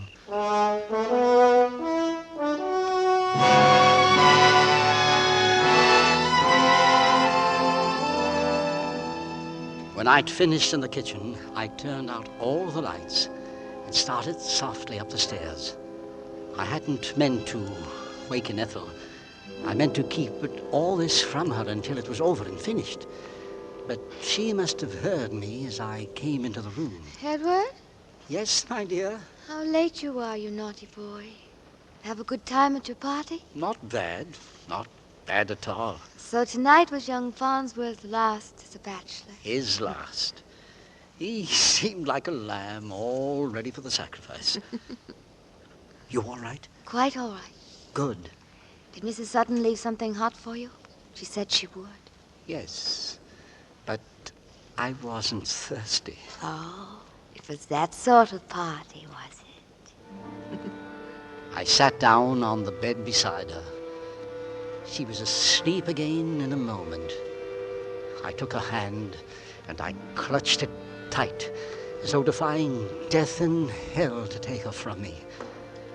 Next morning, I would act. I thanked God it was not too late.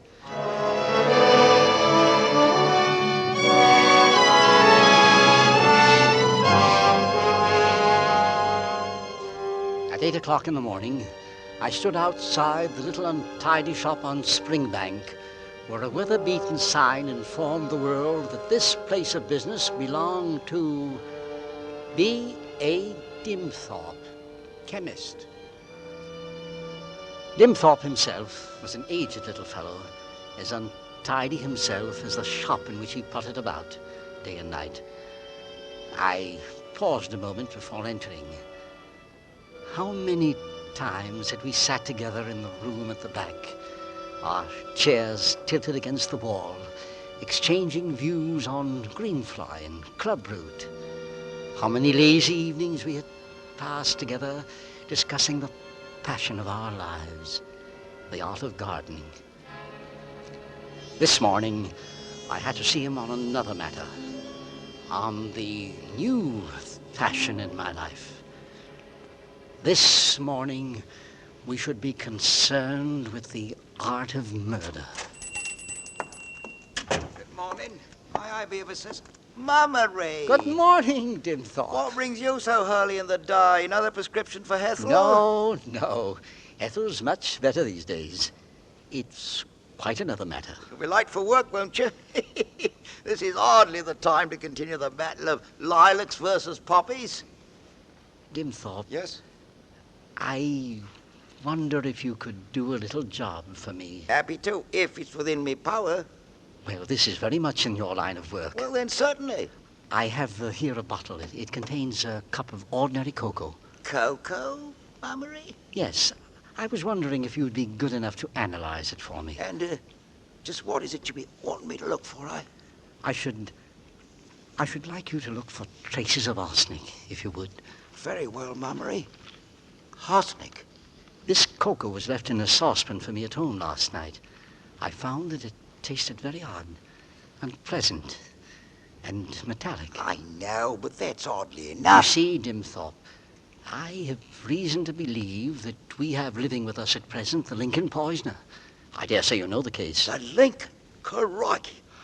Oh, but Mummery, how dreadful. I have reason to believe that this woman is attempting to murder both my wife and myself. I think I have proof.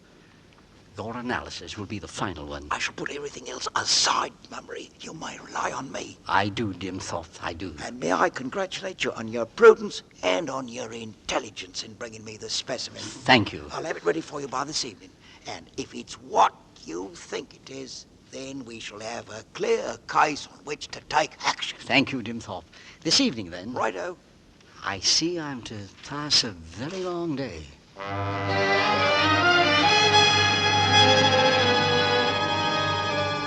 was a bit late in getting to the office.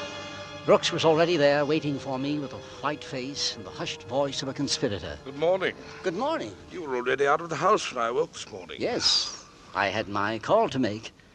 Sleep well last night? Like a log. It's funny considering. It is funny. You didn't, I gather. No. You've taken care of the matter? Yes. When shall we know? Yes. When shall we know? Late this afternoon. Everything seemed all right when I left the house, had breakfast with Ethel. She seemed very well, completely unsuspecting. Did you notice her? I did indeed. Our dear Mrs. Sutton. Well? Bad mouth, there's no doubt of it. Anything else? Otherwise, perfectly normal. That's what gives them away, don't you see? More normal than normal folk. Do you feel like working today? Frankly, no. Neither do I. Shall we put out the sign? Good idea. We put out the sign saying that we were closed for the day because of illness, and we sat together in the office. The noon hour passed, and neither of us moved. 4 or 5 times we heard footsteps outside in the corridor, pausing before our door, and then turning and receding. Neither of us spoke, and neither of us moved. I examined an expanse of wall just over Brooks's head, and he examined the blank space over mine, and the hours passed. Back on Springbank, Dimthorpe would be bending over his vials and Bunsen burners, moving as methodically as only he could move, extracting the truth from a bottle of cocoa. As I had told him, this was the longest day of my life.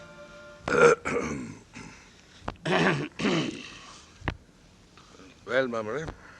Yes. It was 4 o'clock. I couldn't wait any longer. Good luck, old man. Brooks shook hands with me, and I went outside into the afternoon sunlight. I was at Springbank in 20 minutes.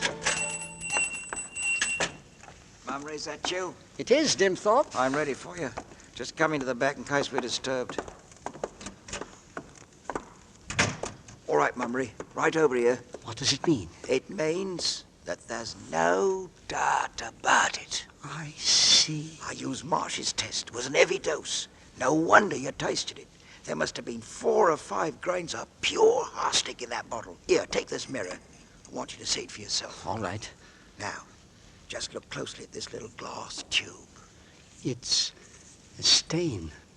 A purple black stain. That's the mark left by the arsenic.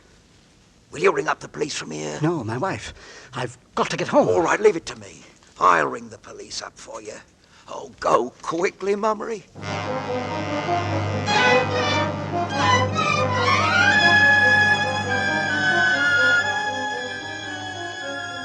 Local train went so slowly and stopped so often. Ethel poisoned, dying, dead. Ethel poisoned, dying, dead. The wheels drummed harshly in my ears. I jumped from the train before it had stopped and ran out of the station and along the road. A strange car was standing at my door. I saw it from the end of the street and broke into a mad gallop. It had happened. The doctor was there. I was a fool. I was a murderer to have left it so long. Then, while I was still 150 yards away, I saw the front door open. A man came out, followed by Ethel herself.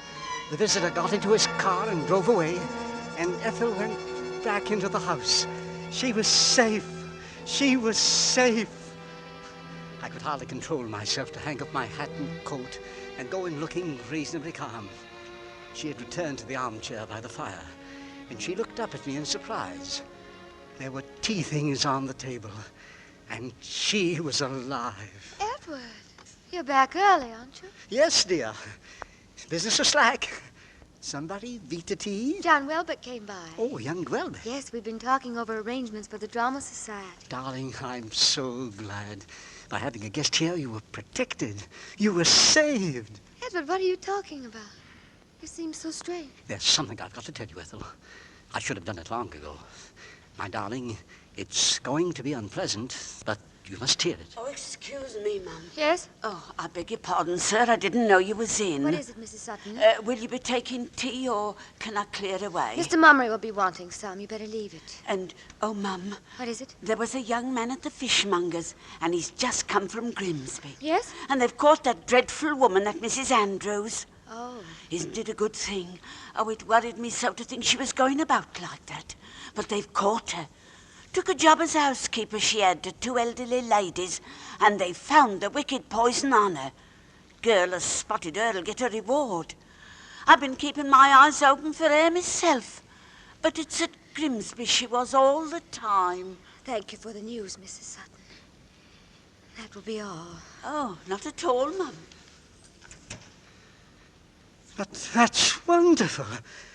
Then it's all been a mistake. A mad mistake.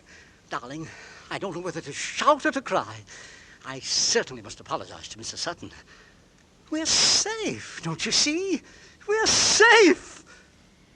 But what about the cocoa? Mr. Dimthorpe, and Marsh's test, and 5 grains of arsenic? What do they all mean? Who could Who could have what? Ethel. Ethel! Yes, Ethel? Me. To do it to me. You fool! You fool! Don't you know that it's been Welbeck? That it's always been Welbeck? Yes. It's there in your eyes. Something I've never seen before. It's always been there. It's just that you've never looked. That would be the police, Ethel. They've come here for you.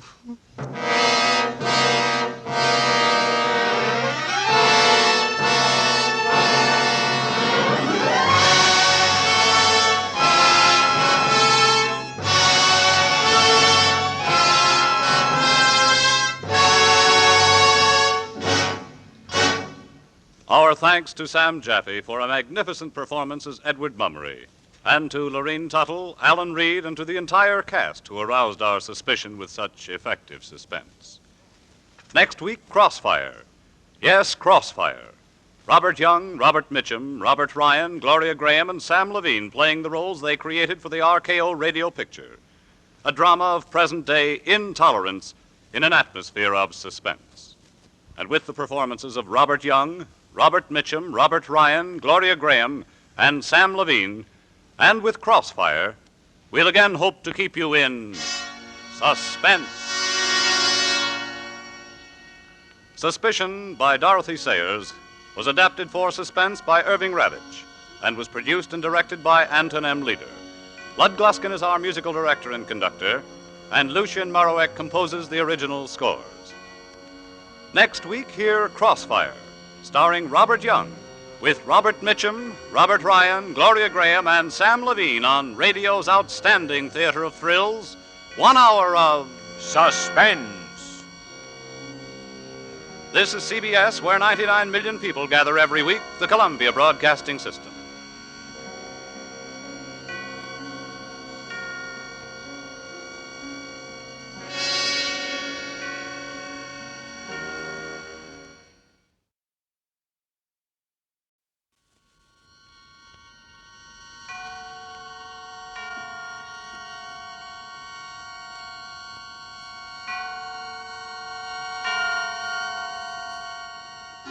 Suspense.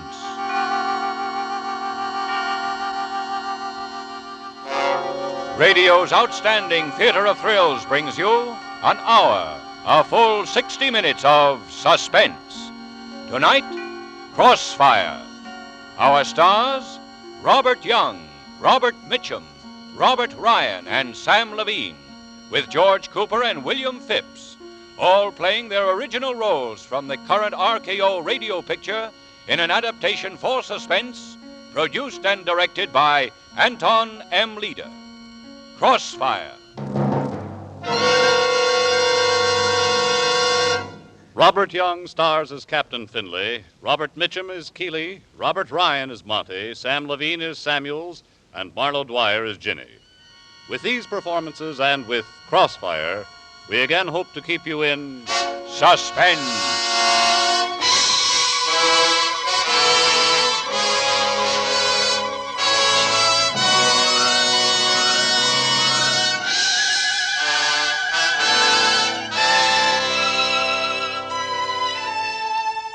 My name is Finley, Captain of Detectives, Homicide, Washington, D.C. I was the cop on the case. The call came in at 9:45, a girl. I told her to stay there, and we went up. It was an apartment on E Street, the third floor, number 307. The girl was still there and let us in. The place didn't look too bad, considering. There was a chair knocked over and a lamp and a little liquor slopped around, but aside from that, not bad. Except there was a man lying in the middle of the floor. A man named Joseph Samuels, and he was dead. Beaten to death. No. Take it easy, Miss Lewis. I'm all right. Was Samuels drunk when you left him in this bar, Miss Lewis? No. Had he been drinking? Yes, but he was all right. What was he arguing with the soldier about? Oh, they weren't arguing, they were just talking. I sent Sammy over to talk to the soldier myself. The kid seems so upset about something. Here's the man's wallet, Captain. Found it behind the cushions on the sofa. Oh, well, let's have it. Corporal Arthur Mitchell. What rank was the soldier, Miss Lewis? Oh, I didn't notice. I left them. Where did you go? I went up to my room. It was the bar in my hotel. Mm-hmm. I had a change, so I told Sammy I'd meet him here in his apartment. We had a date for dinner. I rested a while, and then I fell asleep. When I woke up, I phoned the apartment to say I'd be a little late, but there wasn't any answer. I came over as soon as I could find a cab. Then I called you. Do I have to stay here any longer? No, I'll get somebody to drive you home. O'Hara. Yes? Take Miss Lewis home and check in the bar at her hotel. Will do. Come on, Miss Lewis. Oh, wait a minute. Take this wallet to the provost marshal's office and see if they can locate this man. Sure.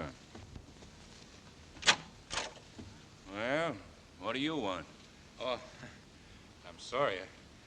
I must have the wrong place. What place are you looking for? Well, I thought it was this apartment. I was looking for a buddy of mine. You're cops? Yeah, we're cops.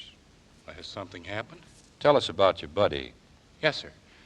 Well, we was here. He left before we did. He wasn't feeling good. He said he'd be right back. And Who was we? Me and another buddy of mine. Who did you come here with? With these two buddies of mine and this fellow. What fellow? This fellow we met in a bar. Miss Lewis. Yes. Soldier, do you recognize this young lady? Come on, did you see this young lady in the bar? Yes, sir. Miss Lewis, is this the man who was with Samuels when you left? No, it was another. What's it all about? Come in, soldier, and give a look. Jeez, that's tough. Yeah, isn't it? Somebody killed him. Could you identify him? Same fellow you met in the bar? Yeah, that's him. What's your name? Montgomery, sir. Were you drunk tonight? Well, I had a couple, but I can handle that. I see. How long have you been out of the service? 2 weeks about. Live here? No, sir. What are you doing in Washington? I just came back to see some of my buddies. Where are you staying? At the Stewart Hotel. That's where I used to be stationed. I'm sponging a free bunk from one of my buddies. What's your buddy's name, this one who was sick, the one who was coming back? Mitchell. Mitch, we call him. O'Hara, hand me that wallet. Here, yes.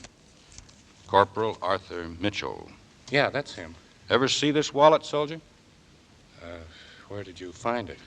In the sofa. It must have dropped out of his pocket, but believe me, Mitch couldn't. What's his outfit? Same as mine was. What were you in? Signal Corps Detachment. Stewart Hotel. Mm-hmm. Well, O'Hara, let's clean it up. Get the coroner up here and give me a full report. Okay, boss. Let's go, Montgomery. Sure, but where are we going? To headquarters.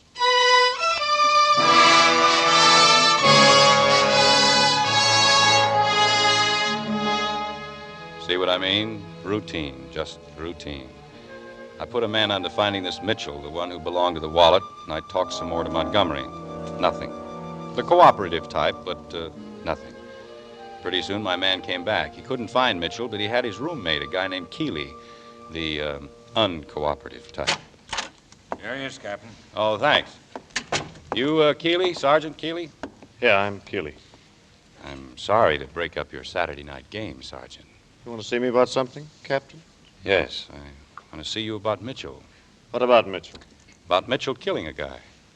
Killing a guy? You know Mitchell, don't you? Yeah, but who's he supposed to have killed?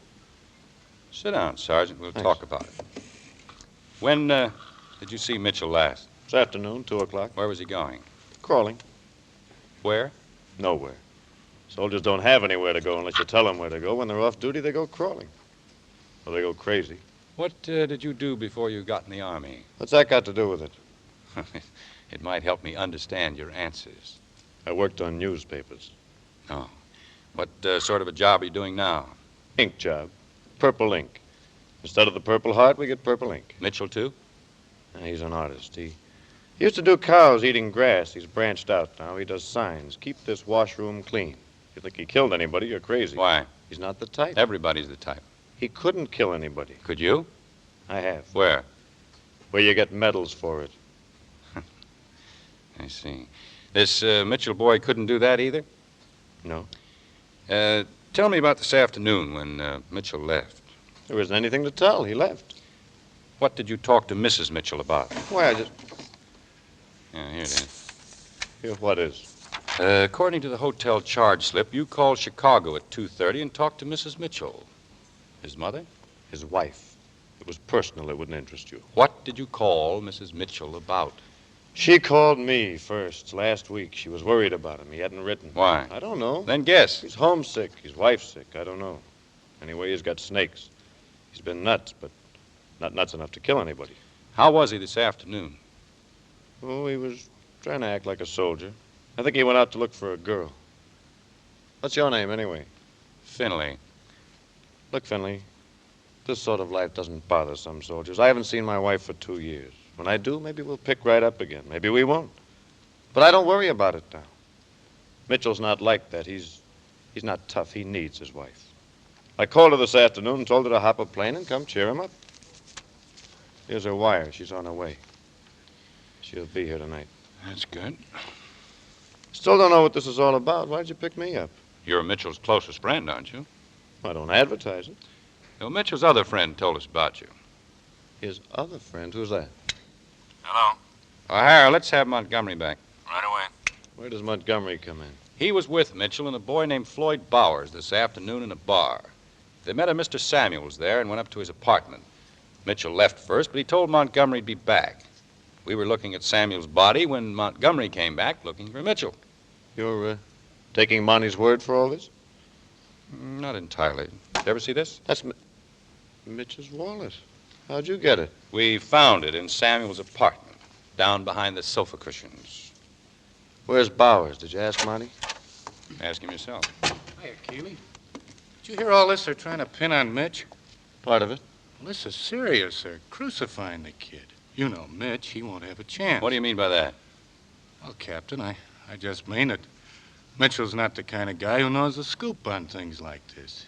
He's an artist. He's sensitive. And you know all about things like this? Well, sure, like I told you. I've been a cop myself in St. Louis.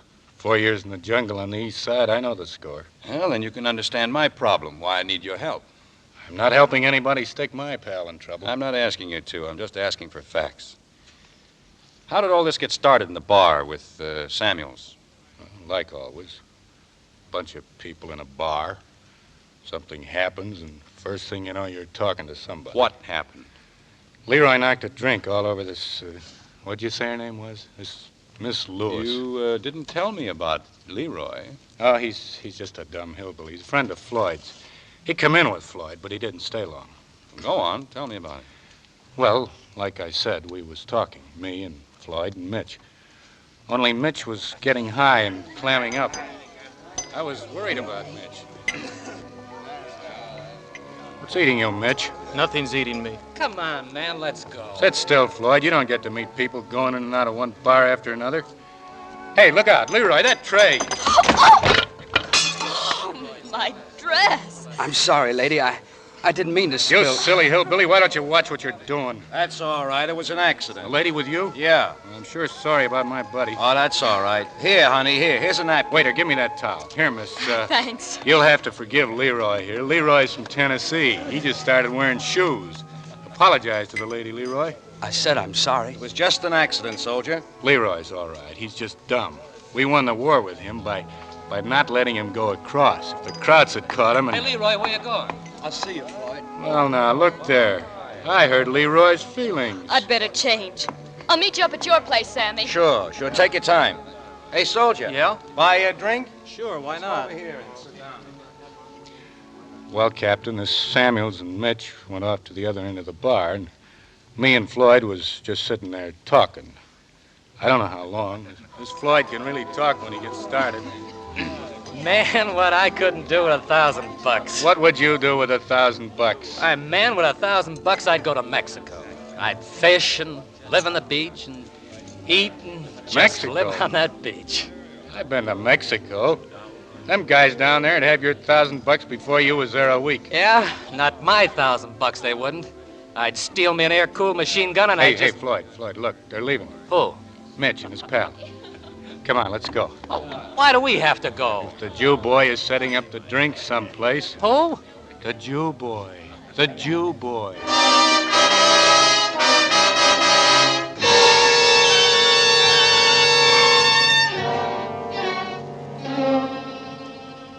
Well, Captain, we followed them to Sammy's place and just walked in.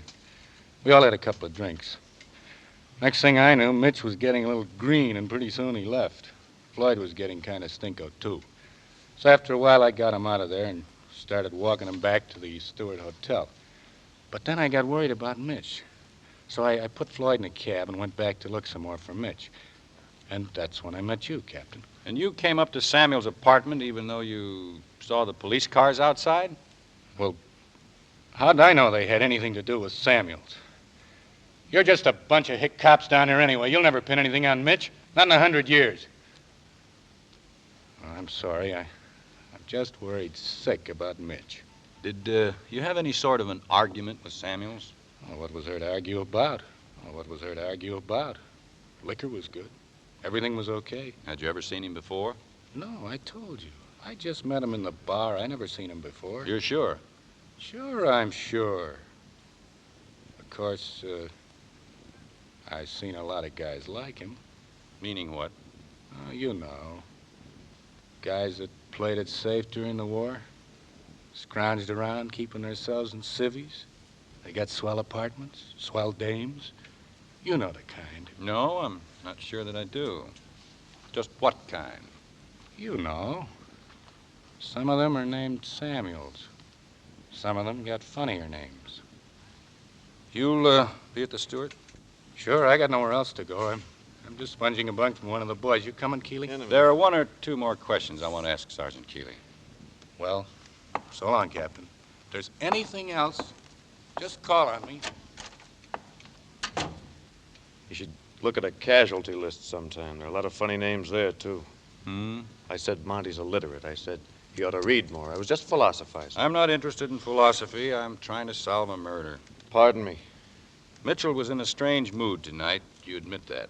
Uh-huh. He left Samuel's apartment intending to come back. We arrive and find Samuel's beaten to death. We find Mitchell's wallet on the sofa.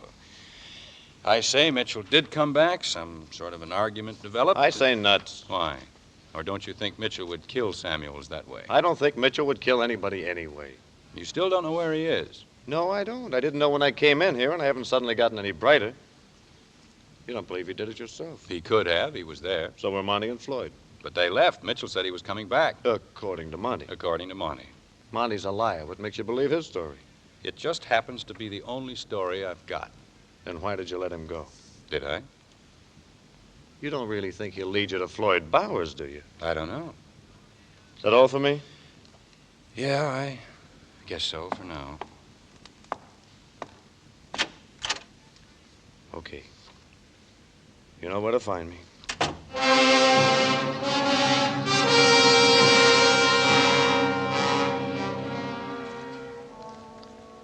I'm Keeley. You've heard from me already.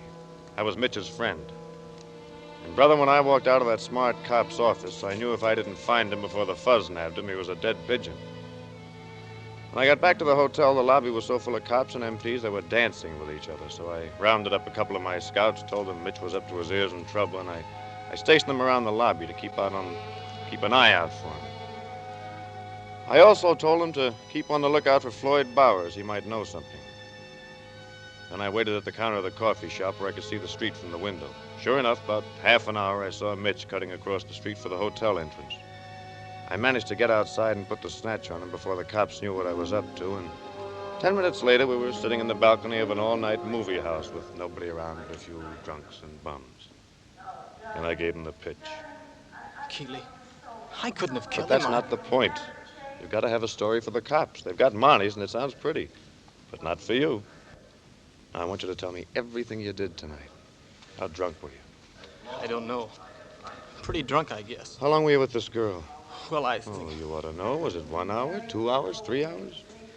I can't remember. My head hurts. I can't remember anything very well. So it hurts. You've got to remember. You ran into Monty and Leroy and Floyd, didn't you? Yes. And you went in a bar with them. That's right. Okay, now take it from the bar. Take it slow and remember everything you can. Well, we were there quite a while, I guess. I got restless and I wanted to shove. I was sick of Monty and I was sick of Floyd. I wanted to be somewhere else.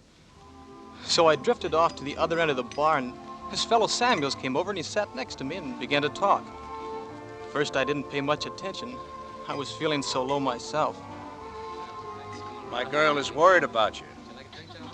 She says you're not drinking, but you're getting drunk anyway. Anybody who can do that has got a problem. So what? It's a funny thing, isn't it, how it gets worse at night? I think maybe it's suddenly not having a lot of enemies to hate anymore. The war is over. And now we don't know what we're supposed to do. We don't know what's supposed to happen. We're too used to fighting. But we don't know just what to fight. Know what I mean? I guess so. You can feel the tension in the air right here in this bar. A lot of fight and hate that doesn't know where to go. A guy like you may start hating himself. One of these days, maybe we'll all stop hating and start liking things again, huh? What sort of an artist are you? I did a mural once for the WPA. Oh, a lot of fine artists came from there. I saw one that was about that. He seemed like a nice fellow, this Samuels. A real nice fellow. I think he must have been on a newspaper or something. We talked a while, then we decided to go up to his place. He was going to meet his girl there. Monty and Floyd must have followed us because after we got to the apartment, they walked in. I guess I must have been getting pretty tight because I don't remember exactly what we talked about up there or how long it was before Monty and Floyd came. All I remember is that the radio was on, playing some nice music. Debussy, I think. And Monty was yammering away, doing most of the talking. You're doing all right, Floyd. You're doing all right, Mitch, kid. Sammy, let me tell you something. Not many civilians will take a soldier into his house like this for a quiet talk. Is that right, Floyd? That's right, Monty. Well, let me tell you something. A guy's afraid to take a soldier into his house, he stinks. He ought to have the screws put to him. Am I right or am I right? Sergeant, don't you think I asked you a question, Sammy. What was that? You know what was that. Am I right or am I right? You're right, Sergeant. You can say that again. You're all right, Sammy boy. You're okay. Mitch, are you all right? I'm all right. I just need a little air. Can I get you anything? No, I'm all right. I'll be right back. I'm all right. He's all right. You heard him say he's all right. Let's have another round. I'm afraid there isn't time, Sergeant. What I have kind to... of a brush is this? What's the matter, Jew boy? Afraid we'll drink up all your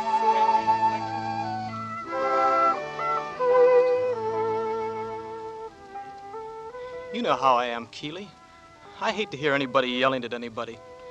So I decided not to go back when I got out. The air felt good. I must have started to walk. I don't remember how far or in what direction. But the next thing I knew, I was in a joint called the Red Dragon. I was talking to this girl named Jenny and buying her drinks. Do I have to tell you my name again? Well, it's Ginny, because I'm from Virginia. Oh, yeah? Oh, yeah. Oh, this joint stinks. I sure get tired of it here. Well, what do you work here for, then? For laughs, dear, for laughs. Every night? Every night. Come on, up with your glass. Here's to nothing. You work here until when? Until we close. Then what? Then I sleep. Me and myself in my great big bed, we sleep. You know, I could have killed my roommate the other morning. She was You got that in quick, didn't you? Drink up and be nice.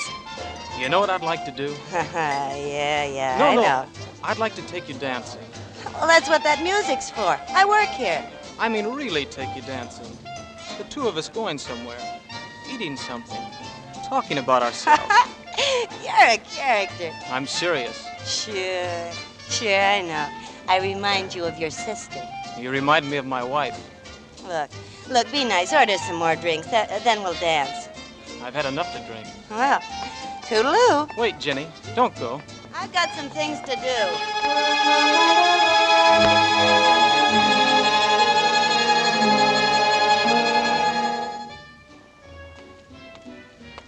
I was looking all over for you, Jenny. What did you leave for? You didn't want to drink. All you wanted to do was yap.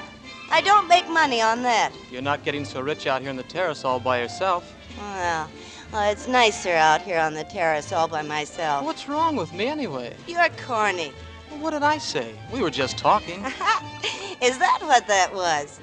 You know what I'd like to do? I'd like to take you dancing. You remind me of my wife. What's the idea of saying a thing like that? Well, I'm sorry.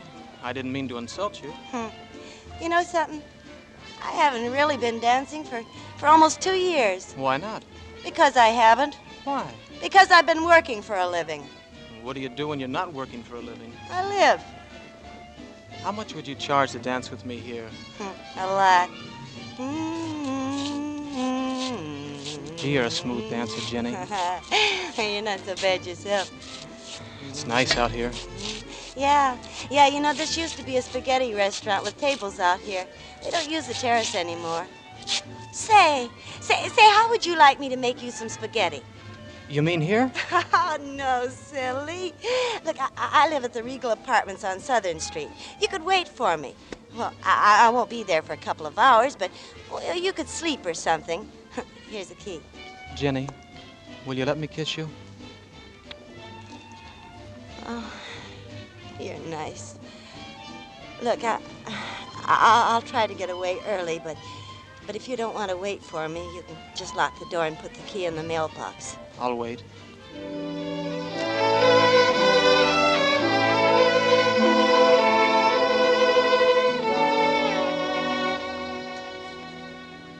I guess it was a crazy thing to do, Keeley, but it made sense at the time. Besides, I thought I could use a little shut-eye. So I walked around some more, and then I went up to Jenny's apartment.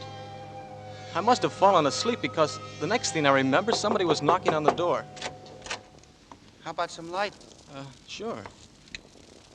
Hasn't she come home yet? I don't know. I don't think so. You mean Jenny, don't you? What do you mean? I guess I mean Jenny. Do you belong here or something? Or something. How long you been waiting? I don't know. That's great. Have a cigarette? Thanks. I just woke up. I don't even know what time it is. I've got a key here somewhere. She gave I it. know. I saw you with her at the joint. Oh? Who are you? I'm a man who's waiting for her. Is that all right? Sure. Want some coffee? Sure.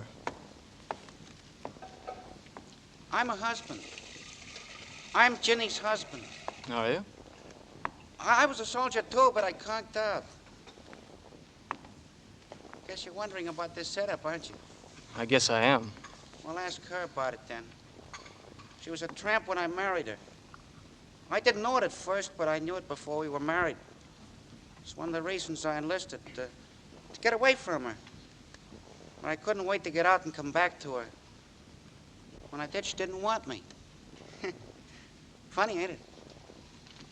But I still want her. I still love her.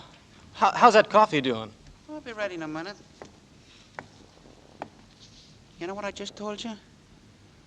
Well, it's a lie. I see. I'm not her husband. I met her the same as you did, the joint. I can't keep away from her. I want to marry her. She won't have me. I see. You believe that? Well, that's a lie, too. I don't love her. I don't want to marry her. She makes good money there. Got any money on you?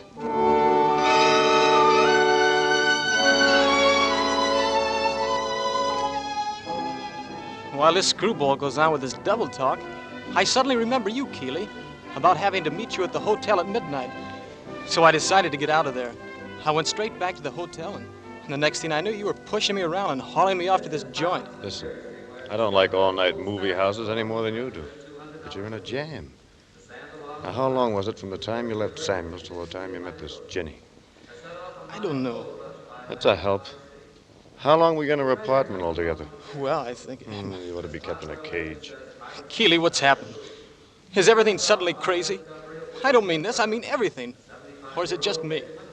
No, it's not just you. The snakes are loose. Anybody can get them. I got them. But they're friends of mine. I think Samuel's understood it. Yeah, maybe he did at that.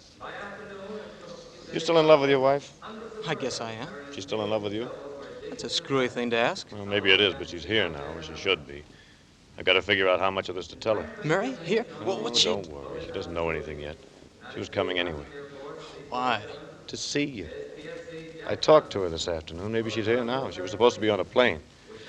You sit tight. I'll go see if I can find her. Keeley, I couldn't have killed this guy, could I? Hey, there's Leroy. I wonder what he wants. Keeley, listen, I found Floyd. Floyd? Where? In a room in a place down on Maryland Street where he's hiding out. He just phoned me and tried to raise some dough for something. He sounded awful scared. You got the address? I don't want to have nothing to do with this. I shouldn't have told you. I don't want to get in any trouble, Keeley. You won't get in trouble. All you have to do is tell us where Floyd is. Then you can go back to the hotel and stay there and forget it. And you, Mitch, you just keep right on watching the picture and don't move. Don't even move to another seat. You want Leroy to bring you a sandwich or something? No. But, Keeley, where are you going? I'm going to see Floyd Bowers.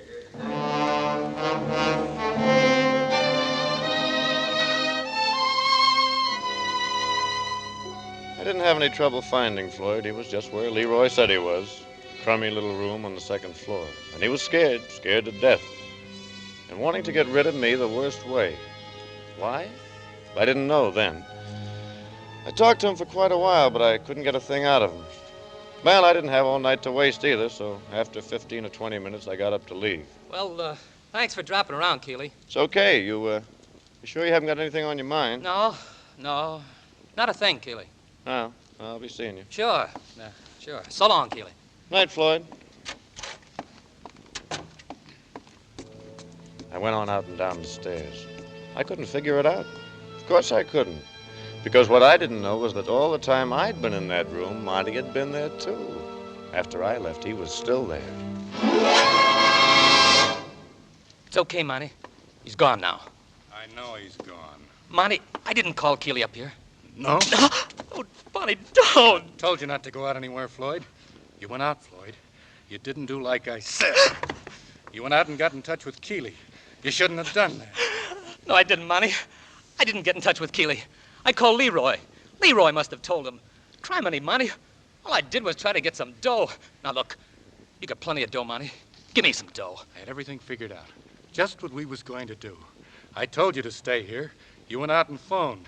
You spoiled everything. I didn't, Monty. I didn't spoil nothing. I told Keeley I hadn't seen you. You heard me say that. Nobody can pin anything on you. That's right, Floyd. Nobody can pin anything on me. Oh, now, look, Monty. I'll go to Mexico. I'll never come back. I didn't have nothing to do with it. I don't want to get mixed up in it, Monty. Criminy, Monty. You went crazy or something. Samuels didn't do nothing to you. You went crazy. I didn't do nothing to Samuels either. Except I flicked it like that. Not that hard, maybe. More like that. Or that. Or that. Not hard enough to hurt anybody. Stop it, Monty. Monty, stop it, you wimp. I've got nothing against any Jews. Oh, I just don't like Jews. And I don't like nobody who likes Jews.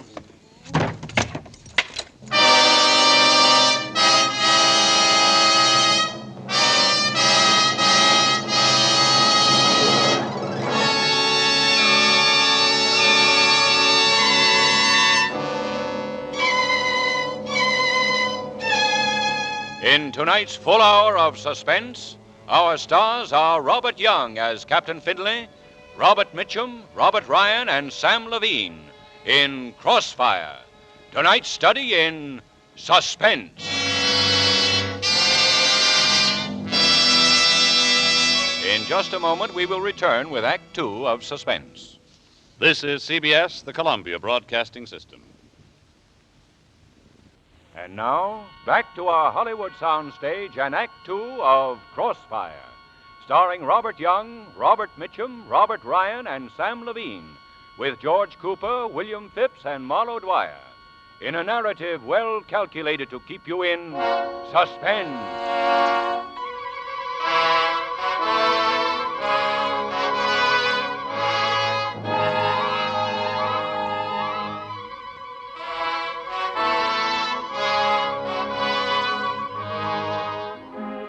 Like I said before, I'm just a cop.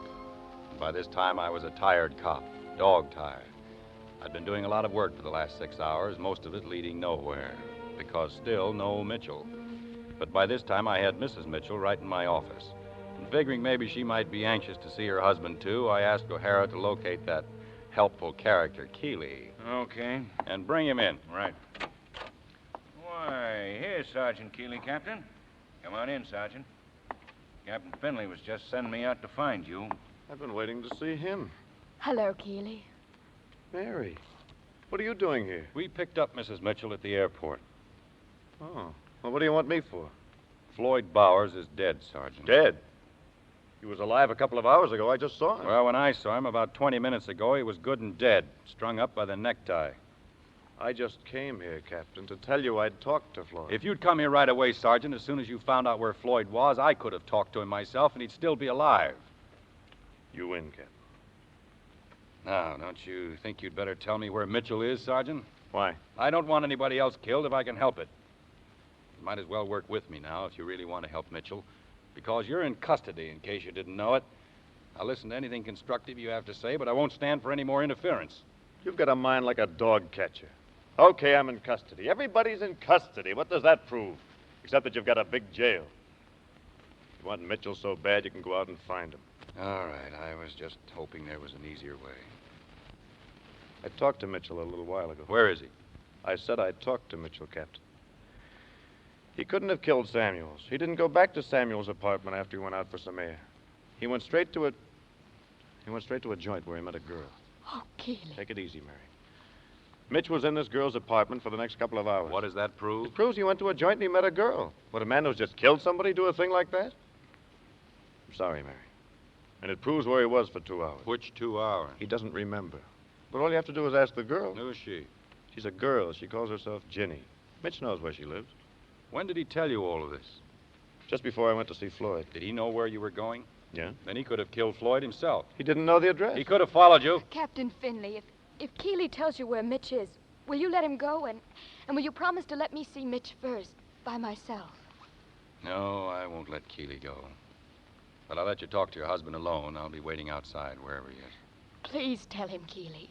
Please. He's in the balcony of an all-night movie, The Regent, about 4 blocks from the hotel.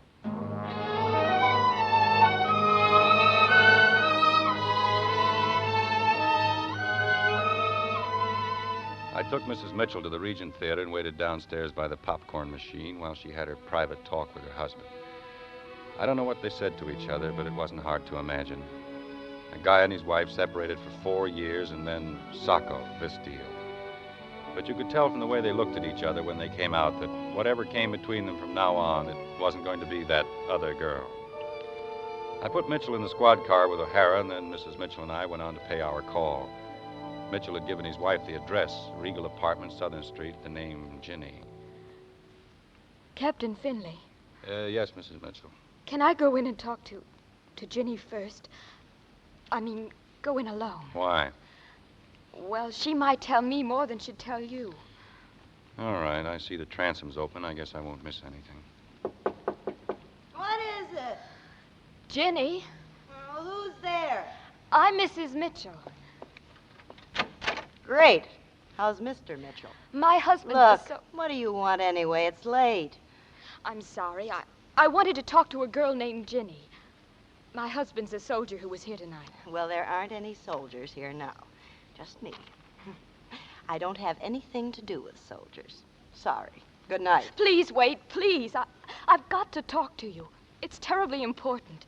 I know it's late, but you've got to help me. Can't I come in for just a minute? Please. Oh, all right. My husband's in trouble. Look, I don't know anything about your husband. Honest, why don't you go home? Maybe he's waiting for you. He's in jail. They say he killed a man, but he didn't. Okay, then there isn't any problem. What do you want from me anyway? A character reference? All I want you to do is to say that he was with you tonight. Tonight's a long time ago. I wouldn't be able to remember. You'd remember Mitch. Why? Does he have 2 heads or something? You danced with him. You danced with him out in back of where you work, in a sort of a terrace garden. You gave him your key and you told him your address. He told you that he was up here with me tonight? Yes, he... Well, he lied to you. If he was here, I didn't know about it. And I don't know where you got my name and address. I can't tell you anything else. You better go now. Hello, Ginny. Who are you? What do you want? I want to talk to you. What's your name? Are you a cop or something? What's your name? I don't like cops. Nobody likes cops. What's your name? Virginia Tremaine. Why? Where are you from? From here? Before you were from here. Pennsylvania. Wilkes-Barre. So what? What do you do? I work. Where? The Red Dragon. Well, what's wrong about working there? Does that make me a criminal or something? Does that give you the right to bust into my house and start asking a lot of questions? Is that where you met Mitchell at the Red Dragon? That's where I meet a lot of people. I never heard of this Mitchell. You live here alone? Sure. Is there something wrong in that? Jenny, the police won't hurt you. He promised me. All we want you to do is to tell the truth. Sit down, Virginia. Now, about Mrs. Mitchell's husband. He's in pretty deep, Virginia. Looks like he killed a man, maybe two. Mrs. Mitchell doesn't think he did, of course, but that's only natural. Jenny, don't you see? I know he was here. He told me. But that doesn't matter anymore. Never mind me. You've got to think of him. Oh, brother. Listen to that. Never mind me. You've got to think of him. Oh, now, isn't that sweet? Isn't that just too sweet? He wasn't here with me, see? He could have been, but he wasn't. He could have come up. I could have cooked him something, and we could have talked. And what would have been wrong with that? What's the matter with me being with her precious husband? Does he break or something? Where was she? Okay. Where were you when he needed you? Maybe you were someplace having beautiful thoughts. Well, I wasn't. I was in a stinking gin mill where all he had to do to see me was walk in, sit down at a table, and buy me a drink. And that's all I know about it. I didn't ask him if he killed anybody.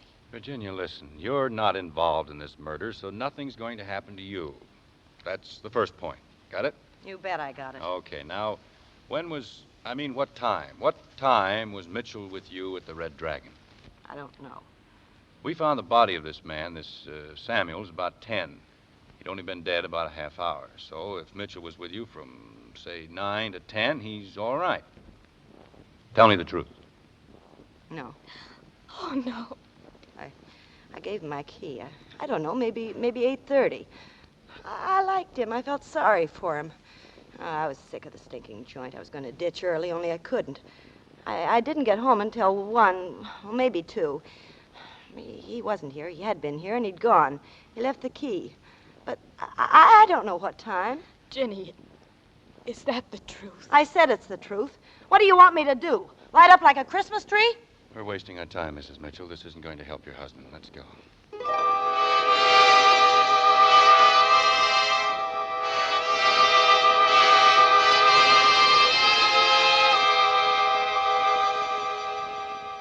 By the time I got to my office, it was dawn. Gray and dirty, which is how I felt. Plus disgusted. Mitchell and I were going around in circles. I didn't murder anybody. Why would I murder him? What motive would I have? Maybe you didn't like him. Maybe you hated him. Hate's a good motive. Why would I hate him? I hardly knew him. I only talked to him for a couple of hours. He seemed like a nice guy. You know he was a Jew? No. You mean to say you didn't know he was Jewish? No. I didn't think about it. Well, what would that have to do with it? Got Montgomery for you. Yeah, all right. I'll see him in a minute. I'm through here with Mitchell, but I want to talk to Keeley again. Okay, boy. That door, Mitchell, over there. Okay. Here are the papers you wanted from the War Department on Samuels. Oh, He was yeah. hit on Okinawa. Got a medical discharge last summer. Well, let's give a look. Samuels Joseph, ASN 392-32880, Army of the United States. Joseph Samuels was discharged 28 August 1945 upon recommendation of a medical board because of disability from wounds received at Okinawa. So that's our stinking civilian. All right, O'Hara, let's have mine. Okay. Come on in, Monty. Okay. You want to see me, Captain? I figured it must be important. I want to help all I can. Yeah, sit down, Sergeant. Yes, sir. Sergeant, how did you know Samuels hadn't been in the Army? Huh? When I talked to you early this evening, you were sure that Samuels had never been in uniform. How did you know that? Well, like I said, you could tell. You could see. Those kind of guys got ways of keeping themselves from getting dirty. Why do you ask that, Captain? I was just curious. You know who killed him yet? Yes, I think I do. Was that all, Captain? Didn't you want to ask me something else? No, that's all. I can go now? Yes. Okay, then, Captain. Oh, Montgomery. Yes, sir. You haven't seen anything of this friend of yours, that Floyd Bowers, have you? No, sir, I haven't. I can't figure Well, out let me know when you do, will you? Yes, sir. So long, sir. O'Hara, send Keeley in.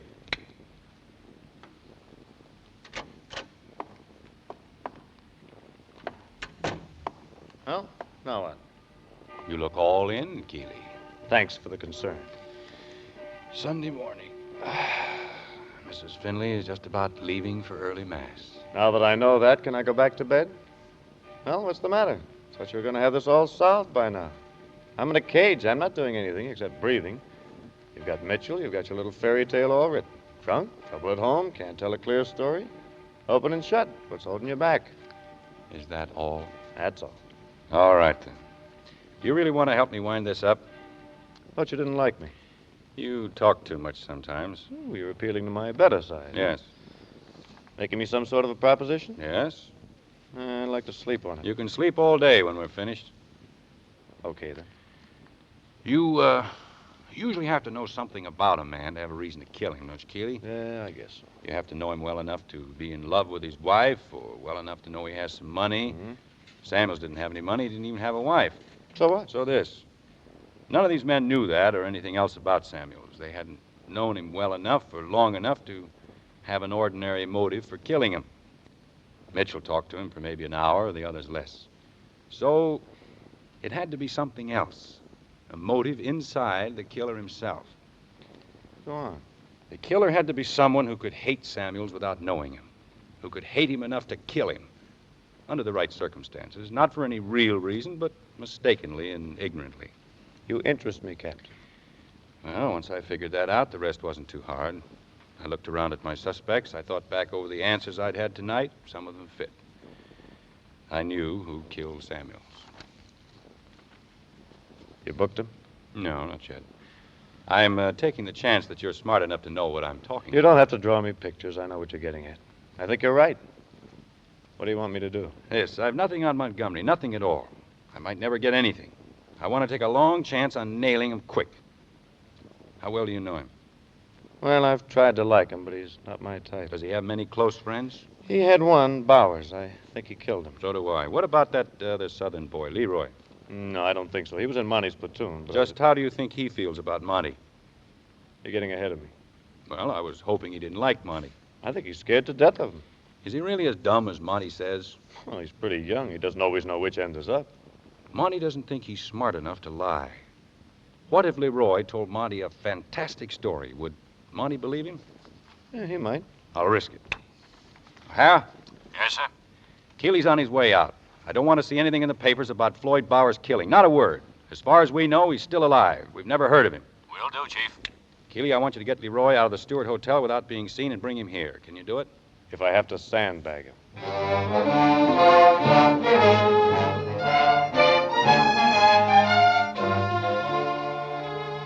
In an hour on the nose, Keeley was back at headquarters with Leroy. But it wasn't going to be easy. Leroy was suspicious and he was scared. It isn't that I don't want to help, Captain. It's... Well, I've never been around with Monty and Floyd much. Monty never wanted me around. He says I'm stupid. I guess I am. Sir, how do you know he really killed him like you say? We don't. That's what we want you to help us prove. Keeley, I told you I didn't want to get in any You're trouble. not going to get in any trouble, and stop worrying about Monty. Captain Finley won't let anything happen to you. Maybe you're right, sir. But I can't think he'd do a thing like that without no reason. We thought he had a reason. You know the way Monty feels. You've heard the things he says. Well, yes, I guess I heard him say a couple of times about Jewish people living off the fat of the land while he was out there. And you say that's all lies. And I guess it is. I don't know, but look, maybe Monty roughed this guy up a little, and that was all. That was all he started out to do, yes. He didn't have a plan or anything like that. This business of hating Jews comes in a lot of different sizes. There's the you can't join our country club kind, and the you can't live around here kind. Yes, and the you can't work here kind. Because we stand for all of these, we get Monty's kind. He's just one guy. We don't get him very often, but he grows out of all the rest. Look, Leroy, you know we have a law against carrying a gun? Sure. We have that law because a gun is dangerous. Well, hate, Monty's kind of hate, is like a gun. If you carry it around with you, it can go off and kill somebody. It killed Samuels last night. Monty was in my outfit. It killed Floyd. I hate to think of anything like that happening to Floyd. And I hate to see Monty get away with anything. But look, I'm getting out soon. I might get in trouble. And I don't see this as any of my business anyway. Has Monty ever made fun of your accent? Well, sure, lots of times. Why? I don't know. He calls you a hillbilly, doesn't he? He says you're dumb. He laughs at you because you're from Tennessee. He's never even been in Tennessee. Ignorant men are afraid of things they don't understand. They end up hating them. You get me all mixed up. How'd I know what you're trying to do? How'd I know you aren't a Jewish person yourself or something? You don't? But would it make any difference? I guess not. Well, all right, Leroy, but just one more thing, then you can go if you want to. About 100 years ago in Ireland, the potato crop failed. A lot of Irish immigrants came over here. Their talk was different, like yours, Leroy. They were Catholics, most of them. One of them I knew about stayed in Boston. He thought of himself as just another American, until suddenly one day he looked around and saw that something had happened. It frightened him. Fear and hatred of all Irish Catholics had developed and spread like a terrible disease. He saw he wasn't an American anymore. He was a dirty Irish Mick. He didn't understand. He didn't know what to do. But one day, when a bunch of men attacked his parish priest on the street, he waded in to help him. That night, on the way home from work, he stopped off for a beer. When he left the bar, 2 men followed him carrying empty whiskey bottles. They didn't mean to kill him. They were just going to rough him up a little. They just started out hating, the way Monty started out. But 20 minutes later, my grandfather was dead. Your grandfather? That's history, Leroy. They don't teach it in school, but it's real American history just the same. Thomas Finley was killed in 1848 just because he was an Irishman and a Catholic. And last night, Joseph Samuels was killed just because he was a Jew. Do you see any difference, Leroy? Hating is always the same, always senseless. One day it kills Irish Catholics, the next day Jews. It's hard to stop. It can end up killing men who wear striped neckties. Or people from Tennessee. Will you tell me exactly what to say? Yep, I'll tell you exactly what to say.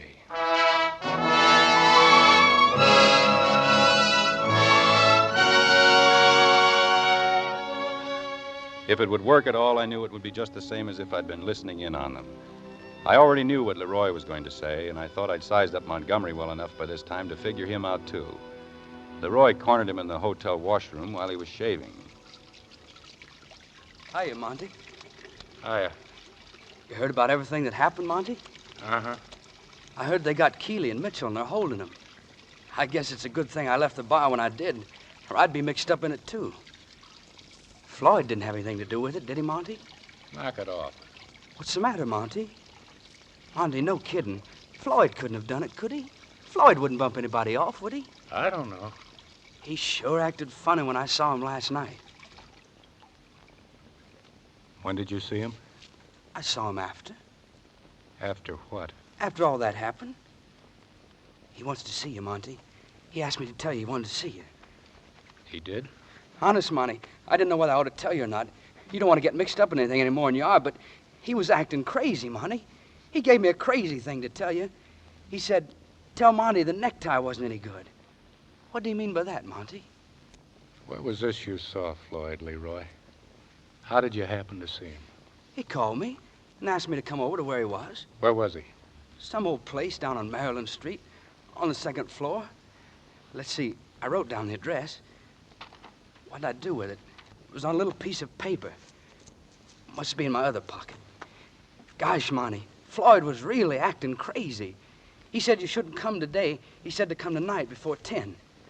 Oh, here it is. 404 Maryland Avenue. That's it. Huh. Will you go see Floyd, Monty? Will you give him some money?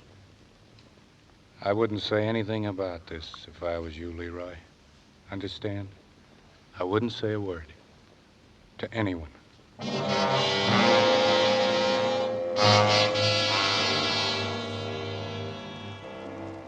It was a long shot, but what else could I do? O'Hara and I went down to the Maryland Avenue place and waited. We'd been waiting about 20 minutes when we heard steps on the stairs. They stopped on the landing, then started shuffling along the hall. They stopped again outside the door. Somebody was fumbling at the doorknob. Then the door opened. It was Montgomery. Hello, Montgomery. Well, I was looking for Floyd Bauer's room. Somebody said he was here. Well, that's too bad, Sergeant. Floyd was here, but he isn't anymore. Well, what's wrong? Has something happened, Captain? Bowers is dead. Dead? He was killed today. You know who killed him? Not yet. How did you know he was here? When I talked to you last night, you didn't know where he was. Oh, I didn't then. I didn't know then where he was. A fellow back at the hotel, he told me Floyd was here, and Floyd was scared, and he wanted to see me about something. I just come. I didn't even know which room it was. I was looking for the right room. He was knocked off in this room. Mm-hmm. The same guy who knocked off Samuels, maybe. Well, it could be. I liked Floyd, Captain. I liked Floyd a lot. I naturally came to help him. This fella said he needed some dough for something. No, you should have come right away. Well, this fella said, Floyd said not till tonight. I figured if Floyd said that, he must have got a reason. I see. Well, it looks like somebody was stringing you along. Yeah. What was this fellow's name, the one who told you Floyd wanted to see you? Look, Captain, I don't want to be a pigeon, this guy. What was his name? Leroy something. He was a friend of Floyd's. Maybe you remember me mentioning him. Yeah. You, never been to this house before? No. I never been here before. I never even been in this part of town. I didn't know which room it was, except it was on the second floor. Like Leroy said, I was looking for the right door. Seems like you have a lot of trouble with doors, Sergeant. First time we met, you were looking for the right door. That's right, sir. But you knew the address. You knew which house to come to. Sure. Leroy, give me the address. Was it written down on a piece of paper? Yeah. Do you still have this piece of paper? Yeah, I guess so. Here it is. Let me see it. Okay. Mm-hmm. I'll have to arrest you, Montgomery. Why would you arrest me, Captain? What would you arrest me for? For the murder of Samuels and Bowers. You're kidding, Captain. I never even been here before. Why, You didn't look at this paper carefully. This is the address of the house next door. I wrote it down myself. You made a mistake, Sergeant. You came to the right house anyway. Gee, Captain, you got this all wrong. Just let me explain. You see? Look out, Chief. The next thing I knew, I was on the floor and O'Hara on top of me. Montgomery hit him so hard he bowled me over like a 10-pin. Then O'Hara was up, going down the stairs after him, and I was over at the window in time to see him come out onto the street. I tried to get the window up, but it wouldn't budge. I smashed the glass with the butt of my gun, then I took aim. Montgomery! Stop! Montgomery!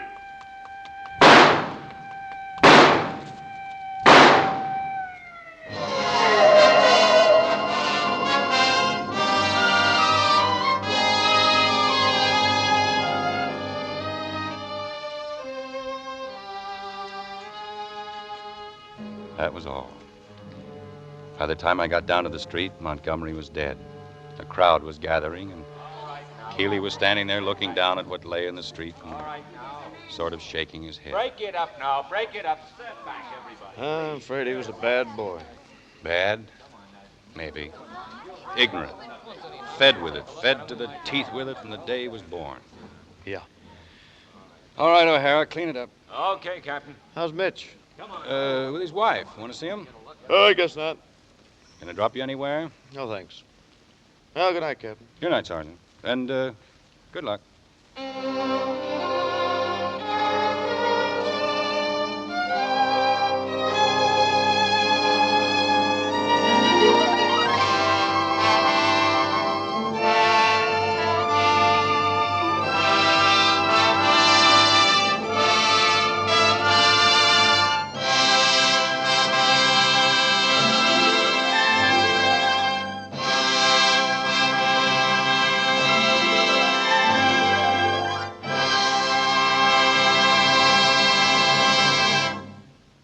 sincere thanks to a wonderful cast. To Robert Young, who was Captain Finley, Robert Mitchum in the role of Keeley, Robert Ryan, who played Monty, and to Sam Levine as Samuels. To George Cooper as Mitchell, and William Phipps as Leroy. To Marlo Dwyer as Ginny, Julie Bennett as Mary, Bill Johnstone as O'Hara, Bill Lally as Floyd, and Louis Van Rooten as the man. Our thanks for your superb performances in this suspense adaptation of Crossfire. Robert Young may currently be seen in Relentless. Robert Mitchum will soon be seen in the RKO radio picture Rachel and the Stranger. Robert Ryan will soon appear in Berlin Express, and George Cooper in Blood on the Moon, both RKO radio productions. Sam Levine's next picture is the Babe Ruth story. Crossfire, based on the original novel The Brick Foxhole by Richard Brooks, was adapted for suspense by Robert L. Richards and Henriette Martin, and was produced and directed by Anton M. Leader. Lud Gluskin is our musical director and conductor, and Lucian Marowak composes the original scores for radio's outstanding theater of thrills, 1 hour of Suspense.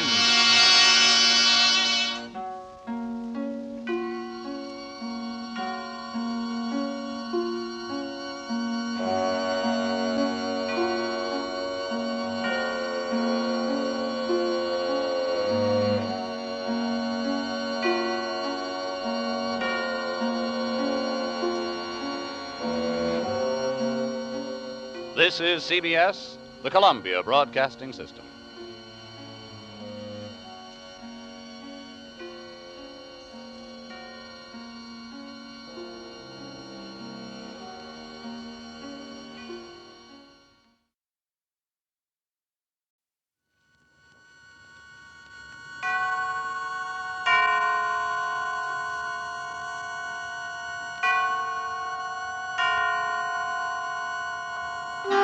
Suspense.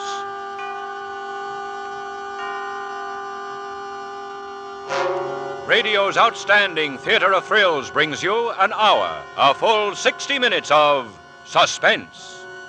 Tonight, our star, Mr. Edmund O'Brien. Our story, The Blind Spot, by Lois Eby and John C. Fleming. A suspense play produced and directed by Anton M. Leader.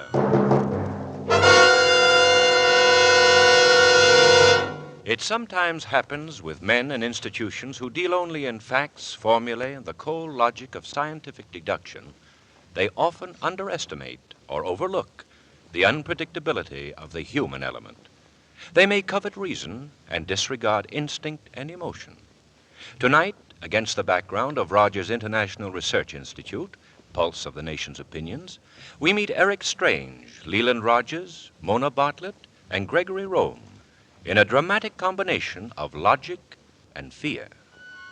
And now, with the performance of Edmund O'Brien as Eric and with The Blind Spot, we again hope to keep you in suspense. Each of us has a blind spot. Some have many. Blank walls in our minds or memory or opinion. Walls which we cannot penetrate, and so we're held back. Or because we can't or won't understand, we try to draw away from the world, run from it, because the blind spot has made us afraid. I started writing books about this during the war. Maybe you've read or heard about them. Blind Spots by Eric Strange. Well, whether you have or haven't, there's little bearing on what I'm about to tell you. I mention it simply by way of introduction, not to myself, but to fear. Yes, it was the blind spot of fear in the mind and heart of Leland Rogers that led to... Well, I'm getting ahead of myself. Perhaps it's best that you meet Leland Rogers and see him as I did that day when I went to his suite in the Park Central Hotel to settle a business matter. It wasn't our first meeting, but in a way it seemed to be. For as I pressed the buzzer and the door opened, I found myself looking at a different Leland Rogers, a man completely changed for me by his look of sheer terror. Strange. Eric Strange. How do you know where to find... Your secretary, Mr. Rogers. She said... Mona? She had no right to tell you where Miss Bartlett is worried about you. So is your partner, the whole staff. You know, Rogers, when you first approached me as a possible client, I was invited into your office, offered cigars, a drink. I'm sorry, Strange. Come in. Thank you. Never did like to hold a conference in a hotel hallway. But there's to be no conference. Understand, Strange. I thought I made it clear we can't handle the survey for you. Now, I suppose if I suggested that Rogers International Research could be sued for breach of contract, I might not be offered a chair. You have grounds for a suit, of course. Sit down. Thanks. Much better. Now, Rogers, what's it all about? Why did you really call things off? It's exactly like I told you on the phone, Eric. No mystery about it. Albert LeBlanc, our European supervisor, was killed yesterday in a crash at Le Bourget Airport. Too bad for the supervisor.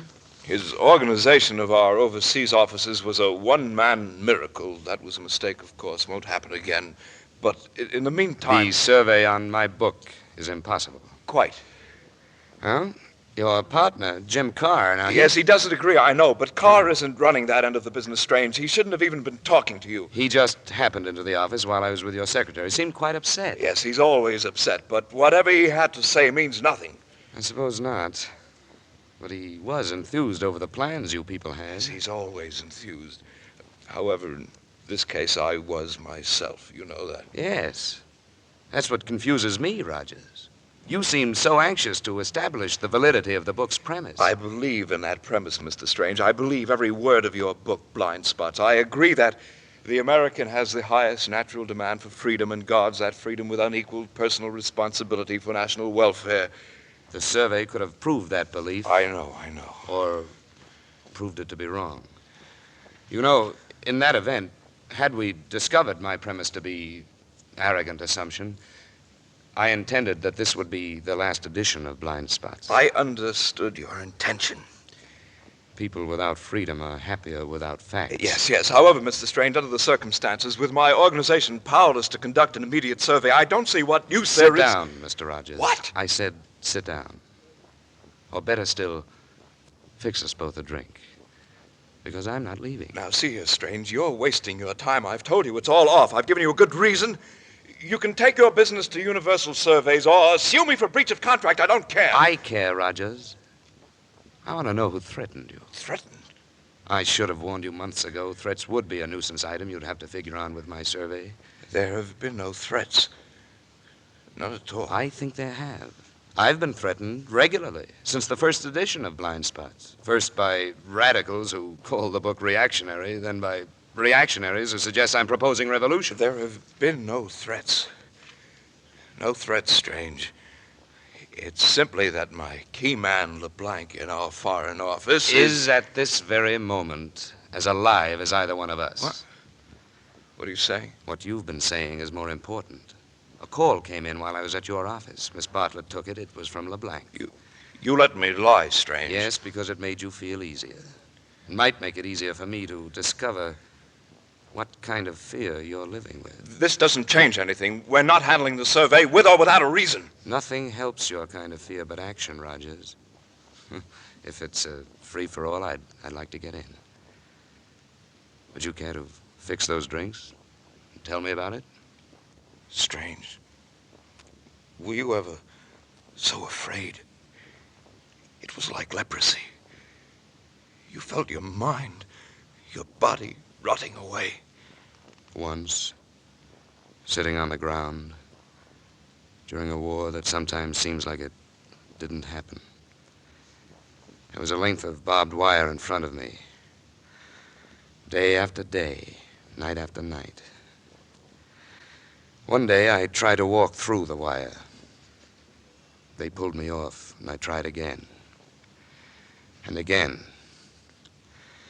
After that, I had some kind of fever. Now it's your turn. I'll get the drinks. I'll need one telling you this. You might need one listening.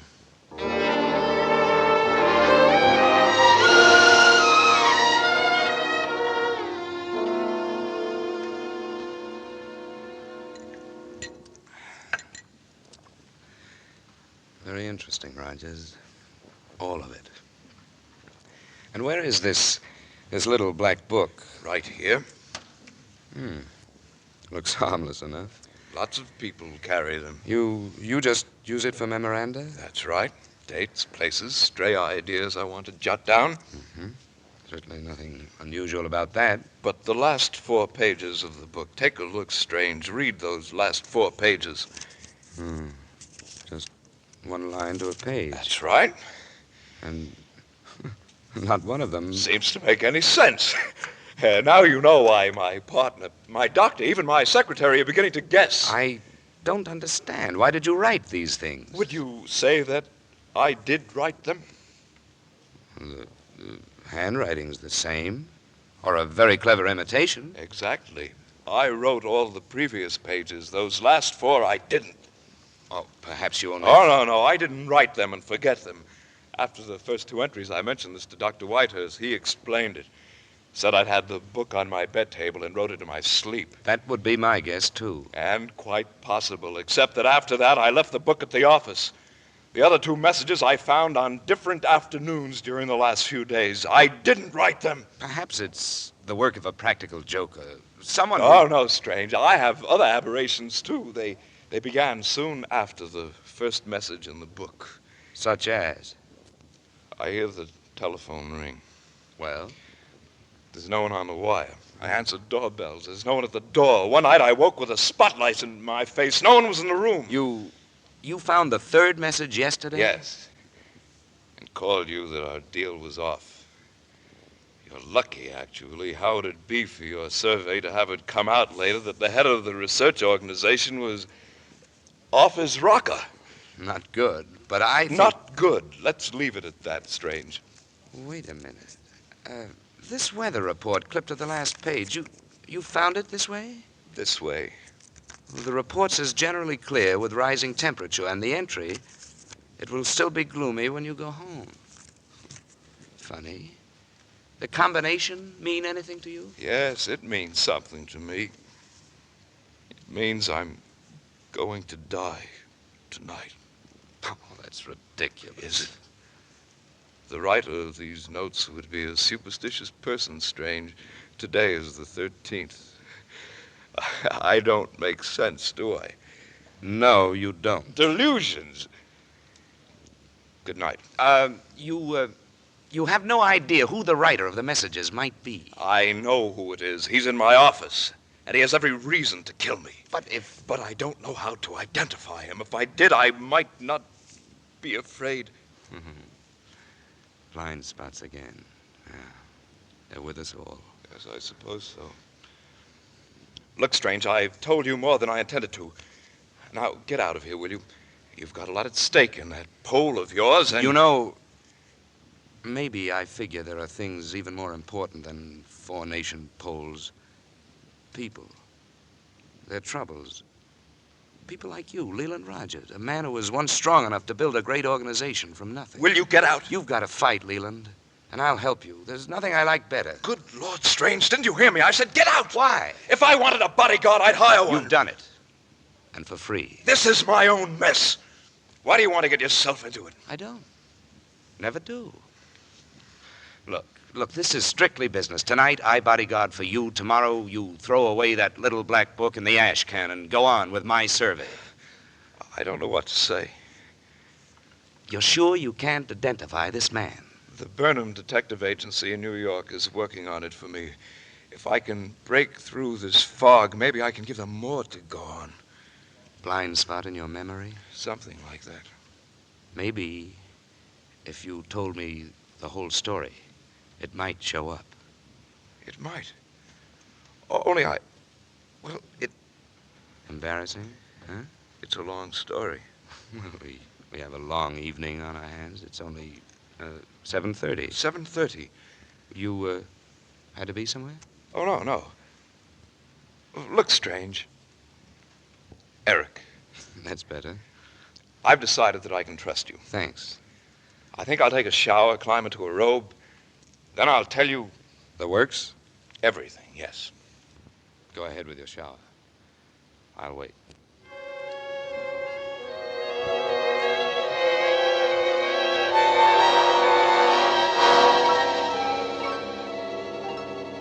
went into the other room to change. I could hear him moving around.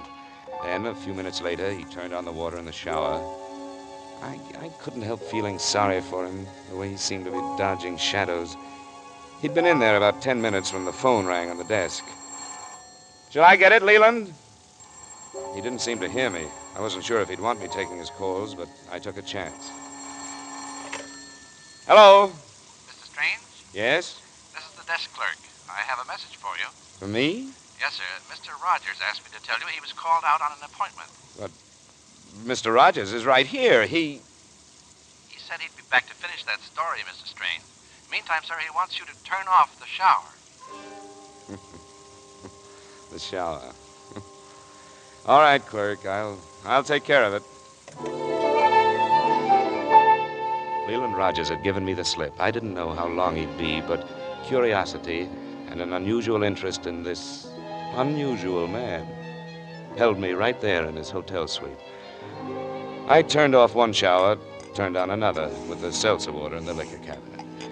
That, together with a few magazines and some interesting pen sketches on the wall, kept me occupied for some 2.5 hours. Then I thought I heard Rogers at the door. It wasn't locked, and I sat back waiting for him to come in. He didn't, but someone else did. A very expensive-looking young lady with ash blonde hair, the right amount of jewelry, and, from the average male viewpoint, the right dress. She entered the room slowly, then acted almost as frightened as Rogers had when she caught sight of me. Oh. Good evening. Who are you? Oh, let's just say a friend of Leland Rogers. You're Eric Strange. I've seen your picture in the papers. All right, I'm Eric Strange. And you're? Well, A friend of Leland Rogers. Yes. He, isn't here? I'm expecting him any minute. Oh. Well, I'd better not wait. Perhaps, I'd better not wait. No, really. Mr. Rogers didn't even know I was coming. I'm sure he'd be furious if I've interrupted anything. You see, he wasn't really... I'm taking calls tonight. Excuse me. Yes? Mr. Strange? Speaking. This is Lieutenant Mannix, homicide. Homicide? Yes, Lieutenant. I was just checking, and the desk clerk tells me you'd been with Mr. Rogers part of the evening. Well, yes, I have. He stepped out a while ago. I expect him back soon. Don't. He won't be. Oh? I'm calling from his office, Mr. Strange. Leland Rogers is dead. Rogers? Dead? Oh, no. When did it happen, Lieutenant? How? About an hour ago, watchman found him making his rounds. Single shot did the job. Will you come over, or shall I'll leave right away. Good. What is it? Our mutual friend, Leland Rogers, was shot to death. Happened in his office. I'm going over there. You'd better come with me. No, I can't do that. Why not? Well, I can't get mixed up in anything like this. Maybe you already are, Miss... Milner. Gerald Milner. Listen, Mr. Strange, you must believe me. I only met Mr. Rogers once before. How do I know that wasn't an hour ago in his office? Well, I haven't been out of the hotel. We live here, too. We have the suite on the floor above. We? My husband and I. Oh. Oh, I see. And he wouldn't like this. He wouldn't understand. I guess not. Have you been up there with him for the past few hours? No, I was alone. Well, then how do I know that you... Oh, it's easy to prove that I didn't go out. Just check room service. I've sent down for things all evening. I was bored. That I believe. Oh, please, Mr. Strange, now you won't implicate me. I'll, check with room service.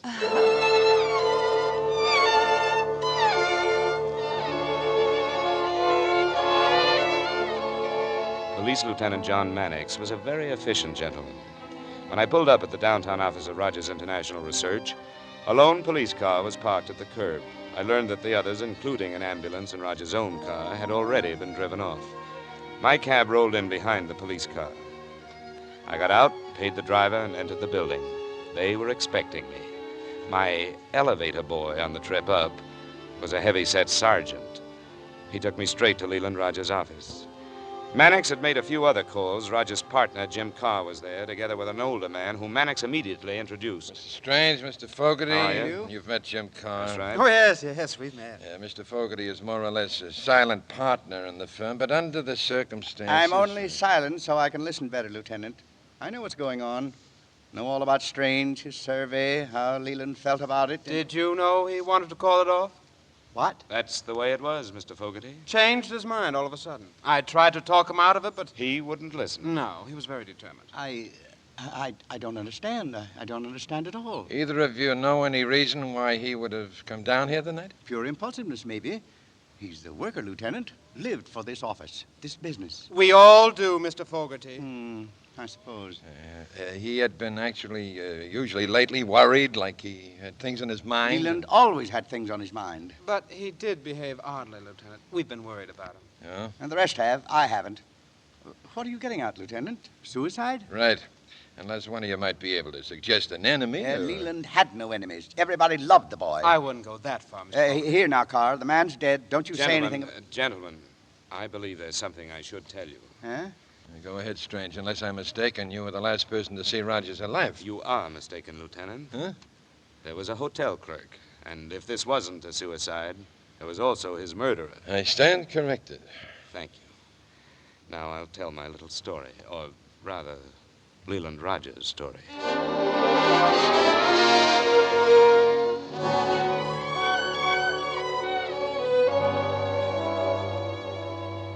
That's all there is to it, Strange. Isn't that enough, Lieutenant? The man was terrified. Poppycock, Mr. Strange. Leland was never terrified by anything. That isn't quite true, Mr. Fogarty. I told you he'd been acting odd. He was carrying no little black book when we found him. Well, naturally, a murderer wouldn't leave it to the mercies of a handwriting expert. But you saw this book? I saw it. There could be the simple explanation that Rogers had some sort of a lopsided idea that he didn't want his death to look like suicide. Could be. You don't think so? I don't think so. Yeah. I've been in the business a long time, Strange. I've been writing about people for a long time, Lieutenant. I think I know when a man shows genuine fear. And, of course, you have the added advantage of being the last man to see him. Me, yes, and the hotel clerk. Lieutenant. Yes, Mr. Carr? I saw that book myself many times. Huh? Oh, Rogers always carried it. His idea book. Jotted down ideas he got at odd times. Strange. Can you recall the wording of those unusual messages? I think so. There were 4 of them, one to a page. The first was, "At dawn, the sun casts long shadows." Huh? Go on. The other 3. The horse lost a shoe while our bells were still ringing. And the third was, "Turn down the blind spots pole." And the last, "It will still be gloomy when you go home." There was a weather report attached to that one. It's nonsense. Nutty as a fruitcake. Hey, you know, Lieutenant, we all tried to get Leland to take a vacation. His secretary, Dr. Whitehurst... I didn't have any idea it was this bad, Carr. Why didn't he know he was cracking up? Sell out before... Before he made the rest of us go broke? Lieutenant, there won't be a lot of fuss made over this, will there? A research group can't stand a lot of notoriety, you know.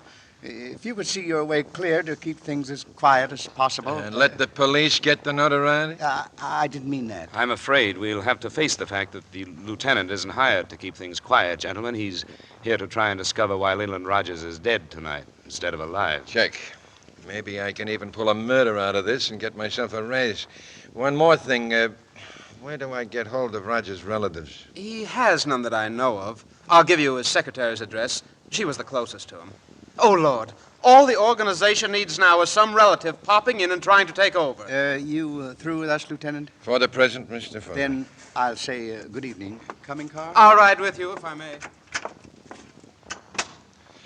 Yeah. They seem more upset over themselves than their partner. They do have a lot to lose, Lieutenant. That story Rogers told you. What do you think now? No known enemies? No relatives? Carr and Rogers had very opposite views on how to run the business. What do you mean? Carr? Just thinking. How do you figure this Fogarty? Oh, seems like a nice old gent. Yeah, so did Bluebeard. Well, fine time of night to be waking up a young lady from her beauty sleep, but I'm going to talk to that secretary. Do you want to come along, Strange? So you can keep an eye on me? I didn't say that. No. Matter of fact, I'm bursting to go. If you hadn't asked, I might have been over there so fast I'd have answered her door for you. Yeah, that sounds like a man almost fast enough to be here tonight and back at that hotel in time to answer my phone call. Why don't you check with room service? I might. What's so funny? Oh, nothing, Lieutenant. Nothing at all. Let's go call on Miss Mona Bartlett.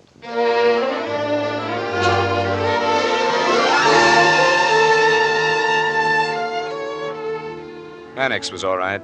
I found that out as we drove across town. He was just a hard-working fellow, anxious to do his job and do it well. I liked him, but I didn't share his growing theory that this was a simple case of suicide. We reached Mona Bartlett's apartment after climbing a steep flight of terracotta steps to a handkerchief-sized landing. Almost immediately, we heard the soft slap of moccasins coming in response to our ring. I almost didn't remember her when she opened the door. In white robe and slippers, her hair hanging to her shoulders, she was slight, childlike, a totally different creature from the formidable, efficient office guardian of the late Leland Rogers. Come in, please. Jim Carr called me. Told me what happened. Oh, I'm sorry. Do sit down. Thank you. Sorry to disturb you. Disturb me? Here, Miss Bartlett, you sit down. I'm sorry, but when Jim called, I felt like I was in the middle of a bad dream. I kept thinking it. But now, when you come in here... Jim must have told you Lieutenant Mannix wants to contact the next of kin. He thought that you... I really can't help you much there. Mr. Rogers wrote to no relatives. Mentioned none to my knowledge. Yeah, he was a lone wolf. Maybe in his room or in a safety deposit box there'll be something. Oh, one more thing. Do you know of any business appointment he had tonight? No, I don't.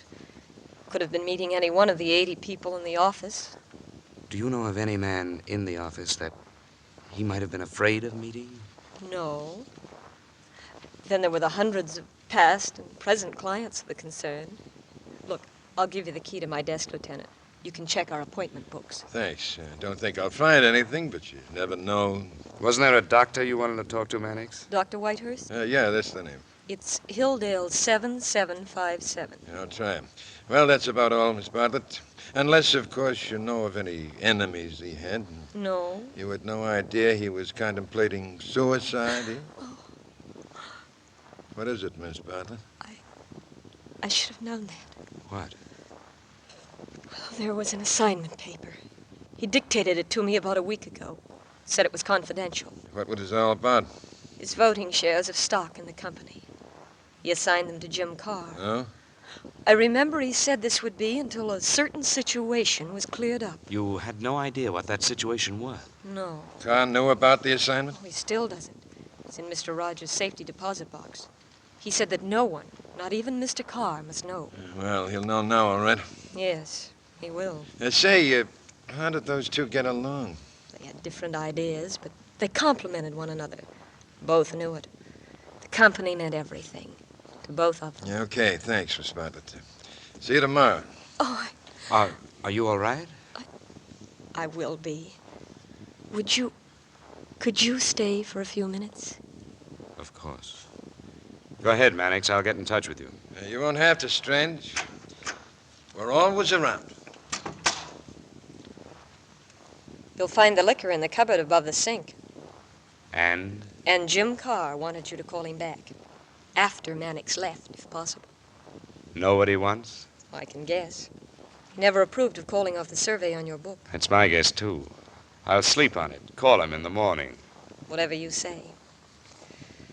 Oh, I feel like a fool going to pieces like this. Really, I'm not a goofy stenog in love with her boss. You should have been. He seemed like a lot of man. Oh, he was. A powerhouse. He was the heart and soul of that business. They'll all be lost without him. I'll be lost. Oh. Oh, if I'd only told someone about that assignment. Oh, if I'd only... please, take it easy. That's the bad part about a thing like this. Everybody thinks about what they might have done. Chances are, Miss Bartlett, there wasn't any way you or anyone could have stopped him. Do you believe that? Yes. She buried her face in my shoulder. I could smell the fragrance of her skin, feel the convulsive movement as she cried it out. She stayed there until her breath grew even again, peaceful, her taut body relaxed. Then abruptly, she pulled away from me, stood up. I want to call Greg. Greg? Greg Rome. He's one of our research workers. Mr. Rogers thought a lot of him. Oh, of course. Thank you very much, Mr. Strange. Not at all. Do you want me to call a taxi for you? No, I'll walk. Good night, Mona.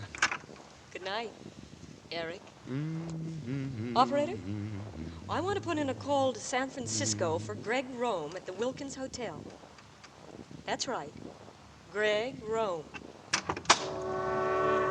I went down the stairs wondering if I wasn't being a little foolish about the whole matter.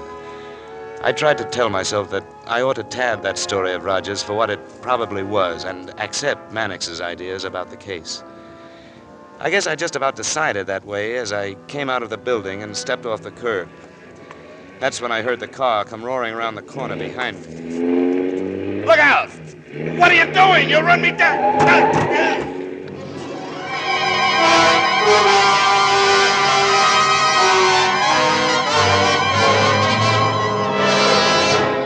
In tonight's full hour of suspense, Edmund O'Brien stars as Eric in The Blind Spot, adapted for radio by Joel Malone.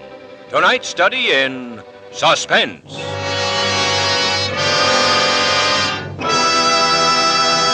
In just a moment, we will return with Act Two of Suspense. This is CBS, the Columbia Broadcasting System. And now, back to our Hollywood soundstage and Act Two of The Blind Spot, starring Edmund O'Brien. Eric Strange has known fear. And this night he has seen the brilliant mind of Leland Rogers overpowered by fear. A fear that has cost his life. Now it is Eric's life that is in danger.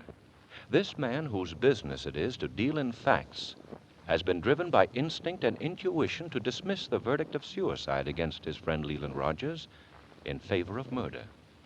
And this course has led him into the path of a swerving automobile.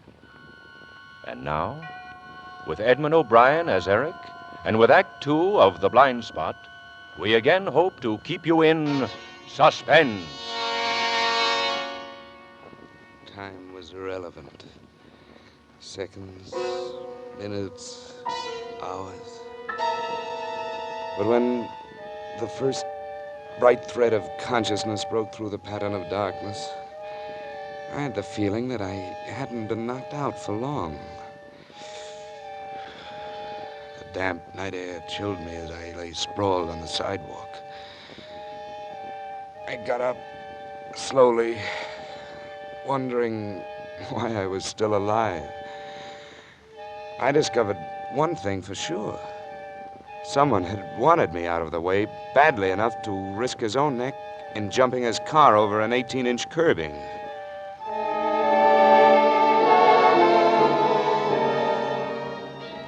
Around the corner where the car must have been parked, waiting for me, I found something else. 3 cigarette stubs. One was still warm. I jumped like a jackrabbit at what I thought was my friend coming back. It was just a cruising cab.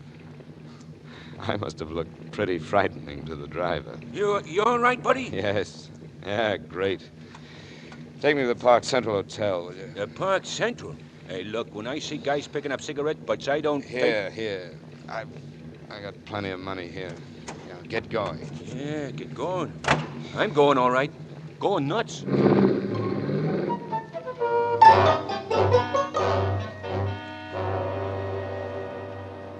It's strange.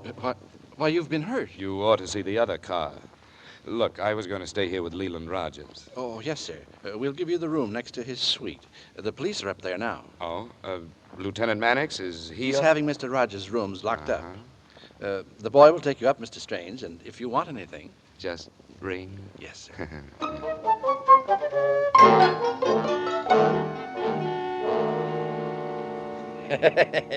What happened, Strange? Try to kiss her? Yes. Yes, the angel of death. And I don't mean Miss Bartlett. Lieutenant, when I came out of the building, somebody tried to run me down. Well, hit-and-run drivers. They're bad out here. You're too logical, Lieutenant. I could grow to hate you. I tell you, the man was waiting for me. I found cigarette stubs. One was still warm. It'll be cold before you can get into court as evidence. Let's say a hit-and-run driver, huh? I'm not talking to you anymore. Find anything next door? Not a thing. And Mac just called from headquarters. Only fingerprints on Rogers' gun were his own. Want to say somebody wore gloves? Okay, I'm too knocked out to argue. I'll run along, Eric. You better get yourself some sleep, and maybe tomorrow... Yes? You'll decide that I know what I'm talking about. Maybe I've already decided. I doubt it. You're the stubborn type. Think so? Definitely. Well, I'm forgetting all about the cases of right now. Oh. That must have been a Cadillac. A big one. Sorry I accused you of playing post office. It's all right. Night.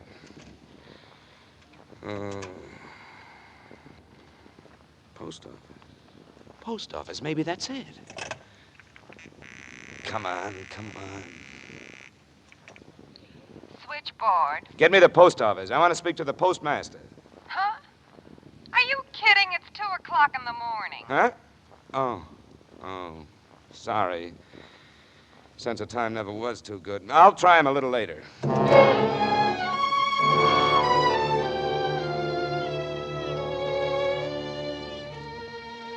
The post office hunch was a wild one, but I followed it through. I was there bright and early talking to the supervisor. Would you repeat that request, Mr. Strange? Certainly. Now, I want You want a list of people who've applied for post-box rentals in the last 2 weeks. Right. I hate to turn you down, Mr. Strange. I know about your work for the State Department, but what the devil do you want with those names? Well, a friend of mine was corresponding with the Burnham Detective Agency in New York. Now, I don't think he would have wanted his correspondence to go through his office. We couldn't open any letters, you know. I know, but there probably aren't any. I just want to know if he rented a box. Look, I checked with Henley upstairs. Oh, well, that's different. Why didn't you say so? Let's have a look here. Last 2 weeks, eh? Only one name. Lance Martin. Box 208. Lance Martin. Perhaps he... Look, I'll be back. You've been a big help. Thanks a lot. Hey, where do you think you're going? I'm terribly sorry. I'm in a hurry. You certainly are. Yes, I have to make a New York call.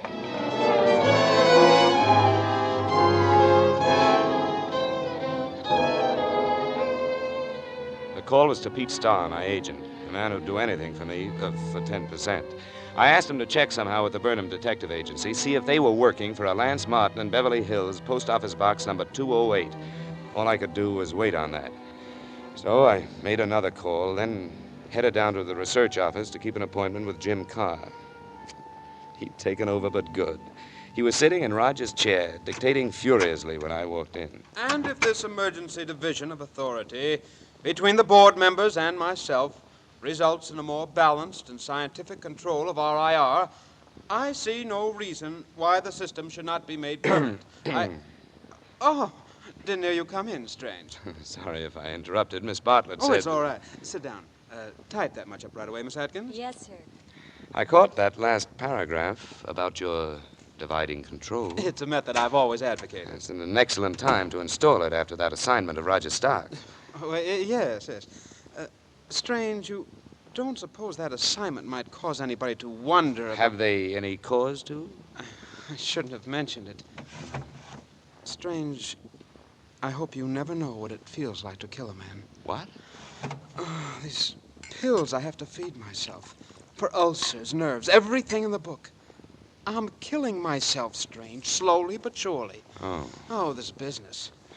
Mr. Carr, I'd better ease one of your worries right now. We'll go ahead with my survey. When can you start? Why, right away, Strange, immediately. I'll start things humming. There'll be 700 men out asking questions about your book within 24 hours. Fine. I'll be at the hotel if you have to check on anything. I'm expecting a long-distance call. Very good, and thank you, Mr. Strange. Thank you very much. Be assured that that will do a job for you.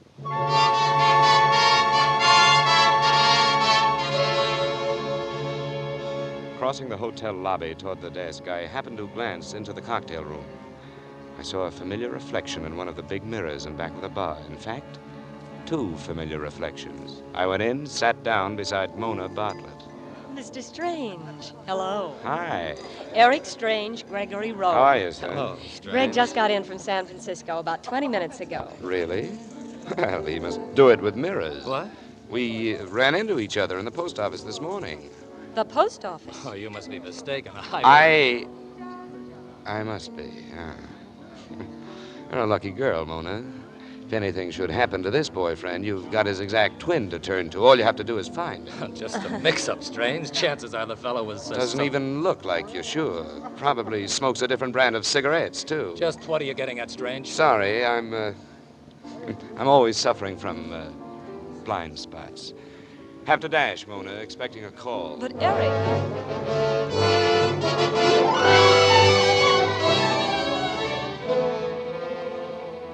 I rode up in the elevator, wondering vaguely where Greg Rome fitted into the picture, and just what time he had arrived from San Francisco. But I didn't have long to think about it. They'd given me the room next to Leland Rogers' suite. It was supposed to be locked up on police order, but I could hear someone moving around in there. I went out on the balcony, found that it connected with his. A few moments later, I was looking through a pair of French doors at a pair of legs. They belonged to Cheryl Milner. She saw me, almost passed out, and changed her mind and came over to let me in. Eric, what are you doing here? Well, that's a funny question, Cheryl, but I haven't time to laugh. What's the idea? The idea? Oh. Well, I lost a ring when I was here with you, and I thought I'd better get it back. My husband wouldn't. Wouldn't understand, I know. Where's the ring? Right here. Then you're through looking around. Better get out the way you got in. Just how did you get in? The bell captain. Bribed him. Yes. They're so obliging here, so understanding when a lady's in distress. So's room service. I don't know what you mean, Eric. Oh, really, darling? Skip it. Don't you see what this can do to your alibi? Oh, I never thought... I'm not so sure that... My call. Look, you better get out of here. I'll talk to you later. Please do. Go on, go on. Hello? Hello, Eric. This is Pete. Pete, did you get what I wanted? Yeah, I think so. Burnham Detective Agency has been corresponding with Lance Martin in Beverly Hills. I got a girlfriend in their file room. Uh-huh. The power of a woman. Here's the dope now. Martin's been after them to trace his ex-wife, Aline Martin. In the agency's first report, they found that she died in an asylum for the insane 10 years ago, brought there by the police. I see. Wonder if Rogers was ever married. What? Nothing. Keep talking. A letter in her purse asked that she be treated right. It was signed by her son, Darrell Martin. There's no trace of the boy before or since. Pete, I think we've hit it. Her son, Roger's son, he'd be grown up now. It's the man he was afraid of. The name's Martin, Eric, not Rogers. It's all right. That could have been a maiden name, don't you see? No, I don't. What's it all about, Eric? Haven't time. Write your book about it later. If he deserted them, left them, what a motive. Huh? Oh, coming. Mona, I thought you were... I have to see you, Eric. I made an excuse. Sure. Come on in. I haven't long, but I had to know what you were driving at downstairs. About Greg, I mean. Meeting him in the post office this morning? You didn't, of course. I met his plane, Eric. Why are you protecting him? In love with the guy? I don't know. I've known him ever since college. I guess he's always sort of depended on me. Uh-huh. Big fella like that? I should think that you don't know him, Eric. He's been hurt, inside, I mean, by things that have happened. What kind of things? Eric, Greg once killed a man. Killed a man? It wasn't his fault. It was an accident. But please, I didn't come here to tell you about that. Then why did you come here? Eric, I like you very much. I wish you'd give this up. Accept Lieutenant Mannix's theory before... Before what, Mona? Oh, I don't know. I have a feeling that something might happen. It almost did. I tangled with a hit-and-run driver when I left your place. What? It's all right. Mannix says pedestrians are on their own in this town. But Mona... Yes? Won't you tell me when Greg really got back in town? I've told you all I'm going to.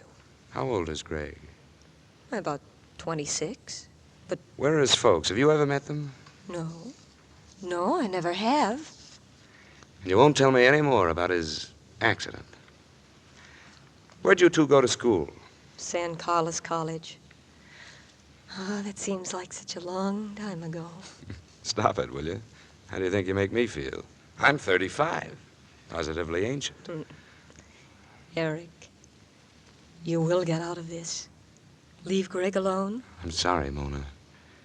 I want to be very sure about the guy you marry. I didn't say I... No, but he's a habit, and I'll bet he said it.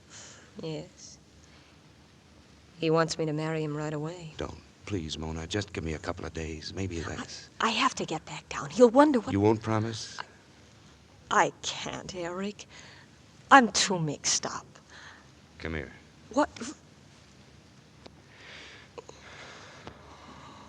That makes you up a little more? Eric, why? Maybe to confuse you enough to wait. Maybe a lot of other reasons, Mona. We'll talk about it when I get back. Where are you going? Right now? To college.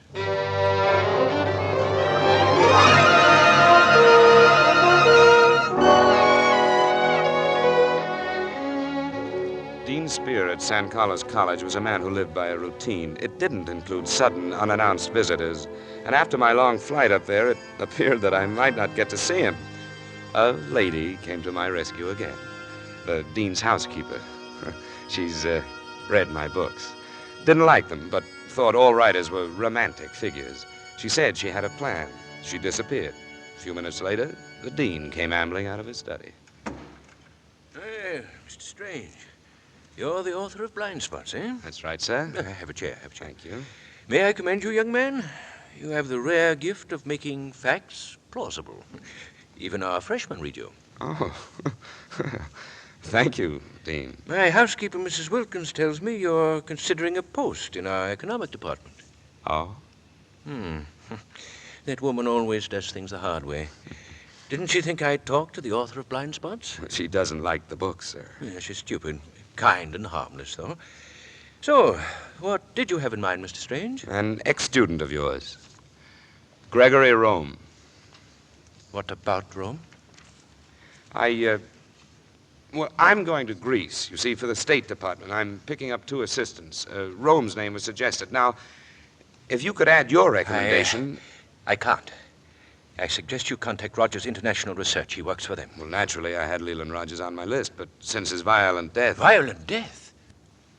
Well, I thought suicide came under that category. In any case, since I can't ask him, I thought perhaps the man who must have suggested Rome for the job in the first place... I didn't suggest him. If anyone did, it was our honor student here, Mona Bartlett. Then you refuse to put in a word for Rome? I resent your asking it. I resent your forcing me to blight a man's career. Rome may have fought his way successfully out of a bad beginning, but confound it, Strange. After our experience with him here, There was an accident of some sort that I don't mean that. That was during a wrestling match. Rome killed his opponent. The athletic board dismissed it. Blamed it on inexperience, the result of imperfect wrestling technique. I'm sure he was blameless in that instance. Might have happened to anybody. But there was something else. There was indeed. A shocking, premeditated act of violence. That's why you reacted so to Leland Rogers' suicide. It is. To be explicit, Strange, we expelled Rome for something just short of murder. Go on.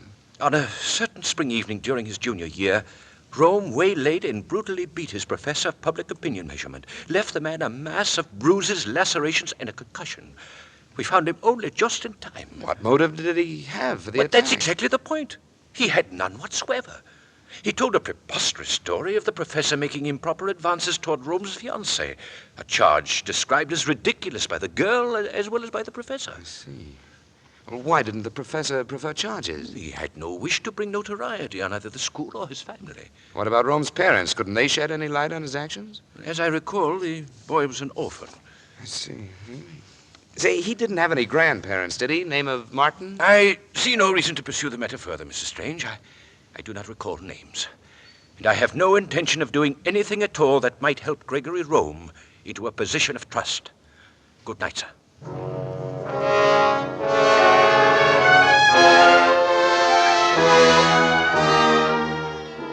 was that. The dean went back to his routine, and I headed back for the airport. I'd had to lie, but I'd learned plenty about the past of Gregory Rome, and it wasn't pretty.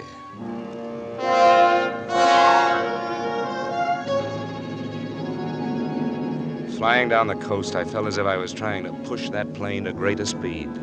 My mind, my heart, my body were all tensed and driving it forward with the terrible realization that Mona Bartlett might, at that moment, be with this madman, might even be deciding to marry him. It was all clear now. Rogers, knowing there was a son somewhere, a boy he'd never seen, hadn't even known about when he left the mother to be committed to an asylum. When he learned it, realized from those notes that it was someone in his own office, the fear had hit him. I didn't blame him for being afraid. But I shuddered thinking about Mona. The way she'd somehow believed in Greg all these years, championed him, remained faithful in spite of everything. I had to get back. I had to get back.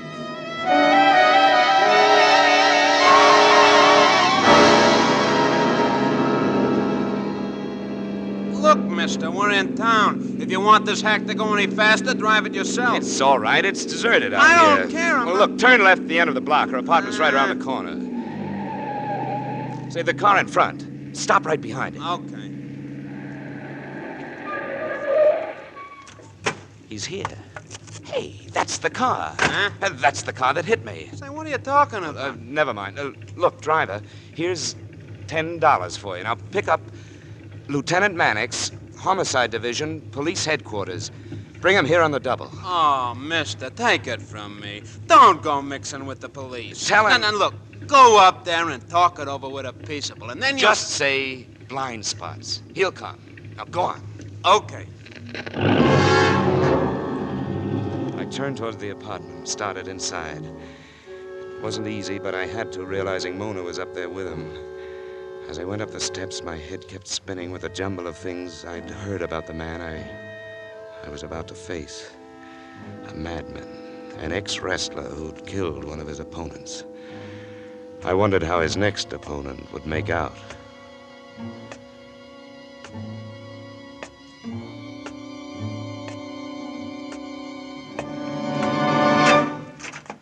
Hello, Greg. Hello. I want to see Mona. You want to see Mona? Sure you do, you post office Johnny. All the men would like to see Mona. Glad you're here, Strange. Glad you went to San Carlos. Now you know what's coming. Look, Greg, not here. If we go over the stair rail. Care. Try to drag her into it, huh? Just because she had a date with him that night. I won't let... Greg, stop it! Stop it! Leave him alone! Don't, Mona. I can stop it. Out.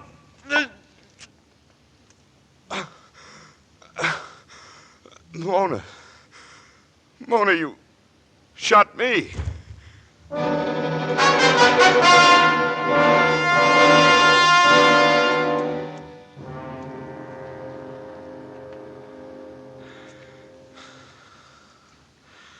Mona. I'm right here, Eric. Oh. Eric, I'm sorry. I was trying to... I know. Where's... He's still out. He struck his head on the stairs when you hit him. Did you call the police? No. Eric, please. He suffered enough. You know who he is. He told me tonight. That horrible childhood. Can't you see why he had to make Roger suffer as he'd seen his mother suffer? I'm sorry for him, Mona, but we've got to turn him in. He's a homicidal maniac. Come on, help me to the phone. No, Eric, no. Listen, we'll have to put him away ourselves, quietly. This is no time to drag this thing through the courts. Why? Why isn't it the time? Your survey, darling. Huh? A murder trial now with everything coming out. Eric, you've got to think of yourself. You have to go on being a success. Like Rogers? Greg was right. I'm very fond of you, Eric. Please, please, for my sake, don't call the police. Mona, don't you realize what you're saying? We can't decide this thing. You're talking crazy. That's when it hit me. Greg's words suddenly came bouncing back, words that changed everything, wiped away the last blind spot. Trying to drag her into it just because she had a date with him that night. Mona, you. Darrell Martin. A girl's name. Your name. I gave you a chance, Eric. I could have fired again. It wasn't an accident. You meant to hit me, then you lost your nerve. I love you, Eric. I really do. Now, I'm asking you to play this my way. Will you? No. Then I'm glad I won't have to shoot you again, Eric. You're bleeding badly. Very badly. That should do it. I won't have to. Greg, he was just a foil, someone to... To help me? Yes. Yes.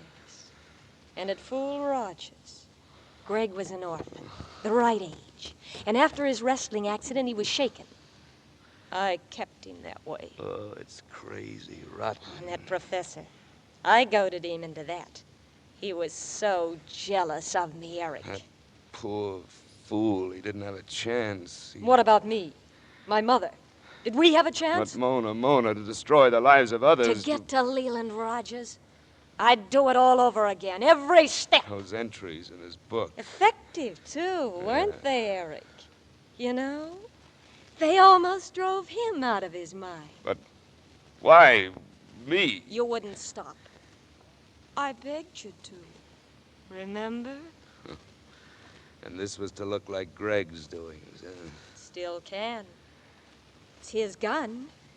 And if you're not alive to challenge me... Oh, Lord. Mona, please. Get compresses. Stop the blood. No, Eric. I won't have to shoot you again. I'm so glad.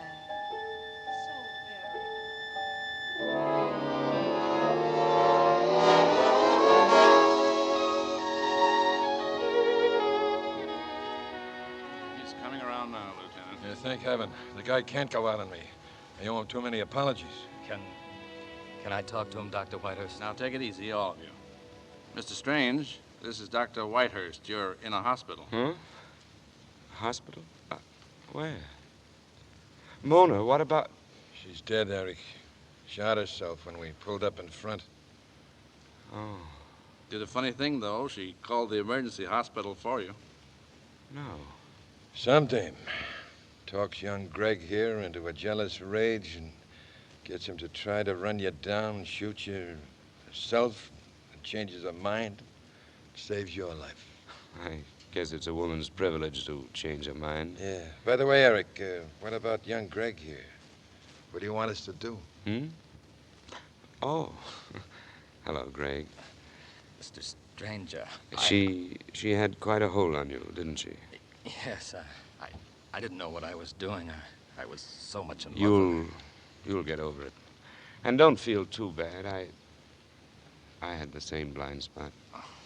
Thanks, Mr. Strange. Hey, Dr. Whitehurst, could the patient possibly take a phone call? They say it's urgent. I don't know. How do you feel, Strange? All right. I'll plug in right here. Hold the receiver for you. Thanks. Hello. Mr. Strange? Yes? Cheryl Milner. Hi. Hi, yourself. Goodness, darling, what have they done to you? How long are you going to be in that horrible old hospital? I'm just dying to see you again. I'm bored, darling. Yeah, I'll bet. And I'm tired, honey. Too tired. I'm afraid you better call room service.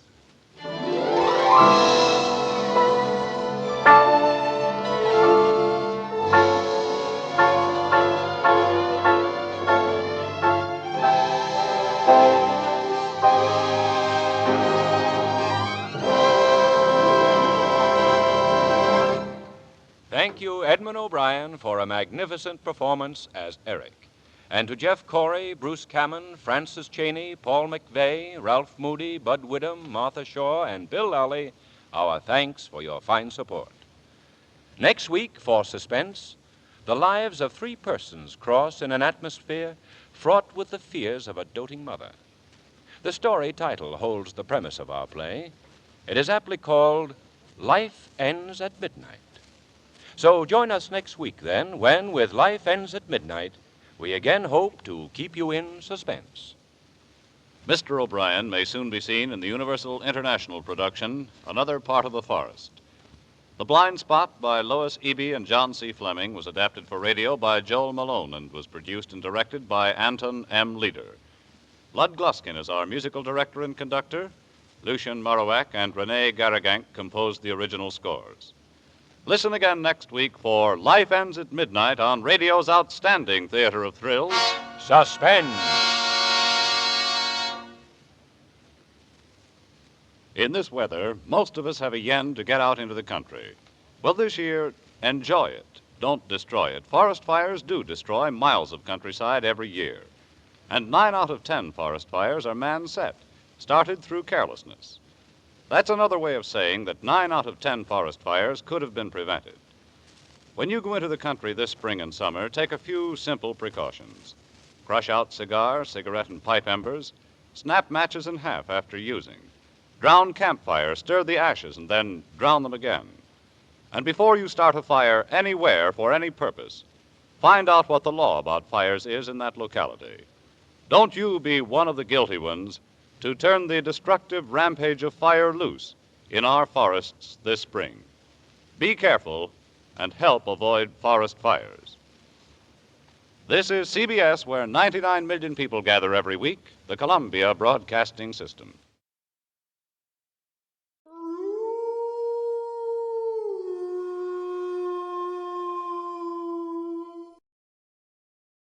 Tune in to nostalgia. Tune in to now. Golden Radio Hour.